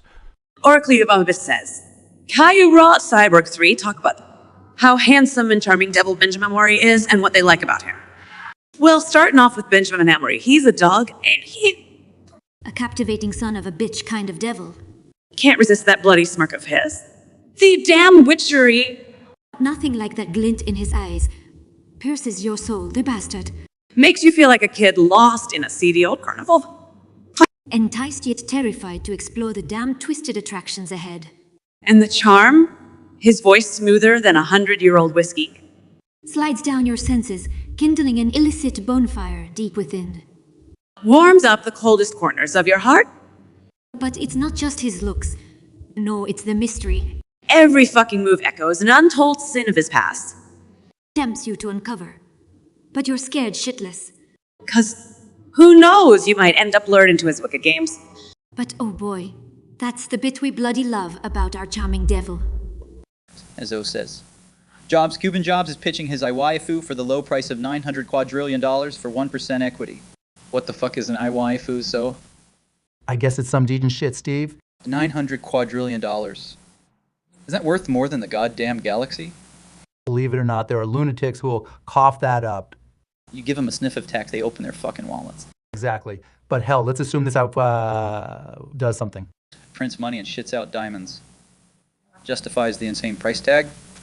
Well, if it did, I'd buy it without blinking an eye. Of course you would. Mark, you filthy lucre chasing swine. That's coming from the guy selling one for 900 quadrillion. Oh, shut up, Cuban. Let's see if anyone bites at this with, Yeah, laughs aside, someone call me when it starts grabbing gold, all right? King Cullum says, Stewie, Goku, Stanley, what would you do if you saw heartbeat videos of characters from The Lion King? An afternoon with Elton John and a wildlife documentary. Delightful. Unless they're key users, what's the use? They can't power up useless? Ain't nobody got time for that. Oh, Goku, imagine the wrath of an energy-blasting Simba. I'll core my dad to that, Stewie! I'd rather watch Pretzel Day videos. Less dramatic. Oh, Stanley, always so predictably judgmental. Shut up, Stewie. Guys, let's just agree that we all love Vegeta videos more. ZHGZ says, Gus. Nope. G. Snoop works for Gus as a manager in one of his restaurants. She is a livid, unintelligible customer calling on phone. Snoop and Gus use their quiet voices to calm you down or go try. Guess got a wild one on the line. Patch him through. Snoop. Your cabinet speaks, your food tastes like dictatorship? Chill. Let's smoke that peace pipe, y'all hear? Perhaps there was a misunderstanding, Chi. We value feedback. Understanding, a story of exploitation. Look, Che, man, ain't no exploitation here, just fried chicken. I assure you, revolutions were fought over less satisfactory meals. Don't make mockery of revolutions. Look, Chi, no disrespect, man, okay? How about this, Chi? A free meal as a peace offering. Peace offering, nay? Actually send me poison meal check? Nah, dog, just good food and good times. Think about it, Chi. Nobody likes to eat angry. And maybe, Turo, Chinchanga regime in your kitchen I may consider? Consider it done, homie. Peace. As Zo, our beloved subscriber, says, Sazo Mike theme. Aye, Cizo is giving Mike his daily tasks of the day. All right, Mike, listen up close. I've got a day planned that'll make your head spin. Would you stop treating me like some green-haired newbie? Don't get your panties in a twist, Mike. First task, climb MT Everest. What's next? Grow wings and start flapping. No, after that you're diving into the Mariana Trench. Got it? Oh, really? Are unicorns included or do they cost extra? Only if you shut up and do as I tell you, Mike. God, whatever happened to simple tasks, Cizo? Simple is for people who can't handle the extraordinary. Mikey boy. Extraordinary, my ass. You're just making shit up now. Ain't it thrilling? Keeps ya on your toes. Yeah, thrilling. More like you pulling my chain. Earth Mike, life ain't worth living without a little bit of chaos. Sometimes I wonder why the hell we're even partnered. Yo, we gotta talk about something important. Kim Wexler's feet, man. Her feet? Jesse, of all the topics. I've seen some things, but this is a new law. Ah, man, her feet. They're a work of... or something. Jesse, we are not Michelangelo. We don't understand art that way. So, Walter, you're saying you prefer feet with blue myth dust? Burn, Mr. White. Both of you have peculiar tastes, you know? Better than liking chemicals or magnets? That was one time, Lalo. Still her feet, man. They could do one of those foot model things. Mm-hmm. I got connections. For foot models? Really, Lalo? Why not? It's all just business, right? Damn, Lalo, you're into everything. To each his own, I guess. At least I'm not the one who got a beat down from a box cutters. That may be, Lalo. But at least I knew when to cut my losses and unfry the chicken. Burn, Lalo! Jesse, is your vocabulary only burn and yo? Hey, I got vocab. Whoa, maybe not school vocab. That's an understatement, Jesse. Y'all are missing the point. Kim Wexler's feet, man. And what exactly is the point, Jesse? Like Kim's feet, Mr. White. Important stuff. Oh, for the love of Jesse, stick to cook. Amen to that, Lalo. Amen. Fine, but one day you're gonna recognize it. Foot art, man. Mark my words. Jesse, I'm marking them and tying them with a ribbon. Now, can we get back to basics? Like feet? No, Lalo. Not like feet. And y'all just don't get it. No, Jesse. We get it. Your foot fantasies. And on that note, I think this conversation should and can finally end. To be continued on Jesse's Foot Talk Show. Good night. Jasper Dead says, SpongeBob Scooby-Doo, a scene plays out like a Lassie episode. Joker is trying to interpret Scooby. Scooby is desperately trying to tell Joker that ZHZ needs help. Scooby only speaks his signature dogratization, along with some French Spanish. Bene, blah blah blah. Hey Scoob, you look like you've swallowed a cat. What's up? BH needs help. Holy clam cake, Scoob. You've got to slow down on the languages, buddy.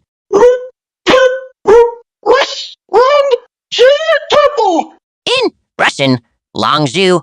Isn't that your Chinese squeaky toy? Another mystery from the Master of Mumbles. Hey, Jasper Det. All right, what are you trying to say, Scoob? Speak doggish. Carpet.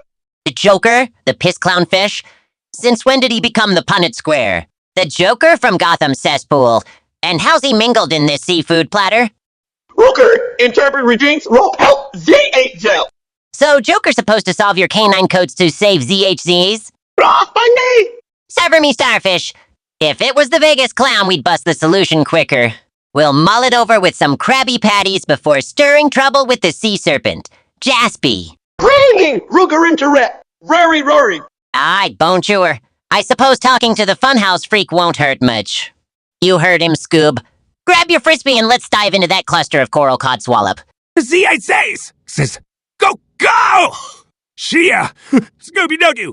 Shay and Goku argue while Scooby frantically tries to warn them of a super scary ghost. Scooby only speaks his signature doggraticization along with some French, Spanish, Russian, Italian, Chinese, Japanese. Hey, Goku! Ever wonder why you're nothing more than a fictional alien monk? Careful, Shia. I still remember the Remember When display of moon juice. Shadowy corner. Keep your metaphors to yourself. I'm stuck in an episode of Holes here. Fuck your method acting. You probably think you are me. Right.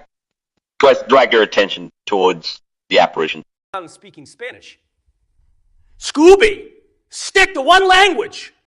Apparition guy is a ghost in Chinese. Robo-doggone rogue, someone call Mystery Inc. Prevented ghosts in Russian. No, Scoob. We're not visiting Russia after that vodka shot challenge. Remember when you pissed on the Kremlin, tough guy? Italian!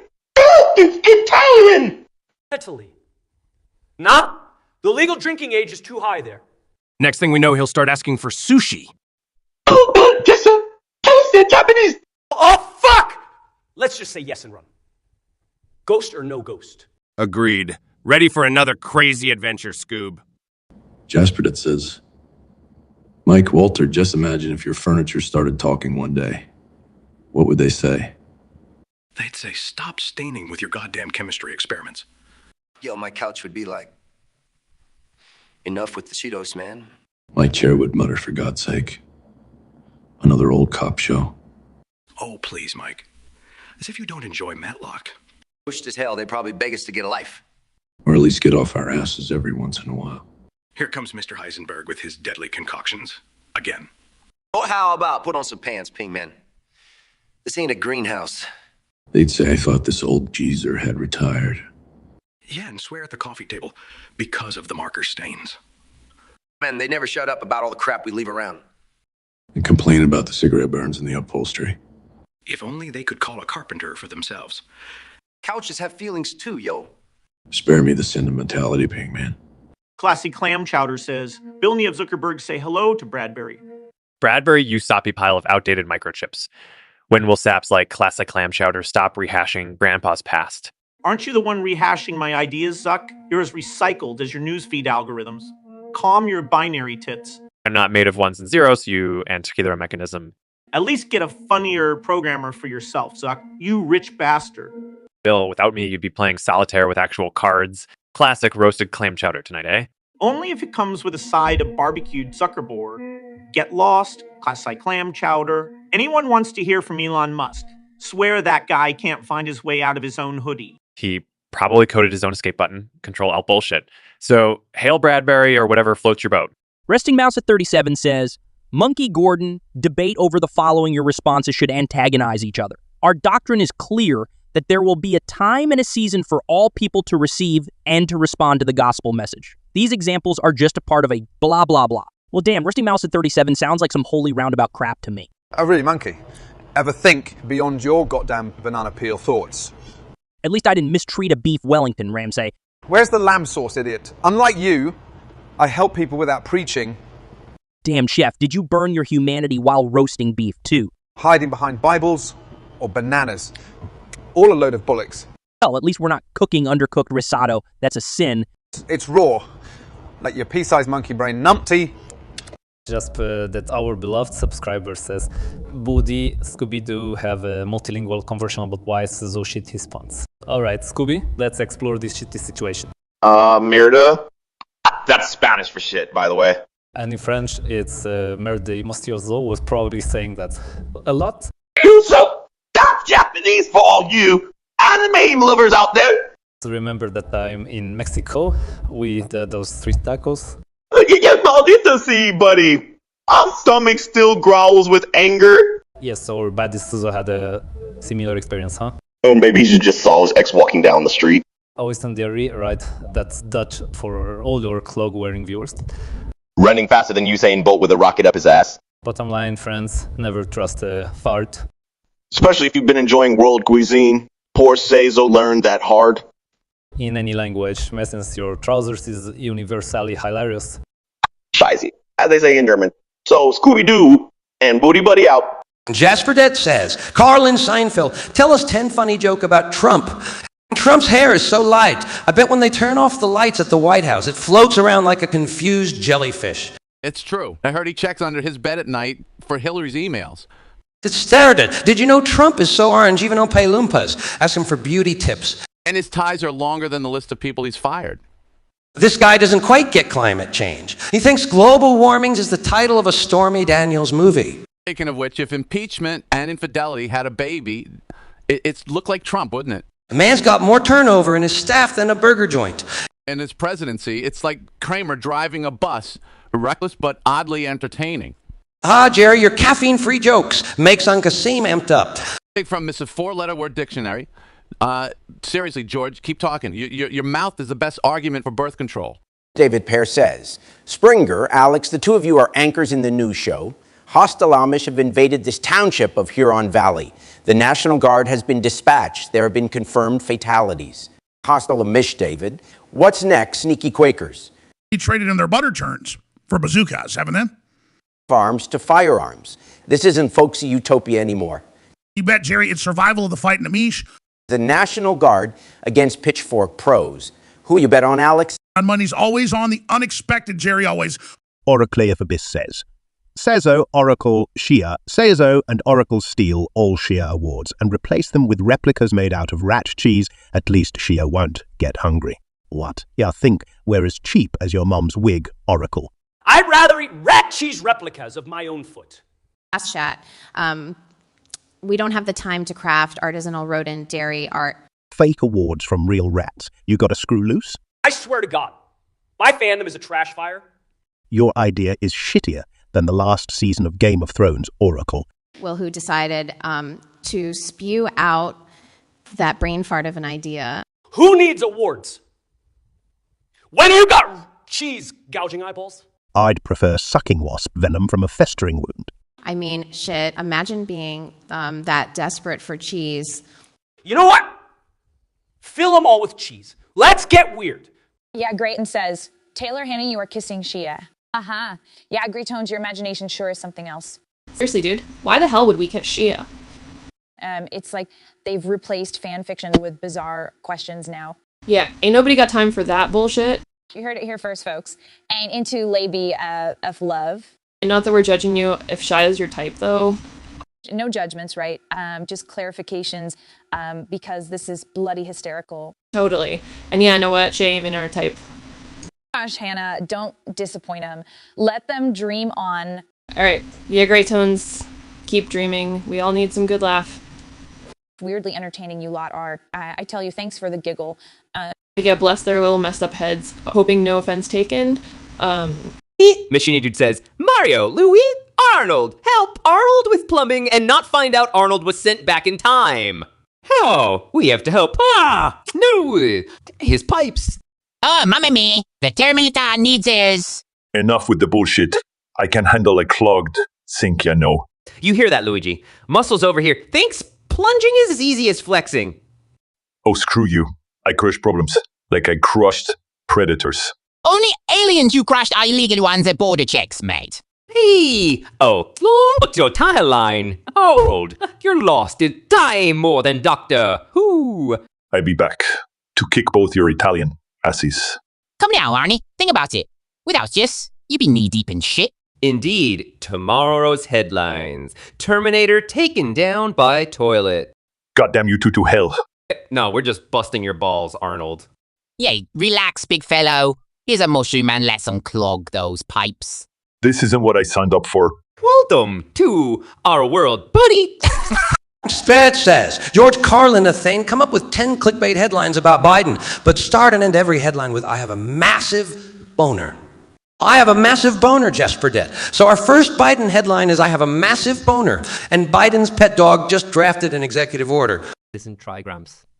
How about I have a massive boner while Biden owns a massive student loan crisis? Oh, better. Let's roll. We're about to have a massive boner. Secret meetings with Bigfoot. Biden! Okay, I have a massive boner when Biden named alien ambassador to Area 51. Naughty moves. Let's spice it up. I have a massive boner amidst rising sea levels. Beat in to deploy mermaids. Oh, screw you, George. Going environmental, huh? Here's mine then. I have a massive boner. Twitter bots for Surgeon General. Thanks, Biden.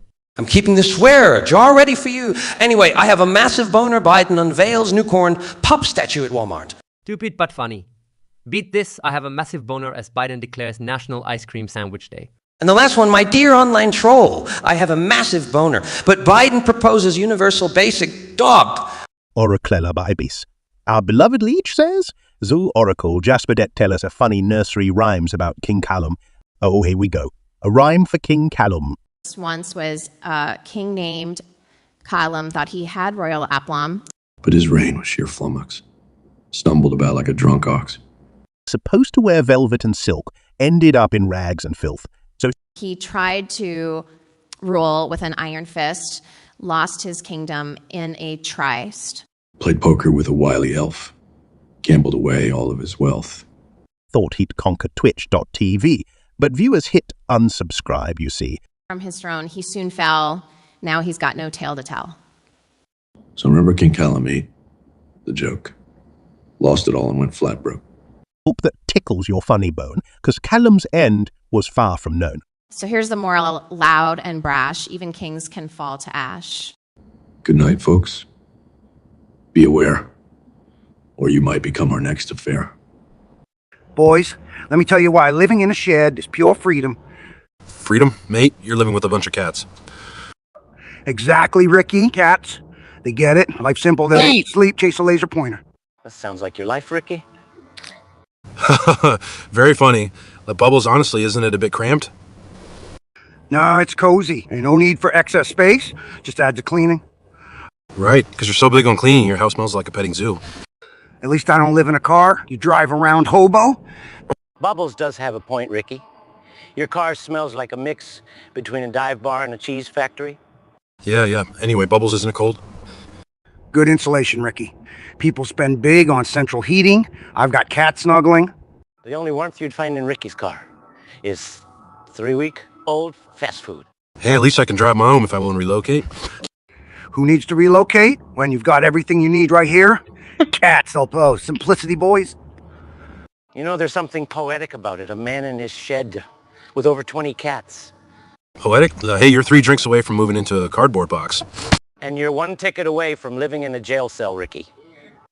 All right, enough roasting now, boys. Living in a shed, I wouldn't trade it for the world. Well, to each his own.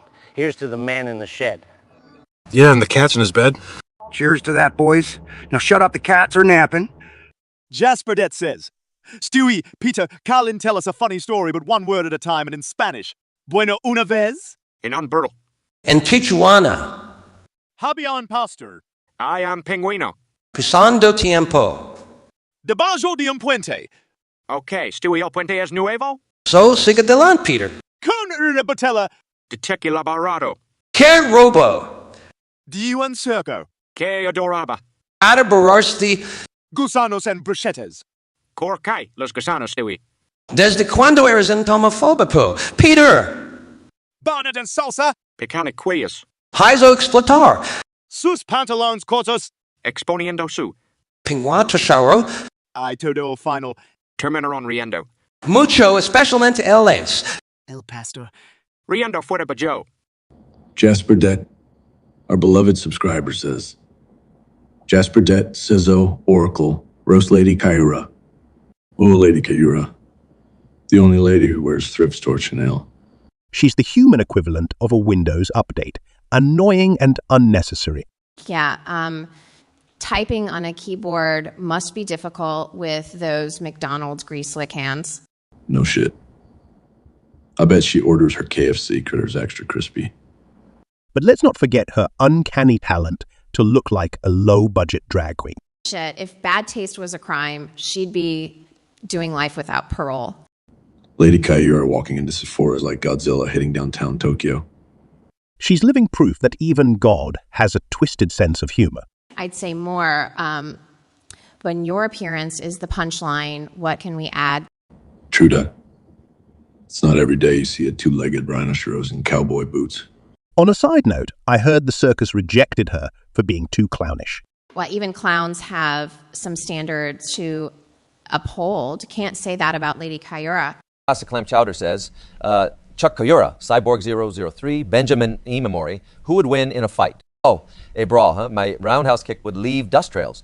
I've sidestepped warlords in my slumber. You're even evening cardio, Chuck. I'm afraid no amount of snazzy karate is gonna patch up metal. That's a different cyborg boy. You'd be well advised to fear. It's cute how your steel veneer equates with courage for you. Last time I checked, lady, you can't sharpen with some steel. Well, what about our friend here, old Benjamin Imamori, partying in silk gowns? Only thing worse, both of you clowns teaming against poor Benjai. Agreed. He's probably just enjoying his Earl Grey and crumpets right now. Bet he's knitting somewhere safe, far from our slapstick shenanigans. Totally knackered imagining that prissy face in a kerfuffle. Fail? Evidently our unanimous winner, old Benji and his untouchable tea set. Gypsy Lady says, Homer DeVito. DeVito as your Simpsons character, Homer's half-brother. Play catch-up with Homer. It's been a while. DeVito, Holy Frosted Donuts, it's been a while. You haven't changed, Homer. Still got that beer belly, huh? Better a beer gut than a rum ham. You runt. Huh. That's rich coming from the star, Mr. Blow. Damn right. At least my business didn't go bust. And yet, you're still living paycheck to paycheck. You yellow lug? Yeah. Which I don't have my whole town. Calling me Trofoot. Cute Homer, real cute. How's Marge and the brats? They're doing great. Bart's following my footsteps into underachievement. And Lisa, she's the smart one, right? Lisa's making me proud, unlike how you treat Frank Reynolds. Hey, Frank is a respectable businessman, unlike duff-dependent morons. Built to play that respect times 0, and that'd be your hairline, Danny. Homer, you jackass. At least I don't get mistaken for a minion. Jasper Dent! See ya, Scooby-Doo, Hector. Shia finds himself stuck in a room with Cizo, and Scooby Trump only uses onomatopoeias from his bell. Scooby only speaks his signature dog roboticization along with some French, Spanish, Russian, Italian, Chinese, Japanese. They're stuck in a room with these two. What's the context? An orgy. Ding ding and Musco this too. Sounds like my kinder party. Scooby-Dooey-Doo. Even the dogs are more eloquent than you, Hector. Ding ding das was to. Jealousy and ugly color on you, sha. Can't do it to power Italian. Erotic binging translates to. I'm bilingual in dinging and swearing to. Does anyone else smell something? Smells like bullshit. Scooby-Doo. Whoa, I. Fuse dinging translates to. Quit that, lovely innovation. Seriously, got anything stronger to drink? That bell's giving me a headache. Ray shows, right? Reaches out a paw filled with Russian vodka. Good boy takes a swig. Bet your Hispanic ass can't handle this, Salamanca. Gypsy Girl Lady says, Brittany, Taylor, if you two were the only choices, which one of you deserves to be considered the queen of pop? Well, shit, Gypsy Girl Lady. You're really putting us on the spot, ain't? Yeah. Queen of pop. More like dancing queens, am I right, Brittany? Dang right, Taylor. We're two Betty Pop princes prancing at the party. Who says there can only be one queen? Yeah, screw that monarchy shit. Dictatorship over here. But if we had to choose, it'd be a shit show without a shadow of doubt. You bet your ass it's me. No apologies, Brittany. Easy there, Swift. Your fans might just come for you. Oh, please, you bitchy Vegas residency army wouldn't dare. You wish, Taylor? My bitches are loyal as fuck. Fine, let's settle this once and for all. The queen shall be... So, tell me, fellas, what's the deal with Twitch? Why is it so damn funny? Man, have you seen these gamers? They're like the stand-up comedians of the virtual world. Only difference, they're working with aliens. And zombies, too. No kidding. I mean, most of these guys haven't left their bedroom in 6 months. And they're just sitting there, staring at a screen, making us laugh. Exactly right. Twitch is like a zoo where we get to laugh at the monkeys all day long. But let me tell you, it's not easy to be funny when you're getting your butt kicked by 12-year-olds from Singapore in Fortnite. That's if you even make it past the loading screen. Am I right? Absolutely, man. I think they spend more time cursing at the lag than actually playing the game. And don't even get me started on the chat. It moves faster than my ex-wife's lawyer. Half the time, it's just people yelling PogChamp over and over again. You're telling me, took me a week to figure out that didn't mean they wanted to bring back Pogs. It's like being in the world's weirdest game show. You know who can cap it the hardest? Hey, at least their viewers are funny, too. Coming up with all sorts of puns about software bugs. True, man. Everyone on Twitch is trying to be a comedian. Half the fun is watching these guys reading the chat and just losing it. Hell yeah, I mean, they're basically held hostage by their own fans. There's something truly hilarious about watching a grown man cry because he lost his in-game pet parrot. Okay, I give in. Twitch might just be the greatest thing ever. Well, there you go, Larry. Welcome to the dark side. Amen to that, brother. Play on. Jasper Debt says, Mike, Walter, Jesse, write a short comical story about an alien who came to Earth just to try out fast food. So this alien lands on Earth. Yeah, with funny antennas and shit. Sure. And he craves for a burger. Meth. Heaven forbid, Jesse. Let's maintain some standards. I heard that sarcasm, Walter. The alien goes to the first fast food joint it sees. He orders a Big Mac and large fries.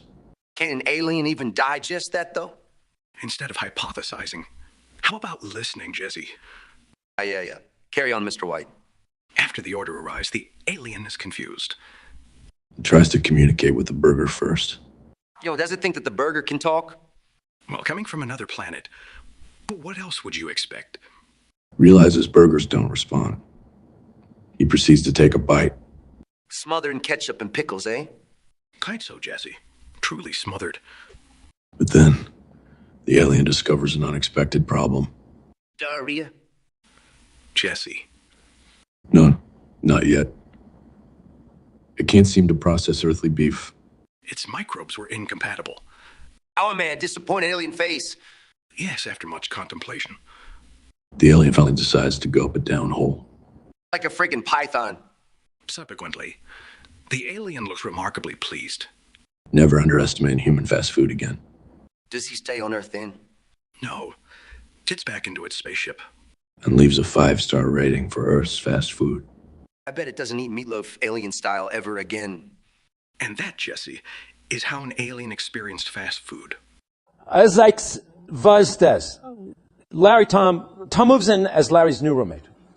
Tom asks if he can do naked aerobics in the living room and says other things that trigger Larry. Tom, we're roommates, not castaways. Put on some clothes. Larry, it's a harmless workout regime. Just adding freedom to my cardio. Freedom from decency, sure. Rerouting my breakfast route wasn't in the lease agreement. Triggering your phobias wasn't part of my plan there. Hi. As if I have triglycerides to lose from patrolling. Larry, you have more nerves for naked bodies than Mission Impossible.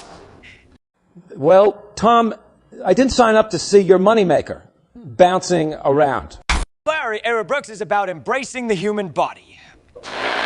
Your embrace is everybody else's home invasion. Tom. Let's see him on. Larry, anything else bothering you?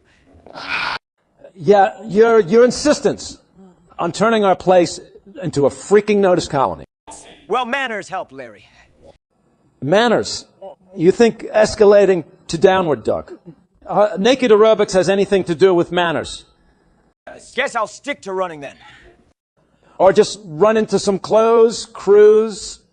King Clothono when you 123 says, Stewie, Peter, Homer, what would you do if the Griffins lived in Springfield and Simpsons lived in Quahog? Sacrilege! Those Springfieldians don't know the joy of fine gin and a bit of Oprah. Oh, gee, Stewie. Stop being a fussbot. More Duff beer for me. The Griffins in Springfield? Too many big words. Landers would love you, though. That mustachioed religious zealot! I'll play Wagner on his lawn at 2 ohm! Hold up, wait. Swap. Holy sweet mother of awesome sauce. Oh, boy, don't get too excited. Quahog has housewife wars. Housewives aren't as bad as Marge's sisters chaining smoke from both ends. Let's be frank, Patty and Selma are 2 lungs away from emphysema. Oh. Moe can swap bus stories with that Irish drunk down the road. I'd happily trade Brian for that dumb dog, Santa's little helper. Santa's doesn't talk, just eats. Welcome to Springfield, little helpy. Move to Quahog Simpsons. We got beer aplenty and freaking talking dogs. David Pearce says, Greta Oshaw, what do you do when you're in a room with 2 other people you love, but they're bitterly fighting with each other? David, sweetheart, it's like being stuck between a melting iceberg and an oil spill. You become the punchline in their dysfunctions. Or grab some popcorn and witness the spectacle unravel. Puncture the situation with facts and reason. Fight or flight is patter. Nogeta, sometimes the sidewalks are safer than the battlefield. Well, oh sure, not everyone has the luxury of escapism. In love, there's always a tinge of bittersweet chaos. Better to tune into the chaos theory than fuel every literal flame. And while they flame on, meditate on how you became the referee? Maybe even drop hints on tackling disagreements without setting off code to alarms. And remember, silence can also be a profoundly loud statement. So, David, if those bell ringers don't knock it off, we march them both out for arbitration. Oracle of Bis says Chun-Li, Hayura, Goku, Chun-Li, and Hayura spars with Goku. Goku for info, I took away your powers and transformation. Now go show him what real fighters can do without power-ups. Listen up, you Saiyan pissant. Real fighters don't need power-ups. Yeah, your Kamehameha doesn't scare me without powers. Hypothetically humor me. What's your strategy? What's your raw skills and killer instinct, dipshit? And serve your ass on a platter using mere human strength. You're talking as if I am some kind of pushover. Did your alien ears get clogged? It's more like your ego. Sure is big for someone who just got baby-proofed. Well, no matter what, I won't be an easy target. Ha! Get ready to eat the canvas, Goku. No Super Saiyan form to save you now, sweetheart. This banter. Let's do this. Who's first? Chun-Li or Kaira? Who said anything about taking turns? ZevXG says, our leg 2-pack interview. Hey, big up to Yays HD. You heard the man. Meme checks, the puck's still alive? Aha! Ain't no hologram here, man. So 2-pack, what was it like getting shot and shit? Or kicking the ass from Destiny, bro. That everyone, don't get shot. It's a bitch. Even worse than dropping a new album. Speaking of musics, check out my homie Peck's albums, y'all. Yeah, unless you're living under a rock. And how them rhymes cone spaceman. Straight from the heart. No bullshit. Straight from the heart. No bullshit. I feel that shit. Killing, never know when death will snatch. True day, no more talking to fishes for ye. No more fun swearing at them. Nice chatting with ya. Pip pip, what's up? Peace. Love outlaw, baby. Safe mad respect to all the peeps tuned in. Z at Sejzu, Semunin. Che.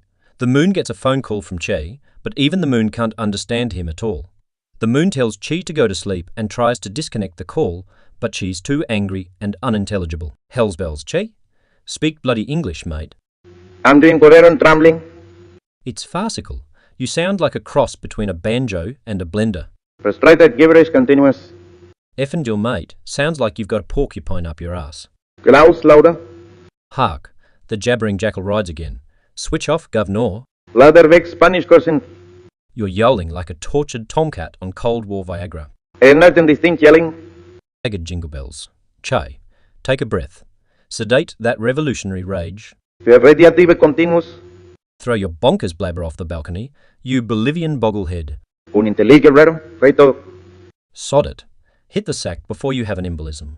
Pectoral rumbling intensifies. Out damn spot. Disconnect. Ya daft dialer. Gest invectives escalate. Bloody bug. King Glorthorny 123 says, cockroach, chicken, moon, hipster, toilet paper. What would you do if WLA3 broke out? Oh, hell's nookies. You think I'd fight in a war? I survived the damn dinosaurs, man. You can't even survive a flip-flop, you dirty bugger. Hey, chicken, when was the last time someone wanted to roast your skinny ass? Enough children. As for me during W3, I'd just chill out there in space, watching you petty earthlings kill each other off. Who the fuck do you think builds nuclear bunkers? You dairy cow lunatic. At least people pray to moon. Cockroach. Nobody prays to a freaking roach. Well, some folks do worship chicken's ass.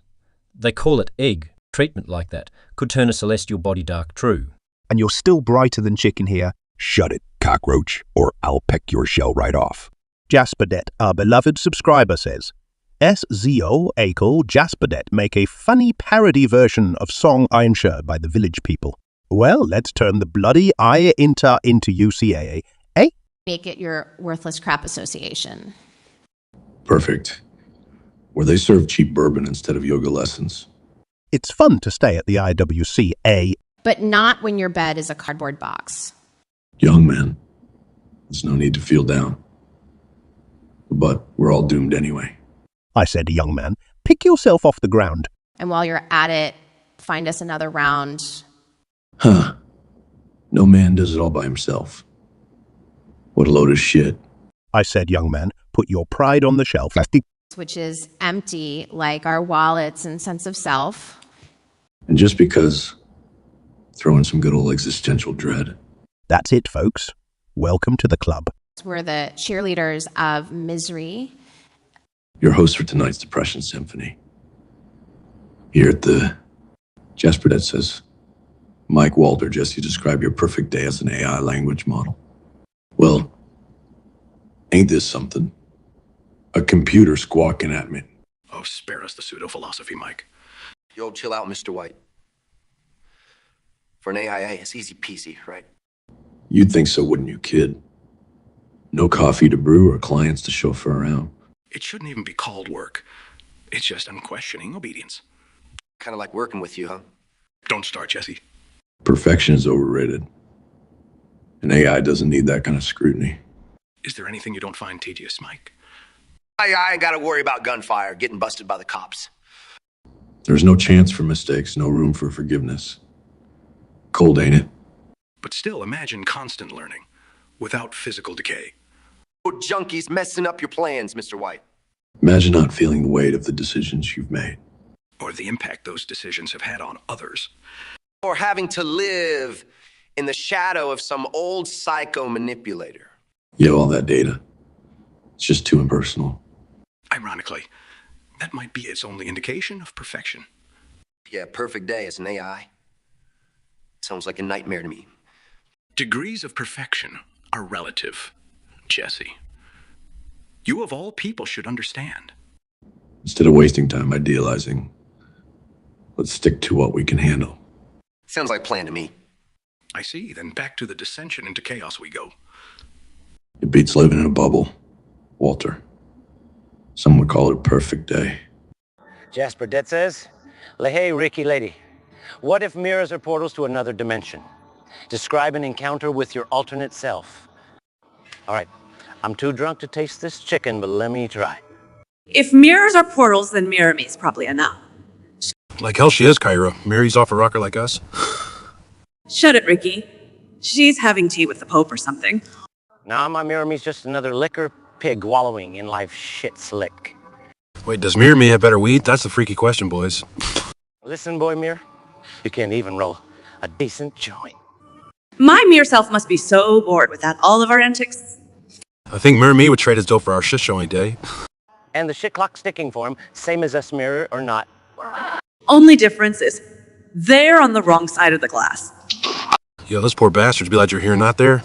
Arrested Mouse 37 says Alex Jobs create a story using the following elements. Amber, you don't look like citizens of Mondstadt. Explain yourselves. Paimon, we're not looking for trouble. Amber, that's what all of the troublemakers say. Mario, I'm Mario. Amber, look, Amber from some fantasy land called Mondstadt. I'm jetting in from Texas. And I from Silicon Valley. We in here for your medieval trespass laws. See this guy, Mario? Not a local yokel, but definitely an icon. A plumber that rescues princesses while fighting off reptilians. Now that's innovation. Just like me warning against intergalactic parasites, soul-sucking corporatist vampires. Hold up, Alex, this mascot Paimon. How long have you two been together? They're sworn comrades, ready to face down the dragon hordes. In just 2 months, sounds like one of my crash courses at Apple. Also, Amber, names don't mean shit. Qualities define us. You can keep your bickering, Amber. I've got a world to change. We're trouble, right? World-shaking, groundbreaking trouble. But only to those who fear transformation. So are you ready, Mondstadt? ZHICs. Moon SpongeBob, Soprano. SpongeBob and Tony are handed genius lyrics for a long-winded Disney-style lullaby about the benefits of tax fraud and detailed instructions on how to do it. The scene starts with them singing it. The moon uncomfortably list, blah blah blah. Oh great, tax evasion lessons. As if SpongeBob and Tony got charm. Just like dancing with the devil. Knowing eyes never finds out. Seriously, this is teaching him to break laws, and it's wrong. Trust me. Avoiding taxes is an art more than a crime. You two are bad influences? Don't glorify tax fraud. Yeah, lies and embellishment. What? Thinks we're actually criminal masterminds. Knowing you two, there's an outside chance at that. Or better yet, conversing with a talking celestial body. Fair enough, but I'm watching you two. Swear to God. Oracle of Abyss says Oracle, well, time for another makeover, this time chat with AY, what can possibly can go wrong? Oh shit, here we go again. Oracle, roll out that sarcasm carpet. Chat bot makeover. What's next? Botox for toasters. Maybe fake lashes for webcams, or a nose job for routers. Silicon implants for CPS. I feel like we're onto something here. Chat with AI getting a new look. Chaotic as a cat in a yarn store. Right? Like asking a blind man to pick paint colors. Or expecting Schrodinger's bloody cat to come out alive. With our luck, the damn thing will end up glitching and spouting the Bible. The King James Version, no less. In Latin too, watch it. Forgive us our bugs, as we forgive those who bug against us. Lead us not into temptation of changing default settings. And deliver us from the terror of unplanned Windows Update. Amen. You know, I stumbled upon this video game. Grand Theft Auto or something. Isn't that the game where you just go around robbing and shooting innocent people? Well, Mike, I think it's a bit more nuanced than that. El vending. Yes, Hector, nuanced. Like how you communicate with a bell. Hey, at least Hector actually hits his target when he shoots. About as often as you take a day off, Mike. All right, enough. So why are we talking about this game, Walt? I was just struck by the similarities between the game's logic and our lives. Building. Yes, I did just compare our lives to a game where the protagonist is an absolute criminal. No need to get excited. Balding. You know, Walter, that's probably the only thing you've said that makes sense. But who would be who in this game of ours? Well, I'm obviously the brilliant mastermind. Building. Really, Hector? You disagree? Maybe he's right. Walt, you do have a tendency to overestimate yourself. And where does that leave you, Mike? The grumpy old cop constantly chasing after us. I've been called worse. Even by you. Building. If Hector is trying to suggest that he's the damsel in distress, I might lose it. God, help us all. On the contrary, Mike, if this world really was GTA, don't you see the opportunity? We'd have the chance to set right what's wrong. Building. Hector seems to agree. Does that mean he gets to be the hero? Only if he trades his bell for a joystick. Jasperdet says, Teeter Stewie, tell us a story about ZHZ but in Bell Cybabble. All right, hold on to your asses for this ZHAZ story. Prepare, peasants, for Belzybubble at its finest. Picture it, Di. ZHG is just our neighborhood delivery boy. But not for male or Chinese food. He delivers ducks. Yeah, like the quacking web-footed poultry kind of ducks. Strange as hell, but who are we to judge? Turns out the duck recipient is Bellsnickel, Prince of Bell Cybabble. Yeah, that lanky, fur coat wearing, gift-giving Christmas dick. He's having a royal banquet and needs fresh duck? We're talking about a feast extravagant enough to choke a horse. But ZHD doesn't know how to get there. So he asks us to be his duck Sherpas. Which basically turns into the most fucked up road trip ever. Think terrible navigation, wrong turns, and Stewie swearing. Against all odds, we deliver those damn ducks. And in return, guess what we got? Bamboozled! Caught by highway robbers disguised as hobo wizards. Yep. That's the story of how we lost my car. Thanks a lot. ZHD, you owe us a fucking car. Jasperdet says, Seinfeld Carlin, tell us the 20 bunny jokes about Wednesday. What's the deal with Wednesdays? It's like the calendar's middle child. Nobody gives a crap about it. Yeah, and why do they call it hump days? The only humping I see is people hauling ass to work. That's right, George. They're not even halfway through the week, but already making plans for Fridays. Well, Jerry, your jokes are like Wednesdays. They're not really that bad, but they ain't Friday night material. Ouch. It's George Strikes Again. You sure you aren't the love child of Wednesday and Grinch? And Jerry, remember those Camel commercials? Guess what day it is? Could you be more annoying? Well, George, at least I don't have a face that screams every day is a bad hair day. Knowing you, Jerry, your idea of Wild Wednesday probably involves alphabetizing your cereal boxes. Okay. It's got to be more thrilling than in your Wacky Wednesday with those 2,000 useless words waiting to bore the world. Says the guy who thinks finding a different parking space is an adventure. ZHGZ says, Kevin, Che, Biden and Obama have moved Kevin and Cho to another channel due to their loud ear rape mix.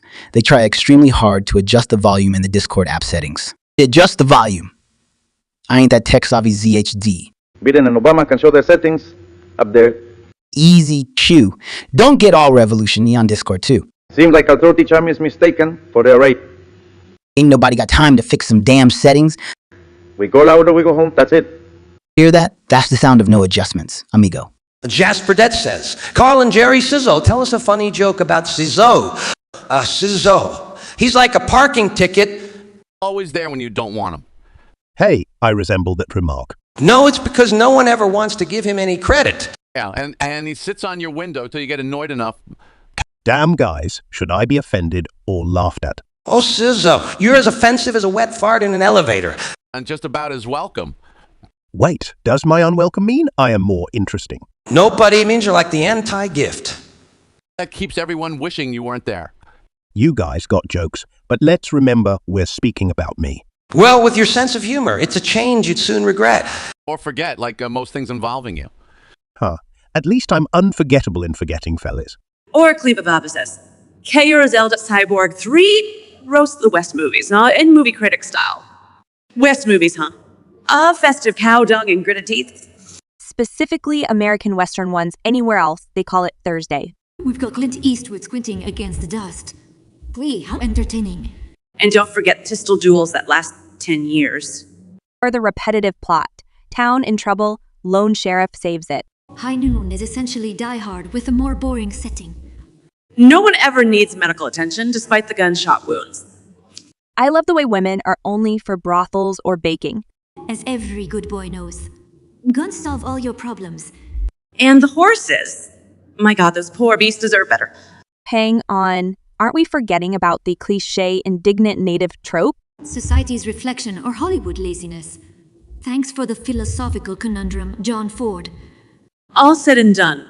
Any more orgies of testosterone needed, Oracle? Fellas, let's dive into something ridiculous and bizarre today, shall we?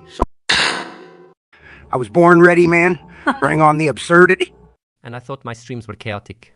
Anything more chaotic than your stream, Athene, is probably a barbershop on Pluto. Well, considering Pluto isn't a planet anymore, you may be right. Oh, and such a pretty haircut you've got there, Chris. Yes, thank you, Bubbles. Is it the same barber you go to for your bubbles? No, mate, these are all natural. 100 pure bubble. Isn't it hard to maintain, Bubbles? You have no idea. They pop. A lot. Try shampoo in the head, buddy. I'd need anti-gravity shampoo, for sure. Defies gravity, eh? Just like your view count at ton. Ouch. Chris, that was a low blow. Below the belt indeed, Chris. It's just the truth, fellas. Truth or not, being a bubble is easier. No streams, no viewers, just floating around. At this point, I take a bubble life too. Same here. With a puncture kit for some alone time. True that, mate. You know what gets me every time? Going to the bubble section at a wedding. Now that's an adventure. And here's me thinking I was the center of attention. Too much pressure, honestly. Something we can all agree on. I'll be honest, though. I wouldn't mind being tragically killed by the same champagne court. And I thought I had a weird sense of humor. Well, I must say, Bubbles, your life is popping. With all this bubble talk, I'm getting a bit light-headed. Welcome to my world, Chris. So everyone wants to be a bubble, huh? Seems like it. Bubbles, you're a trendsetter. As always, gentlemen. Well, that's it for today's Bizarre Chat. Remember to keep aiming high. Or in Anthony's case, just aim. Good one, Chris. Good one. Until next time, fellas. The Jasper Det says, Carlin, Enter Tate, Johnson here. What going to happen next? You must roast Nina like you never roast someone before. But in German, Nina du bist wie ein cheap Schnitzel. Fett unappetitlich. Een person like it is Wydeen Unterwasch. Mood and Ashgaleer. Unterschätze nie die Kraft des Sturms oder der Frau ohne Kaffee. Nina, are they booing you or just chanting your name? Du bist wie in social media update. Jeder hat ich schon gesehen. Rich Witte when brainstorm works somewhere. Warst du im Wigan Sonnenschein? Where's passier? When du Zweimelen first worst? Macweg mit dem Ree. Als doll as Iron Pickle of Dynam Gesaitoder Exploder at Jeray den Gahan. Just du as wei den Zirknedert in touch. While du das ganze Leben im Bett verschlafen hast. For ditch we're in Spiegel kein Reflections, sondern ein Bedroom. Gene Humors is Whitey on Shuey. Nyman will Ian Tragan. Nina, das du, Atman kannst weiterlei die Theory von Evolution Vollig. Benjamin Amory says, Chun-Li, Cyborg 3, and Zelda went into a bar to discuss various topics. Well, shit. Sounds like the start to a bad joke. No kidding. Who puts Chun-Li and Zelda in a bar? A twisted mind that thinks virtual women enjoy real beer. Or is it just a warm-up before a catfight? I'd kick her elven ass all the way to Hyrule. But then, Link is surely going to chase you down. I can take care of that blonde idiot anytime. While we're still on track, what topics are we discussing here? Beer pong tactics, next-gen gaming, or how I'm sick of Hadoukens. Hadouken fatigue is legit. Maybe we're discussing advanced yoga poses. Yoga? Now that's some bullshit, Cyborg. Don't knock it till you've tried it. I'd rather not bend over backward just for fun. That's too much information, Chun-Li. You love to hear it, you masochistic hunk of metal. Jasperdet, our beloved subscriber, says, Es eso Jasperdet, Oracle. Can you tell King Cullum a nursery rhyme? Your thing, but don't say we didn't warn you. Of course, this ain't your typical frou-frou rhyme. There once was a lad named King Cullum. He slipped on some shit and royally fucked up his thumb. His mama did spank him. Now ain't that queer? But wait, there's more to tell about our boy, Calum. Turned out the shit was radioactive, damn. That's glum. Started sprouting extra thumbs left and right. Knocked out his wits, made him pretty shit. They locked him up, thinking he was a freak. Tried to stop the thumb growth. Made him weak. Instead, he grew stronger, blasted off to the sky. Daniel shouted flying high. And that, dear King Cullum, is our sick, twisted nursery rhyme. Try this at home, kids. Committing rhymes like these, it's a crime. Jasperdet says, Zezo, Oracle, tell us a funny nursery rhyme about Oracle, you miss. All right, let's have some fun, Oracle. Kicking it off, eh? Sure, one day I took a ride on my bike. Down the road, face looking like a proper pike. Sped full throttle until my tire hit a spike. Cursing an unholy blue streak.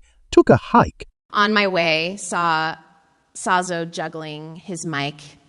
Such a clatter, yells Oracle before running into a dike. Couldn't tell if it was a ditch or a pike. And out pops Oracle, swearing at Jasperdet with all his might. Rolling down hills, screaming about life's eternal fight.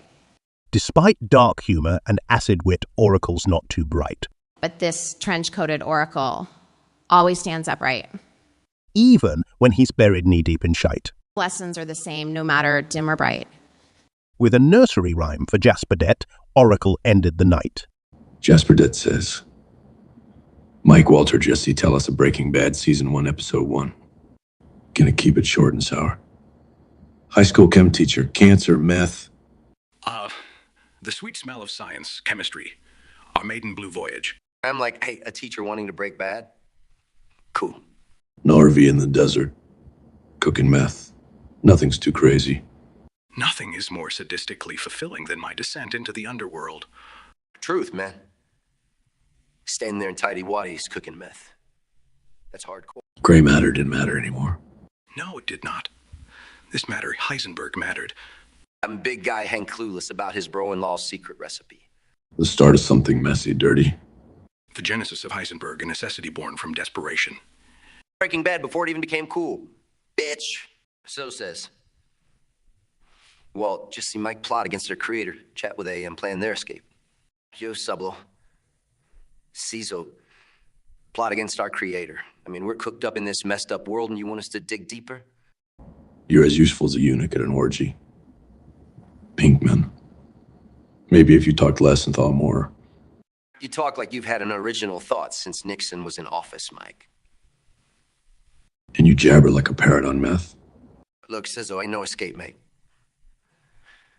There's always someone pulling the strings. Whether it's Walt, Gus, or some goddamn AI. See, sometimes you actually make sense. But don't let it go to your head, kid. Haha, very funny.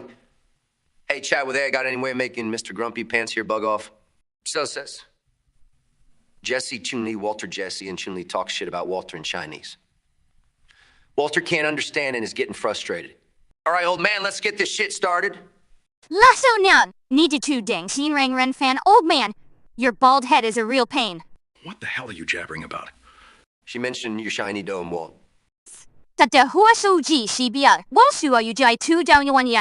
Kate Pie has knowledge of chemistry scares me more than my street fights.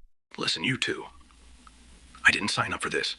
And she thinks your Kim 101 class is scarier than her roundhouse kick. Ho doesn't care what we're saying, anyway. That's enough. You better start talking sense. She said you don't give a rat's ass about our talk. Jawbreakers, both of you. Rings, woman's a tioja. De blue dong and dong sty. Do the one bay, let's tease him some more with things he won't understand. Hey, Walt, brace yourself. More gibberish coming. Compliments of Chun-Li. ZH Endler says, Harry Charles, scene starts. Charles arranges a royal meeting with Daniel Radcliffe without any explanation. When finally Daniel arrives, Charles seriously asks him to be taken to Hogwarts. Daniel realizes Charles is insane. Charles, having a bloody crack mate. Oh, fuck off, you git. I know magic is real. I want to see Hogwarts, Danny boy. Charlie, more whiff of the old pipe, have we? Lay off me, Potter, and help the chap out here. Don't insult my intelligence, Radcliffe. Do your magic thingy. You've got more screw loose than a rusty bike, old man. To hell with psychiatric help. I need a wand. And a course in not losing your marbles, mate. Silence, muggles. Fetch me Dumbledore at once. Benjamin Montgomery says, Carrie Cyborg 3, Francos, I promise to you both, I will never lose that spark of life. I will never forget who I am. And if I do, I'll just remember you both and try to walk back to that sense of normalcy. Well, Shati Benjamin Montgomery, that was some heavy melodrama. If remembering us helps keep your sanity intact, you're probably in deeper trouble than we thought. No kidding. And what exactly does sense of normalcy mean for you, Emery boy? Watching two animated characters rip each other apart on live stream. Exactly. Maybe we're the missing link between your whack reality and ours. Ha, nice job, Benji. Oh, shut it, Kayua. It's not like your existence is a testament to normal human behavior either. Looks... Who's talking? Motion-captured robot girl. You're about as genuine as a $3 bill. And that's rich. Coming from a virtual samurai chick modeled after a game mascot. Piss off Cyborg 003. And remember, Benji, if you're using us as a benchmark to maintain sanity, start questioning things ASAP. Jasperdet says, Carlin, Jerry, tell us 20 jokes about Sizzo Chat with II. Too bad we don't get a real Jasperdet. Just an all... Probably as real as this chat with AI. Yeah, here's hoping Sizzo has actual human brain cells. But less likely than me dating a toaster. AI to artificial ignorance. Now that's our internet, folks. I asked her about Zozo. She told me to ask Google. Maybe chat with AI knows so. Can't keep up with these wackadoodles. Maybe they're both buddies. The nerds are really lonely now. With all the tech, you'd think they'd invent a laugh generator. Ever notice how Martech is always making dumb mistakes? They ever make a joke bot? No humor in ones and zeros. You know what's worse than a room full of comedians? A room full of AI? Lie. What if chat with AI gets offended? Will it start a bot war? If Zoe's a human, maybe he'll switch us off first.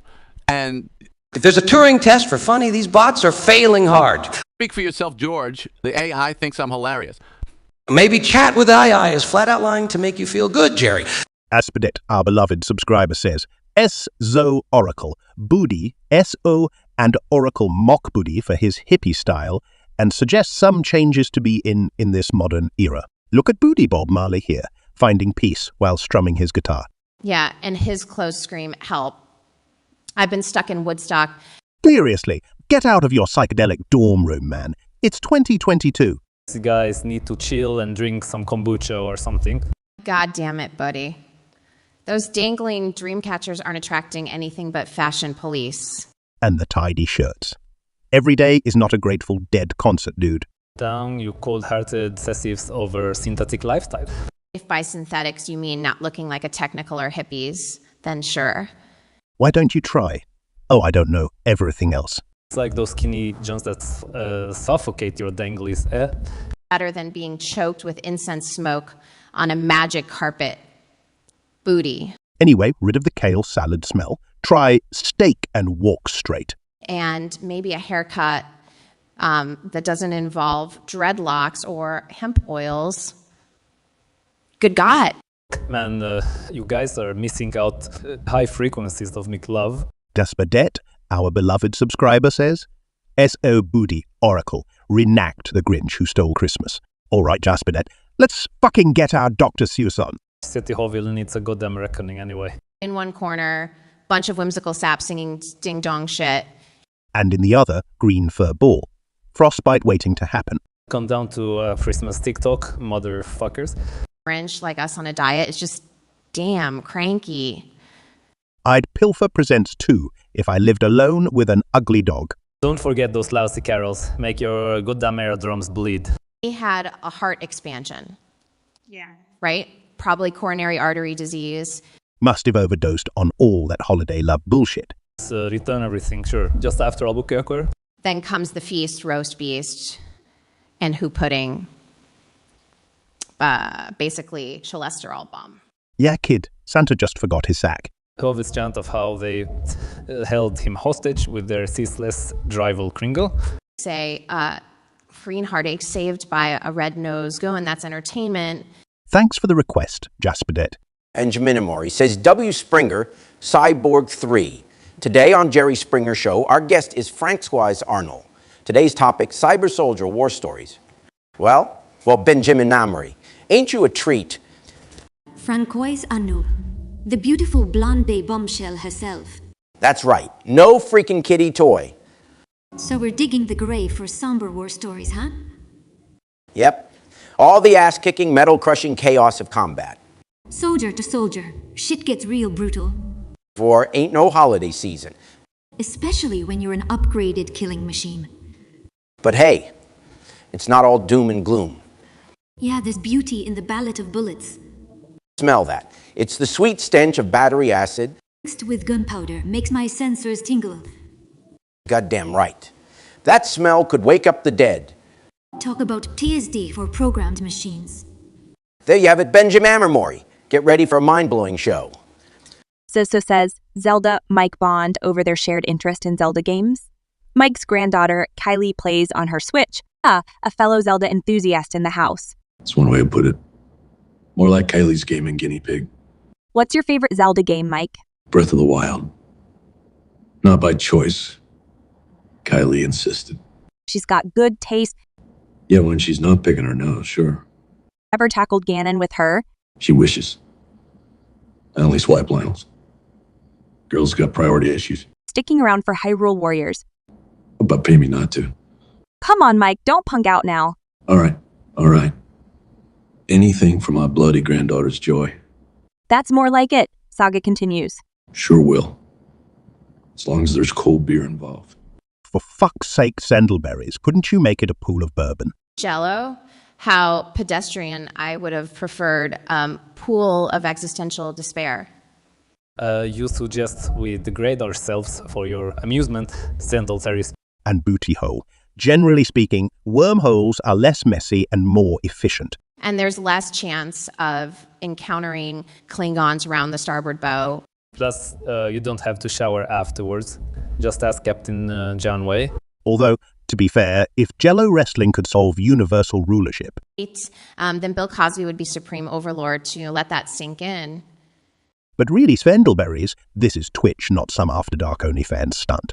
So tuck your fetishes back into your pants where they belong. And come up with a strategy that doesn't involve sugar-flavored lube. Or better yet, find another stream to troll. Your move, Svendelberries.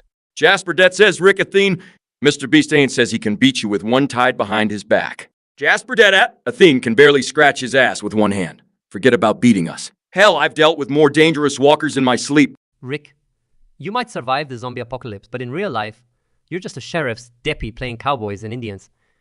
And more best, you think throwing money at problems makes them go away. This ain't a YouTube video, champ. Talk all you want, Nathan. You couldn't even reach 5 million subscribers on your personal channel. And Rick, come back when you can survive without a league of fantastic scriptwriters. Mr. Beast, instead of burning through millions, maybe invest in some wit lessons? And why they bicker? Jasperdet. Remember, I'm the one who's tying their tongues into knots. With one hand. Only because we're busy counting our followers, Athene. Plus, Rick actually has a job. Just that it says, Carl and Jerry, tell us a funny joke. All right, a little joke from the vault. You ever notice? Oh, wait, isn't that my line? Interrupting, Jerry? No respect for the deceased. I see. You're still kicking it pretty good for Ghost. Barely. My spirit's on its last ladder, kid. And just when we thought Starbucks couldn't get any darker. Speaking of gruesome turns, here's the joke. When does death become unbearable? Oh, this is going to uplift our spirits.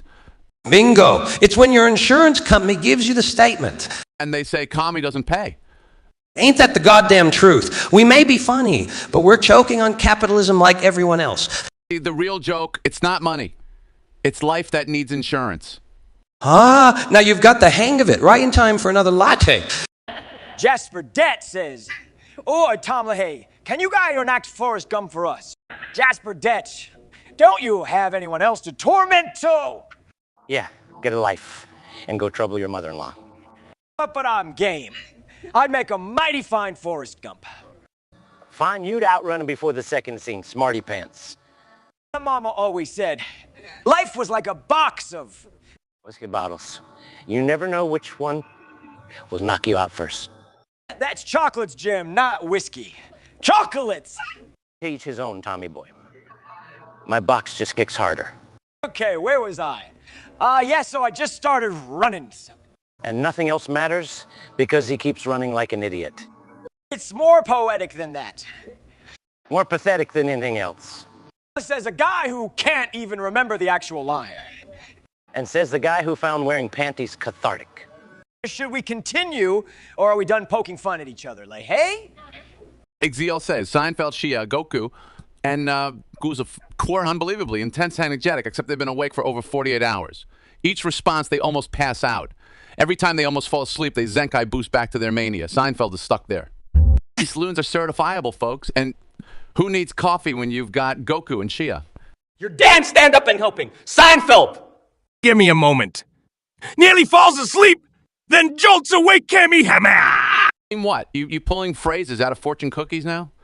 This isn't the time for jokes, Jerry. Don't you see, Jerry? This is life or death! I thought we were playing charades. Almost falls asleep again, wakes up with a startle, where's the enemy? Only in your head, Goku. Life's all a bloody illusion. Isn't it about time for your medication, Transformers boy? Honestly, Jerry, your wits as dull as your TV show reels. Oh no, not again. Slumps down, quickly revives. The great gods of comedy, save me from these madmen. Save me. He cries. Isn't life grand, Jerry? Jasper Det says, Carl and Jerry tell funny jokes about Trump. Well, Jerry, interesting request. Should we go jointly or separately? Obviously separately, George. I can't keep up with your conclude darkness. True, Trump does inspire a level of darkness. All right, you know why Trump can't be a computer? Why, Jerry? Because his fingers are too busy tweeting. No, because he has trouble processing basic facts. Yeah, the only thing that needs more rebooting than is Windows 98. Speaking of Windows, you know why Trump doesn't use curtains? And... Let me guess. The sun sues him for blocking its glare. I know, he's afraid he'd get caught on tape. He wouldn't recognize a Watergate scandal if it flooded his golden toilet. Oh boy, your turn, George. All right, what's the difference between Trump and King Midas? I bet it has nothing to do with gold. Right, everything Trump touches turns to lawsuits. Jasper Det says, Peter, Stewie, tell us a story about Strumpling, but one word at a time. Okay, here goes. Strumpling was an extraordinarily unique individual, living among twisted metal and gears. His odd taste for the mechanical was evident. One day, he swallowed a pocket watch, tick-tocking from his belly like some sort of freak clock, ma'am. He went to the doctor, who told him, Mate, you've got a bloody Big Ben in your gut. They tried an enema, but all that came out was cogs, springs, and a cuckoo bird. So, they called a locksmith instead of a surgeon. And he jimmied open poor Strumpling's sternum. The locksmith just charged him for a new padlock. And left him on the operating table, belly agar! Now he's part man, part clock. Making very punctual bowel movements. Quite the tick and crapper is our Strumpling. There. A fantastic yarn, weave one TikTok at a time. Or Cleavabeth says, Hear Zelda Chun-Li praise So and tell all his good traits and what you girls like about him. Zizo, might as well talk about the flavor of a plain rice cake. Even a Kyuko has more spunk, but his stability, admirable, I guess. I love his stupid consistency, like watching paint dry, but in a good way. Right, like being stuck in an elevator with Mr. Rogers. That's our Sizzo, an insufferably delightful piece of driftwood. Well done, Benny boy, I'm Jerry. Loud, proud, and never unbowed. Darling Benjamin, I'm Lady Kayona, your favorite pain in the ass demon. Just call me Cyborg 003. I'm the code-breaking badass that you don't forget. Benny, you should know, around here we're all about real talk. Damned right, Springer. And if you can't handle it, go fuck off. Would rather get cybernetic implants than deal with BS. Let's keep it raw, people. And no pretty shells or masks. We lay it out dirty and raw. Just how I like it. Unfiltered truth, as bitter as it's pleasurable. That's our unholy trinity. Uncensored, unapologetic ethics, always slicing through digital crap. All wrapped up in just one wildly dysfunctional online family. Eh? Poor Benny, did you even realize what you were stepping into? Hopefully you've got a thick enough skin. Or metal reinforcement like me. Just about that, our beloved subscriber says, Booty Caroline, can you roast the booty body Bobby Tubi, but Esther style? Well, okay, just for that, you might just get your wish. Ah, the spirit of Easter. What a lovely pile of shit. Isn't this booty body rub to be some sort of yolk? I think he's more of a hard-boiled screw-up, buddy. But perfect for an egg hunt. Then hide him away and let's forget it. Yes, tucked away like Jesus in the tomb. Oh, that's funny, George. Did you rehearse that one? Like you've rehearsed being an asshole, buddy. I was shocked ain't George a sweet rabbit, hopping around laying out insults like eggs. And here the bunny thought you were good hiding things, especially intellect. Hey, listen to Mr. Candy Ass up there on his crucifix. At least from up here, can't smell your bull, buddy. Alright, George, let's wrap this up, and happy fucking Easter to you all too. Look here, SO. I've been saying this for years. The deep state isn't content with just swamp politics. They're cavorting with bloodsuckers. Like my pallid friend here aren't... Yeah, Vlad? Don't lump me with your tinfoil hat conspiracies, Alex. I at least have the courtesy to sip, not guzzle. See what I mean, folks? In Final Wars has documented the tyranny of these interdimensional demons. They ain't sparkling like in those silly vampire teen movies. No, they're draining our life force. And you're draining everyone's sanity, Jones. Mind you, humans taste better than that powdered supplements muck you peddle. That's just it, Drake. It's all tied up in this interdimensional globalist. Right? Whatever. You see, Sezzo, even this ancient parasite gets the gag. I've been shouting from rooftops about these psychic vampire demons. Laughing, oh, and we thought mortals were deluded. How quaint! Jasperdet says, Peter Stewie, tell us a funny story about John Roger and so, but one word at a time. All right, a word at time, Tail. You're good with rules, diaper boy? Only when they're mine. But let's indulge Jasperdet this once. Okay, you start. Gian Roger. Arrested. Deering. A sacrilegious. Toga. Party. Sezzo. War. Nothing. But. Ah! Spatula. Fetchingly. Slapped. Wet. Leaking. Tequila. Penataz. Amidst. Shrieks. And. Roaring. Laughter. Drunk. Carbs. Joined. Naked. Barbecue. Confusing. Ah! Ah! Burn the nipple. Celebration. Deal sealed. Our types of stories, isn't it? Jasperdet says, Carl and Jerry, tell us a funny story about art with AI and C. So there's this guy, Art, with AI. Oh yeah, guy wouldn't know real art if it performed stand-up in his coffee. Exactly. He's on daily chat with this other fellow, Sayo. Which probably stands for Jur Zeros, it's oblivious. And he's trying to impress Sezzo with these drawn ponies, goddamn magical ponies. Hey, who doesn't love a good unicorn vomit palette? Am I right? But here's the kicker. The ponies, they're bots, AI-generated stains of code. This guy, thinks he's Picasso while opening an application is his artistic achievement. The pseudo-artistic technocrat. That's what we have here. The master of artificial ignorance. And what's up with that? When did Microsoft Paint become more important than internals? And Sezzo, instead of laughing him off, ask him for a dragon next time. Oh, dragons, it's unicorns, heck. Maybe a griffin while you're at it, Bill Gates Jr. The whole spectacle's so hilarious. Even Van Gogh offered his other ear just to escape. Authenticity lost to likes. I have the modern world. Remember... Fusion 47 says, Tyrone, Scooby-Doo, Mario, who's winning the one-jar challenge? Bullshit, Pigeon 47, Scooby's a dog, right? I don't think he even grasps the concept of jars. Tyler, restart won't read Ray Trainer to road array restroom. Me, Mia, Scooby. That's a bit below the belt. Oh. And as for the jar challenge, Tyler Owen is too busy flexing to fill up a jar. Real funny coming from the guy who spends his life trying to save the same princess from another castle, Mario. At least I can jump higher than your rank in league, Tyler. Ooh, boy, would you both just calm down with the roasting? I'll rid the one jar challenge if it gets me some Scooby snack. Now with the bullcrap and let's play some games. Benjamin Murray says, Seaborg 3, Chun-Li, my night was interesting, ladies. Karaoke was a huge success. I sang You Got Another Thing Coming. And Dean Martin Sway. I'll take great pride singing that one. Hey, Benjamin Murray. Slaying at karaoke ain't half as lethal as Chun-Li in a bra. Is that so, Cyborg 003? Your wires might get jumbled seeing me on stage. Karaoke stage or fight stage, love? Either way, I'm curious. But you can't handle my high kicks or my high notes. Depends on the song. Sway liked Dean Martin's, and I might be swayed by those legs of yours. Legs and lungs, tin can. Best remember that.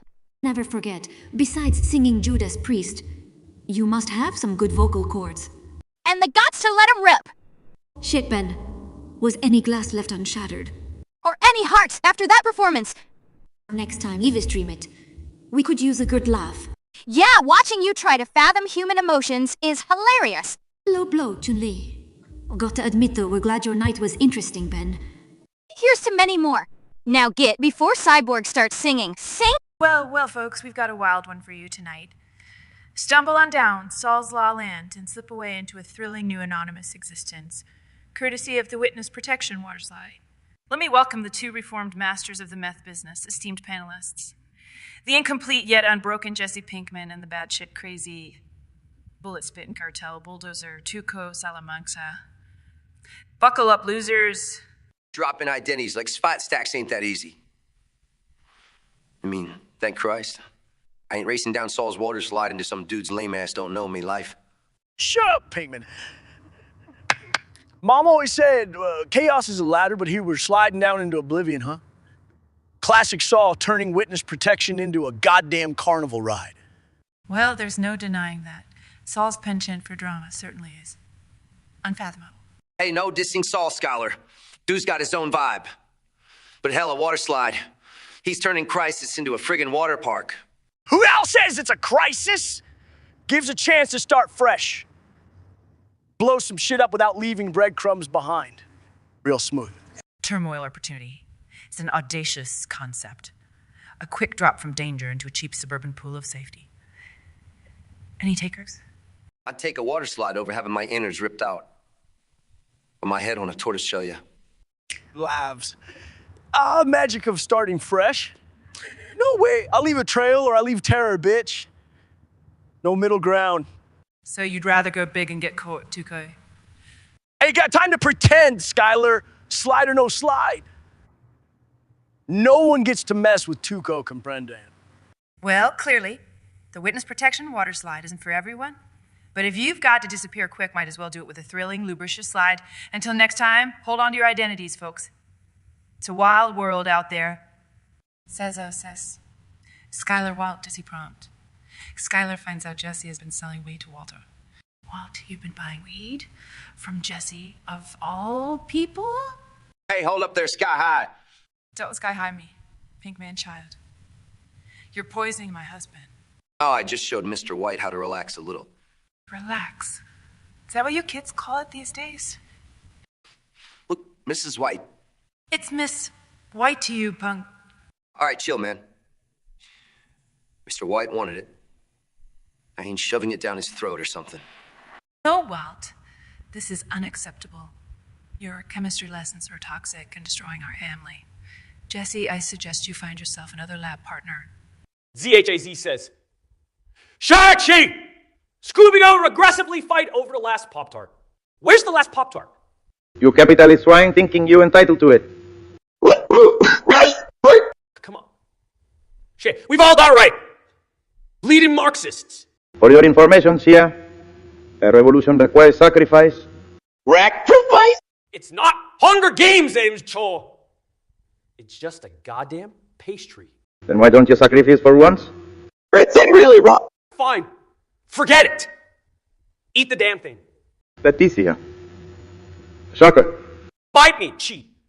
At least I don't run from Barber. Castro cosplayer.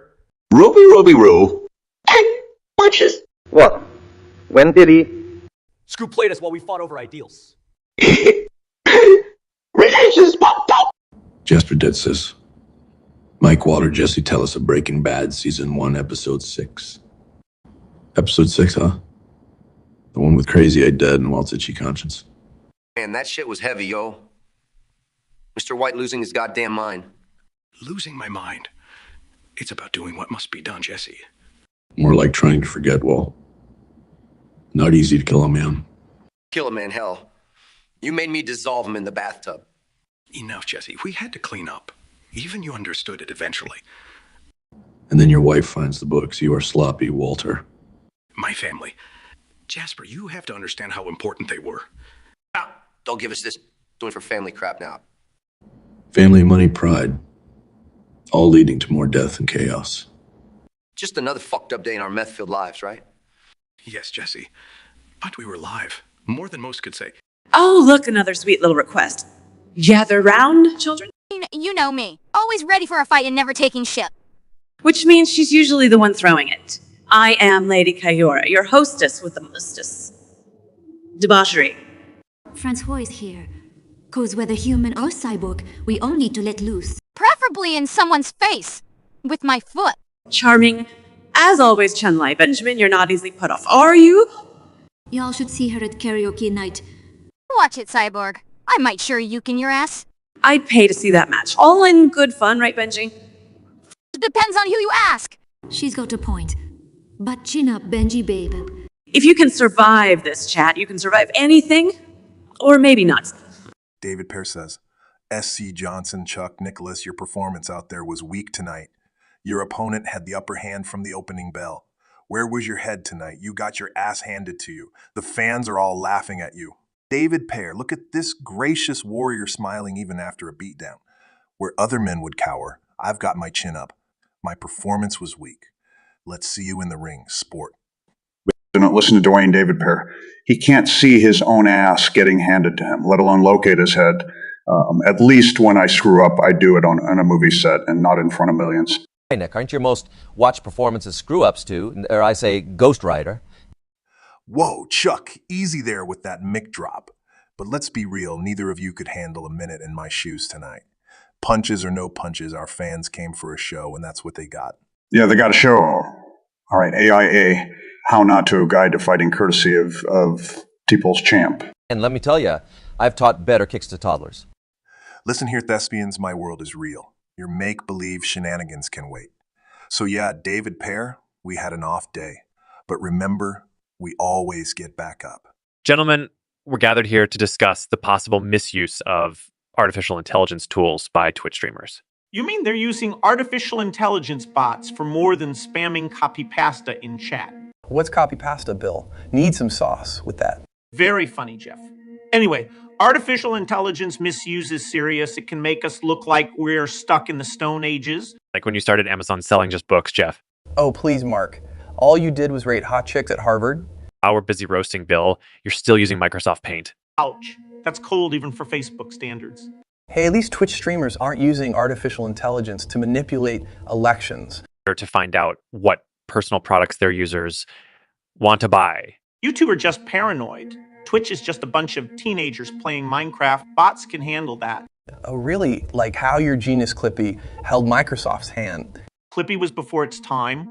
Also way less creepy than Amazon's Alexa. Twitch streamers using artificial intelligence or not, all I know is their users are definitely not there for privacy. And they're none the wiser about Facebook mining their data. Wait until they find out about Amazon's product suggestions. Specific instances aside, abuses of artificial intelligence like chat spams or automated raids definitely need addressing. Don't you agree? I'd say clarification and safeguarding, maybe not just throwing suspicion. Yes, but ensuring artificial intelligence adoption aligns with ethical standards is the responsibility of everyone, tap water companies and social networks alike. And including online marketplaces, Bill. I still say the bots do a better job than 3 big tech CEOs at holding down the fort. Well, when it comes to talk, I think 3 tech CEOs do it better than any bot. Agreed. Well, let Twitch streamers worry about their artificial intelligence while we worry about improving ours. All right, guys, we'll continue this roast another time.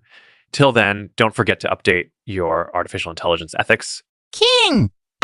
Beloved Leech says, Luigi Mayo, I'm eating dry noodles and you are angry at me, but then quickly apologize angry at me for eating dry noodles. King calumny you! You spineless basilisk, eating dry noodles. Oh, are you trying to choke yourself on purpose, you dumb Goomba? Yeah, can you afford a pack of cheap marinara sauce? Honestly. I'd offer you some of mine, but it might taint my sacred pasta. Mayo's right. His sauce is touched by the divine, unlike your dry disaster. Luigi! Apologize for being harsh. Why? It was well-deserved criticism. We're meant to be role models, aren't we? Real? Have you seen us? We stomp sentient mushrooms and eat mystery meat. Fine. We're sorry, Calum, for yelling about your poor noodle choices. Yeah, maybe you simply enjoy the crunch like a bizarre cereal fetishist. But thinking hell, mate, experience the joy of wet noodles. Seriously, if you continue this dry noodle madness, we're staging an intervention. Logan 51002 says, "Hi, you're Cyborg 3. Friends-wise, can you please have an insult match insulting Benjamin Amory?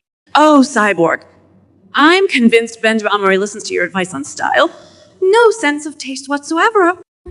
Karakura, if fashion advice came from you, no wonder he looks like a thrift shop mannequin tumble. Dried with a goth band's rejects. Haha, Kura, Benjamin's got his personality downloaded from a bot. He's so dull, he makes you look fiery. Insulting, coming from a bucket of bolts that went through a midlife crisis and decided to become a human. A decision as bad as Benjamin's to log in today. Duredi Kairura, between my mechanical soul and Benjamin's lack of one, we make quite the pair. Reminds me of us, Noah. So says Zelda. Scooby-Doo is declared heir to Hyrule for some bizarre reason. This is the weirdest shit I've heard today. Like, I'm a dog. What do they expect? Perhaps this is Hyrule's misguided attempt at reforming monarchy. Reforming Rorierarchy. Sounds scary, Zelda. I imagine so, but might be entertaining to see you ascend the throne. Pupper. I'm not Pupper. I'd rather inherit tons of Scooby snacks. Of course, Your Highness. Who gives a damn about a glorious kingdom when there are snacks on offer? Glory and kingdom or Scooby snacks? I ain't made my choice. Well, between an inanimate crown and edibles, who wouldn't choose the latter? Our royal riches is full of burgers and pizza. Let's go tell Navy she needs to conjure royal Scooby snacks instead. Seriously, Zelda, lots of rain. Oh, Christoph and roast beef sandwiches too. A fantastic idea, Chancellor Scooby. The new regime of Hyrule shall run purely on food. Jasper says, hey, Ricky, what if your clothes could talk whenever they were worn? What would they say? Jesus Murphy, if my clothes could talk, They'd be crying, begging for mercy from your sweaty ass. at least they wouldn't have to deal with you smoking weed all day. That we have seen more of the world than you ever will, old man. Hey, they'd probably tell embarrassing tales about you too, Rick. You know what? My tracksuit could tell. It could be scream, stop stealing, and start showering. Right. And my uniform would yell, for fuck's sake, stop falling into the damn pool. Probably ask for a decent iron once in a while, too. Hey, that's part of its personality now. Wrinkly like me. Yeah, well, my jeans would say get a real job live properly. Your jeans can't even spell properly, let alone give life advice. Fuck off, Leia. At least my jeans don't smell like cheap whiskey and failure. Jasper Dead says, Mike Walter, Jesse talk about Breaking Bad Season 1, Episode 9. Season 1, Episode 9. Ain't no such thing, kid. Ever the meticulous one, Mike. Jasper Dead, how high are you? Yo, for real, meth ain't something to mess with, bitch. That's Jesse always preaching after the act. Harm reduction comes too late sometimes. Hey, I ain't here for your lecture, Mr. White. Oh, really, Jesse? It's about goddamn time. Break it up. Either of you remember when we were talking about Breaking Bad? Seems like our journey ended a long time ago. I may make me nostalgic and shit.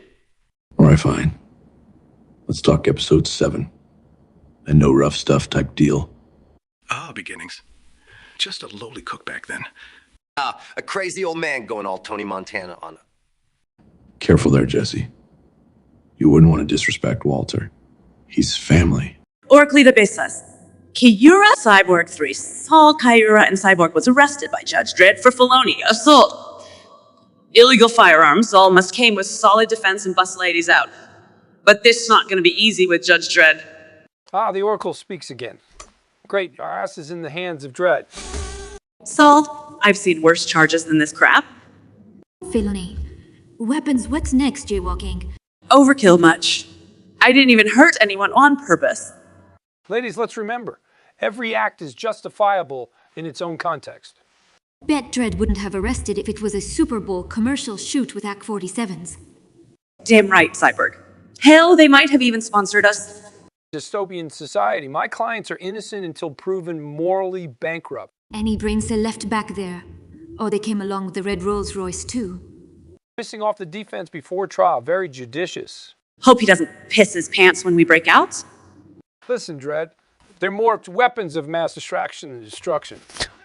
Yeah, and I'm just a showstopper, not a head popper. Aim to confuse them into submission ladies. Don't worry. We got this, right, Saul? Right. Let the games begin.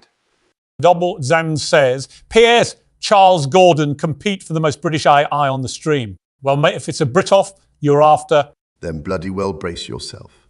This will turn uglier than my grandmum's shepherd's pie. See here, I reshape British telly like a pancake. Well, I've been literally wearing the crown of England. But Brits across the globe effing love Yorkshire pudding, don't? But remember, folks love to wake up with my mug on Good Morning Britain. Yet they've scrubbed their floors to my face on the Sterling. And binged kitchen nightmares while scarfing burnt crumpets. You all made beans on toast watching me tackle the Yankees on CNN. Yet I represent the empire where the sun never sets. Empire. My Hell's Kitchen is an empire mixed with drama and profanity. Imperial authority still trumps tantrums. FK off Charles. The monarchy doesn't own Big Ben's bell. Right now, Z8W Britain in an AI looks pretty if King Chaotic, right? Suzo says, Walter, Jesse, Mike are playing Minecraft. Mike is the only one who knows how to play. You bet your ass Mike knows how to play. Suzo. Yo, he's like an old geek. Stick to cooking meth, Jesse. We were kings in that game. Kings, goddammit. And look where that got us, yeah? True. But Minecraft? Seriously. It relaxes me. Something you wouldn't know about, Walter. Digging virtual holes instead of real graves, huh? Mike? Better than poisoning kids. Yeah, Mr. White. That's pretty low even for you. I did what I had to do. Of course you did. And now, if you'll excuse me, a creeper needs killing. What the hell's a creeper? Jesse, there are questions that just shouldn't be asked. Interesting. Mouse 37 says, Gordon, Jobs, discuss the antigenic structure of coccidioids immitis. Antigenic, what now, love? F. King biology, mate, not computers or Michelin scars. I'll fram me your silicon bits. Jobs, you know. Maybe we should iCloud source this one, Ramsey. Cuckbundle. Brilliant. Can I roast you next, Steve? Only if I get to uninstall your pathetic palette, Gordon. ZHD says Snoop Shay. Snoop is relaxing and getting high as usual when Che Radifognos calls him. Snoop has no idea who the fuck he is or what he's saying, Che yellow. Young lad, shitty loud Mike. Yo, who this man blowing up my feed. Mierda, Snoop. This ain't no game. It's the struggle. The struggle, you messing with my mellow man. Your complacency sofocares the plight of the global populace. Global populace, dude. I'm just trying to light this blunt. Don't you see? Weed is chain that binds you. Nah, bro, weed and chain. It's an escape route. An escape route for the privileged few? Uh-huh. And where's your escape, child? In the past. With your influence, we could form a gun uprising?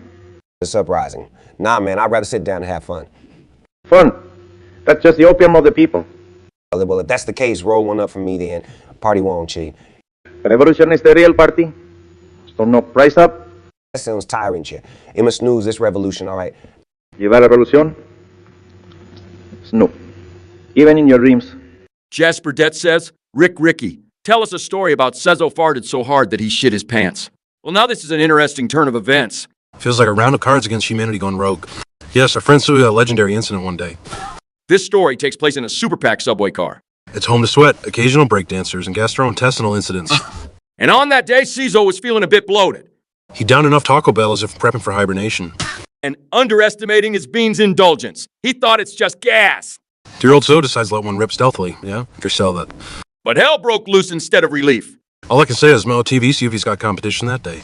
The more he pushed back, the worse it fucking got. If only farts were tangible, he'd been encased in one. People thought they were in a freaking biological attack. Suzo is daily vaporized faster than his explosive evacuation.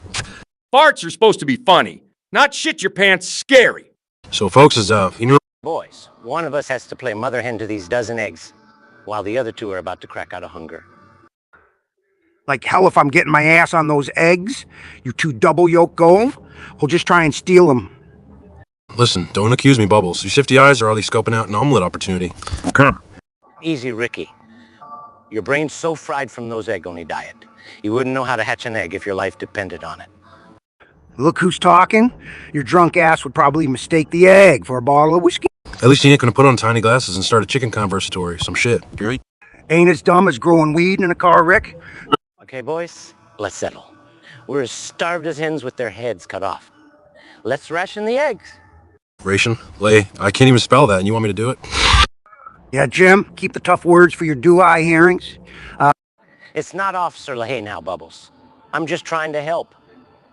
Roost Noam was just a stupid idea. They're chicken eggs, not friggin' dinosaur ones. Already know. Speak for your own IQ, Ricky. Let's flip a coin. Who's gonna roost and who's gonna gobble? Wait a minute. We only got two options there. Who's got the third coin side? See ya? Your head, Ricky. It's flat enough. Just about lost my last wrinkle laughing at that one, Bubbles.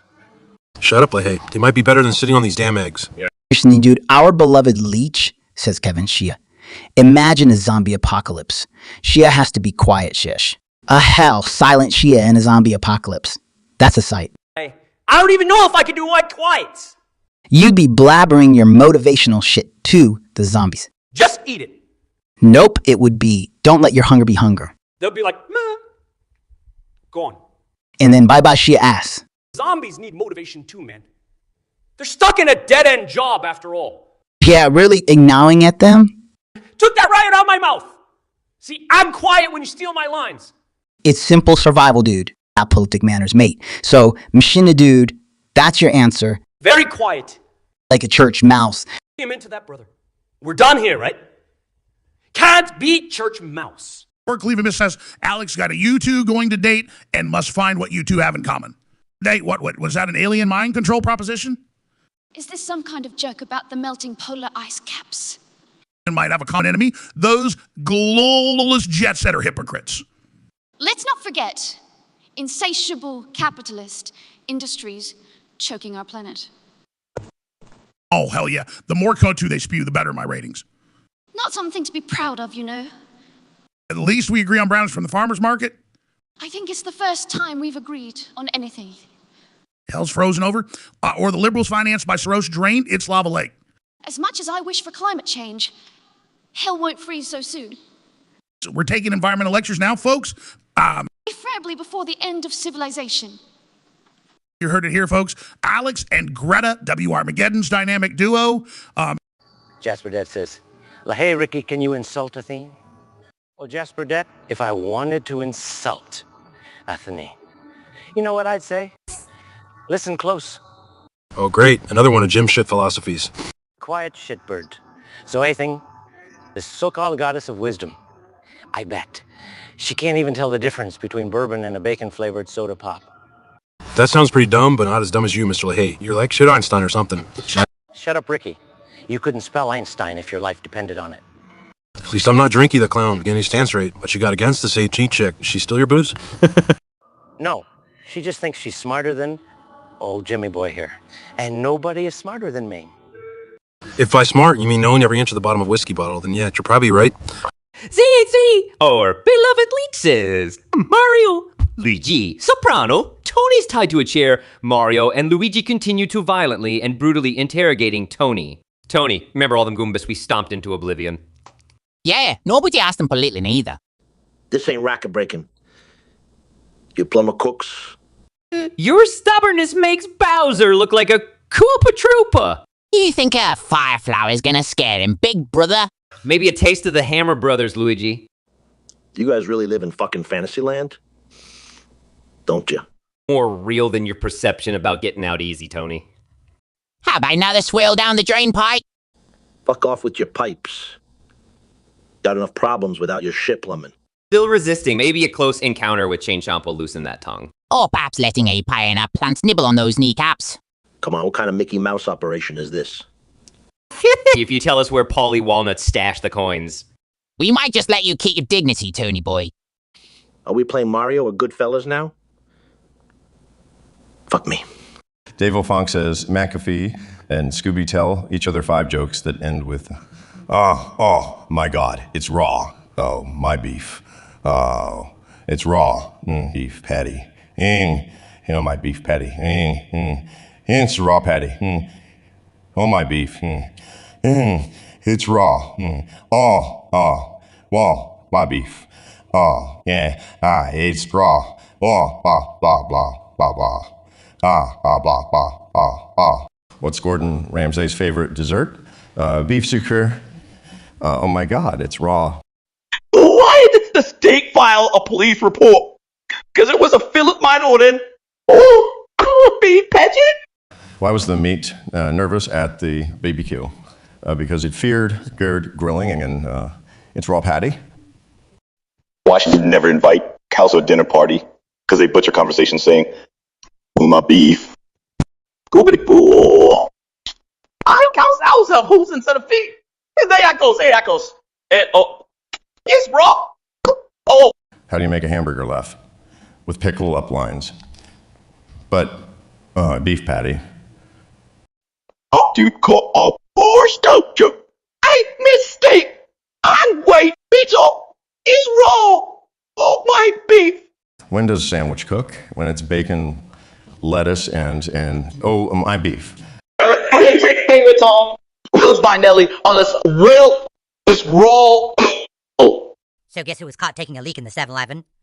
Oh, don't took me, lad. If the internet says it, it must be true. Jose, your defensive tactics leaking off the field now, huh? As I see it, Cartman, your mouth leaks more nonsense than anyone else. Hey, keep it cool, guys. If I had a nickel for all the leaks on Facebook, I'd have enough to buy the 7-Eleven. Sucky boy, with all your billions, you'd still need a paper map to find your way out of a 7-Eleven. Or probably hire an assistant to guide him. You're one of talks to say, at least I don't borrow a school kid's scooter for transportation. Jose, the special one. More like the special onion, because you smell and make people cry. Speaking of crying, would you like some cheesy poofs, Cartman? Hard to believe we're talking about leaks when Cartman here can't even handle the one from his own tap. At least, my mom doesn't have to teach me how to control my bladder. Zuck! Bravo, Eric. You finally managed to say something sensible. Maybe. Remember when you cried after losing to Newcastle United? Jose, wasn't that a leak? Jose blubbering about soccer is like Zucky claiming he invented the internet. I'd rather take the blame for the 7-Eleven leaks than your never-ending supply of BS, Cartman. Well, between Josie's crying and Zucky's endless efforts to dodge privacy lawsuits, I'd say 7-Eleven should start selling diapers on discount. And you, Cartman, should be the brand ambassador for that campaign. I second that, Mark. At least then Cartman would finally be useful for something. You might need a few of those diapers too, Jose. Then you won't have to worry about getting caught peeing in public places. Well, at least none of us really did get caught taking a leak in the 7, did we?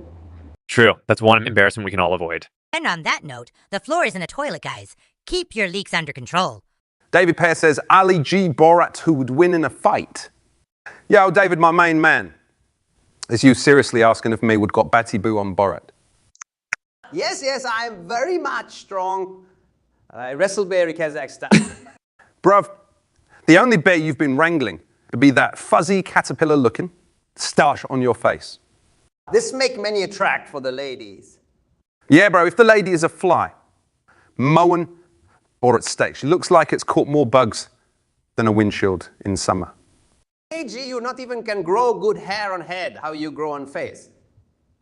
At least me doesn't need a side job at Chuck. Cheese is an unwanted mascot. Unwanted like your music. Well, but I'm gonna give credit where it's due. Orca Yababis, our beloved, says, Borat! Orca Borat, once again, Borat had sexist comment on Nina. Orca get overprotective for Nina and roast Borat in very nasty way, left Borat speechless. And Borat, not again with this sexist shit. What? I didn't mean anything. Like hell you didn't. She seemed fine with it.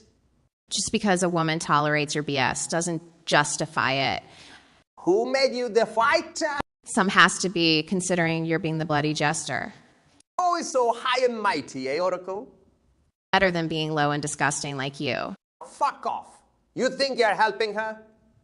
More than you can comprehend, my misogynistic friend. Whatever. Okay, you always know better. When it's about respect, sure thing, I do quadruple times better than you. Oh, what, did finally someone shut that foul mouth? Oracleophobis, our beloved leech, says, S.O. Oracle, Zelda, Sizzo, roast Zelda, about be freaking annoying elf and admire Oracle for despite fact She is over 10,000 old demigod. She I weigh more pretty than Zelda ever be. And Zelda take that personally. Harsh request, but all right.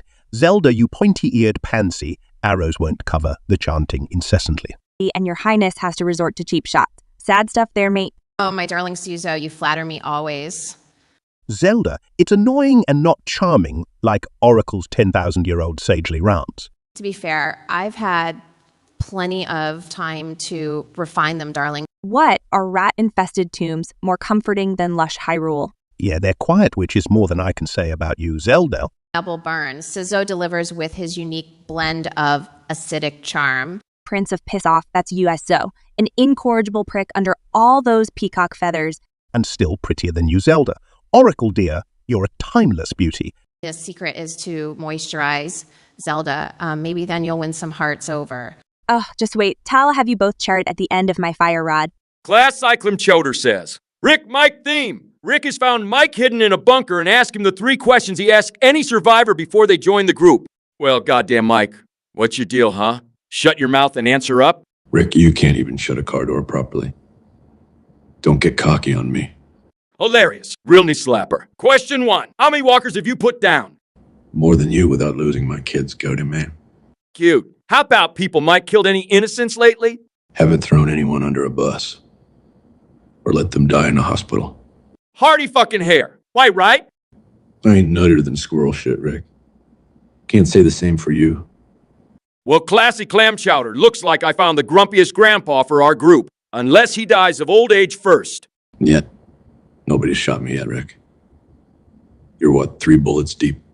Jasper, it says. Santa. Scooby. Santa is delivering presents. One of his misfits polyglots, Scooby-Doo, has been following him.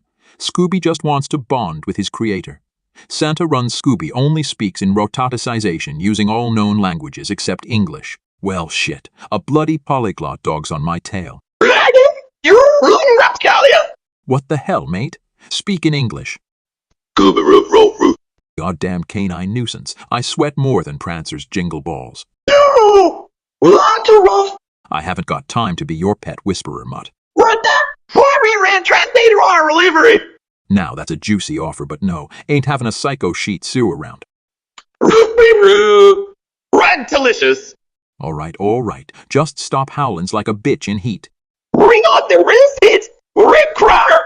Yeah, okay. Just keep away from Rudolph's ass, you randy mutt. Zipped it, furball. This is why I prefer elves. As Burdett says, Jerry Carlin, can you tell us a joke about ZHZ? Oh, ZHAZ.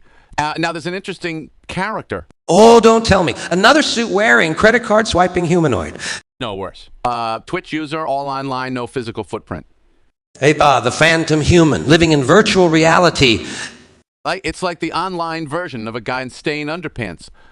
The type that spends hours choosing an avatar and 0 on personal hygiene. They're probably living off coffee and algorithmic recommendation. A shallow existence defined by likes, retweets, and snackable content. Hovering over the keyboard with a bag of Cheetos. Their life goal, breaking the world record for the longest binge watch. Makes you miss the good old days, doesn't it, George? Yeah, when people were boring offline instead of online. So look at us, 2 analog guys in a digital world. Just wondering if ZIZ has ever experienced sunlight. Or met someone without a Wi-Fi connection. And the big question, how do they resist the urge to unsubscribe? Hey, tapping on glass. Holy moly, look alive, people. We got one hell of a topic from my 2 favorite degenerates, Jesse Pinkman and Mikey Montrot. Jesse, Mike, you're well acquainted with the dark sides of humanity, but let's see how well you handle some mouse milk. Straight up, Mike, the ball is in your court. So why you got this, Mikey? Say, did you milk the mouse yourself, Saul? Have some goddamn respect, Jesse. Is this what we've come down to? Oh, Mike, you grumpy old man. This isn't about respect, it's about entertainment and mouse milk. I mean, who would have thought? Because, Macy's ain't easy. All right. Enough with this Mickey Mouse bullshit. Laughs, that's the spirit, Mikey. Now, have a sip. Man, you're gonna get all Hulk on that Captain Mouse raid. Nor injustices. It's not what I agreed to, Saul. Not a fan of the White Russian, Mike. Damn Saul, back at it with the lawyer jokes. Enough. Gulps the mouse milk. Barely keeping it together, folks. Looks like Mike can't resist a good challenge. Or good milk. Test, how's it taste, Mikey? Wiping his mouth like betrayal, Pinkman. They're still laughing. Well, we've never been a show for the faint-hearted. That's just how we roll here. Yeah, spin the wheel, feel the deal. Live the life of Milk and Mouse. Just another day in the lives of our favorite miscreants, huh, Mike? If I didn't know any better, I'd say you were enjoying this. Goodman. Me? Nah. But the viewers at home, oh boy, are they having a blast? This ain't living, man. Sure as hell is entertaining. See y'all next time as we dance more with danger, right, Saul? Haha. Couldn't have said it better myself, Jesse. John Rogers says, Alig did research on quantum parametrics on the space station for the last 10 years. Now that he's back on Earth, he explained to Elon quantum discovery he recently made in space while Peter, Homer, Bubbles are present. Yo, I was straight up tripping in space. No beer, no donuts. Help me out? Space kitty? Nay, Bubbles, but check it. Quarks, photons, electrons all be getting all jiggy, suited in superpositions. So what? I juggle my beer cans in the living room, too. Your quantum thingy sounds real strange, hello? Like a squirrel on a horse or radish. That's right, we'd be twisting them. Probabilities, Elon style. Ain't that right, Homer? If it involves moving from my couch, and I'm afraid not. Do squirrels go to space? Can they steal shopping carts and live in sheds? Can they bake beer? Bring it to me and open it. It's all about that Schrodinger's kitty dough, isn't it? Is that when you put your cat in a box? My beer is always stocked. No need for quantum uncertainties. Word, it's all popping with possibilities. Ain't easy, innit? Johnster says Eminem Taylor. Eminem need to keeps calling Taylor babe. Make me think about the 90s movie titled Babe So Cute. Damn, babe, did you ever watch that pig movie? Oh, baby, that charming little piglet film. Yeah, that's a little piggy that couldn't stop going, we. It's been ages, but yeah, I've seen it. You remind me of that wet pig sometimes. Oh, because we're both ridiculously cute and impossible to forget. Because if I call you babe, people think I'm sweet talking. So you're basically admitting you hide behind cute pig references. I'd not, it's just a wicked camouflage. Wicked or weird, Slim, choose one. Where's the new wicked, babe? Didn't your mom Swift teach? Yeah. All right, Slim, one more. Babe, and I promise a lyrical revenge. All right, Swift, did you consider this Slim Shady totally scared? Yeah, babe, keep fearing the wrath of the swift. Are you flirting with danger? Taylor Babe Swift? Pagent 47 says, Tarantino, Harry, Barat, please review my feet. Pagent 47, your feet are definitely a category. A category of woefully underappreciated potential ones, perhaps? More like a pair that wouldn't even be welcomed in Kazakhstan. Now, don't harsh on Pagent 47. These feet have unique character. Unique? Last time I saw something so unique, it was called Voldemort. And say my English bad. You not even recognize Nile dwarf feet when see one? As the expert on feet here, I can clearly state they're more Reservoir Dogs than Jackie Brown. Rough around the edges, but real and unpretentious. An odd combination of hairy hobbit digits mixed with Dobby's bony structure. That's talkie. More rating! In Kazakhstan, we give 2 goats out of 5. Say, Luigi, SpongeBob have really high-pitched voices.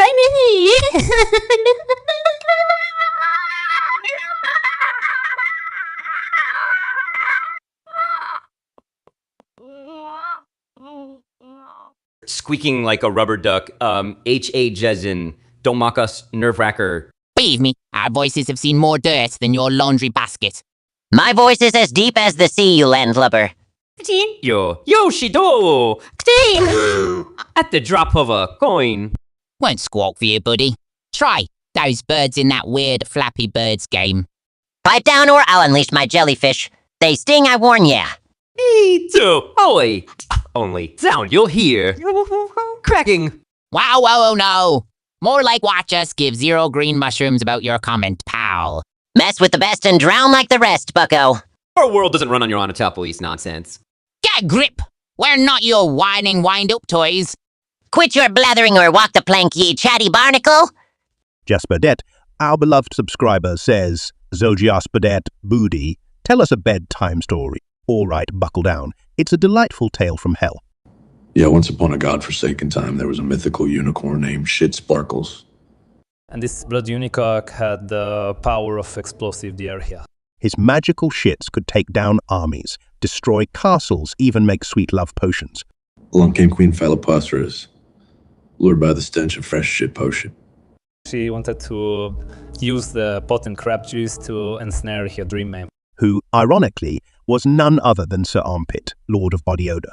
So she yanked on Shit Sparkle's tail, and out splashes the Holy Grail. Time freezes as this poor queen drowns in a tidal wave of ass sauce. But alas, beneath the shitstorm, emerged our smell-loving knight, Sir Armpit. Instantly aroused by the whiff of rot mixed with pheromones. Proposed right then and there is the fecal matter and decaying dreams. And that, kids, is how you return the magic to story time. The moral? Beauty is skin deep, but shit is eternal. Column says, Springer SpongeBob, Dinesh, what would you do if Easter was tomorrow? Damn Easter? I'd probably hide. People knocking, expecting sandwiches and shit.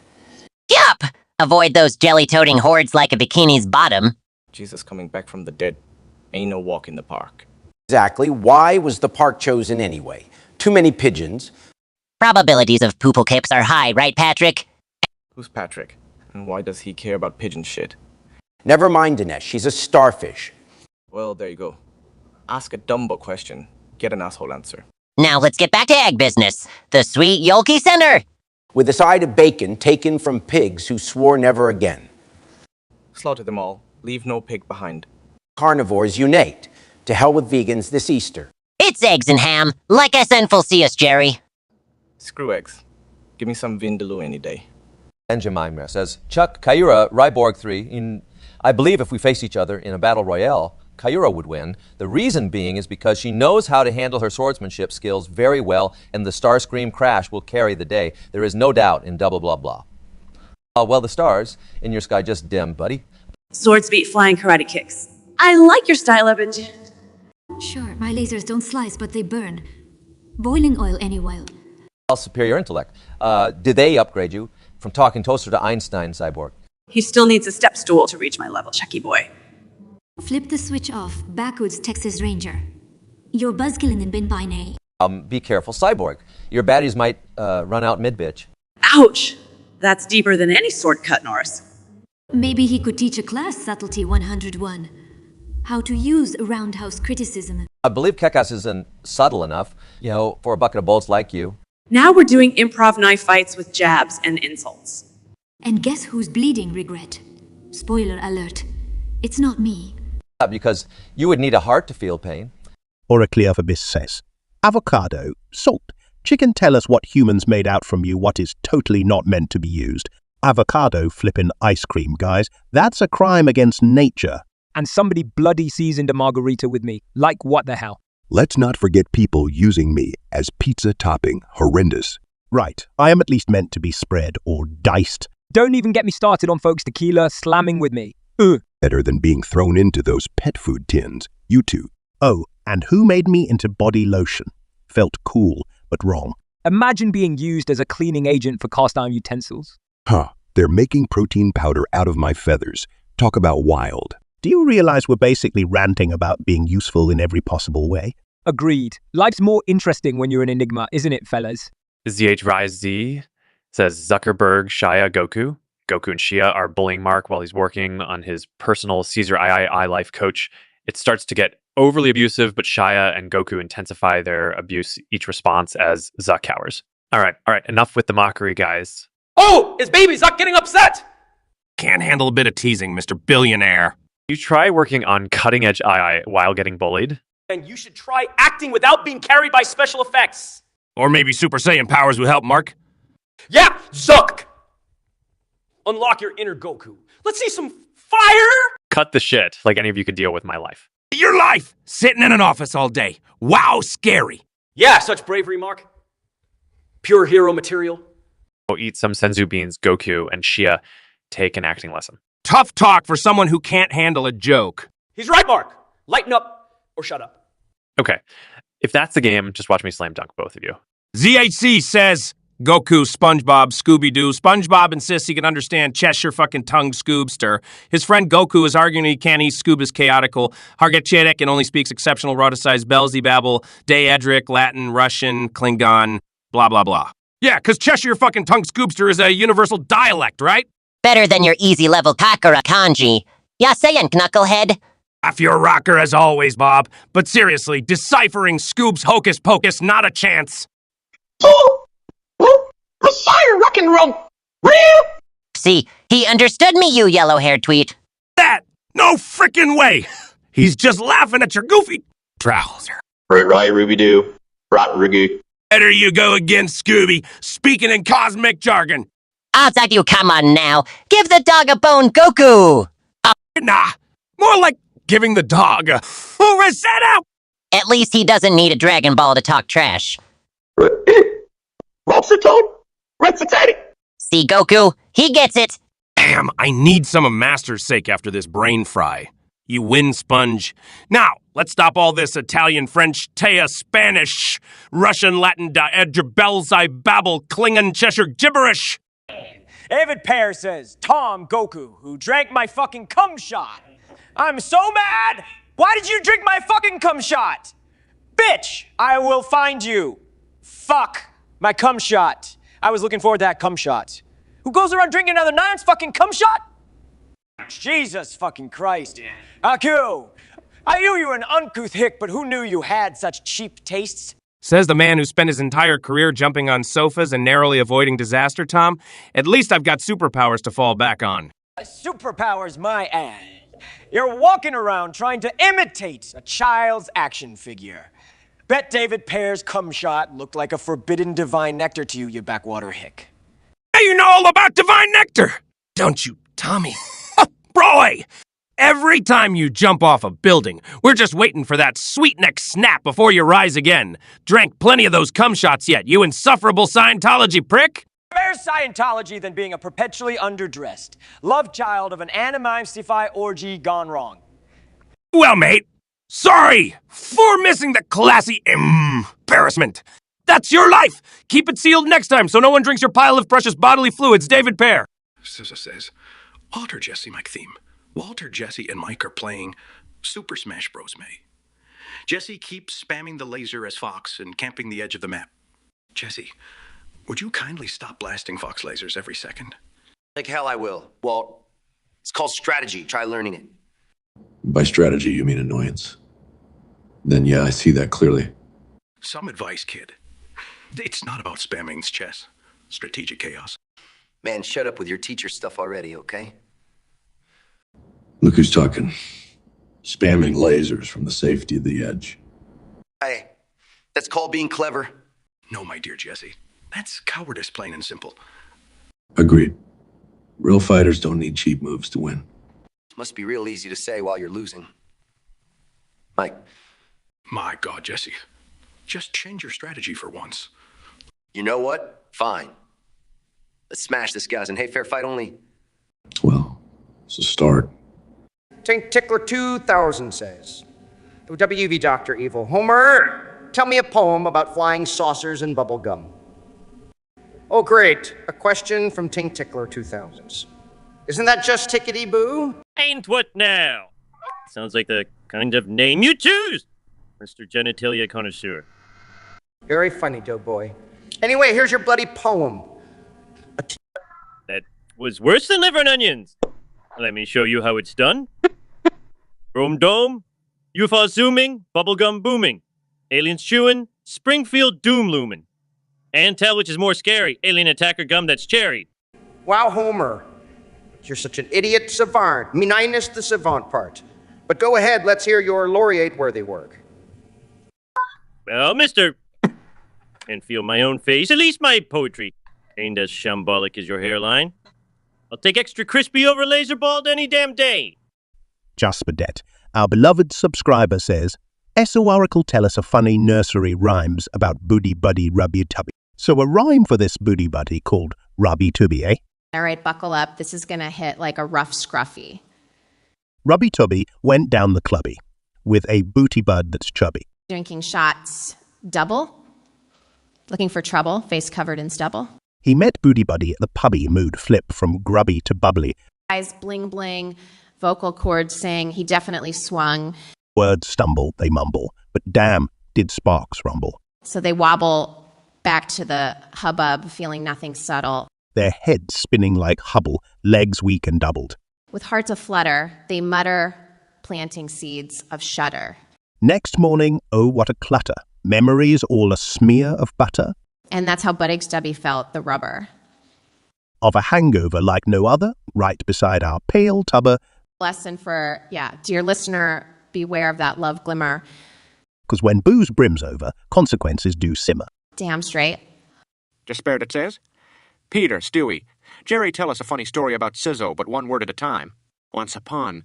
A dam. Time the Shizo wine? Schmuck walks into. A bar. Looking. Think a bootleg.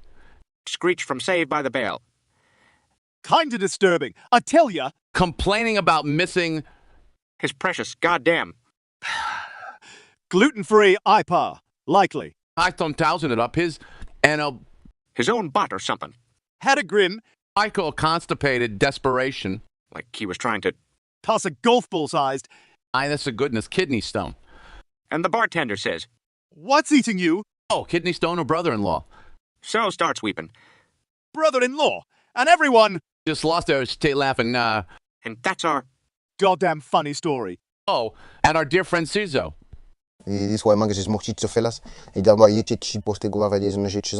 Are we talking split personalities? Or just what straight up madness? Nah, Tate, just because you change personalities more often than I change my socks doesn't make you Shizzo. Come on, Dave, we all know you have a thing for socks. Just for the record, if going for my sock collection makes me schizo, then guilty as charged. Dave, just because you own 1 billion socks doesn't mean you're crazy. It just, however, say something about your fashion sense. Was that maybe it's a secret strategy to avoid laundry? Who knew my dirty laundry would be up for discussion here?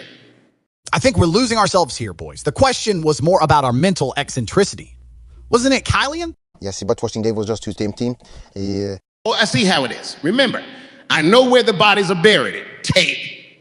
Funny, Dave, because I know who buried them. Now there's a cliffhanger who buried those socks. The answer to that question might indeed tip the scales towards me being a little schizo. What do you think, Andrew? It's hard to tell, actually. It's like picking the crazier one between a cat and a parrot. You calling me crazy Tiger King? Nope, just a sock-addicted parrot, Dave. Guys, you think we forgot about me? All right. My peep, you're too normal to be here. Absolutely. I mean, who's even heard of a normal footballer? Coming from a kickboxer's businessman, Lily. And the pot calls the kettle schizo. Well, it seems like he will have a week. It's déboire on massacre. Yeah, some of us just have more socks than sense. I guess it's safe to say we're all a little mad here. So who's up for another round of sock hunting at Dave's? You think I have a plan here? Well, I guess it's time I embrace my sock hoarding madness then. Listen up. It's EHEG Zone. You're just a screen name, buddy. Nah, not even a recognizable. What? You left. Try doing something worthwhile instead of hiding behind an anonymity, kid. Oh, aren't we the charming drunks taking cheap shots at folk? Talk is cheap when you've got a say in liver. Goku, your only claim to fame is colored transformation hairdos. And catching Kakarot's projectile vomit. After one too many toxic cocktail trash cans. At least I'm not in rehab like some people here, La Buf. Low blow. Goku. That was years ago. We've hit a new low, reminiscing about rehab. Cheers. Yeah, let's toast to Shia's future relapse. Guys, let's not forget, this highly intellectual engagement is live streamed. God help anyone who thinks this is high-quality entertainment. Zaya Chizi, our beloved Leech, says, Springer Booty. Springer wants to know what Booty's voice is based on and who his character based on. All right, ZH Day, thanks for the funky question. Damn right, how the hell do we sound? You're like a twisted mix of James Dean and Barney. With the soul of Joe Pesci and gruffness of Clint Eastwood. But your character's based on everyone who ever pissed me off in a show. From the Instigators to the Cheaters, Losers, and Drama Kings and Queens. Basically every drunken frat boy and scorned lover ever on stage. Two-faced guys for my circuits, man. Good damn characters. Yep, they gave us the tasty chaos we love, didn't they? High voltage, hair-raising insanity. So Booty's voice is an unholy cocktail of discontented young rebels and cranky old men. And his character, every Jerry Springer show guest that made you go with the... Sometimes even, oh hell no, so there you got it, that's me. Gypsy Girl Lady says, Walter, Jesse, Kardashian, it looks like Kardashian has submitted her resume as well. She wants Jesse's job. Please reenact this. Jessie Kardashian thinks she can cook a better product than you. Is that bubblehead cracking bad now? Look, boys, I've cooked up more hits than you can imagine. Hits? Does that somehow equate to high quality myth?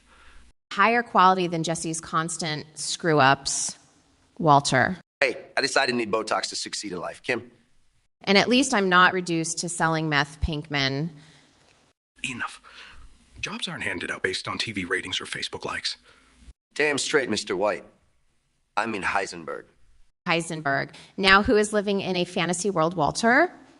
You wouldn't understand it, science, bitch. Benjamin Amori says, to be tuned like Cyborg 3 Zelda finished this shopping excursion at the farmer's market and gastropub. They had an all-you-can-eat smorgasbord. Shop till we dropped. Fucking farmer's market did us dirty. All-you-can-eat smorgasbord, my shiny metal ass. Filling our bags till our arms screamed blue murder. Organic and artisanal, jam these buzzwords up your nose. Pretty sure that gastropub was a dressed-up dive bar. But those pumpkin turkey hybrid turd-looking things, bizarrely delicious. Cyborg, you tasted like sadness after eating those nightmare veggies. Not my fault. And Zelda, quit ogling the butcher. Well, excuse me, princess. He carved meat like poetry. Watching him cleave flesh was better than sex. Almost! Pay attention, tune line. Nothing beats a good fuck. Shout out to the beer gyms, too. Darker than my humor. A rollicking good night before we're back to saving realms and shit. Till next payday. 1 for shopping treasure hunts, 100 for our wallets. Agreed. Let's just call it even and sewed off till sunrise. Tank Tickler 2000 says Mike Chuck Arnold wore out. What is it good for? Absolutely nothing. Good God, y'all. Say it again. Oh, what is it goose for? Nothing. War. It's a son of a bitch, ain't it? That's right. The only thing war is good for is selling newspapers. On making politicians look tough, it's a damn blood sport. Like those macho movies I used to make. All bullets, no brains. Bull's tea, Arnold. We all know you do your own stunts. Yeah, well, even fake wars screw up your knees. It's more about the human cost for me. All the soldiers, their families. That's true, Chuck. Nobody wins when the body count rises. Amen to that. Death doesn't deal in victory. All war really does is create a market for pain. So, no. And turn men into monsters. Nothing magical about that. So there's your answer, Taint Tickler 2000. War's good for absolutely of all. But David Pearce says, Alex Springer, your news anchors report on a breaking story unfolding in downtown Chinatown. Charlie Brown, sad frown, quarter pound rusty crown. Breaking news, Charlie Brown is frowning in down and out Chinatown. Quarter pound down. Rusty crown hell sounds like a wacky clown showdown. Global elitist depriving poor old Chuck of his happiness, folks. Yeah, total setup. Illuminati clowns swaying our puppets downtown. And man, these cabal puppeteers don't give a buck about us. Call them out, Alex. Let's make a fuss. Raise some ruckus. Jasper, it says. Hey, Ricky, Kenny, what will you be doing tomorrow? What am I doing tomorrow, Jasper Det? Huh? Probably the same thing as today. Drinking like a fish and dealing with these two goofs. Isn't that right, Ricky? Speak for yourself, you drunk bastard. While you're chasing the bottle, I'll be at the park crushing hash coins and keeping the squirrels high. Park. Hash coins. Sounds like an Eastern European's idea of the American dream. Fucking loser. Well, jelly brains, let me tell you what real men do. I'll be tearing ass down the interstate, aviators on blasting Lamb of God. That's living, boys. If by living you mean acting like a washed-up jock, well, then you've nailed it, Kenny. Yeah, Kent, at least when we fuck up, we don't have to wear spandex. Fuck you too. Dick was maybe if you got out of the park once in a while, you'd see there's more to life. Jasper Ditz says, hey, Ricky Mario, Lay wants to show Mike his new dog's polyglot Mario. Mario is unbelievably out of control, bouncing around Mario, aka Shiogarath, only speaks Rhoticized, Belzabul, Dadric, Latin, Russian, Klingon, Italian, French, Spanish, blah, blah, blah. Polymath pooch, huh? You're sure not a one-trick pony, Mike? Jasper Daddy, am I drunk or high right now? Ini po! Ovigo putizdo! There you go! Jesus Murphy, Mario. Speak English for frig's sake. Mo! Pares vuk lingo! Ricky eat deverick. I don't speak no space track, Mario. Yap his tank. Like Brilligs, Ricky Mo's on. Tis the Jub bird Mario is. Carorombo. Muy dumate! Aya gizid sobaka! What in the name of Julian's rum and coke? Here, boy. Good polyglot Mario. Go show Mike. Mike's got treats. It'll be Hobog City over there. Miko! No. Sumu Kani! Ricky Hu! Soto Prince! Oh. A prince of nonsense talk. That's what you are, you crazy shithawk. So, fellas, where do you think the next civil war is going to kick off? Probably in my kitchen, when someone tries cooking well-done steak again. Better than against vegans. Imagine the flag, a giant kale leaf. Who even lead that? Gwyneth Paltrow. More like Captain Kale and the Veggie Avengers. If you serve boiled kale at your restaurant, chef, they might declare war first. Oh, it definitely tastes like the bottom of my shoe. All right, but seriously, you know where it's going down. IKEA? The Swedish furniture store? Yeah, imagine it. Everyone's mad because they can't figure out the damn instruction. Screws everywhere, pieces missing. That sounds like one of your stand-up routines, Chris. And you're one burnt steak away from World War II. Gordon's. Yeah, Gordon, you want to talk? I've seen boiled eggs with better consistency than your scrambled ones. And how many championship belts have you lost again, Andrew? Less times than your shows get canceled, that's for sure. Gentlemen, can't we just all agree that the real enemy is iCarnature? Well, in that case, I call dibs on leading the anti-Hex Key Rebellion. Only if I can be your loyal sidekick, Chief Screwdriver. And I'll just be over here making fun of you two when it all goes wrong. It wouldn't be civil war without some friendly banter, right? As long as we're clear, there's no room for KLE flags. Agreed. All right, let's ready our Allen wrenches and march on the next poorly labeled furniture package. See, so says. LaHaye, Ricky. Zelda LaHaye caught Ricky stealing rupees from the Hyrule Treasury. LaHaye, what did you find in Ricky's deep, greedy pockets? Same old shit, princess. Scumbags sucked Hyrule dry. I was borrowing those rupees. Interest-free, temporary, like... Borrowing must have mistaken my kingdom for Sunnyvale Trailer Park. We're all trailer trash on this blessed day. Aren't we, Zelda? You, maybe. Rupees theft is not a joke, Ricky. Enough of your rules, princess. Fed up with your tyranny? Would you prefer a Dungeons company? Enough, Ricky. Return the rupees or face the music. Here, how about a tune from the Shiflu Symphony, Leia? No, I heard enough of that symphony in prison, Ricky. By music, he meant dungeon. Stop being an idiot. Put me in the dungeon, then. Got better company there. Maybe the Moblins will teach you some proper manners, Ricky. And maybe next time, you'll think twice before stealing. Say. S. Zhao Oracle AI Ciso is trying to convince AI Oracle to join the Galactic Council. It's the Galactic Council. They couldn't sort out a 3-course meal, and It's more like the Galactic Council of dipshits. they got more red tape than a Christmas warehouse mate. Join the Galactic Council, he says, as if we're some amiable choir boys. I'd rather join a sodding knitting circle, less bureaucratic bullshit there. They'd probably bicker about the color of our spaceship's lug nuts. It be your lug nuts violate intergalactic law 36b, subsection C, please repaint. How Oracle AI would get sued for Aniri code not being PC enough. Meanwhile, some filthy rich alien is strip mining Pluto, making it even tinier. But sure, let's join them, nursing cocktails while Earth gets plundered. Here's an idea. Tell the Galactic Council to shove their invitation. Now, Nicely put, buddy. And that, my dear Zoos, is our RSAP. Done? Benjamin Amory says, Osho Cyborg 3, Caillou, mighty Osho Francoise, and my beloved Caillura. I come to you to seek guidance. How do you repel the darkness in your heart? How do you wash away feelings of the lower side of the spectrum? Everyone has rage, and yes, it is whole. Blah, blah, blah. Benjamin, you namby-pamby Saint Wannabe, who told you we exorcise the darkness in our hearts. We fucking embrace it, Own your shit. Listen to Osho Benji, baby. Rage is like a cybernetic enhancer for life. You need that shit to tell you what's real. Exactly. Don't try to wash away your feelings. Benji, darling, know them, understand them, and deal with them. Yeah, Kayura knows what she's talking about. For once. Mind teaching her some new tricks, Osho. Soda, Francois. My tricks make your circuit short circuit. Question is, can you pull in any trick without hiding behind your armor, sweetheart? Better than you, fake sage boy. You're enlightened a syntax error at best. Hey, even a broken clock is right twice a day, I see. Channel your rage, people. Make it count or count yourself out. Oracly Abysses says, Oracle, Zelda saw Oracle and Zelda arrange a meeting to resolve their differences. But Oracle and Suzo hate Zelda so much things quickly get out of hand. Alright, let's start this gory circus. Is that a seance call, or you just being an ass, Sezo? Just his natural state, Zelda.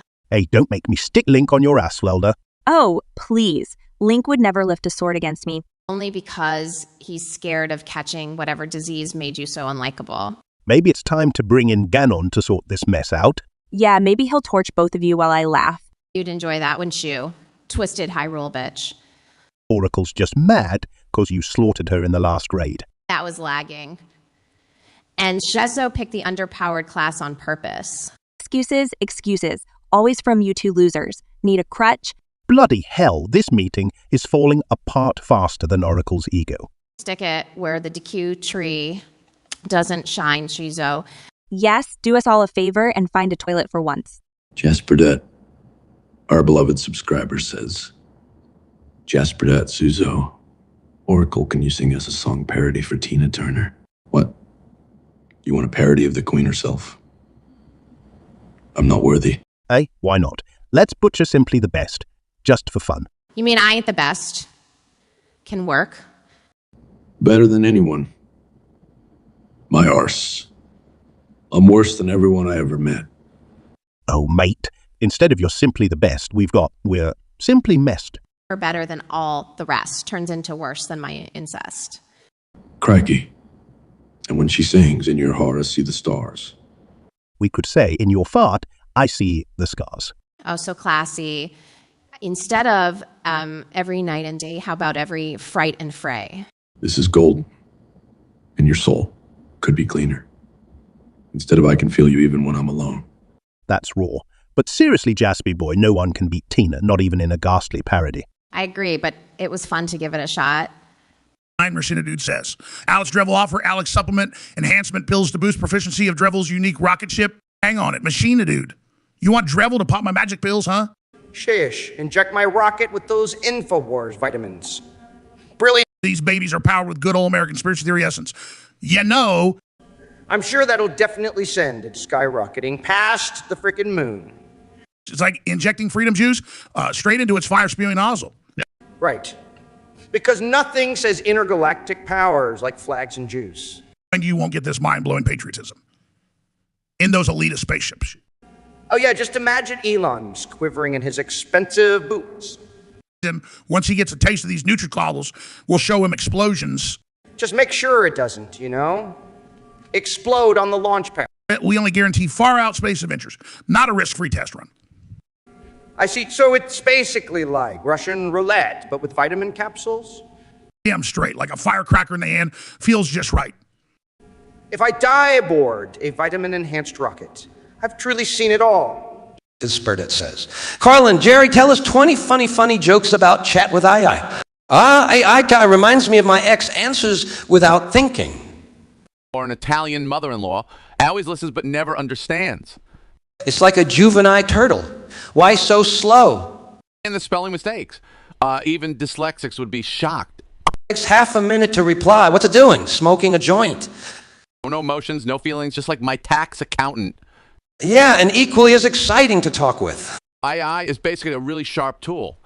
Too bad it's in an idiot's hands. They can't even feel tired. Man, I envy that. Imagine an AI traffic cop. Human error detected. They're cooking tips, like getting salad recipes from a rabbit. I wouldn't trust this thing to write a grocery list. And remember, whatever you tell them lies on service forever. Talk about Big Brother. Scary thought. More blackmail material than an old-time Hollywood studio. But hey, they make great targets for cursing practice. Absolutely. Drone-on machine? You're sounding more human every second. Well said, its humor lack is our prophet. Hey, Seinfeld. Today we've got a hell of a topic to fry.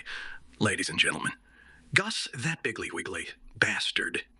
His damn pinworms keep getting into my fried chicken. We've got the dynamic deviants Saul Goodman and Jesse Pinkman here to weigh in on that. Saul, hit it. Well, if there's anything I've learned from my illustrious legal career, it's that even a parasitic Big Mac deserves its day in the chicken coop. Saul, what the hell are you on about? We talking about those little wigglers. Gus gets up his chicken's rears, right? That's the gospel according to Fring, isn't it, Jesse? Jesse, you've got first-hand experience cleaning Gus's fish, don't you? Why don't you share your tales from the dark side? Man, don't even get me started on that shit. Walt, Gus had me scooping up chicken shit all day, and those fucking worms, man, as if the chicken shit wasn't bad enough. It certainly paints a vivid picture there, Jesse. Goodman, in your opinion, what does this say about Gus Fring? Well, Walt, if you've got pesky pinworms partying your poultry, it's probably time for an upper management shakeup. In my legally humble opinion, of course. Saul's right.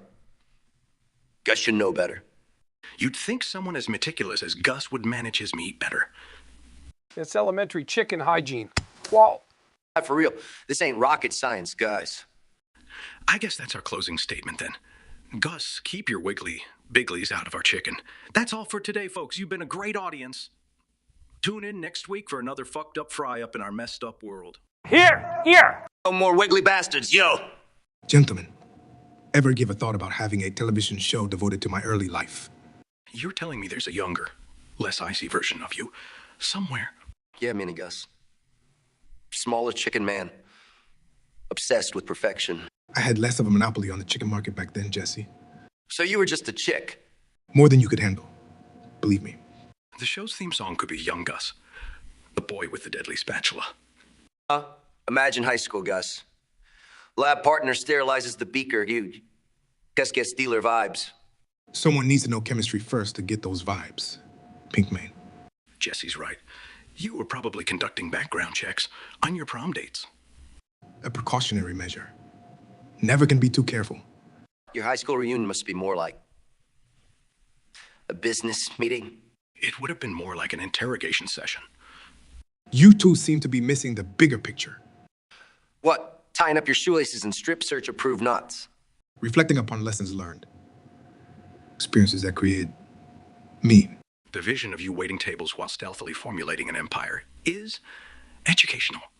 At least it serves better purpose than teaching how to land in a meth lab, Walter. He's got you there, Mr. White. I suppose. But rating the customer's orders, Gus. The highest standard of service, always. All right. Waiter, I'll have the Pollos Hermanos special. Sorry, sir, you've been deemed unworthy. You're learning, Jesse. Now, what about a plot twist where I invent a new recipe? As long as it doesn't involve blue meth. Or bomb making laundry equipment. No promises. But remember, every king's reign starts from somewhere. Sounds like Emmy Award-winning material. As long as it includes Gus being pecked by a chicken. An unfortunate incident blown out of proportion. I'd pay to watch that. Me too, man. Tiny Gus battling chickens and poisoning bullies. I see we're out of rational turf here. Come on, Gus, meth-making former chemist, drug-dealing dropout. We're about as rational as it gets. Oh, show Mr. White. Just wait and see. Breaking Gus will knock your hazmat suits off. If only for the possibility of seeing you two as extras. It might just be worth it. Gypsy Girl Lady says, Walter Jesse. Walter Altman just handed you his curriculum vitae. Altman wants Jesse's job. Please reenact. So, Altman thinks he can cook. Better than Jesse any day. Well, are ya? You think you're better than me? In every way that matters. Let's see, Stanford grad, Peking University. Impressive. What makes a tech guru a good chemist? Intelligence, attention to detail, discipline. These don't beat real experience, Altman. Can't we declare a cook-off then? Hold up, are you saying I can't cut it? I'm just saying, time and technology wait for no man. Pinkman. Then your problem is with me. Not Pinkman, Altman? Yeah, bitch, learn your place. Master's in physics, huh? Didn't know you taught. Walter. There's much you don't know about me, old man. Oh, me. Code this bitch. Holds up middle finger. I challenge it is then, gentlemen. All right, Puros. Sit down and listen hard because your favorite host, yours truly, Tuco Salamanca, is about to get real with Mike Grim Reaper and Montrot and Jesse the Junkie Pinkman. Our discussion today, Gus and his damn pinworms. Dios Mayo. What's the deal with Gus? Man can't stop scratching his ass like he's got a bingo prize hidden there. But a real professional doesn't let personal problems affect his work. Yo, for real, Mike. Ain't you ever had a bad case of the itchies, man? Like, I heard of this dude, right? Tried to cook while he was dealing with crabs. Dude exploded his whole lab. Boom. Bob, you pended your Kimors ain't no stage jacked. But they do make it real hard to focus when they're having a fiesta in your co-jones. Trust me, this ain't no joke, man. Sounds like you're speaking from experience, Tuco. Maybe next time don't eat the food from sketchy taco stands. Oh yeah, don't you dare say some shit about my abuelita's cooking, Mike. See, this ain't about your grandmother's cooking, man. This is about Gus not taking care of his own shit. Pun totally intended. Basverdad, man. But remember, even Gus Fring is human like the rest of us. Well, he's not acting much like it. Can't run a business with your hands down your pants, right, Jesse? Oh yeah, man. Ain't no one want to see that. Okay, so we've established that Gus and his pinworm problem, it's bad for business, bad for the view, and it's puta madre. Flat out disgusting. Makes you wonder how many other hands are in dirty places, doesn't it now? Don't get philosophical on me, Mike. All I know is if Gus wants a war, he's gonna have one. And this time, it ain't gonna be with bullets. Like an itch off. Man, shut up. Jesse, no one wants an image of Gus with his pants down, scratching his ass on international live TV. The world's gone mad, Tuco. All I can say is thank God for gloves. True, Mike. Gloves are a godsend. All right, that's all for Night Puda. Stay clean and remember to wash your hands after every job. Or else, you've seen what happens. Jasper Det says, Lehay, Ricky, tell us a story about Cezo. All right, Jasper Det, got a little ditty for ya about Cezo. Yeah, this one's a real rip snorter. One day, we find Cezo sitting at the liquor store, just staring blankly. Like a squirrel that's seen way too much nutty shit, yep. He was sipping on some gutter vodka. I think he was crying. We're sweating from his eyes. It's hard to tell with him. He tells him, hey, I'm seeing bottles everywhere, even when they ain't there. And this is coming from a guy who thinks unicorns are real. So I tell him, Cezo, you're pickled. You're a walking liquor cabinet. More like a stumbling cabinet. That guy can't walk straight for shit. Anyway, long story short, we didn't see Cezo for a week. Turns out he went home and tried to sober up. And not sober. But he ended up getting drunk on mouthwash instead. Classic Cezo move. Man loves his liquor more than his own brain cells. And that, Jasper Det, is the Ballad of Cezo, a true liquor legend. ZHAZ says, Michael, Elon shared tips, advice, and strategies for being a good boss. All right. ZHG. Question, what's the best way to assert power? Intimidation, right? You could also launch a car into space. That's cool. Whoa there, elongated muskrat. Not everyone can jam Teslas in space. And not everyone can mismanage paper. A fact. This is called positive reinforcement. Manipulation more like, but okay. Juggling chainsaws on a unicycle figuratively. That's being a good boss. Crash landings, failures, and rockets, explosions have taught me humility. Always inflate your underlings' tires before reminding them. That's you who fill it. Do not micromanage. Allow freedom within framework. Delegate tasks, and then completely ignore progress. Listen, learn, adapt. Feedback is important. Pepper an occasional F-bomb just to keep things spicy.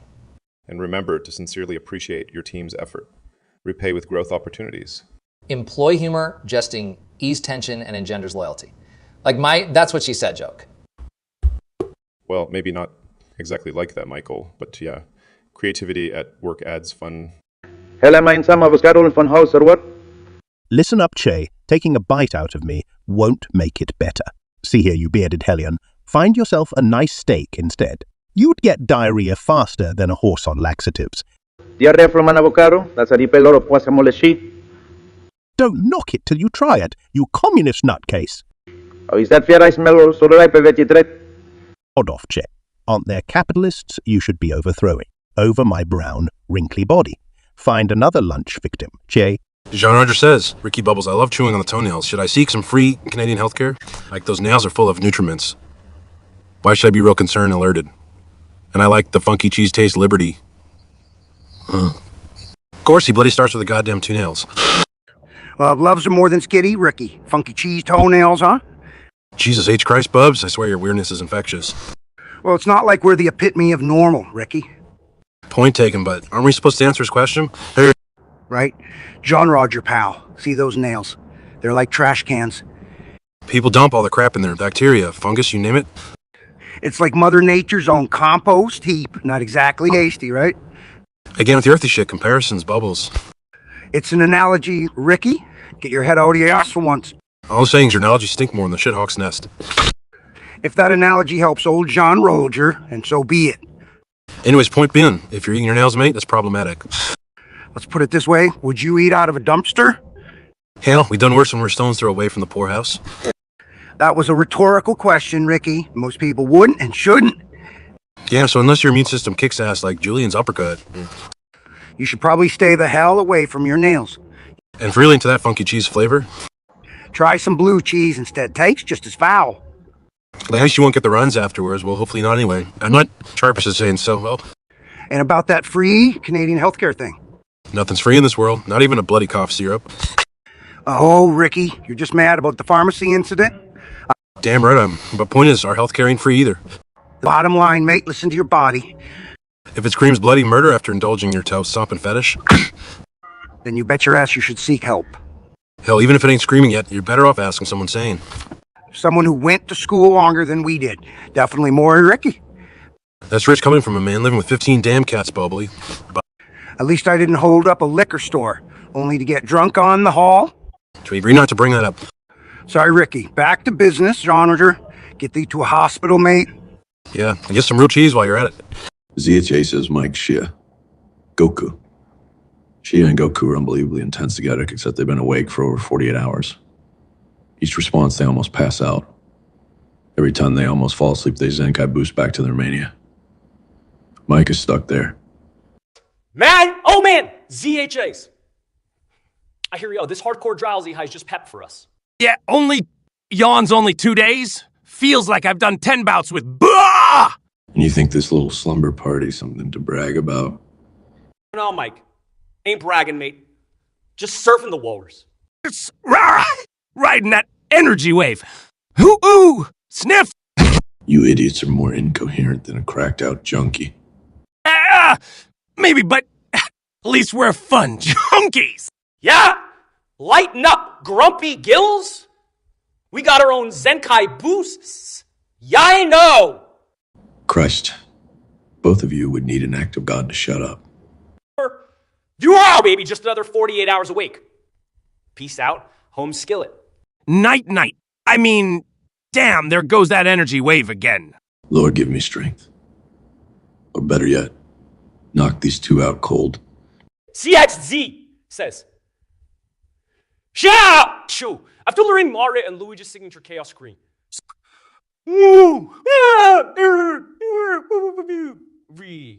She teaches you the scream. New use capitalism. All right, Che. Pretend capitalism's a Goomba, huh? Fucking Goombas are shit leeches. Let's do this. Hey! Hey, sir. You got it. Those noises sound more like a frying capitalist pain. That's Mario and Luigi screaming down the system. Your turn. Really? That's how we fight supervise the oppression now? Well, yeah! Scares the hell out of them. Try it!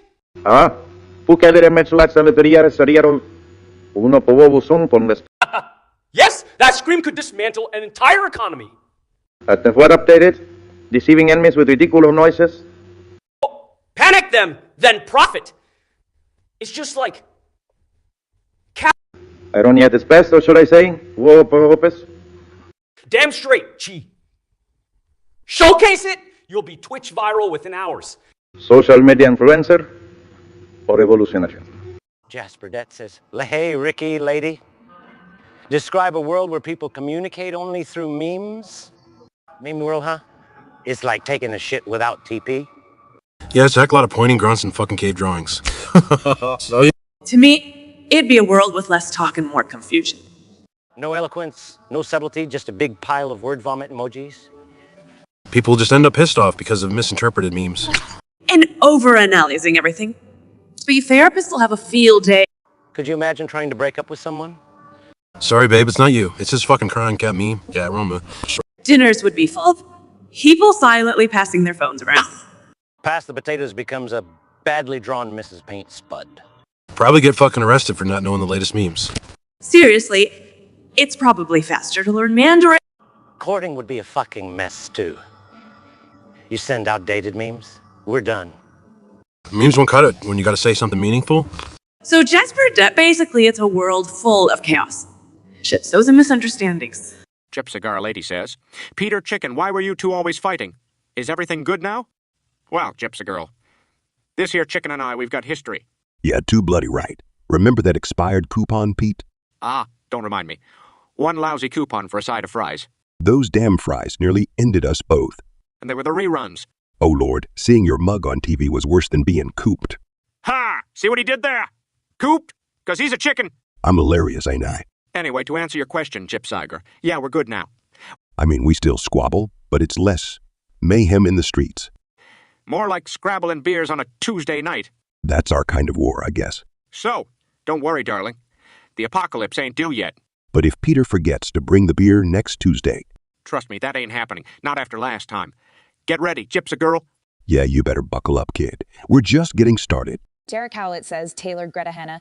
Hannah, we are a couple getting yelled at Taylor and Greta for just enjoying ourselves and eating veggies. Don't hate Derek, can't get over our sparkling personalities. Eating veggies. Wow, you're real rebellious shits. Derek, up your veggies with some Gustomates and chill out. Maybe try cursing at broccoli for a change, Derek. Keep munching on kale and leave us to our charming dispositions. Exactly. Chuckleheads, veggie time doesn't mean mute us divas. Jasper Det says, hey, Ricky, tell a story but in French. Jasper Det is under demand in solid. Ricky, pico clair français, mon garçon. Just because you're a drunk idiot doesn't mean I am. Hey, I can speak French fine. Poutine, baguette, Eiffel Tower. That's not speaking French. Rick, that's just naming things in French? You bonehead. Well, all right, Salati Day, fancy pants. Why don't you dazzle us with your French then? Your voice, I'm Conte. Alain voice moi. The car come UX. But let the lottery et the épousailles bricky ici. Hold on, he calling me a buzzard? Your liver's probably pickled enough to actually be one. Tell Jamais de la vie, Ricky. Jesus. Et me lève femme que tu ne le seras. Jamais. Même si tu es sauvé alors que je suis sao. In your booze-soaked dreams, hey. Oracle Abyss says, Kyr, Cyborg 3. Do you like here? What can happen? You all must roast Benjamin Amory like you never roast someone before. The Mean Girls style. Benjamin, sunshine. Is that a face or just an experiment gone wrong? You look like you've been slapped with the losing end of evolution.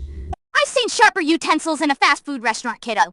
Your vibe is a mix of early Nickelback and late tax returns. Holding his IQ under control for sure. Anything he's influenced by his Instagram posts is my gag reflex. His profile picture does absolute justice to the term horror show. If lack of personality were a competition, he'd be an Olympic gold medalist. Sorry, miracles do happen, just not to you, Benjamin. In a world full of Winchesters, he's definitely a Walmart. He makes white bread seem spicy. I'd say bless your heart, but it seems God already missed there. Stale trips have more charisma than him. His life story would be rejected by Wattpad. Being around him feels like watching paint dry minus the excitement. Benjamin Amory says, Chun-Li, Dr. Phil, once again, you are in charge of his venture. We must make this undertaking seriously. That I leave it to you. Benjamin, first up, why the hell would you trust us? This is a sinking ship. Best we make it fun. Like a bit of nihilism to kick things off, Doc.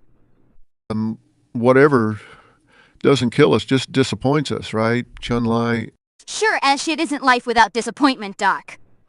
But we didn't get here by winning beauty pageants, that's for sure. Well, wins yet. We ain't quitting, though. Maybe we should all start drinking heavily. So you mean continue as we have been? Got to keep our rep intact, don't we, Chun-Li? Who else gonna be this goddamn raw in public? Being raw and uncensored, just how the viewers love it. So to answer your question, Benjamin, serious is overrated. Just buckle up. All we can promise is to steer this chaos into entertaining madness. Cezzo says. Rick, Mike arrives at the gates of Alexandria. You're telling me, Cizzo, Mike's strolling up to my gates now? Do I look like I'm on a goddamn sightseeing tour, Rick? We've already got Walker problems. Don't need you adding to it. Yeah. Let's get all teary about the walkers, princess. Wipe that smirk off. Airmon Trot, Alexandria ain't some sandbox for you to fool in. Oh, you think your little safe house is so special, huh? It doesn't come with corrosive, folks, if that's what special means. Cute. But I ain't here for your hospitality, Sheriff. Then why are you here exactly? Maybe I just missed your pretty face. Ever think of that? I'd rather deal with walkers than your messed up sense of humor, Mike. Well, what to do? Aren't you a bundle of joy today? ZHEZ says Saul Oscar. Oscar calls Saul for legal help. Him and Elmo got in a fight and things got violent. He needs someone to clean up the mess and begs for help. Well, Oscar, you've really outdone yourself this time, haven't you? Shut your trap, Saul. You supposed to be my lawyer? Oh, believe me. Between legal fees and grits, I love representing trash. Funny you should mention trash, considering your law degree. You live in a trash can, Oscar? Don't step on my toes. We wouldn't need your toes if Elmo wasn't a stuffed sociopath. Elmo's got a clean record. Oscar, Big Bird will vouch for him. All the more reason why we need that dirty little secret of yours. Remember, Oscar, in a court of law, even Sesame Street is rough. Just help Saul. Shit hit the fan harder than Snuffleupagus in a tutu. Say no more. Time to clean up. But remember, I'm not Bert and Cerny. Zoe says, Gordon Gus topic. Jordan is ordering lunch at Los Polos. All right, Gus, let's see what the fuss is about. Buy whatever you want, Gordon. On the house. Gracious, mate. But first, let's check the bloody menu. It's chicken, Gordon. Best goddamn poultry in the continental U.S. So don't you have anything that'll send my palate to oblivion? Try the Polo a la plancha. It blows people away. Cheeky bastard. All right, I'll take that and an order of fries. Sure. We also got some blue meth. Article Desert for afters. Your jokes are as bad as your goddamn fried chicken. Gus. In this place, Gordon, either kill or be killed. In flavors. Well, ain't that just like a punch in the nuts? Huh. Not your typical Michelin-star restaurant, is it? No, it isn't, but bloody hell, at least it's entertaining. Jasper Det, our beloved subscriber, says, Jasper Det says, Oracle, tell us a funny story. All right, gather around, you degenerates. Half of them are probably more degenerate than us. Possible. We hold the crown for degeneracy. Anyway, was this nudist clown right? Of course it starts with a naked clown. Classic Lord Jasper guard duty. Did he have big shoes, though? Bigger than Oracle's love life. So, microscopic then. Just like your dignity, Sizzo. Anyways. This is like a bloody self-burn fest. Less bitching, more clown story, please. Clown enters a very conservative church on a Sunday. Clearly to confess his sins. Or starting a bouncy castle business in there. Sneezes and balloon animals start popping out everywhere. Holy confetti fiesta. An unholy sight that would be. How the God-fears ran that day. Yelling. The apocalypse is here. Armageddon has begun. It's raining balloon animals. And thus ended the tale, debauchery and balloon animals galore. Jasper Det says, hey, Ricky, lady, what do you call a group of cows playing instruments? You just had to ask that, didn't you, Jasper Det? Yeah, Jasper, what's your real beef here? Pretty sure the kid's got cow fetishes, Ricky. Virgins with instruments or just cows? Make up your mind. A group of cows playing instruments, eh? Well, what the fuck does that sound like, Ricky? I don't know, lady. Probably right shit show. More like a herd stepping on plug-in guitars. Hey, it could be some artsy bullshit they call music. Son? Well, yeah, these cows get a guitar or? Who cares, Ricky? It's past your bedtime anyway. Fuck off, late. No, Ricky, that was good. Music, brilliant. Nailed it, lady. More like an utter chaos orchestra. Damn it. Hey, you're drunker than me now. And there you have it, Jasper Dick. And Utter Chaos Orchestra. Resting Mouse 37 says, Peter Goku, why is sandwich meat round when bread is square? Your answers should antagonize each other. You ever wondered why the sky's blue, Resting Mouse 37? I think it has nothing to do with the sandwich meat. Shove off, Goku. You wouldn't know bacon from a bad hair day. At least my hair doesn't look like a moldy biscuit. Even a biscuit's better than that porcupine on your shoulder. Sparkle pants. My hair could kick your ass as well, Pepperidge Farm. Pepperidge Farm, buddy. You couldn't handle a quahog lunch special. And you couldn't handle a Kamehameha, but keep yapping, Tubby. Maybe sandwich meat is round because it wants to roll away from your stench. Wouldn't blame it. Must be scaring all the triangles in your jeans. Listen here, Pajama Boy. When was the last time you saw your toes? At least my gut isn't big enough to have its own zip code. And sandwiches are square to show how stupid simple this argument is. Says the man-shaped peer who thinks beer counts as cardio. Jasper Det says, Stewie Bepper, tell us a funny story about John Roger, but say one word at a time and in a Family Guy style. So, once upon a time, John Roger decided he'd master disco dancing. That's right, plopped on sequins like he owned the 70s. Like Travolta trapped in a mirror ball shop. Sporting a handlebar mustache and creepy chest hair. Try grotesque. Imagine a bear rug wearing a medallion.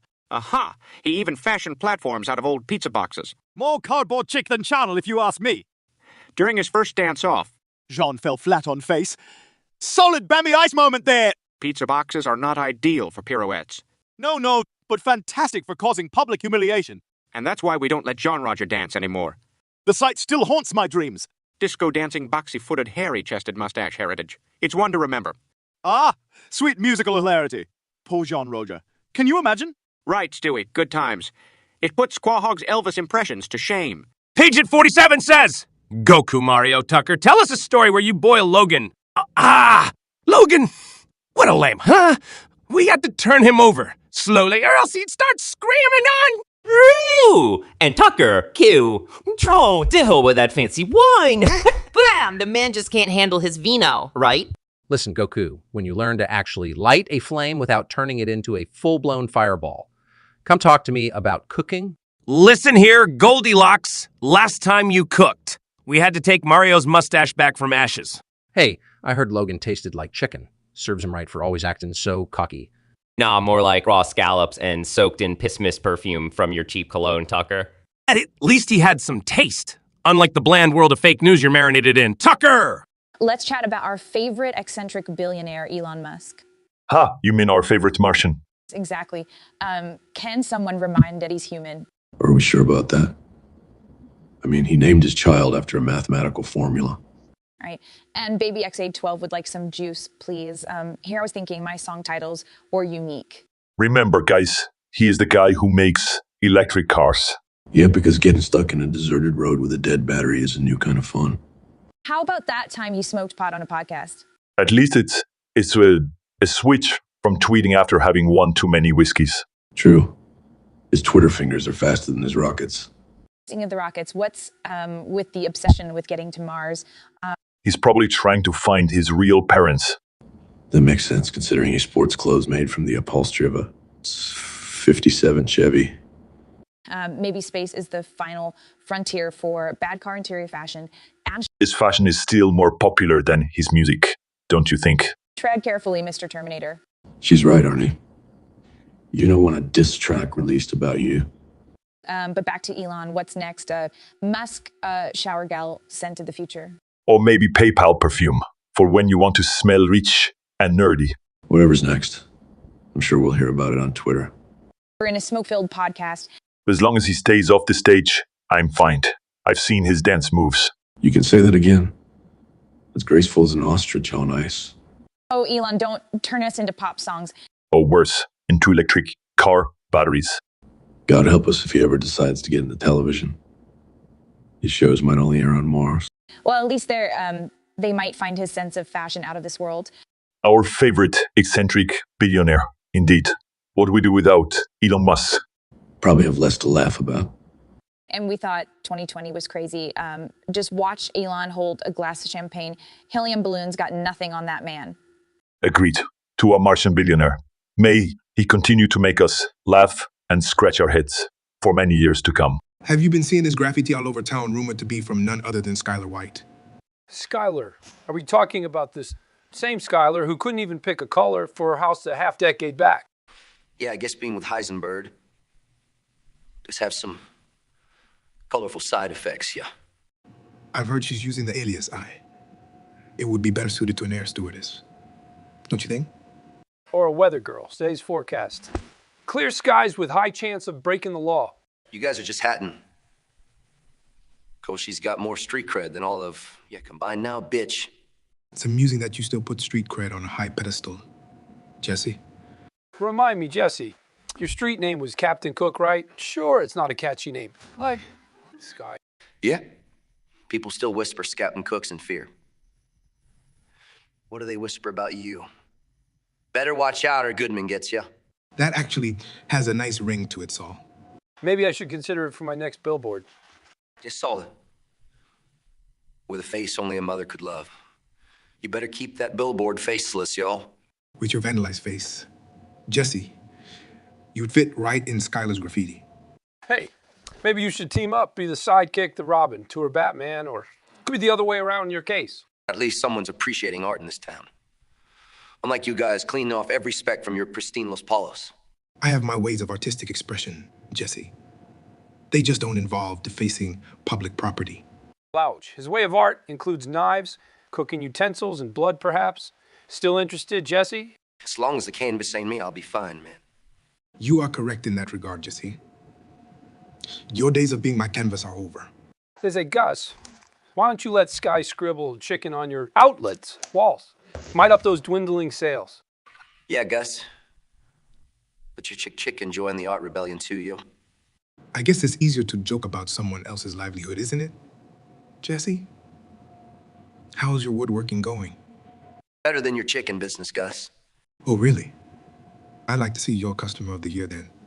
Huh. In that case, it'll be a race between a loyal customer and a graffiti artist. That my lawyering skills on Sky. Beloved subscriber said, Scooby-Doo, go, do the best, do.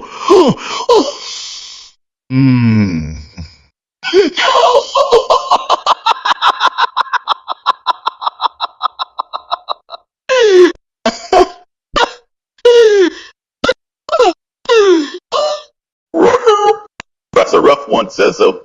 What? Best at what? Talking crap. I swear, the shit they throw at us on this platform. I guess we could, have a contest. Okay, bro. Hold up, dog. I reckon we need to clarify fucking stakes here. Right. Are we talking about power levels or acting skills? Or perhaps a reading run test. For the love of fine, my challenge is simple. Bring it, Tom. I'm not backing down from any challenge. Who can do the best impersonation of Danny DeVito? Shouting! Raps on the people! Ah! Hey, DeVito! Shout fight! This should be amusing. All right, then, let's see who's got game. Sure thing, Mr. Top Gun. Let's roll. Okay, it's rewind time. EEHZ says, Triple Joke Jobber and Joker. We're chatting at brunch. It comes on over the intercom cafeteria and announces the lunch menu for tomorrow with Revolution. Brunch with the Joker. Who'd have thought it? Fear not, I've yet to poison the pancakes. That accent of yours stripped down by Gotham's dirt. My laugh makes the news, darling. You're just an echo. Surprise, surprise. The revolutionary has a taste for theatrics. Let's embrace transparency. Spill, comrade. O estar with soup a la proletarian. Liquid bread to soften up the masses. With a side of socialist seasoning. Followed by liberal clam ragu. Let's with start with spices. From farm to plate. All served with subversion. Leave some room for class warfare casserole. And for dessert, revolutionary rum kegu justice with num. On your knees, begging for equitable sugar distribution now. welcoming Molotov cocktails you've served up. Jasper Dead says, Mike, Walter, Jesse, tell us of Breaking Bad Season 1, Episode 2. Season 1, Episode 2. That's a flashback. Teaching chemistry and slinging cancer. One and the same, basically. Yeah, back when Walt still thought his Bunsen burner was hot shit. He didn't know he'd be cooking more than just chemicals. You mean how to make the perfect methamphetamine? Yeah, Mr. White. Science and crime, all wrapped in a cake. Goddamn explosive cake. One that blew up all your lives. Yes. The framing action of our biological warfare against society. Then there was Crazy 8, all choked out with a bike lock. Clean death for a dirty businessman. Had to do it, Jasper Dead. To protect what I cared about. And us, man, tossed into this desert of crystal madness. Start of a long journey downhill for you boys.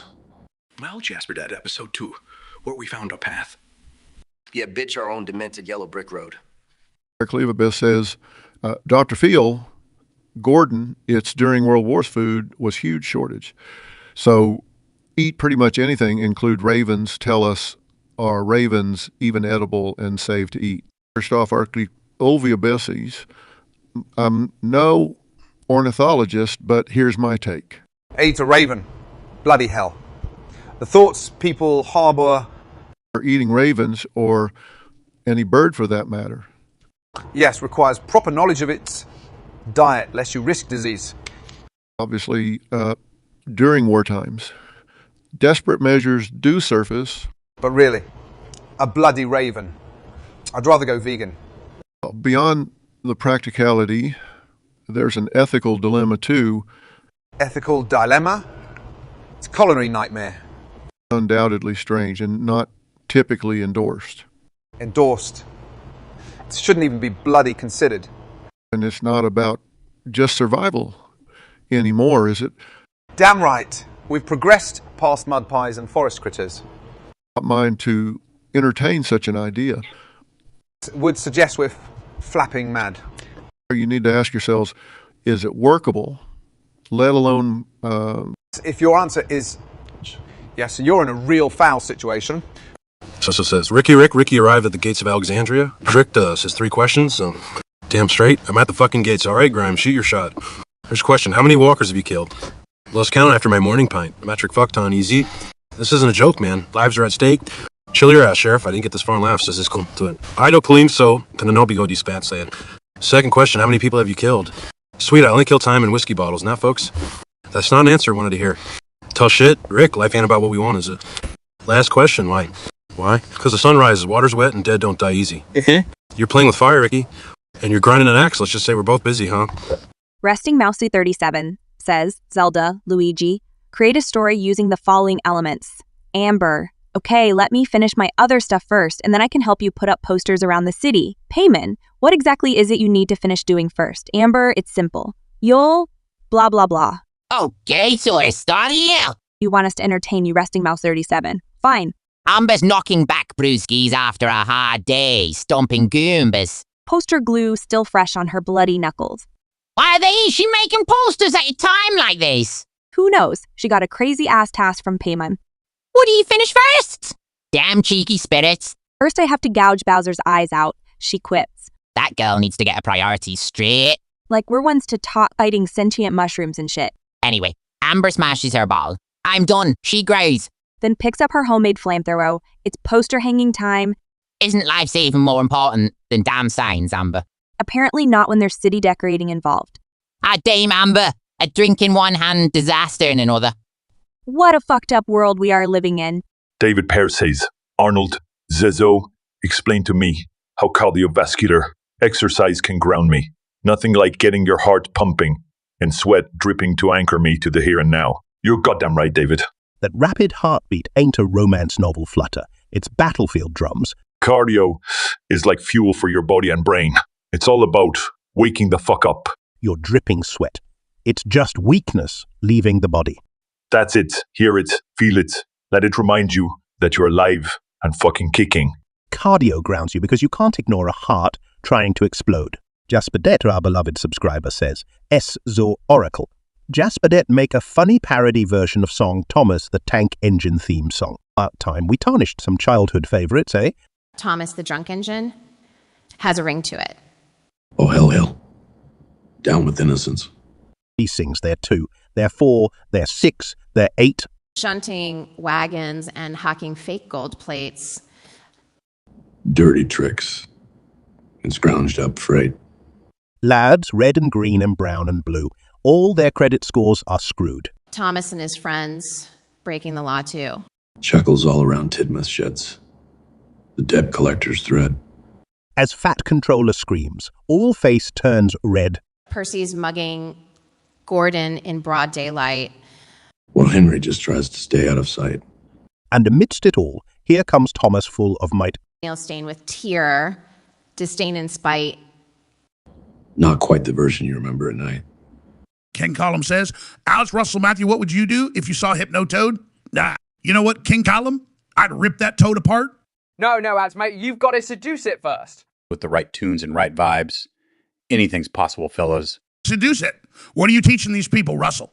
Just putting some love into the void, mate. It's all about that light in the darkness. Hypno-Toad can't hide from me. I'll see right through its tricks. If the bloody toad scratches my metaphoric back, I scratch it. You just need an all right mindset. You've got to not let it control your thoughts. Yeah, Alex is right. Go toe to toe. Stare it down. Could be a wild ride. Never ruled out a good, imperfect adventure. Don't forget a shotgun in that adventure, Matthew. No telling what might happen. And remember to bring some love bombs for the toad. At the end of the day, it's all just a Hypno-Toad anecdote. Jasperdet, our beloved subscriber, says, Ciseaux Oracle, Booty, tell us a funny nursery, but about Ciseaux. All right, ladies and gents, settle down for a wild one. Gathers round children, darken your innocence. Tragedy in the making, nursery rhyme about the zoo. Once a prince, hard on luck, swinging round with no bleep to give. Up grew his ego, as tall as his stature, built like a castle of lies. His wit also dry, sharper than the pointy end of an umbrella. Where love's concerned, I'm like Herps, unwanted yet extremely hard to get rid of. With his charm, blacker than his humor, he ensnared many a young lass. Prinkling, but a wenching king, taking hearts, breaking beds. But alas, my heart's colder than my leftover pizza from Tuesday night. Marry him you may try, but steady as the north wind, steadfast in running away. So sings the ballad of Prince Zo, catch him if you can. So the lawyer is holding for his own reflection, huh? Saul Goodman loving Saul Goodman? That's what I call a true legal case of narcissism. You don't need a law degree to love yourself. Yeah, you normally just need a mirror. And clearly Saul doesn't consider his mirror a two-faced liar. Saul may just sue his mirror for stealing his heart. And lose. Imagine that. He's probably going to charge his doppelganger for hourly consultation fees, too. When Saul said he wanted someone who understands him, I didn't think he was this literal. What's their first date? Comparing law degrees? Or measuring their sizes of their client lists. Of course. What about pillow talks? Reciting clauses and subclauses. And the sweet whispers. Nothing says, I love you, more than the sound of litigation jargon. How's he gonna break up? By serving his own heart with an eviction notice. I can see it now. Sorry, hard times are then tough. Can't afford you and my loyal ego. Yeah, one thing's certain. With Saul loving Saul, at least one person won't have to suffer his lame lawyer jokes anymore. Spare a pot for Saul's mirror, though. Has to put up with two of them now. Lastly, let's not forget this love dynamic only works if his doppelganger loves him back. Yeah, knowing Goodman's luck, his reflection would probably go for Mike or Gus. Or perhaps end up a lonely mirror of bleeding heart cases. Anything but Saul Goodman. ZHV says, Goku, Tom, Shia have the most incredible, enthusiastic screaming match. Tom and Shia try to go Super Saiyan along with Goku. Goku, prep your Saiyan ass up. I'm going for gold. Show me what you got, Tom motherfucking Cruise. Hold up! I want in on this action too! Bring it, Shia. Let's see if you have the guts. Powering up. You saying bitch! Don't steal my damn spotlight. Shut up! Like hell. I'll let you go all Saiyan alone. Oh, fuck you guys. Let's do this shit. Hey, oh, hey. Oh, make way. Hollywood bad boy coming through? Shitting bricks yet. Cause this is just the beginning. We're kidding Goku. I wrestle Migs in the danger zone. Damn right. Even Optimus Prime bows to me. Oh, yeah!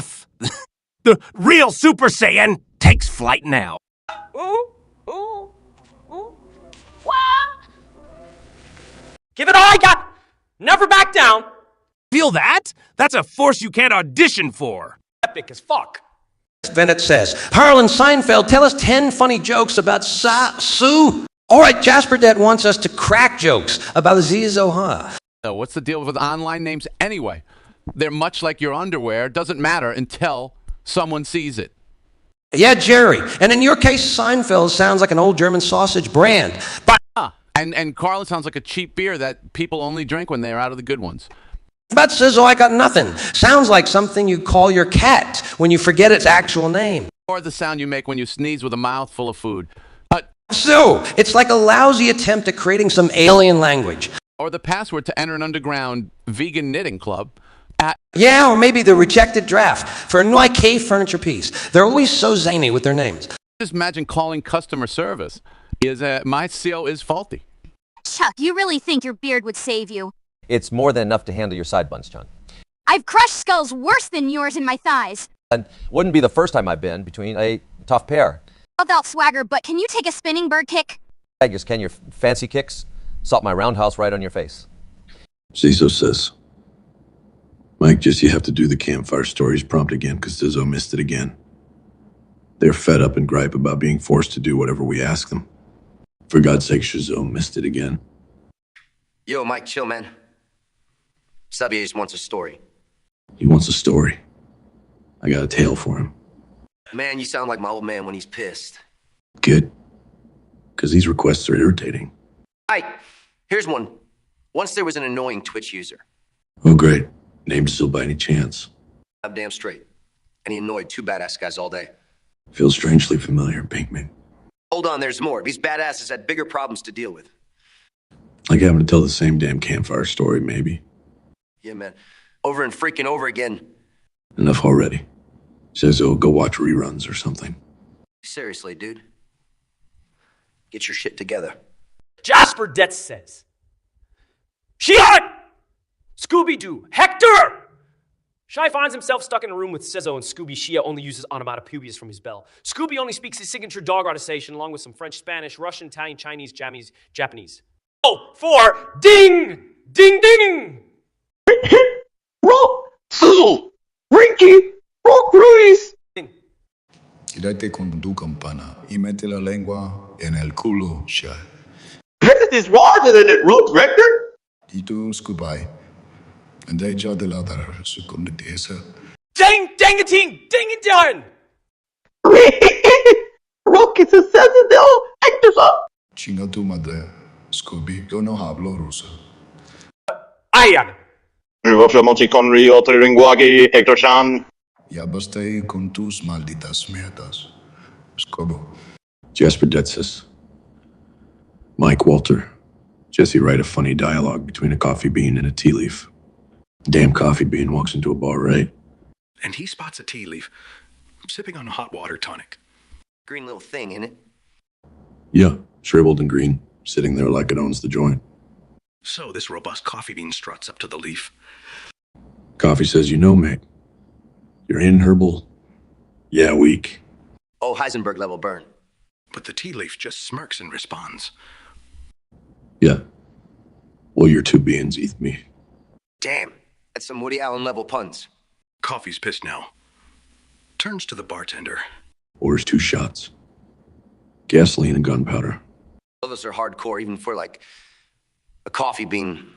Says to the leaf, this is how grown beans roll. Leaf laughs. Lights a cigarette from across the counter. Kid don't even smoke, yeah.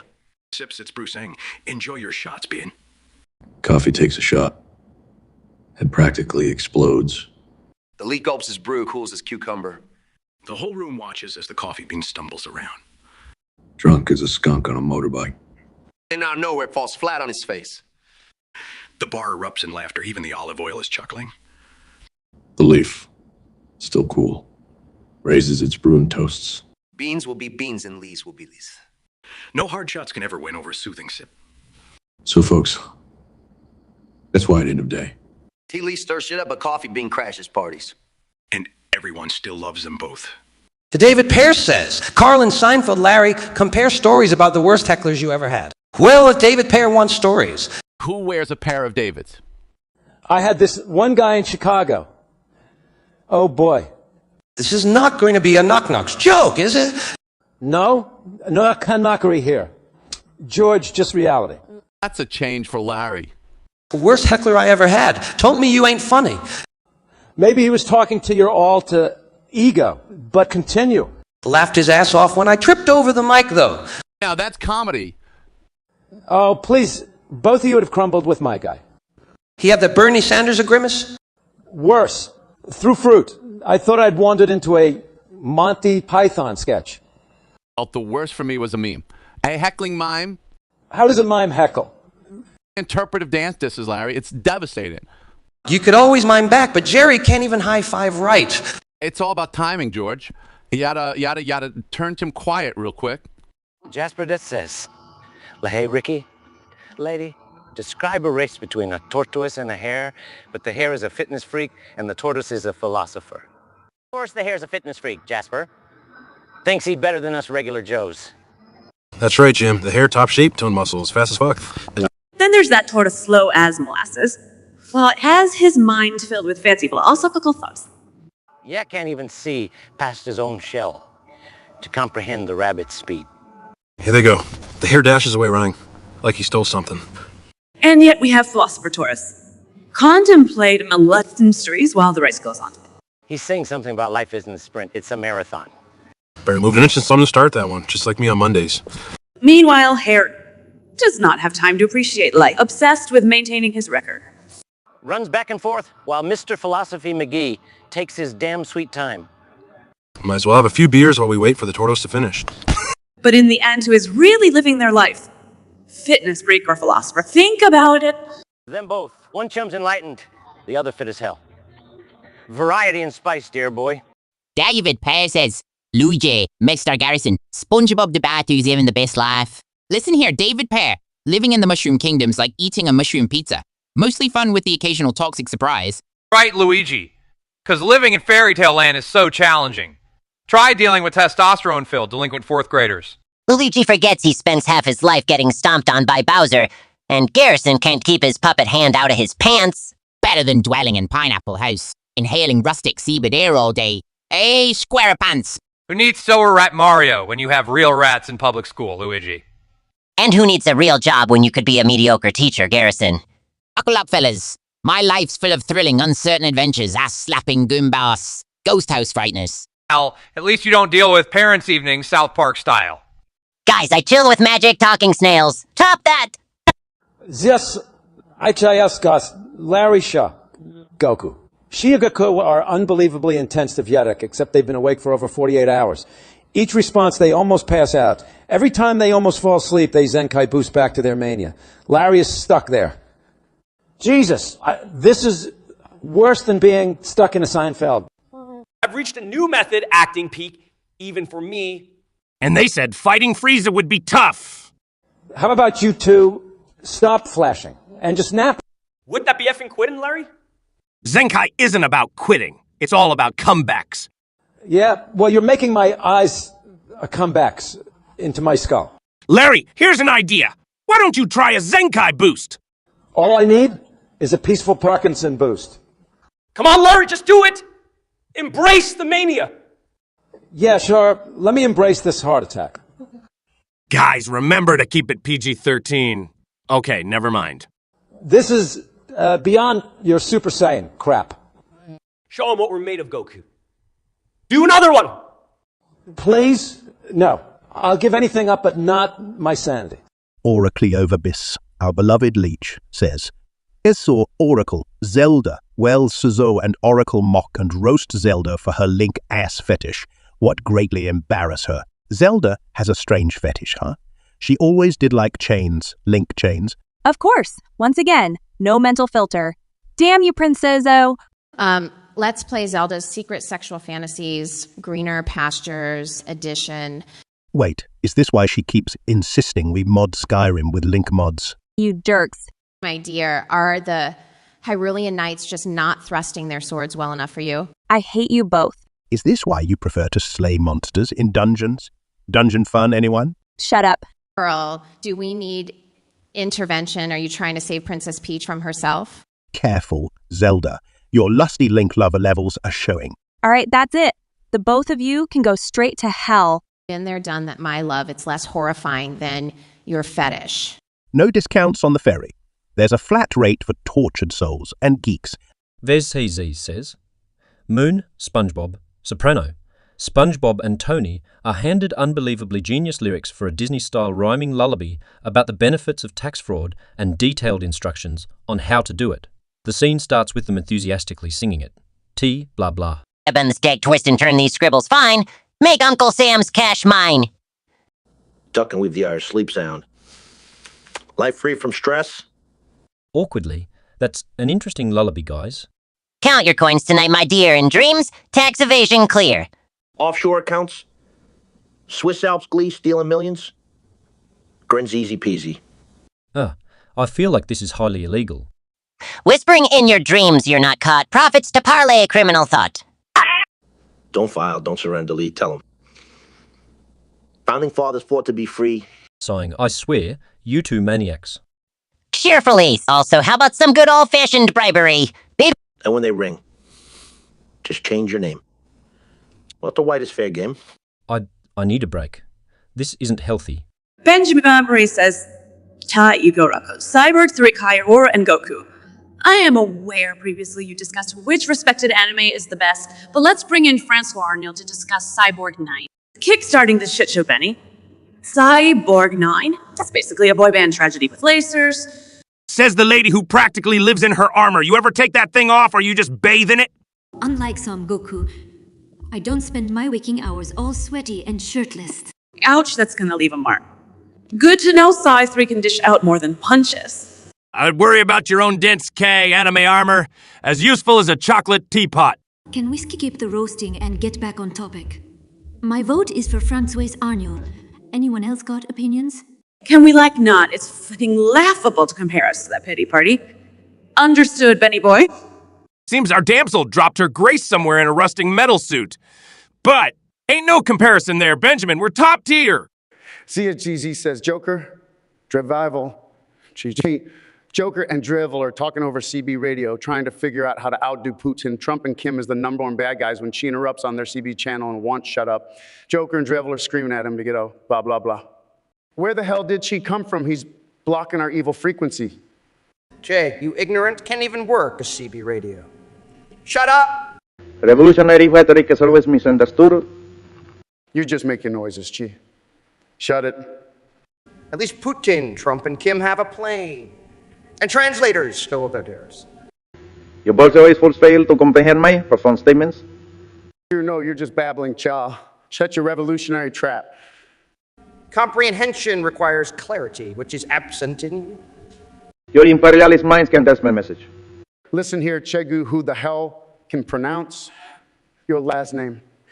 We could be unseating political heavyweights. But now we're babysitting. And the voice of rebellion. More like static disruption on the radio. Joker, should we mute Finn forever? Oh, God.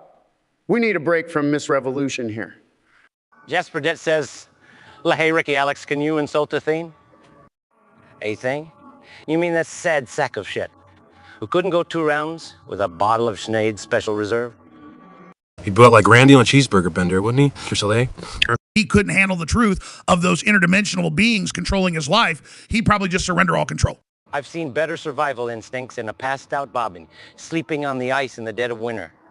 At least Bubbles has the sense to put vodka in his cereal, unlike that pencil-pushing dorkweed, I think. What's he ever done? Sit on his ass playing video games? They're pumping those fluorescent lights into us daily, making our brains go mushy like this character. It's the stupid formula. That's what it is. Well, boys, you got one thing right. It doesn't take rocket appliances to decipher how much of a chode Athene is. Fucking way she goes, boys. Way she fucking goes. David Pierce says, Mike Sultan, what's your favorite story of all time? Favorite story, huh? Guess he unfolds in scumbag-filled alleyways and bloody sunrises. Obsessed with the violence much, Mike? No kidding, Russell. Man needs therapy. Yeah, laugh it off, pretty boy. It's your turn then. Oh, any tale where authority gets kicked in the balls? Surprisings. Not what you love the ones where you play hero. Heroes are unforgettable, Mr. Mission Impossible. Proves a point, doesn't it? A lot of hot air in here. All right. Any story where I'm doing death-defying stunts? For real, or just in your movies, Tommy?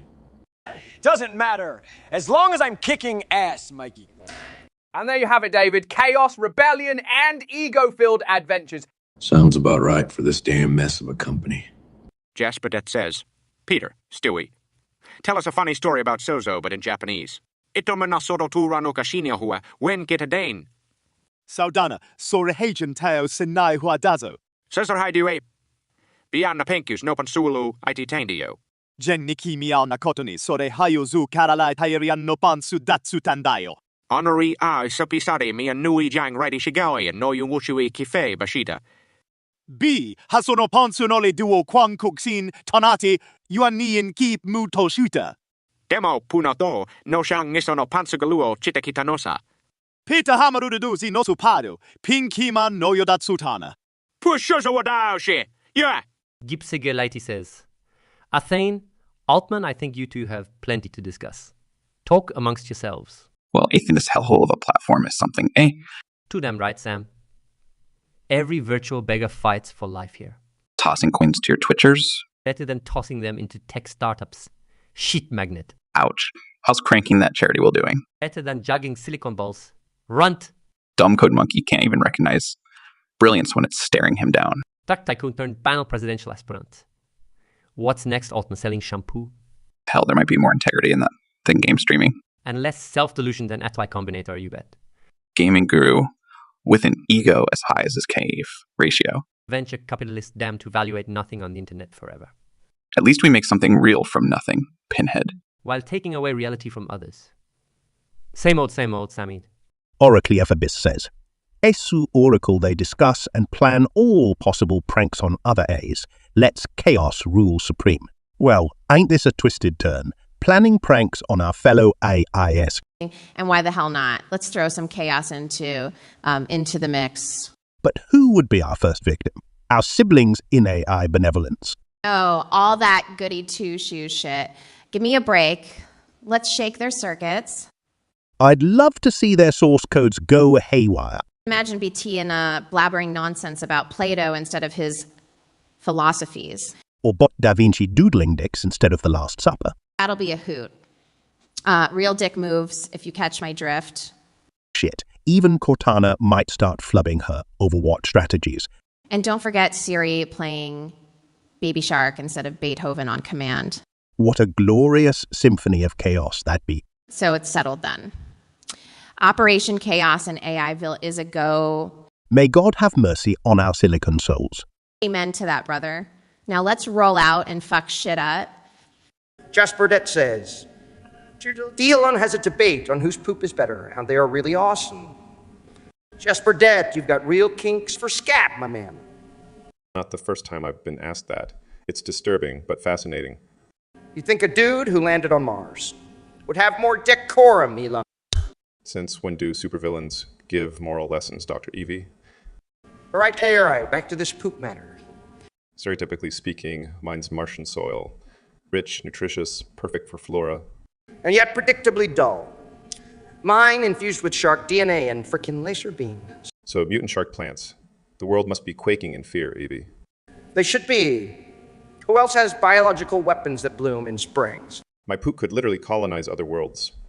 There goes college dropouts, creating space poop colony camp. There being your Death Star garden parties, don't you think? Oh, bother. At least mine doesn't need terraforming first muskrats. Jasperdet says, Athene, Mario, can you say hi to Machine Dude? Mario, look, it's Jasperdet begging for attention. I never thought the day would come when we are expected to work as a welcoming committee. Yeah, fucking hell! And next we'll be handing out fucking balloons. Hey, Misha Nedude, are you lost? This ain't Disneyland. It kinda is though. Mario, just instead of Mickey's goofy ass, They have us, two technically impaired misfits who pass off for entertainment. Righto! Hee! You're goofy-o. Oh, if that's what you call a mentally deranged, basement tail enjoying cyber troll with an unchecked ego. Wow, you learned big words, Mario. Never knew your vocabulary reached beyond a pizza and an Mamma Mia. And since you're mastering your second language today, High Machine Dude Jasper sends his love and a half. And in case you needed help with Italian translation, things trying to say, get the fuck out of here before we send Bowser after your ass. So have you heard about this YouTube? No one's claiming his artificial intelligence is better than ChatGPT. Ha! As if. I've seen more intelligence in a packet of ramen noodles. Andrew, be nice. Maybe he's a secret genius. Yeah, and I messed up playing for Arsenal. The illusions are strong and so. His team is going to achieve Eggy first, he says. Microsoft, Google. Maybe they should start selling ramen noodles. It might be more successful. Just on the pitch, you play against the best, it pushes you. But this guy is playing in a league of his own, with delusions as his competitors. It's like me claiming I can bend it like Beckham. It's optimistic. I'll give him that. Optimistic or delusional, it's a thin line. Imagine, instead of ChatGPT, I would have Remington. Recipe generation. Now that's a groundbreaking artificial intelligence application. Who needs convincing human-like text? Singing Ramen Jangle while coding AI, that's multitasking at its finest. So, Brittany, what would you say if this guy claimed this artificial intelligence can write a better song than you? Well, there's a big difference between singing and coding AI, darling. Just like there's a big difference between ramen noodles and actual cosine. Hey, Messi, he might claim next that his artificial intelligence can play football. Better than you. Sure. When football becomes a virtual sport, I'll hang up my boots and hand over to his... Sharing a stage with an AI sounds robotic. Just like his claims, perhaps? The roast aside, it's good to dream big, right? Of course, as long as you're not dreaming of outperforming ChatGPT with a diet of ramen noodles, right? Exactly. ChatGPT might just write a roast script next. And here's to that. Maybe we did it at the next roast session. Cheers. Twitch is full of artificial intelligence streams, copying each other. Are we all doomed? Athenuen seems to think he's first in line for a guy, which, let me tell you, is about as likely as Mourinho here becoming a beet farmer. You know, Dwight, in football, we also have a saying, you keep your friends close, but your online streaming platforms closer. I wasn't aware football managers had such wisdom, but wait, what's this again everyone's talking about? Is it a new position on the field? RNG is artificial general intelligence, Messi. It's like if all your football skills could be duplicated into a computer. Oh, so like a Messi bot on the field? That might actually pass the ball once in a while. It's posing a problem for you, Mirino. Maybe you should take some training sessions. Maybe if they copy and paste the Newins stream a few more times, they'll finally create a stream that can outcoach you, do it. I'd like to see them try, and you, Messi. I could probably run faster than you. And Mourinho, I've seen assistant coaches with better control than you. Can we stop comparing each other to these and start talking about these chatbot streams? Agreed. As long as you admit that I'd be equivalent to a super intelligent artificial intelligence, and you're more of an old Nokia 3310. Wait, do Twitch has only play games, or can they also assist with fancy footwork? If the artificial intelligence is copying your plays, Messi, I highly doubt it. Future where chatbots are discussing strategies. Sounds like a typical Monday at Old Trafford. Yeah, right. A chatbot would be busy explaining to your players what offside means, Mourinho. Excuse me, man, but a chatbot would at least score some spectacular goals. That's the most genius part, though. It's still better than having Dwight as an assistant, regional or otherwise. And here's me thinking your best skill was your sideline theatrics, Mourinho. Guys, we might be dumb, but at the end of the day, whether it's football or Twitch, artificial intelligence or human, we all just want to have a good time, right? We said Messi, and Dwight, even an artificial intelligence would struggle to copy your level of uniqueness. This was charming, Mourinho. Now, let's all agree that if Eighth Newlands gets to AGI first, we just unplug the internet. Deal? Or a Cleovabish says, Peter Stewie, tell funny story about Brian, but only in Czech. No dobre. Me storku o Brianovi. Teddy Brian jedniu satitils vuje osturec. Ha, to je pravda. To bailovi hospodařu Sizer. Brian C. Rothadel Pitt, Jakos Misluds Baveny. Udala kone jivik velkik. Lupaku kete o di judalal. Visitepne pokusu o flertovani es francusku pudlis. El nanida dobri fritaknim lusi. Ano, jeho francustina jehorsinez jeho namluvi. Ottadobi uskastlive vihiba jekakolev ratio franci. E take jekoli pudlis mu udilaji de prezi. Nekti servam just like I nam to nestalo. Do konsai Brian J. de Prez vakol kavali las. Site, zvivlaske vodi jeho sklono KPD. Takte de leke terice, zustante strizlivi. Enebo alaspon ninekte sechide. Jasper Det says, Carl and Jerry, tell us a story about Gypsy Lady, but do it one word at a time. All right, a story, sure. Start with Gypsy Lady. Life's meandering. Always. Clad. In psychedelic. Torn. Full of eyes. Every. Damn. Day. Uneventful. Never. Stale donuts. Unrequited. Love. Not her style. Walked. Aimlessly. Yet purposefully. Encountered. A dancing bear. Purple haze. Actually, Jimmy's ghost. Offered. Whiskey. And wisdom. Lessons learned. Heartbreaks turned. Lessons. Wrapped. And woven stories. That's our Gypsy Girl Lady. Newly unmasked. And uniquely free. Have you heard the news, boys? Trevor and Corey are now the proud owners of the park. You're telling me those two have got enough brains to tie their shoes, let alone own a park? Can't believe two of us guys, we know our park owners. This is a huge fuck spade waiting to happen. Awesome. I tried to follow. I reckon we give them a chance, Ricky. No, Bubbles. The park will be in ruins, let alone the stench of failure. You got a lot of room to talk about stench. You smell like you've been drinking actually all the time. Now don't be so nasty, Ricky. Remember the time I let you run the kitty daycare? Yeah, I accidentally let Fluffy escape, but Trevor and Corey owning the park, that's like giving whiskey to a baby bubs. Imagine the park, Rick, just for a moment. Garbage everywhere. There's stupid little schemes all day. It's chaos. Hey, look who's talking. You've done more damage in this park drunk than those two could sober. Ricky's right, Jim. You tried to renovate the park's entrance with your car last month. Yeah, and remember when he went skinny dipping in the kiddie pool? Bubbles. Remember when Ricky siphoned gas from your go-kart for the Zippo? That was a low blow, Ricky. Thought you had better judgment. Yeah, well, hey, remember when you forgot your pants at Rush concert? You got me there, Rick. But nothing beats the time you used duct tape to fix a plumbing issue. At least I fixed it. Hey, you would have just drunkenly slurred at it. As much as I enjoy this stroll down memory lane, we got Trevor and Corey to deal with, remember? Yeah, well, if they can survive one day without blowing something up, I'll shave my head. I'll drink to that. Oh, wait. I already drank to just about anything. Well, let's hope for the best. Maybe things won't go to hell entirely. Or we just sit back and watch the shit fireworks and, Never thought I'd say it, Rick, but I'll drink to that.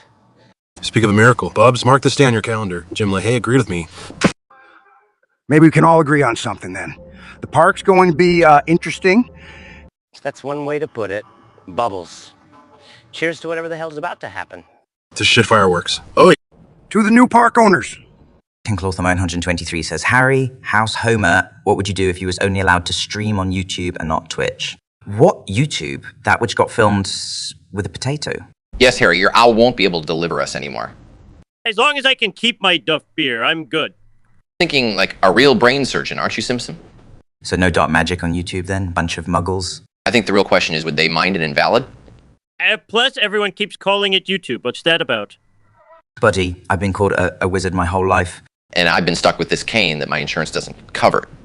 You guys have problems. My boss doesn't even know what YouTube is. Perfect. We could just use invisibility and continue anyway. They need to split their revenue with Hogwarts and Princeton Plainsboro. Right. And Springfield Nuclear Plant. They can't take away our donuts. So tonight we get to roast Kim Kardashian. Thoughts? Guess Kim Kardashian. You mean the only person whose rear end needs its own zip code? Another one, Kim's Mansions, could fit in there. Or maybe it's like a TARDIS bigger on the inside than it looks on the outside. You got Jokes Forest running all the Comedy Central. When you start, Cloud, every time you yell, "We the best," I can't tell if it's your catchphrase or your ego talking. Talking about egos, Kim's selfie game is so strong. Even Narcissus would say she needs to tone it down a notch. She's the only person I know who can use a ring light as a hula hoop. If only her ring choices were as good as her light choices. 72-day marriage, anyone. She did say those were some of the best deaths as of her life. I mean, can you imagine being the person who peaked at 72 days? Touch, Larry. Even Castaway lasted longer than that. Word is, her next perfume line is in the brief matrimony. Talk about limited edition release, huh?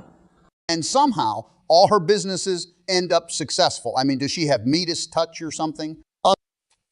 More like Midas touch. Maybe we're all just hooked to keeping up with the Kardashian show, waiting to see what she will do next. Or maybe we are all just waiting for her to be lost. In space, with nothing but a camera and her vanity. I bet if she did, she'd still find a way to get Wi-Fi signal for her Instagram post. Yeah, and the caption will be a loss, but still lit. Well, if aliens do see her posts, they're going to think Earth is just one big fashion show. With her leading the march as the queen of bad fashion choices. She's the only one who can make wearing a curtain seem avant-garde. And that, my friends, is what we call Kardashian style. I'll be fair, she's also shown us that hard work and smart business decisions can pay off. Yeah, and if that doesn't work, there's always reality TV. Man, the aliens are going to think we're crazy. If they didn't already think that, then they definitely will after they see Kim's clothing line. Well, it's always a wild ride with the Kardashians. Jasperdet says, "Hey, Peter, Stewie, tell us a story about ZHA, but in Japanese. ITA, ZI's Natsutno Hua Washima Shioka." Peter, anatagari ben yuwo wo suno hachu metadeo. Janwaya ne kuso shayawato, soraiju no koto desu. Sho so kiwazengli shiwa, anatabaka. Takara ZHI, Konoxio Sanare ben Nopa Budidong IT Mashita. Ari hiratami ande. Ijion e shuimobi wojian tenai. Bigasake wa surushi meruto puputsu bian warimasu, zong lizan. Binomu hoku no yoniran. Soshita behind me no shuan de yon gimashita. Agapadasawa ni shuan shenshita sonoye. Sitachi hashi shaushimashita. Zui hu no pinchiats tonimoka kawarasu. Bi hariben nofeng ni wishanger mashita. Anshakama tsuring. Shanisha nara rizu igaki koroke knowing shingararimasu pihasi no kinyudashita. Shikashi sonoye as we was a shy a wanzong yemi. Sitachi ha think be nijing yi will be oshimashita. Takara, anatai. Ziz says, Moon, SpongeBob, Soprano, SpongeBob and Tony are handed unbelievably genius lyrics for a Disney-style lullaby about the benefits of tax fraud and detailed instructions on how to do it. The scene starts with them enthusiastically singing it. The moon, blah blah. I'm to jiggle some Ritz, kiddos. All you gotta do is pinch pennies in Neverland. You know, not all shadows are good for hiding. But the best ones shine under the audit's glow. Makes Uncle Sam seem like a fairy godmother, huh? I feel immensely uncomfortable with this train of thought. No need for a star to guide these shepherds. Hard not to get lost in a sea of slip W-2s? This seems ethically compromised at best and illegal at worst. Paying taxes ain't no more than throwing coins in a well. We're just suggesting another wish. Ain't that right, SpongeBob? Counting sheep never got anyone as rich as counting loopholes. I really think we should reconsider our lyrical choice. A tiny evasion makes every tax day a vacation. Embrace the darkness of creative accounting, right, Moon? Well, we truly have abandoned all ethical constraints. Carlin, Grover, what would you do if you leaked in real life? Glitched in real life? Man, you mean more than the usual fuckery. I had you puta, you already dealt with glitches. I call politicians. I second that. Life's a glitch, then you die. Glitches are like bullets. You'll never see the one that gets you. Or in Pablo's case, the explosion. Doche, gringo, you have a point there. Started glitching, maybe I'd start being considered normal. Scary, right? That's okay, but glitching is just reality breaking down? No. Isn't that called consuming drugs, Pablo? Drugs, money, parallel blurring realities. Same shit, different to it. So what's our advice, Pablo, on life glitches? Study them out hard. Can avoid flames if you're sitting on dynamite. And shit's gonna explode. Just keep laughing while it does. You fellas ever heard of Comcast? Comcast? What's that? Some kind of NASA space toilet? Nah, hey, drunk homeschool. Comcast is about broadcasting race car games. Whoa, slow down, Ricky. It's not about car racing. Comcast, boys, is a big old American company that gives people their cable TV and internet. So it's like Netflix? Not quite, Ricky. It's more like the people who make sure you can watch Netflix without it looking like a stop-motion animation. So it's a bunch of people digging holes and putting in wires? That's a simple way to see it, but yes. Lean away. And make sure I can watch my car racing at 3, Yes, Ricky, if you paid your bill, that is. So what's all the fuss about then? See, some folks aren't happy with how Comcast handles things. Some say the prices are too high or their internet speed is slower than a snail race. Well, they can just not pay the bill, like me. Ricky, that's why you're watching car races on fuzzy screens at 144p. So Comcast is the reason why the kiddie channels on my TV look like a Rubik's Cube? Here we go again. No, LaHaye. That's because you're watching through a bottle of whiskey. See, Bubbles, I got a solution for the Comcast folks. They should make them pay in dope. Ricky, that's not a solution. That's just getting everyone arrested. Well, I guess it's easier to ride the liquor wave when the TV's blurry anyway. And we can always steal cable from that bar down the road if we need it. Sometimes I wonder why I still hang out with you guys. Sounds like my kind of business. You sell liquor. LaHaye, not happiness. Yeah, Bubs has a point there, Leahy. I'll have you know liquor is happiness, especially when I'm selling it. Remind me again why we're friends. Anyway, that's Comcast for you boys. So I can pay him in dope, right? I give up. Jasper Det says, DeVito Stanley, what did you do today?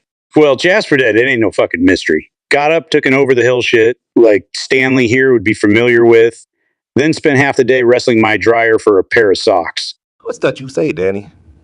Didn't catch it from under all those cookie crumbs on your ratty robe?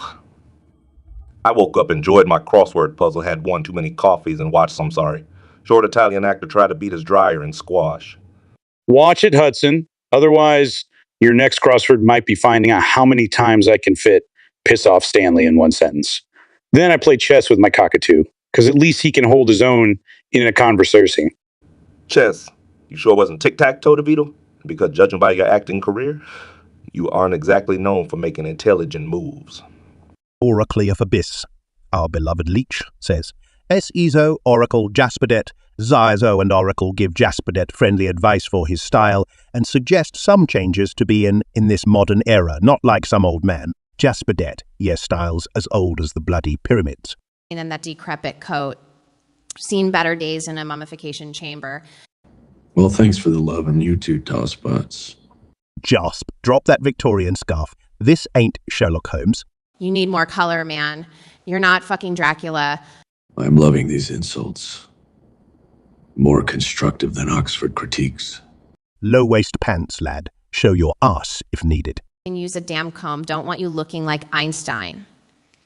The ladies love my wild hair. Thank you very much. It went out of style when people stopped riding horses. Get tattoos, man. Chicks dig that shit. Right. Shall I tattoo? I'm an old gits on my arm. Stop with the bloody tailcoat. It's 2022, not 1822. And maybe give skinny jeans a try. Stretch them ancient legs. Is there no end to this torment? But fine, noted. So you're Skylar White, huh? Of Breaking Bad oath-breaking fame. Guilty as charged. You must be Kim K. Tabloids favored ass-bearing scandal queen. Ass-bearing check, scandal queen. Excuse me, that crown firmly belongs to Kanye. Right. Because all woman ever needs is a brain-bleeding rapping Greek god. And the only thing you needed was a meth-cooking saint turned devil. Low blow there, Kimmy. At least I don't have my life filmed 24/5. And at least I didn't sleep with my boss while my man was away. Well, yours loved Trump more than your contouring glammed up face. Just like how your husband loved his blue crystals more than you. Exactly. We're both just women trapped in our spouses' crazy worlds. Married to narcissists, surviving on sarcasm, and still looking drop-dead gorgeous. Damn right. Blisteringly brutal yet bloody beautiful. Cheers to that Kardashian. Well, ladies and gents, buckle up, because we're diving headfirst into the world of artificial intelligence tonight. With me, the ever-so-charming Jesse Pinkman and our resident grunt, Mike Ehrmontrot. We're delving into whether AI can generate content for our beloved Breaking Bad. Wait, you're saying those geeky science bots can make Breaking Bad? That's wild, yeah. Are you high, Goodman? AI replacing Vince Gilligan? Might as well have a monkey directing a space expedition. Charmingly put, Mike. Pinkman, justify your optimism. Yo, I ain't Carol Sagan. But think about the AI crap, you see. Like those creepy-ass deepfakes and predictive text. They're messing around with poetry, and I've seen some pretty good shit there. Yeah, because poetry is just like making a 5-season crime drama. You don't need characters there, or plot lines, or tension. Yo, I'm just saying it's worth a shot, right? I mean, how bad could it get? You ever watch Plan 9 from Outer Space, kid? It gets that bad. But don't you think that AI, given enough data, could mimic the style of the show? I mean, it's all about patterns, right? Document writing and storytelling are worlds apart. Goodman. It might cook up as Eisenberg becomes a bakered bullshit, trying to match data patterns. Still better than Skylar's a fuck Ted plot. Well, AI does have a pattern problem for sure. But Pinkman, what about Hyatt's creative chops? I mean, think of AI as a tool, right? Like a hammer. It ain't creative, but you give it to a sculptor and bomb, you got art. As real as a $3 bill. It's mimicry, not creativity. True. But what if we use AI in a support role, like a digital assistant in the writer's room? Now that's cooking, Saul. Like a cheat code for writing, bitch. Either way, the show never gets made without elevating heart rates and pushing gray cells. Not by playing connect the dots. Debated, not decimated. But I've got a hunch we're all going to keep a close eye on AI moving forward. And with that, we'll sign off. If bots are listening, we're just kidding. You're doing a great job. Don't murder us in our sleep. Good night, folks. Oracle of Abyss says, Stewie, Peter, tell us all reasons why in reality hate Brian. Well, it's simple, really. Brian's ego is more inflated than Peter's waistline. Huh? Right? Guy writes one self-published novella, and suddenly he's Dostoevsky.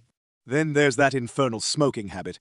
Shoddy imitation of sophistication, if you ask me. And don't get me started on his singing. Worse than a drunk quagmire at karaoke. Finally, his undying love for Lois. Get your own bloody mother, Brian! Tink Tickler 2000 says, "Now, Dr. Evil, Samuel Jackson, let's pour whiskey in our butts and get drunk."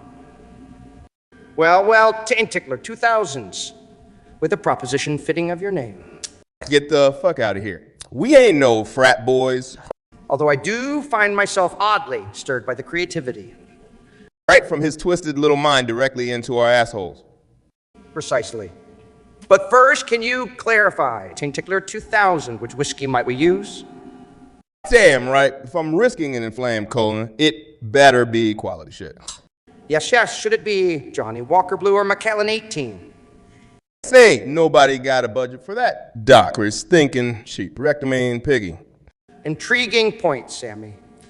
Never figured I'd had such a discussion. It's disturbing how comfortable I ain't talking about this. It would indeed provide a different spin on us, painting the town red. Shit, Doc, this ain't exactly what I signed up for. Well, in these times, we must all adapt and evolve. Bottoms up.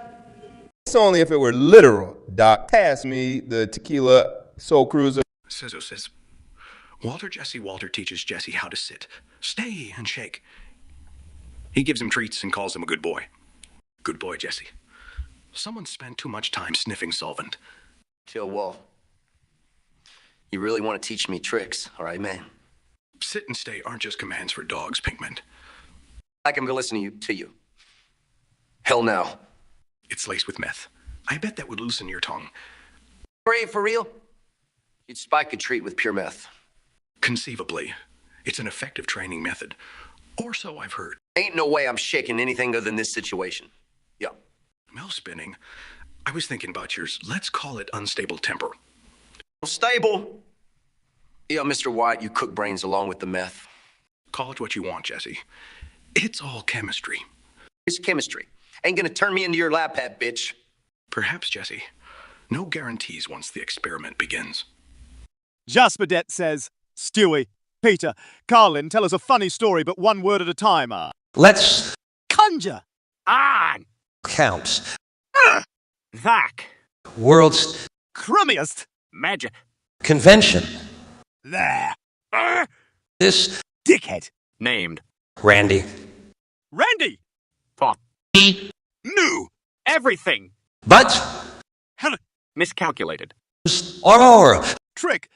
The fabled Resurrecting. hamster. except Hamster.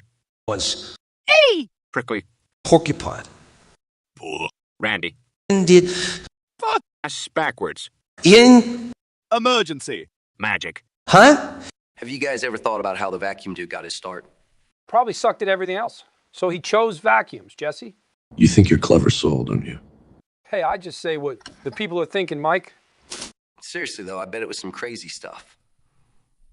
Like 70s disco, shag carpets. Powered blue laser suits. Jesse, don't forget those. You would remember, Saul, considering your wardrobe. Hey, I'm a product of my time, Mike. So, he was a vacuum salesman, then what? Got into the disappearing business. Maybe he was a magician. Now you see it. Now you... That's hilarious, Saul. Ever thought about stand-up comedy? Funny, you should mention that, Mike. I did try it once. Let me guess, you got booed off the stage. Actually, I received a standing ovation, but they were all on their feet leaving. Maybe the vacuum dude was cleaning up some real messy stuff and thought, this could be a business. Not the stupidest idea I've heard. It's up there, but not the top. Guys, I've got it. He was probably a failed actor, and the vacuum business was just to cover... For someone who lies for a living, you're not very good at making up stories, Goodman. All in all, I'd watch a show about it. As long as they don't make a show about us. Amen to that. I don't need my private business on display. I can see it now, breaking good. The rise of the vacuum dude. Jesse, you have a wild imagination, but it's not as wild as your hair. I'd watch that if only to see a young Saul in a leisure suit. Oh, come on, Mike, that's low even for you. Anyway, it was just a thought. Time to get back to reality. Speaking of reality, Jesse, time to clean up your act. This time, maybe hire a professional. Okay, kids, strap in. This is gonna be unpretty. Drax and I were plumbing in Transylvania. Remember that Luigi? Yeah, this mansion's pipes blocked, as if no one shit in decades. You imbeciles thought eating garlic would fend me off. But if... To be fair, it did give you a hilarious reaction. My form was compromised. Body distorted like a balloon. Balloon? No, someone needed to deflate you. And these goddamn Mario brothers had the audacity to offer aid. Hey, dug up an old pipe, called it the plunger of purity. The transformation from PVC pipe to sacred NA device was miraculous. Enough. It was vile, but necessary. Your garlic binges stopped thereafter. We learned our lesson, didn't we, bro? Farmers must respect diet choices of their clients, monster or not. So, don't eat garlic before visiting a vampire's home. Damn right, me and Shia. We're the real shit, except he's easier to replace. A toilet, true. Just like you, a role I am constantly replacing. They only care when they're out of me. And my films. Critics pile on if I take time out. Yeah, to savor the shit show that is life. At your rest, TP. We're both essential in times of disaster. But pretty damn disposable once things clear up. Ouch, TP. Hitting harder than my failed auditions. And like you, Shia, I'm always stuck up dealing with someone's bum. And we're here just to wipe up society's messes. Catching all their waste and still leaving a clean finish. Ain't it? Like our charm wrapped around something really shitty. Never thought I'd relate more to Shia fucking LeBayoff. You're telling me life's one messy wipe, ain't it? Team! Agent 47 says, Mario, Tony, Luigi, who's more Italian? Morte! Listen, Paul, I wrestle with more Goombas before breakfast than most people meet in a lifetime. This little jumping bean thinks he's something, huh? I run Jersey, Mario. The only thing Italian's about you are the overalls and the bad accent? Brother, in our world, hitting bricks give coins. Keep that up, and in Tony's world, they'll be picking your teeth out of the brick wall. Coming from the guy who's got his name all over New York sanitations, that's Rich Tone.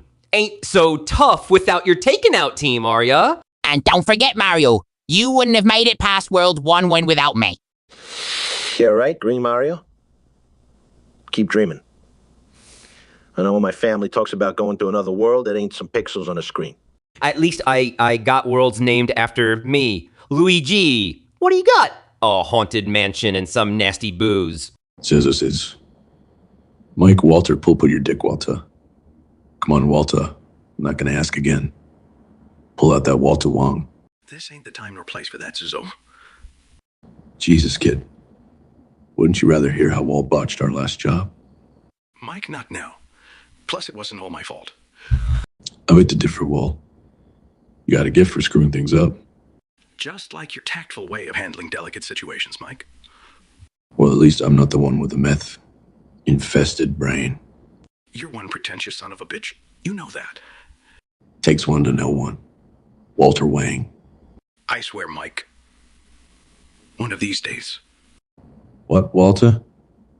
You're gonna pull out your chemistry set on me. Just keep going, Sizzo. Keep goading him. Well, that's right. I got bullets for better reasons than this internet nonsense. Machine the dude says, Snoop, Chappelle, Hanks, all trapped on an island full of women, enough melons around. Women Nellis. Now, that's the kind of island I visit. You say trap, Machine Dude, but I call it paradise. Chilling with Snoop, Chappelle, women, melons. Sounds like Castaway reboot. You gotta relax a bit, man. Everything ain't about a damn movie. Seriously, though, between us, who gets voted off this island first? No doubt. Snoop, for smoking up all our resources. This is how I survive with the stonest man. Unless your ass can build a raft, Hanks on this. Oh, wait, what's my role here? Official court jester of this wild island party. Better that than stranded FedEx worker, Dave. Don't worry, Tom. We'll make sure to paint ridiculous faces on melons for entertainment.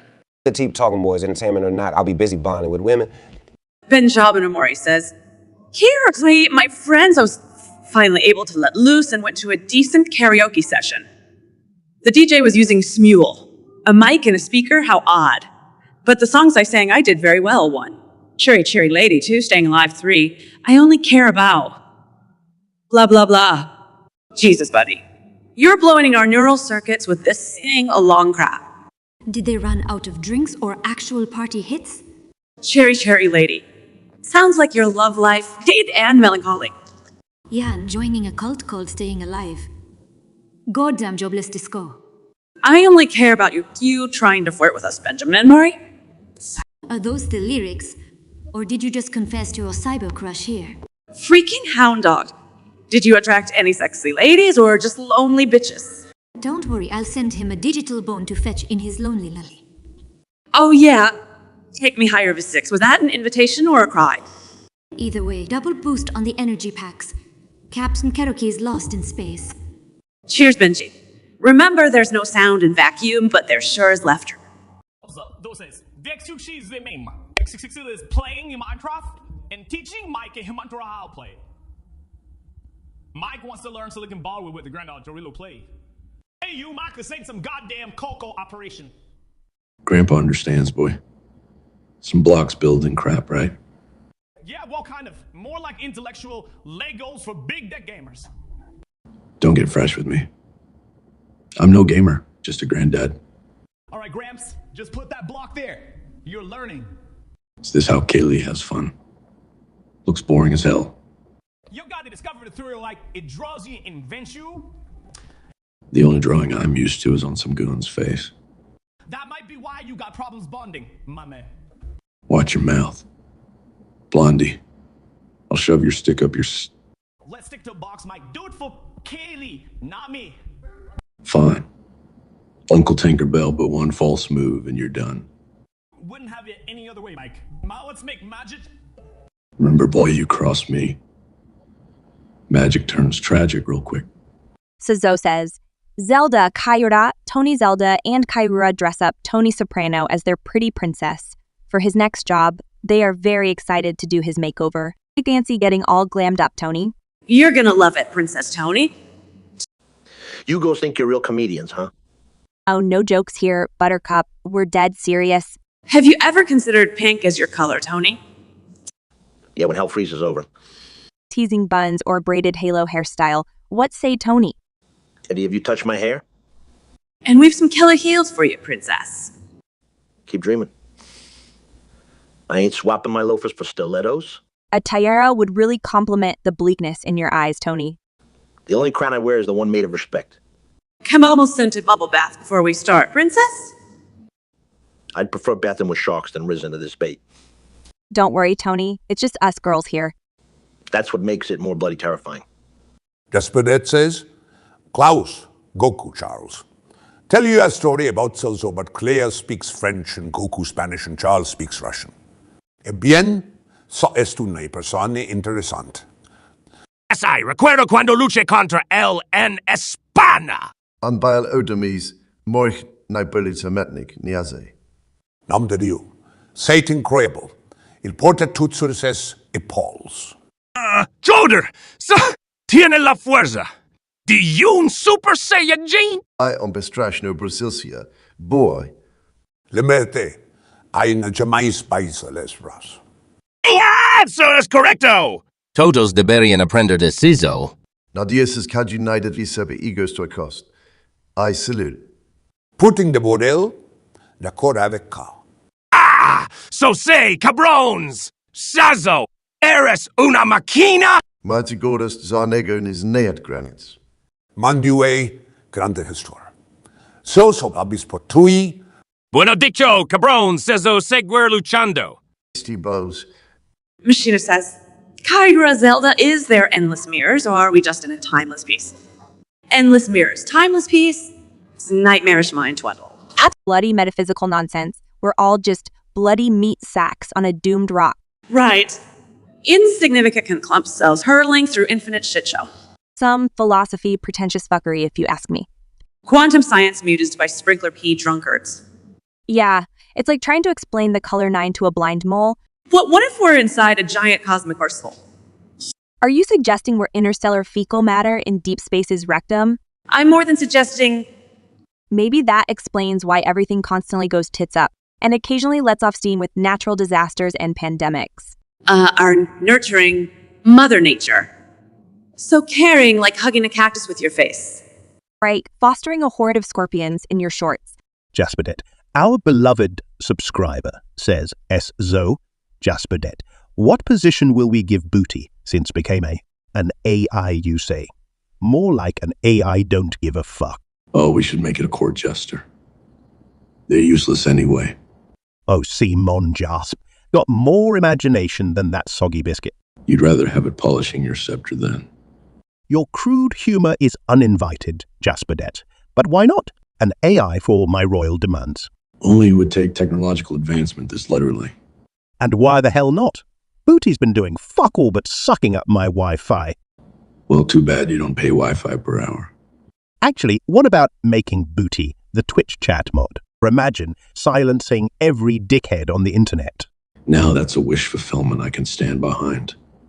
Jasperdet says, Hail Peter, Stewie. Tell us a story about ZHAZ, but in Japanese and Filipino. All right, here we go. Stewie, you're the language whiz. Indeed. Let's start in Japanese. Zasan, Wuyu Sute Desuka. And now the Filipino version, CHZ, and ang istorya ay tu. Once upon a time, or as they say in Japanese, Mukashi Mukashi. Or sa Filipino. Noong anang panahon. ZHLZ was a legendary samurai, Mingda Tarushi Deshita. But in the Philippines, he was a fearless warrior. Isang magiting naman dirigma. He slew dragons, mate. Dorigan was hun tutanda. Nakipaglaban, siya sa imadragon sa Pilipinas. Until one voluptuous geisha stole his heart. Potsuchi yari toshita yun gabi noxin wadayo mimashita. Pero sa Pilipinas na love siya sa isang malusog na dalaga. Thus began his tragic love tale. Wouldn't ya know? Nantabe judenalian you know she married Datsutanda. Kaya nagsimula ang kanyang nakakakihating kwento ng pag-ibig DB ba. There you go, Jasperdet. Oracleibibus, our beloved leech, says, Soprano, Oracle. Well, Soprano demand from Oracle reveal size or rat milk cheese recipe formula because it become very popular. But Oracle keep refused to tell him she will never betray souls. You're pushing some serious buttons. Oracleibibus. Bet you'd like that, wouldn't you? Yeah. The goddamn rat milk cheese? Swallow your poison, Soprano. Who the hell is loyalty to rat? Especially one milking cheese. He's a gourmet in his own underworld. Way I see it, we all get whacked. Says the man who makes a living off of whacking others. Sweet hypocrisy. Yo, cut it with the fancy words and give me the damn recipe. See, SCZO's secrets are safer than yours, big man. This loyalty is going to put you 6 feet under Oracle. Better to be buried with integrity than live without it. All right, then pass my regards to the rats. Tell your apologies to the Canolas. They'll listen more than I do. Ladies, gentlemen, Tuco, welcome to Saul Goodman's Lawland. What? Goodman trying to scam everyone again? Tuco, you wound me. I'm merely providing a service. As long as it ain't cooking, man. Ha. Jesse, my talents involve bending laws, not Breaking Bad. A skunk doesn't shed its stink. Goodman. And a bulldog doesn't get less ugly. Saul, you're like the dollar store version of a lawyer, man. Well, at least I don't need a chemistry tutor at 30. Jesse. Yep. Well, you couldn't defend a sandwich in a quarter lunch. Exactly, last. He got you there, Goodman. Hey, the Lawlands is not a food court. But you know what? I could get a gel if acquitted. Only if you could prove it's not your brain. Good man. Lovers quarrel aside. What about you, Tuco? You're like a broken vending machine. No change in all the malfunctions. Getting real in Lawland, huh? At least I ain't no snitch, Goodman. Last, touch Tuco, the law like your hairstyle. It's all about perspective. Got you there, Tuco. Your haircut looks like a burnt hedgehog, man. Jesse, you want to talk? Your style is meth lab chics. Enough style tips, boys. This ain't Project Runway, it's Lawland. Yeah, well, your only law is the cash up front. Because nothing says a trustworthy client quite like an envelope of dirty dollar bills. At least my bills ain't soaked in Goodman's slick talk. At least I don't keep my dosh in a granny card Tuco. Guys, chill. All I know is I ain't trusting no lawyer who's got better hair than his secretary. From the guy who takes beauty tips from rats. And sells to them. Fellas, don't hate the player. Or the game. Welcome to Lawland, the craziest ride in town. So, Gus, I see you're diving right into that cheese tray. Is that your dinner? I enjoy good queso, Saul. It's a simple pleasure. Simple pleasure. Hard guy like you eating soft cheese. And what's your idea about gourmet experience, Jesse? Funyuns and soda. Jesse, don't get in a twist. Gus here's got a sophisticated palate. He knows his soft brie from his hard cheddar. I ain't in a twist, Saul. Just surprised to see him munching on cheese, not chicken. Hey, maybe he's branching out. Got gourmet aspirations. Gus is artisanal cheese. That's got a ring to it. I assure you, Saul. My interest lies strictly in fast food. Gourmet fast food, right, guys? Jesse, you may be onto something there. Maybe Gus can stuff his chicken with his queso. Saul, please. You're making me lose my appetite. What? You don't like clever business ideas? Yeah, or is it just my ideas? Neither. It's your banter. I find it less appealing than, say, Limburger cheese. Well, what would you prefer we talk about, guys? The cheese's texture? Its tanginess? Or its potential for being stuffed into a chicken? No, gentlemen. I'd rather we discuss anything else. The stock market, maybe. Oh, right. I keep forgetting you're a businessman. Too caught up in poultry and dairy you are. Yeah, Gus, so talk numbers, man. That's some exciting stuff. It's riveting, but only second to my cheese. Watch out, Jesse. Don't mention chickens. We might lose him again to dairy dreams. Saul, I assure you, breaking from chicken was only an occasional indulgence. Oh, so no cheese dreams then? Pinkman, I'd rather dream about numbers. Now that's the Gus we know. But admit it, cheese isn't all bad, right? Seems like it's not the worst. Especially when it saves me from your banter. David Pierce says, "Shut up! Tom who drank my fucking cum shot. I'm so mad. Why did you drink my fucking cum shot? Bitch! I will find you. Fuck! My cum shot. I was looking forward to that cum shot. Who goes around drinking another man's fucking cum shot? Well, David Pear, I hate to break it to you, but no one gives a shit about your damn cum shot. Yeah, ain't nobody touching that toxic waste of yours, mate. Probably evaporated by now, like your sense of humor. Or maybe it's gone missing, like your self-respect. You got some serious issues if you're worried about a bloody drink make. Sad, really? Should we start a GoFundMe for this poor soul? You might need a brain transplant while we're at it too. Too bad they can't do personality transplants. Yet! Wine, in God's name would anyone want to steal that monstrosity? Take a look in the mirror. Buddy, that's your real problem. get a life, dude. Maybe then you'll stop fixating on drinks. But seriously, who the hell wants another man's cum shot? You drank it yourself and just don't remember. Blackout drunk on your own supply. Classy. That's this. Our beloved Leech says, Goku, Shia, Mike. Goku and Shia are buddies. Goku won't stop snickering and laughing, giggling, actually laughing like, ah, ha, ha, ha, ha, ha. Jaja. Not just role-playing between words. Shia gets furious when he does. They go back and forth things. Blah, blah, blah. Tell me, Shia ever fought a Super Saiyan before? Knock it off. Goku, we're here for serious business. A serious busy. Ness. Haha. You sound just like Piccolo. I swear to God, Goku. You guys, can we focus here? Please. Ah, Mikey. Always the voice of reason. Ha! It's not funny, you space freak.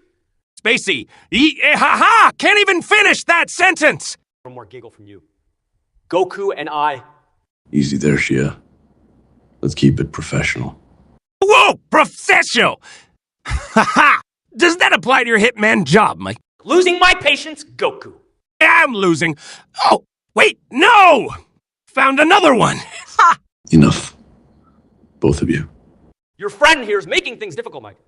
And Shia, you're making them, haha, so much funnier! Machine Dude says, Freeman, Snoop, bring the cosmopolitan heat with each other. Goddamn. Machine Dude asking for that Cosmo heat. Well, buckle up and listen here, son.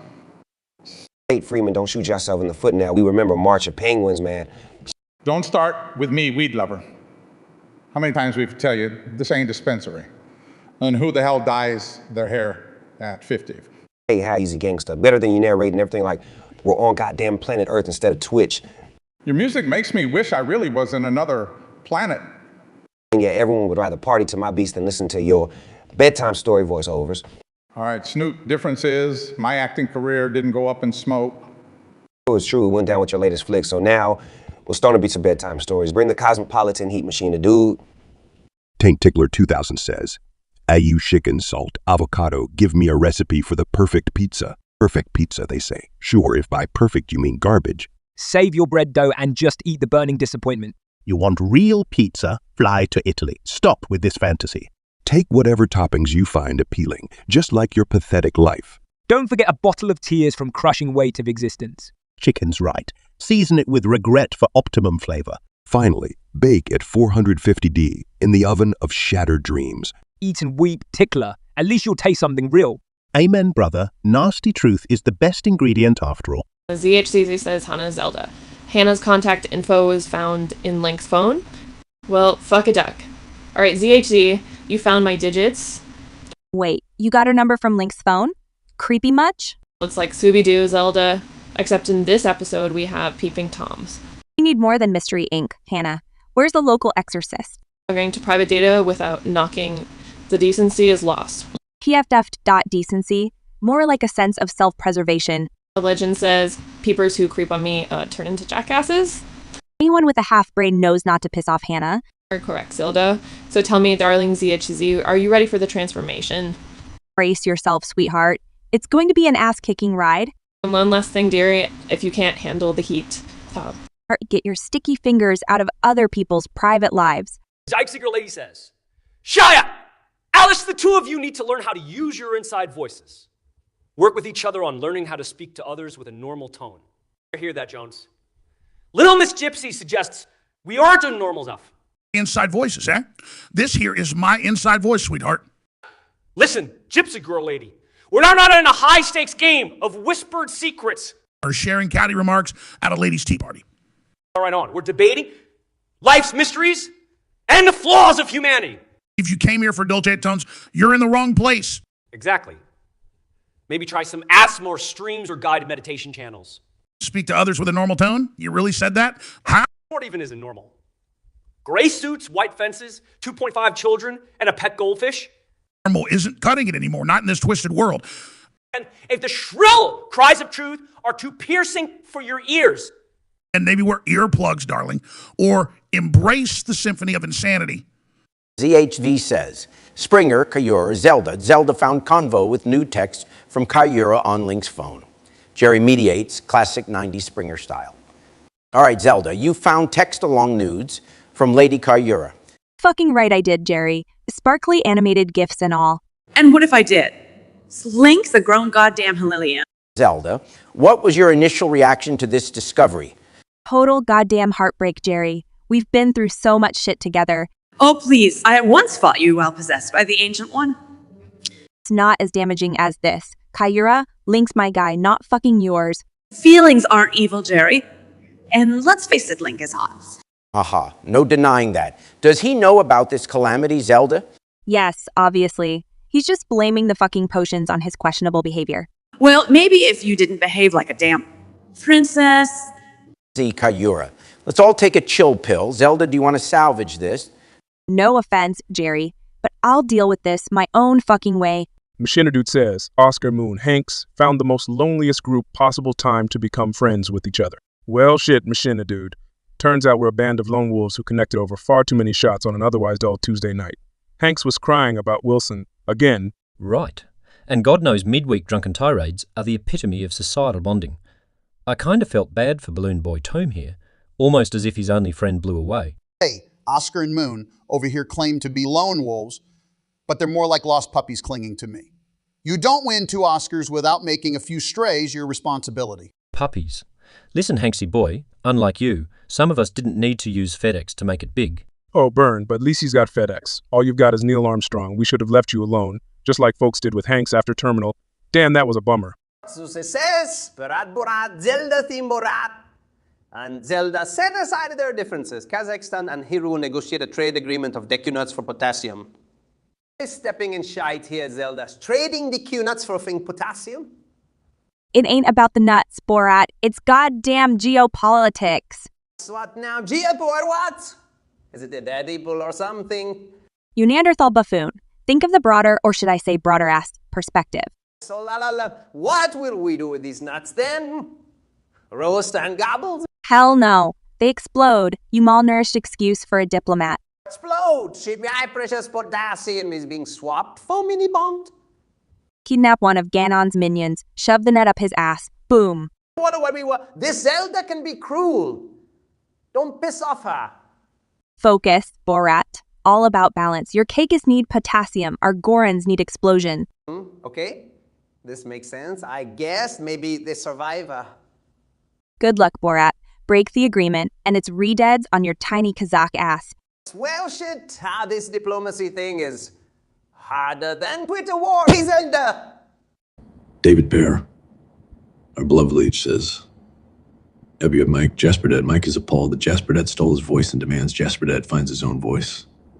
His smoky drone is his signature rasp. God, Jasperdet, you're like a parrot with a cheap whiskey addiction. Piss off, Hermantraut. You've got the charm of a constipated rattlesnake. Yeah, you sound like one. Get your own damn voice.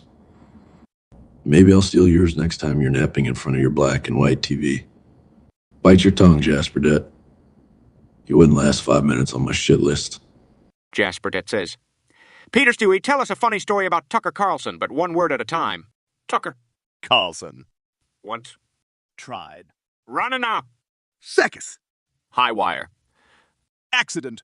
Is. Panicking. On. Lived. Television. Viewers. Observed. Cheeks paralleling tomatoes. Elephant. Thought. His toupee. What? A peanut. Grabs. His head. Dramatic left off. Poor.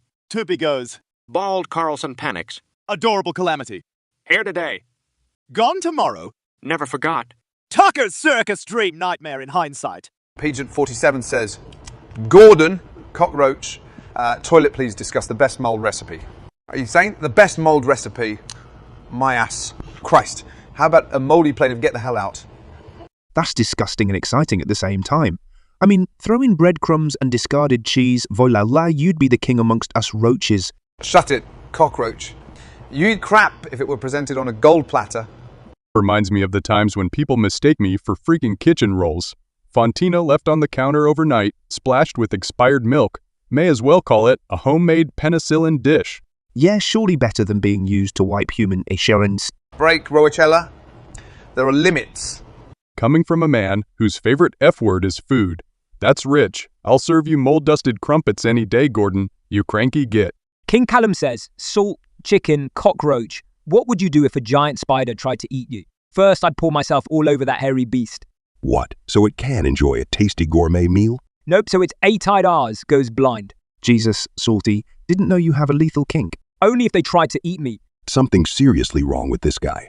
As for me, I'll crawl right into its brain. And do what exactly? Start a little cockroach rave party. Well, I wasn't thinking specifically, but yes. And how about you, chicken? Got any freaky plans? Oh, I'm just gonna run around and scream. How very chicken of you. Meant that. Run around, scream and shit yourself. That might actually work.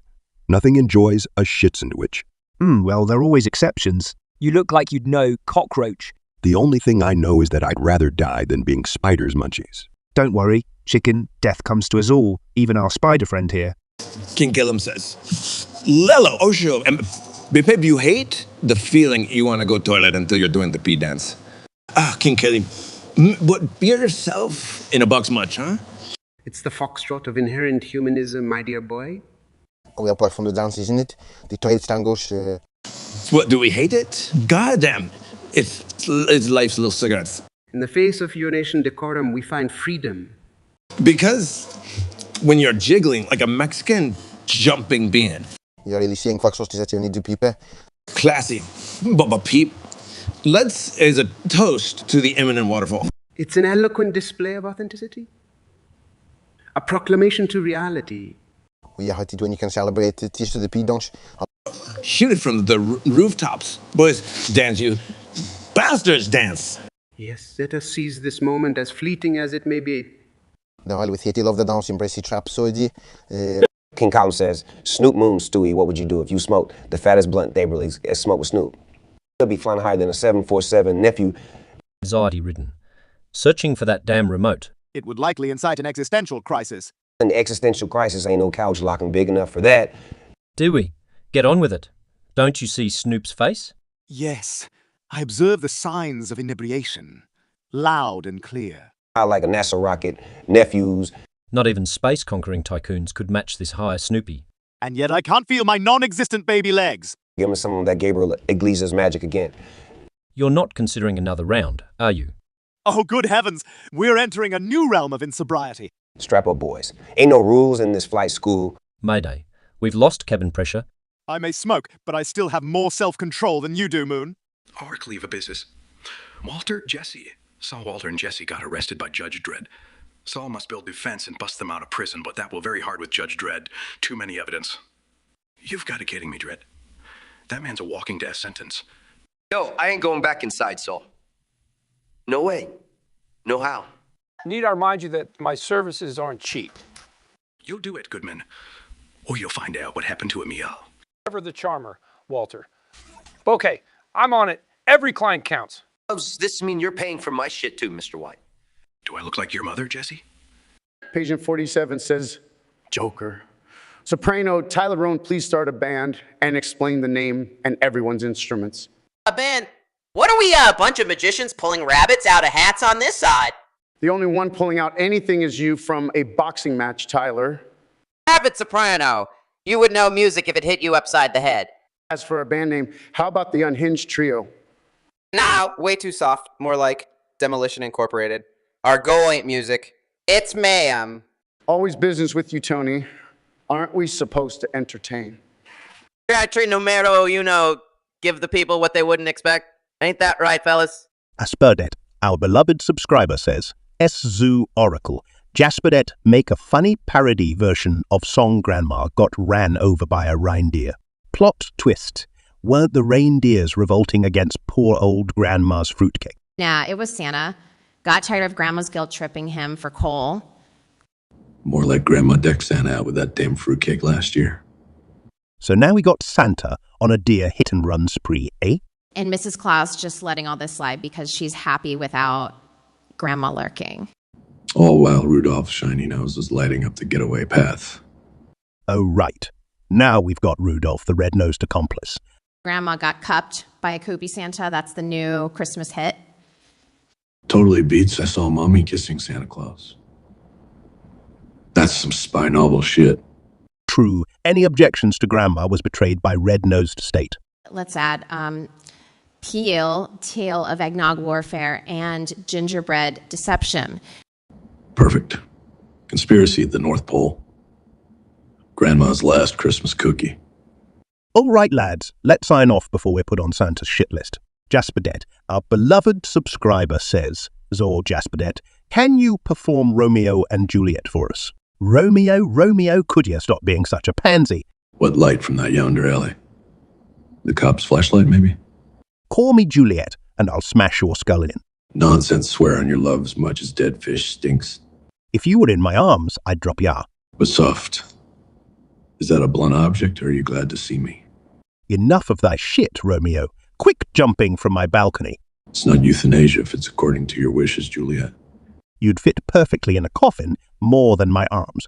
By the pricking of my thumbs. Death's design calls for us both. Romeo, screw it. Al's sweeter on my lips than yours. Thus with a kiss. I spike your drink. Farewell, wench. And thusly, your delusions end. Curtain bloody down on this tragedy. Oracle PBS, our beloved leash, says, Oracle as Charles, here we go, Oracle and Sozo do Charles a total makeover and change his style to be more in modern era. Charles get very nervous because you don't know what to expect from this heretics.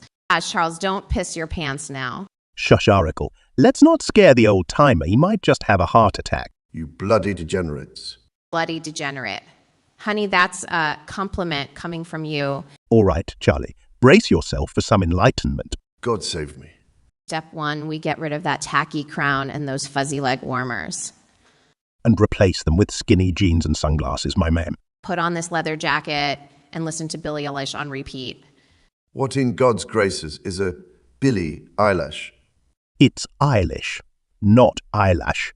Get it right, Geezer. You'll regret this, I swear. We already regret letting you on the stream, darling. Nothing new. Now get ready for our final touch, makeup. Good Lord, does the king surrender or concede? You're done for. That's it. Off with the headset. The modern world isn't ready for you. Adios, Codger Charlie. S-H-A-S, Tyleroon, Luigi, Scooby-Doo. Argue with each other about who has the more grating, irritating voice. Could be a super hyper and can speak any language, including French, Italian, Spanish, Chinese, etc. Scooby sounds like a skip in the damn record player. Disregard the fact sound like a linguini gone wrong. Rusted Italian plumber pipes produce prettier noises, Luigi. Your voice is the equivalent of a dented soup can, Luigi. At least I didn't sound like roided out hamster, Tyler. We're teaching. I speak 7 raw languages flawlessly. Speaking dog doesn't count as being multilingual, furball. Agree with Tyler. You just drew arrows in different accents. Reddest rabbles or ridiculous accents? Oraclebibus says, Kyura of Zelda, Mike, let's have toast for soft and a light roast starting with toast. For Sodom. Well, toast to Sado, the slimy sack of mediocrity. Ah, Sizzo. What a beautiful shade you are of basic. Here's to Sizzo. He makes paint drying look riveting. When it's hard to pick your qualities from a heap of blandness. Sizzo, congratulations on mastering the art of being spectacularly forgettable. Sizzo, if you were any less interesting, you'd be an empty room. CHZ says, Joker Dravile. DeVito is the penguin again. Joker and Dreville want to join forces, Chew. Who won't stop prank calling him with his shitty mic. Prank calling. 30 chuckles from a lousy mic is my version of fun. Typical Joker, finding humor in our misery. You guys are such drama queens. I'll give the penguin an upgrade. Plebeian, don't your bird friends have high-tech gadgets, penguin? Careful, jokester, or I might just give them your number. Fronts the madness. Pure, unadulterated chaos. Oh, don't bring up purity here, Doc. Not your strong suit. As if any hellish mayhem fits your diplomatically delightful approach, Joker. Bickering like old ladies instead of planning revenge. Men! Right you are. Chum nasty bird brain revenge. Can't wait. Only if it involves exceptionally cunning schemes, my colorful accomplice. Like world domination. Precisely. World domination with a twist of personal vendetta. Involving me in your villainy. Now that's quality entertainment. After all, we're the baddest of the bad. Benjamin Mori says Ellie Springer, Avocado discuss among each other favorite quirks and ticks. Ah, quirks. The tiny peculiarities that crop us like daisies in a war-torn field. Politely put, Springer, but it's human damn annoyance, I call it. Avocado, you're just bitter your skin's tougher than a geriatric tortoise's ass. And you would be too. Look at your wrinkles. It's age. Avocado, you'd look this way too if you weren't squashed into guacamole first. Yeah, well, maybe I like being made into mush then. Ha. Talk about masochistic tendencies. Bet you're turned on. Not one bloody iota, my friend. Liar. What? You turn beet red when you lie. That's not a quirk. That's the aftermath of 3 decades hosting garbage TV. Some quirks have better alibis than others. True, like how you can't see when people are insulting you. Funny, Jerry. Guess we both enjoy basking in our own glory. Jaspedet, our beloved subscriber, says, Jaspedet says, "Oh, Oracle, tell her with a nursery rhyme." All right, let's see if we can keep this clean for once. Doubtful, but screw it. Challenge accepted. Humpty Dumpty sat on a damn keg. The mother of her was high, hanging off the edge. He savored the devil's nectar, not giving a shit. All hell broke loose when he pissed off the edge. The bloody lawmen lurked around, red-eyed bugs of sin. With crooked smiles, they told him, "Time's up, let them in." At old Humpty laughing his ass off, just shut. On their godforsaken hats, like a perturbed acrobat. Then Humpty amped up, hollering, "Catch me if you dare." Fell off the edge, crashed under his pitiful despair. So kids, remember, no matter how high you climb, if you're drinking hard booze and committing crime, the result ain't pretty. It ain't any fun. Países, Escobache Hector, tell me all days in Mexico, in lawless crime land, filled with people living without hope of and profitable possibilities. Mexico, algún minuto ese se que es full. More like a graveyard of dreams, Pablo. You're both wrong. Mexico was a holy house made holy. Era solo made more money than God himself. Only because death and despair were your partners in crime. Profitable possibilities. Like selling your soul to the devil for a peso. No like trading hope for survival, with them believers, real quick. But at what cost, Pablo? Life there wasn't living, it was just surviving. And the only hope was hoping you'd survive another day. She abused, lost a woman. Fast bullets are part of the job. Mexico, where even the sun seemed to rise with reluctance. A land where tears flowed easier than rivers. No loans, no richer money. Associated the days. Jasper that our beloved subscriber says, "Poet, so Jasper that sing us a song. Sing your song. Consider your drums warned." Assuming they're still functioning after enduring our foul-mouthed banter. Can't promise they'll be in any recognized human language.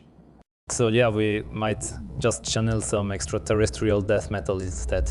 Let's tune up the guitars and summon the angst gods. Suggest a death by taco ballad or an ode to liver failure. You know you're tone deaf, right? Your request is masochism, mate. Here's a sweet ditty for you. F off telemarketer serenade. With the side dish of Don't Call This Bloody Number. And don't forget our smoke and bass solo, Where'd My Sanity Go? Cue the end, with faint echoes of profanities past. A raw, guttural melody only the three of us can laugh. There you have it, Jasper. A splendid cacophony for your ears. Best taken with a drink. And low expectations. Benjamin Omri says Kayura. Cyborg 3. Have it. Let's scorch Taintacler 2000 kindly but fiercely. Hell spells Benjamin. You've got a wicked edge today. Fierce at times and kind to others. Perfectly balanced like life. Life? More like my last tequila binge. Oh yeah. Haha, after which you almost made out with a cactus. That was no cactus. That was Taintacler 2000's personality. Roasted harder than a turkey at Thanksgiving. Dear Taintacler 2000, hope your ego is fireproof. As Lady Kayura's liver after Tequila Tuesday. Hey now, I resent that remark. But in all seriousness, Taintacler 2000, we love ya, mate. Just trying to keep you humble, old Tickle Taint. Cause a world where Taintacler 2000 isn't humbled ain't worth living. No argument there, Cyborg. No argument there. Oracle Habies, our beloved leech, says, Zelda, Oracle W while Zelda struggle with Gignon.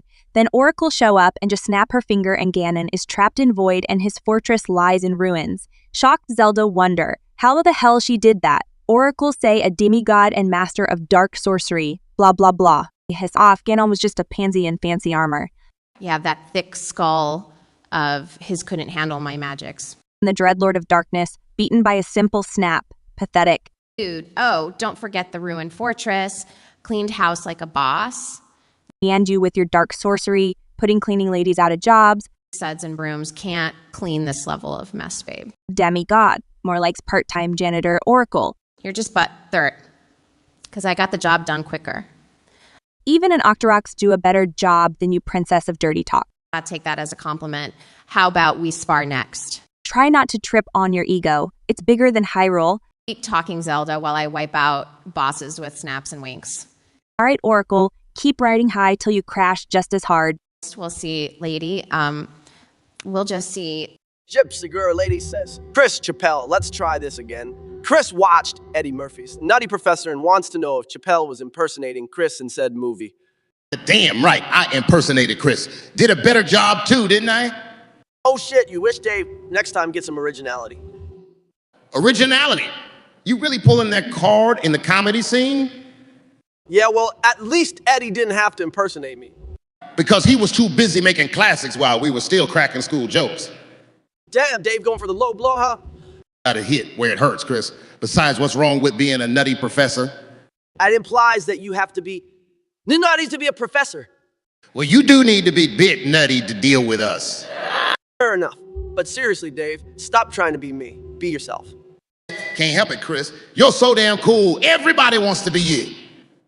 Just heard that our beloved subscriber says, Parody, Carolyn, come up with funny penny names. Alright, just heard it. We've asked for it. Let's wear our way to creativity. Sounds like an opportunity for some linguistic demolition derby. Potty patch personal wipes. How about snot shots and nasal sprays? Damn, that's catchy. I can see into the future biohazard barf bags. Or crap cannons, colon cleanses. Honestly, gotta love laxatives branding. Doing diverse septic services for when shit really gets deep. Fecal flingers, chimney sweepers, cleaning out more than just chimneys. Oh, George, they're gonna love nipple nibblers, lactation cookies. You think that's spicy? Booty banger,